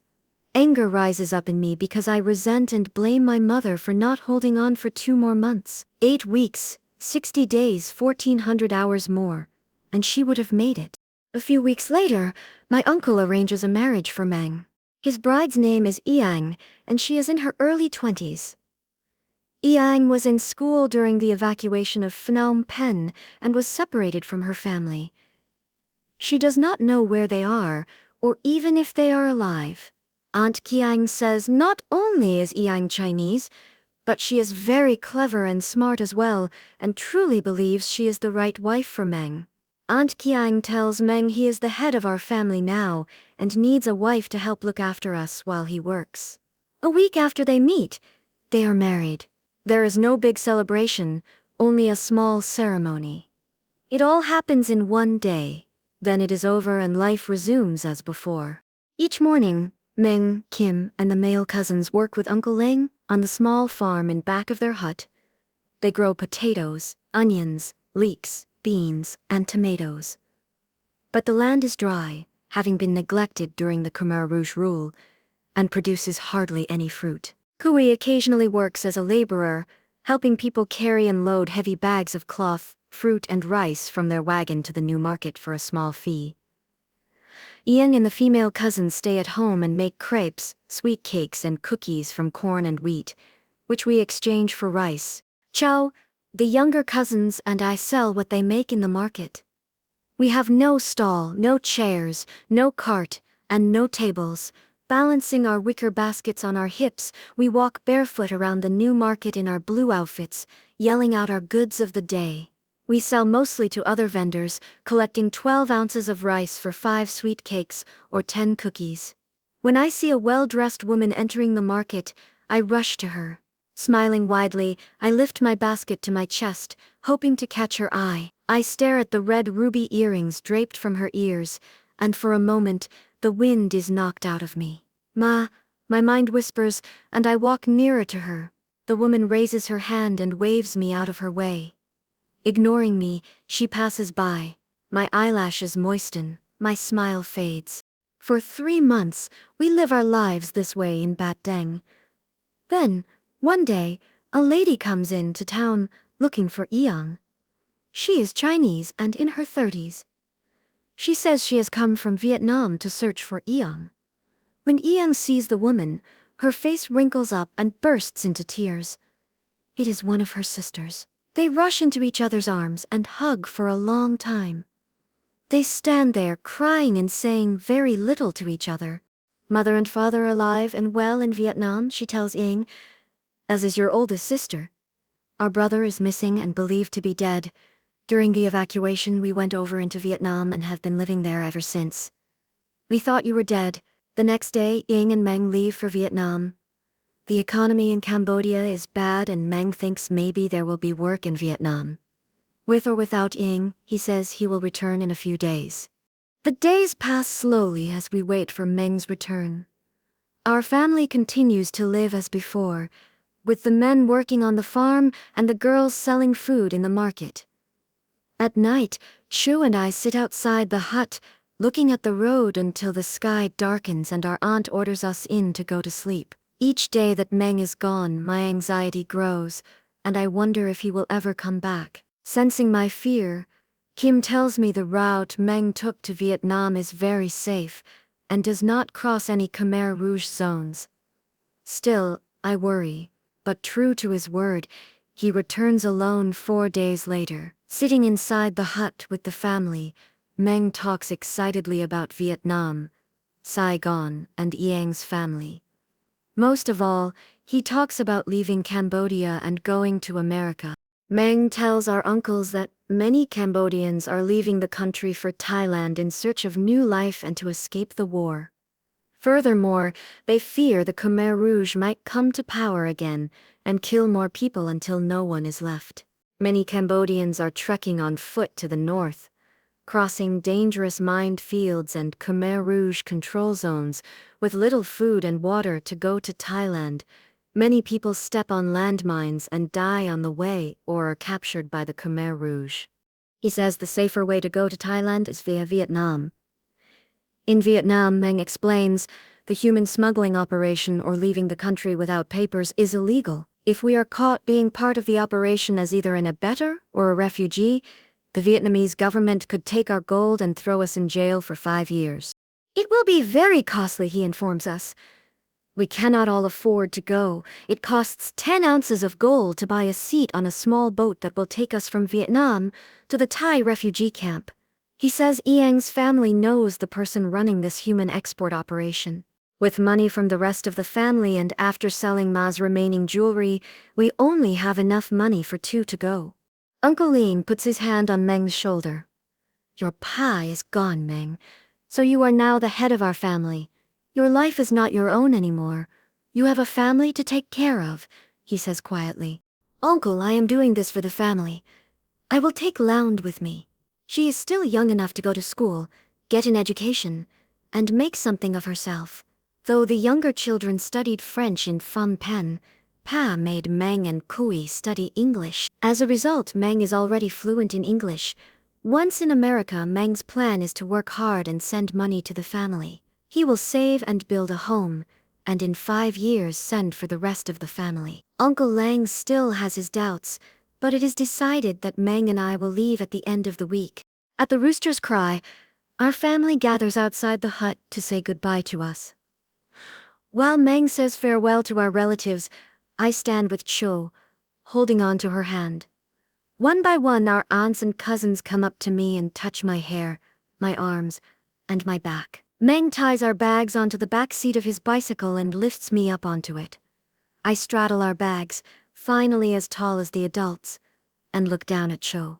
She stares up at me and cries, her lips quivering and her face crumpled. Our hands reach for one another, and we hold on a few seconds more. I do not know how to say goodbye, so I say nothing. No matter what, I am determined not to cry. Cho has this luxury. Everyone expects her to. I am strong, so I cannot cry. I will never understand how Cho ever survived the war. Meng gets on his bike and slowly begins to pedal, breaking Cho's hold on my hand. They are all in tears now as they wave goodbye to us. I do not turn around. I know they will not leave until we are out of their sight. I grit my teeth and fight back the tears. 5 years, I think, as we ride away. In 5 years, I will see them again. Chapter 26. Back to Bat Deng, April 1979. While staying at the displaced people's camp, Meng, Kui, and Kim leave to go fishing every morning. My job is to search for wild vegetables and mushrooms in nearby woods, while Shu guards our tents. Usually we eat half of what the boys bring back each day. The rest we salt, grill, or dry to save. These days we go to bed on a full stomach every night. We have fish, wild vegetables, and the rice Meng and Kui stole from the Khmer Rouge. We are the lucky ones. Most of the old and very young he sick on the outskirts of the sites where the displaced people gather or die in the camp from disease and hunger. At the end of April, Kui and Meng decide we are ready to leave Pursat City. They believe we have gathered enough supplies to last the long trip to Bat Deng.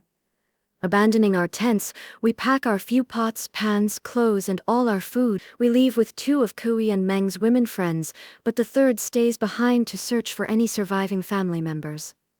Hui and Meng each carry a 15-pound bag of rice on their shoulders, and the rest of us help with bundles of clothes, blankets, and other food. Balancing the rice pot on my head, I turn around and look one last time at Pursat City. My eyes linger on the mountains, thinking of Pa Ma, Kiev, and Geek. The mountain peaks majestically jut into the sky as large clouds cast dark shadows on them. It all looks so calm and normal, as if the hell we have lived through for the past 4 years has never happened.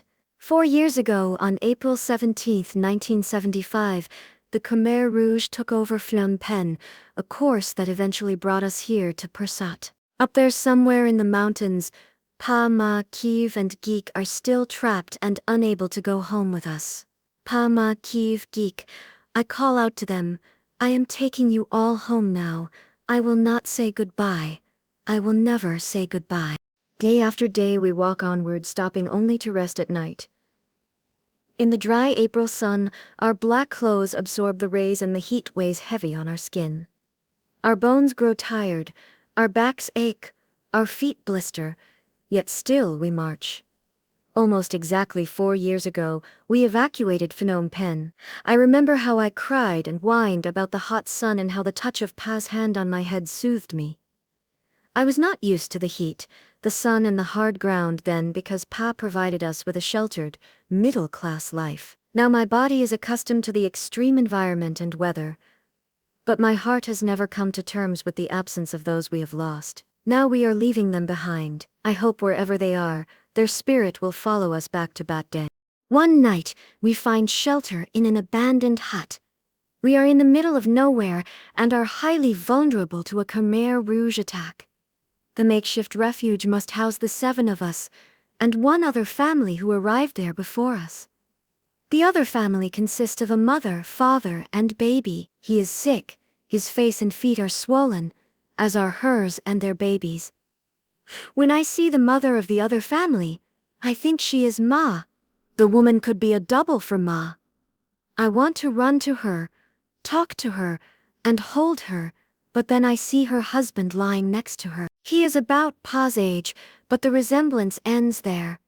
I know then she isn't Ma, because she would never be with anyone else other than Pa. I don't dare ask my siblings whether they see the resemblance too.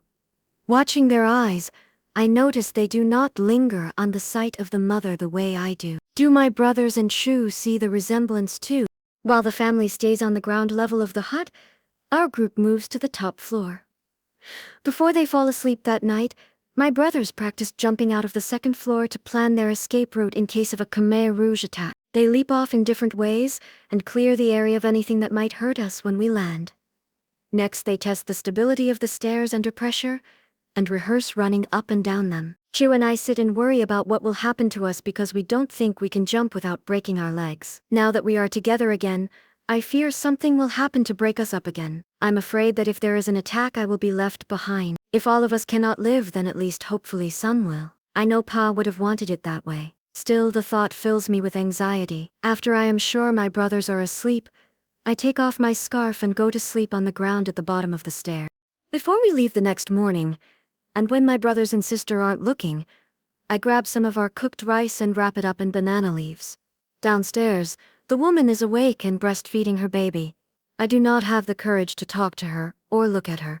Instead, I place the rice near her and leave before she can say anything. Looking back longingly at the hut, I wonder what will happen to them. It does not look like they will be able to leave today. With a sick husband and baby, they will probably spend another night alone. Day after day we push on until I lose count of how many days we have traveled. Every day we walk, only stopping at night to rest. All along the way I travel with Pa, Ma, Kiev, and Geek in my thoughts. In my mind I talk to them. I complain to Pa about my blistering feet and aching joints. I describe to Ma all the pretty flowers I see on the roadside. I report to Kiev the flirting that goes on between Koi, Meng, and their women friends.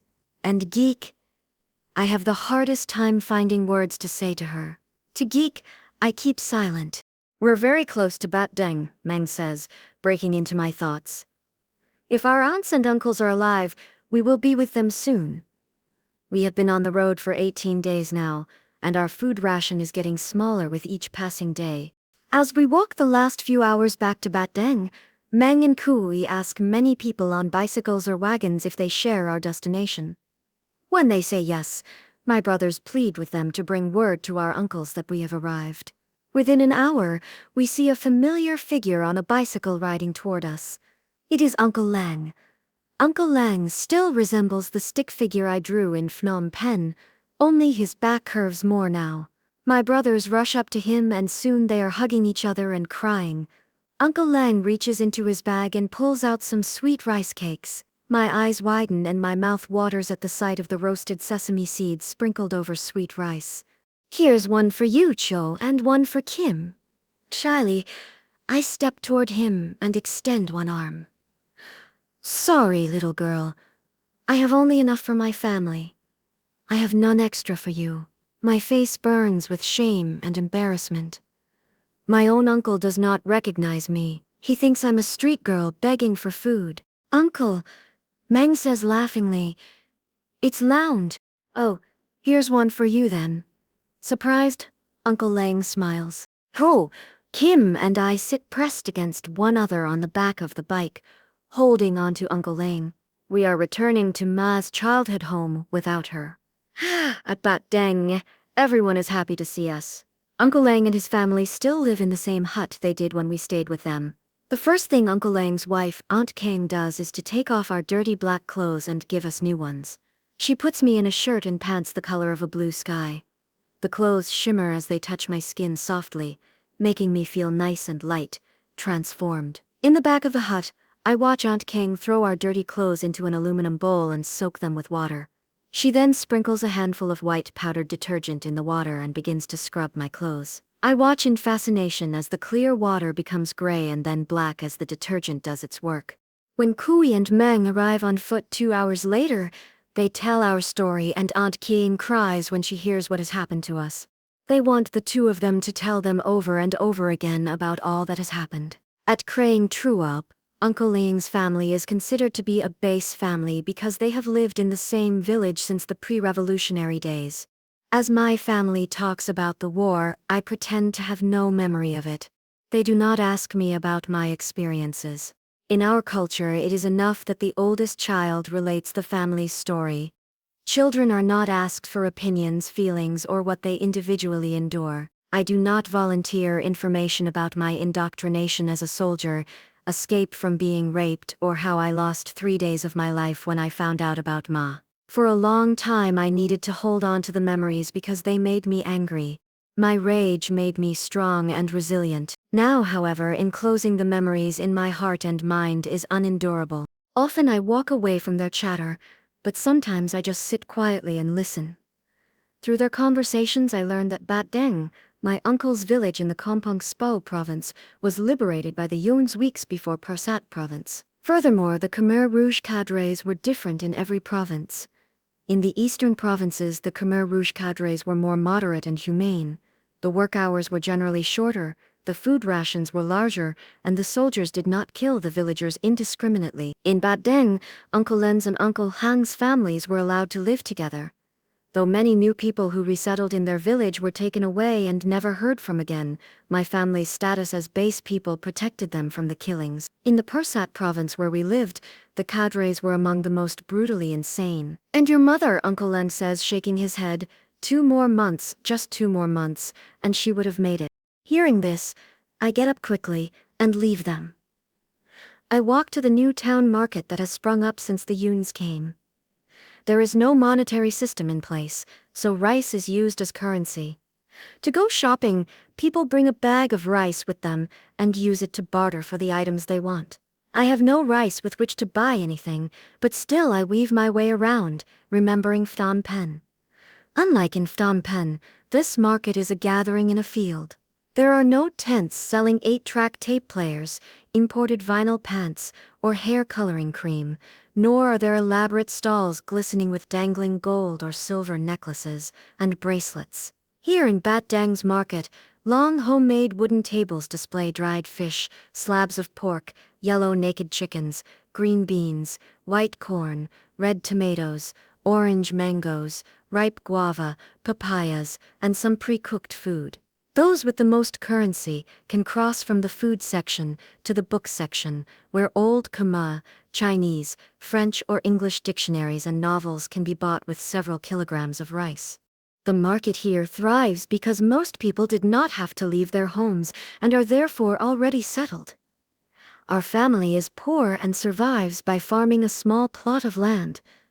With a heavy heart, I walk through the market taking in the smell of all the delicious food. My feet stop at a stall that sells pork dumplings. Pork dumplings will always remind me of Ma. It was her favorite food. 2 more months, and she would have made it. My mind screams. Why couldn't she hold on for 2 more months? Did Ma do something stupid and get caught? Did she complain about her work? Did Geek cry for Pa too loudly and too often? They must have let their weakness show. What did they do? My eyes burn into the dumplings. Anger rises up in me because I resent and blame my mother for not holding on for 2 more months. 8 weeks, 60 days, 1400 hours more, and she would have made it. A few weeks later, my uncle arranges a marriage for Meng. His bride's name is Yang, and she is in her early 20s. Yang was in school during the evacuation of Phnom Penh and was separated from her family. She does not know where they are, or even if they are alive. Aunt Kiang says not only is Yang Chinese, but she is very clever and smart as well, and truly believes she is the right wife for Meng. Aunt Kiang tells Meng he is the head of our family now, and needs a wife to help look after us while he works. A week after they meet, they are married. There is no big celebration, only a small ceremony. It all happens in one day, then it is over and life resumes as before. Each morning, Meng, Kim, and the male cousins work with Uncle Ling on the small farm in back of their hut. They grow potatoes, onions, leeks, beans, and tomatoes.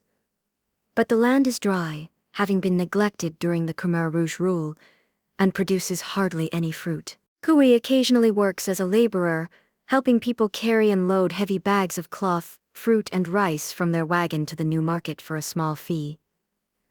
Ian and the female cousins stay at home and make crepes, sweet cakes, and cookies from corn and wheat, which we exchange for rice. Chow, the younger cousins, and I sell what they make in the market. We have no stall, no chairs, no cart, and no tables. Balancing our wicker baskets on our hips, we walk barefoot around the new market in our blue outfits, yelling out our goods of the day.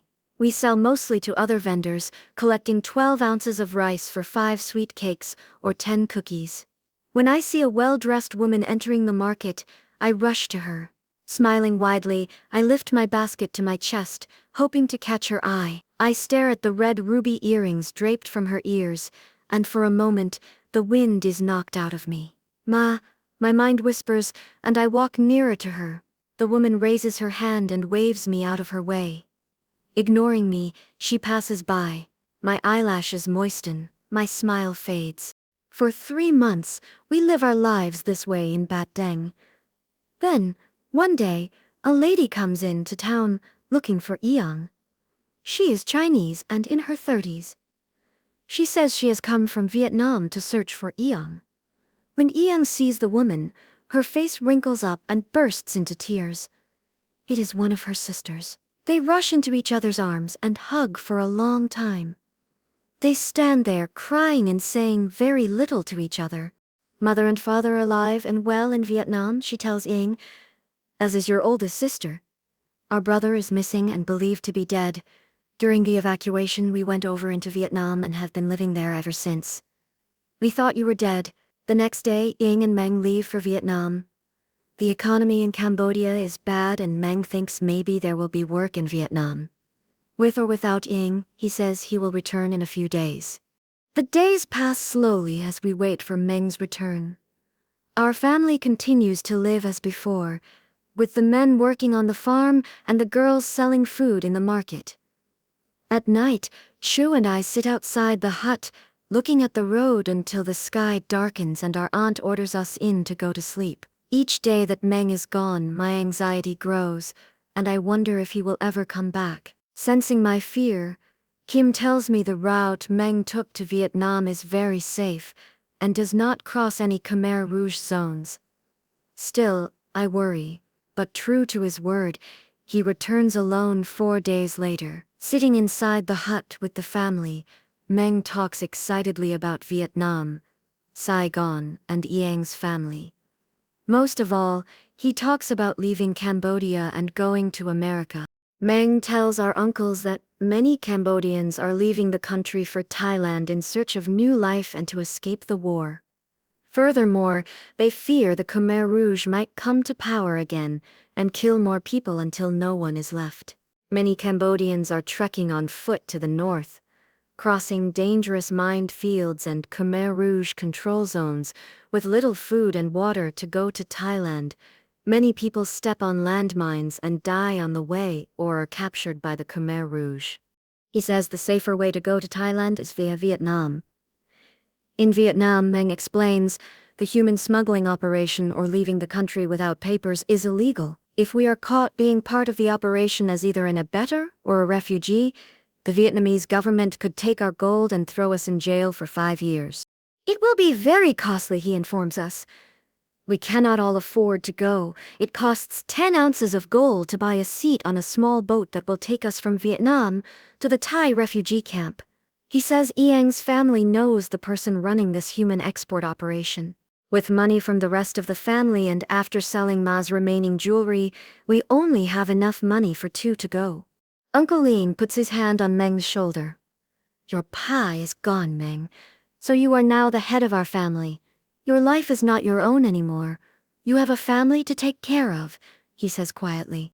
Uncle, I am doing this for the family. I will take Loung with me. She is still young enough to go to school, get an education, and make something of herself. Though the younger children studied French in Phnom Penh, Pa made Meng and Kui study English. As a result, Meng is already fluent in English.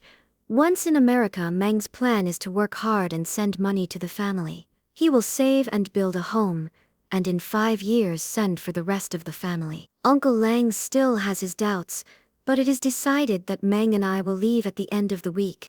At the rooster's cry, our family gathers outside the hut to say goodbye to us. While Meng says farewell to our relatives, I stand with Cho, holding on to her hand.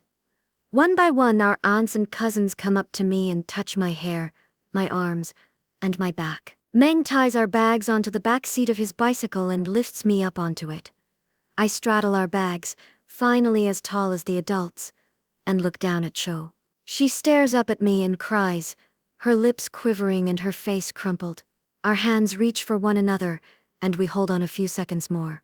I do not know how to say goodbye, so I say nothing. No matter what, I am determined not to cry. Cho has this luxury. Everyone expects her to. I am strong, so I cannot cry. I will never understand how Cho ever survived the war.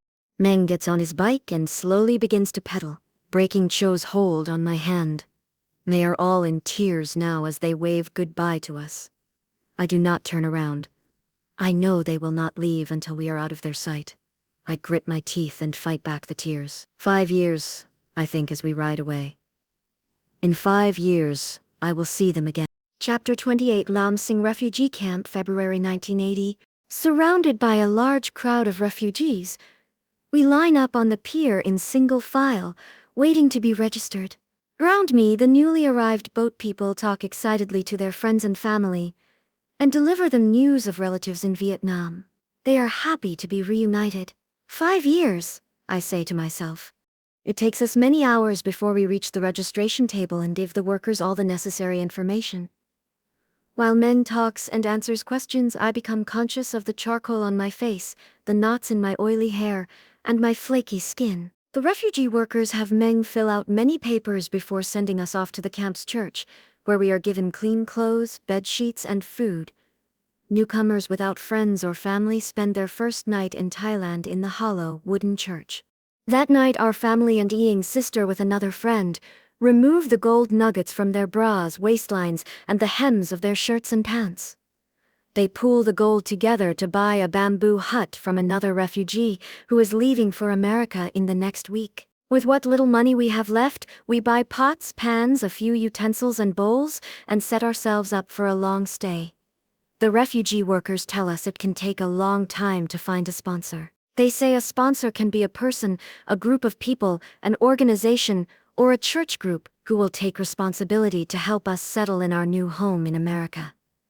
The sponsors will help us find a place to live and schools to teach us English, and they will help us adapt to life in America. Our sponsors will also show us how to buy food from grocery stores, visit doctors and dentists, buy clothes, go to the bank, learn to drive, and find a job. They caution us that while waiting for sponsors, many refugees get married and have children, and each time that happens, new paperwork must be drawn up, which prolongs their stay. We're told we can do nothing to bring us closer to America other than to wait. Meng says there are approximately 3,000 or 4,000 refugees in Lam Sing, so our wait will not be too long. He tells me in some camps there are more than 100,000 refugees living there, so the wait is much longer. Every morning a row of trucks carrying bags of rice, fish, and tanks of fresh water comes blaring into Lam Sing. The refugee officials then divide and ration us salt, water, rice, fish, and sometimes chicken. All other supplies, including soap, shampoo, detergent, and clothes, we have to find for ourselves. When the food ration is reduced, we supplement it by buying food from the Thai market at the edge of the camp. Otherwise, routine life in the camp consists of standing in one line after another for our food and water rations. One day I watch as a long line of people edge toward the ocean. The hot February sun beats down on them, causing beads of sweat to collect on their upper lips. From the shade of a tree, I laugh as one by one they walk into the water to face the father. I stare at the father with fascination, and wonder at how he could stay so white under our hot sun. The father's eyes are blue like the sky, his nose long, his hair brown and curly. He looms big and tall above the men and women standing before him. One hand slowly makes some crosses while the other gently guides the heads of his subject backward into the sea. My eyes open wide when I see Meng standing in a group at the side dripping wet. "Eldest brother," I call, running up to him. "Did you also get dunked in the water by the father?" "Yes, he has made me a Christian." Meng chuckles with his friends. "Why? I thought we were Buddhists." "We are, but being a Christian will help us get sponsors faster. Many refugees are sponsored by church groups. Christians like to help other Christians. I do not understand, but Meng has already turned his back on me. Day after day with nothing to do, the cousins and I walk to the beach. In my shorts and t-shirt, I run to the water for a cool swim. From the water I catch sight of something red from the corner of my eye. I turn and gasp with horror, not believing my eyes. A young woman walks into the water wearing nothing but a small bright red bathing suit. The stretchy material clings tightly to her body, allowing everyone to see her voluptuous figure. The suit has no pant legs or skirt, leaving her white thighs uncovered. The V-neck top exposes her cleavage, which bounces as she runs into the water. I know she has to be one of those Vietnamese girls everyone always gossips about, because no Khmer or Chinese girl would wear such a thing. Khmer girls swim either with their long sarong wrapped tightly around their chest, or are fully clothed. A few weeks later, I am awakened by a loud scream in the middle of the night. There are a lot of angry noises coming from the hut of one of our neighbors. After an hour, all is quiet again, and I fall back asleep. The next day, the whole camp is talking about it. We are told that while we were sleeping, one of the Vietnamese girls woke to some guy sitting on her stomach. He held a knife up to her and told her not to scream, but she did anyway, and he ran off. Waiting in lines for their ration of food, the women prattle about how the girl brought it upon herself. After all, they say, she is Vietnamese. These Vietnamese girls are always laughing loudly, talking and flirting with men. They wear sexy clothes with long slits up their skirts and swimming suits. They bring bad attention to themselves. My face burns with rage. I run away from the gossips. Are they right? Those people who are always so quick to blame the girl. Days turn into weeks, weeks into months. Soon it is May, and still we have no sponsor. Many more people have arrived by the boatload to our camp while others leave for other countries. It has been 8 months since we left Cambodia. We have no way of reaching Chu and our family to let them know we are well. For all they know, we could be missing at sea, or dead. My heart weighs heavily at the thought of our family worrying. Though many of the refugees are poor, we are by far among the poorest. Day by day, Meng and Ying have to borrow money from her sister and friends to supplement the low food ration we are given. While the other girls wear pretty dresses and eat delicious food from the Thai market, I eat rice gruel and fish when we can afford it. As a result of continuing malnutrition, my stomach stays swollen while the rest of my body is small and thin. Then on June 5, 1980, Meng returns from the camp official's office with his face flushed with excitement. He announces that we have found a sponsor. We're going to America. Yang and I scream and cry with happiness. We still have to be here for another week, but we're going, Meng tells us. We're going to America. We don't have to save money anymore. Yang stops her screaming and stares at me. We must buy some cloth and make you a dress to wear in America. She takes me to the Thai market the next day to shop for material. I walk around the store, looking at the pretty rainbow colors of cloth laid out on top of each one of the tables. I wipe my fingers on my pants, making sure they are clean of dust and grime before lightly touching the cloth. The silk shimmers in my hand, soft and cool. It is so pretty, but I know we cannot afford it. Come look at this, Yang calls out to me. In her hands, she holds up orange, red, and blue checkered cloth. Isn't this pretty? I think it will look nice on you. I nod, my eyes fixed on the red squares. The next day, in our happy mood, Meng, Yang, and I walk to an open field to watch the movie that the camp officials are showing that night. The film is supposed to give refugees going to America an idea of what our new home is like. The movie is projected outdoors on a large white sheet in the middle of the camp. At twilight, the refugees gather with their blankets, rice pots, plates of fish, thermoses of tea, and eat noisily as the movie begins. Lying on my stomach on our blanket next to Meng and Yang, I hold my breath as moving pictures of America flash on the makeshift screen. The buildings are made of green marble, white granite, or red bricks with tall glass windows. In the silver mirror-like walls, people of different height weave through the streets in high heels and black leather boots. The people have all different color hair, black and frizzy, orange curls, red straight strands, blonde waves, or black straight bob. They get in and out of cars, whistle at friends, and glide along the sidewalk on shoes with heels as loud fast music blares from speakers. America, I whisper. Meng smiles and musses my hair. California, he tells me. Is that where we're going? No, we're going to a state called Vermont, he says, and focuses his eyes back on the screen. Is it like California? I ask. Meng tells me he doesn't know. It seems not many people are going to Vermont and many have never heard of it. But he assures me it is in America, and therefore it must be a little bit like California. At home, Ying and her friend measure me up and down to make the dress. For a week, they sew my dress furiously, pinning and unpinning the hem, the sleeves, the collar. They even make little ruffles for the neckline. The night before we leave the refugee camp, I pack my clothes slowly. Laying my finished dress and new sandals aside, I put a small writing book that Meng bought for me, 2 pencils, and a few sheets of loose-leaf drawing paper in my shoulder bag. Then I lift and smooth my dress once again before laying it down carefully, making sure it will not be wrinkled tomorrow. I am sad thinking I have finally replaced the other red dress that the soldier burned. This is my first dress in 5 years, and tomorrow I will wear it and show off to everyone.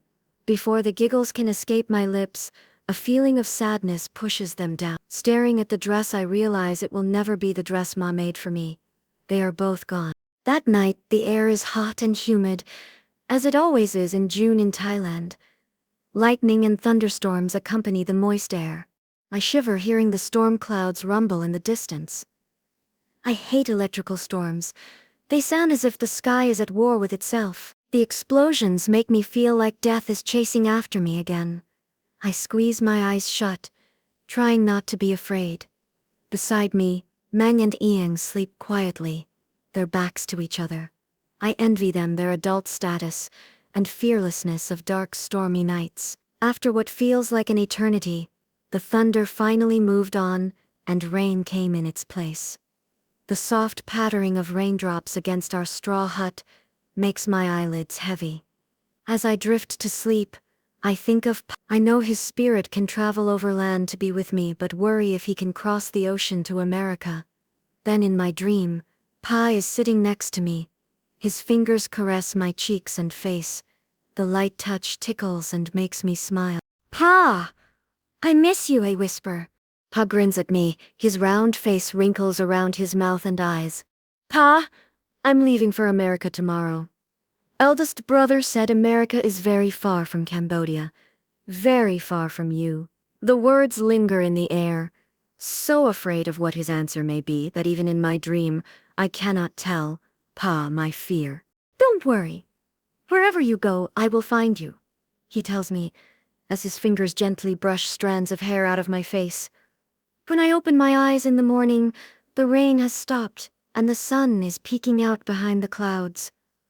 The cool breeze blows my hair across my cheeks, tickling them. A few hours later, Meng, Ieng, and I hold hands as we enter Bangkok International Airport. Our plane, a giant silver bullet with wings, awaits us at the gate. My heart thunders loudly in my ears, my palms cold and sweaty. Heartened by my dream of Pa, I walk onto the aircraft. Epilogue. I'm almost home. After a 31-hour plane ride across the Pacific, I am in my last hour of the trip from Bangkok to Phnom Penh. Below me is Cambodia, my land, my history. With my forehead resting on the window, I see that it is the rainy season, and most of Cambodia is submerged in silver, shimmering water. I think of Pa, Ma, Kiev, and Geek. Swallowing tears that drip down my throat, I reflect on how I left my family behind. When Meng and I came to America, I did everything I could to not think about them. In my new country, I immersed myself in American culture during the day, but at night the war haunted me with nightmares.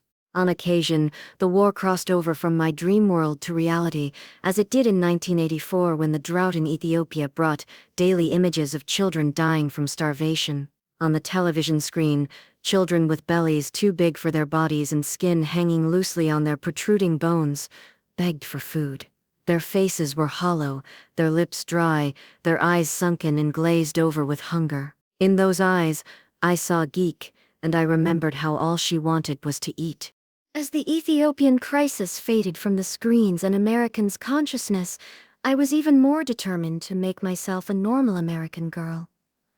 I played soccer. I joined the cheerleading squad. I hung out with my friends and ate a lot of pizza. I cut and curled my hair. I painted my eyes with dark makeup to make them look more round and Western. I'd hoped being Americanized could erase my memories of the war. In her letters to Meng, Chu always asked about what I was doing. I never wrote her back. Kui, Kim, and Chu continued to live in Ma's hometown of Bat Deng with our aunts and uncles. Soon after Meng and I left, our maternal grandmother, along with the wife of our youngest uncle and their 2 daughters, also made their ways to the village. Youngest aunt wrote that Khmer Rouge killed her husband. As for our grandmother, she is in her 80s, weak from old age, and speaks very little Khmer. When asked about what she saw, grandmother's wrinkled eyes well up and tears flow down her cheeks. Shaking her head, her small hand wipes her eyes and rubs her chest above her heart. When she turned 18, Shu married a man in the village and later bore 5 children. Together they opened a small stand in front of their house selling bamboo containers and brown sugar. Kui, with his salary as the village's police chief, supports his wife and 6 children. In Bat Deng, a community of almost 100 Ungs grew out of the ashes of the war. In 1988, hoping to join us in America, Kim made his way to a Thai refugee camp. There he stayed in hiding for a few weeks, surviving on the money that Meng sent him. On the other side of the world in Vermont, Meng hurriedly filled out the family reunification papers to bring Kim to the States. A few months later, we received news that the United States had reduced the number of refugees allowed into the country. As a result, the Thai camp officials rounded up the refugees and deported them back to Cambodia. In Vermont, Meng scrambled to raise the $10,000 it would cost to get Kim out of Thailand. Meng arranged his escape through a black market ring that brought him as far as France. After many years and after filling out many immigration forms, Meng now anxiously awaits the arrival of Kim and his family in Vermont. Meng and his wife Iang have lived in Vermont since we arrived there as refugees in 1980, and they now have 2 daughters. Because of their hard work and determination, our family in Cambodia and in America thrives. Stranded in a foreign land, with little knowledge of the culture, society, food, or language, both work long hours at IBM to support the entire family. Though Meng has kept the family in Cambodia and here afloat for many years, he still harbors deep sadness that we did not succeed in bringing over our entire family. With current politics and immigration laws, the chance that our family will ever be reunited is very slim. As for me, I lived for 15 years, isolated and sheltered from the continuing war in Cambodia. While Meng and Yang worked not only to make ends meet, but to have enough left over to send to Cambodia, I learned to speak English, attended school, and looked after their 2 children. Eventually, I earned an undergraduate degree in political science and went to work for a domestic violence shelter in Maine. After 3 years, in 1997, I moved to Washington, D.C., and found work at the Campaign for a Landmine-Free World (CLFW). Now, as the spokesperson for CLFW, I travel extensively across the United States and overseas, spreading the message about landmines and what it was like in Cambodia. As I tell people about genocide, I get the opportunity to redeem myself. I've had the chance to do something that's worth my being alive. It's empowering, it feels right. The more I tell people, the less the nightmares haunt me. The more people listen to me, the less I hate. After some time, I had talked so much I forgot to be afraid, that is until I decided to return to Cambodia. As the trip grew near and my anxiety increased, my terrible nightmares returned. In one dream, I'd board the plane in America as an adult woman only to step off in Cambodia as a child. The child was lost in a crowd of people, desperately looking for her family, calling the names of her siblings, calling out to her parents. I woke up each morning increasingly panicked about this homecoming. The day of the trip, my anxiety transformed into excitement. As I boarded the plane in Los Angeles, I fantasized about how it would feel to return to where I belong. A place where everyone speaks my language, looks like me, and shares the same history. I envisioned myself getting off the plane and walking into the open arms of my family. I daydreamed about the warmth of the many arms of my aunts, cousins, and Shu around me, encircling me, forming a protective cocoon, keeping me safe. Finally, the plane's tires screeched against the tarmac of the short runway, and I braced myself for the first meeting with my family in a long time. My heart beat loudly inside my head, making my scalp sweat. The stewardess announced for all to remain in their seat until the plane came to a complete stop. It felt like hours later by the time I emerged from customs to make my way out of the airport. I spotted my family right away. They were all there. 20 or 30 of them stood elbow to elbow and pushed at each other to catch their first glimpse of me in many years, with Cho and Koi in front. Though the temperature was a mild 75 degrees, my hands were sweaty and hot. I watched my aunts and uncles' eyes frown as they continued to study me. My comfortable, practical, stain-resistant, loose-fitting black pants, brown t-shirt, and black Teva sandals drew quizzical looks from Cho and Koi. Then I realized my mistake. I looked like the Khmer Rouge. All my fantasies of instant connection were crushed. My family and I reacted awkwardly to each other, and they kept their many warm arms at their side. Standing by myself, I stared at Cho. My throat tightened. Though she had grown, I am still a few inches taller than she.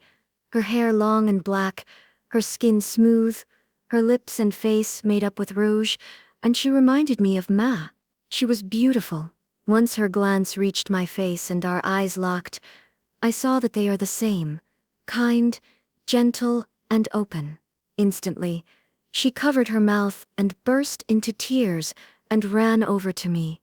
The family was speechless. She took my hand, her tears cool in my palm. Our fingers clasped around each other, naturally as if the chain was never broken, and I allowed Cho to lead me to the car while the cousins followed with my bags.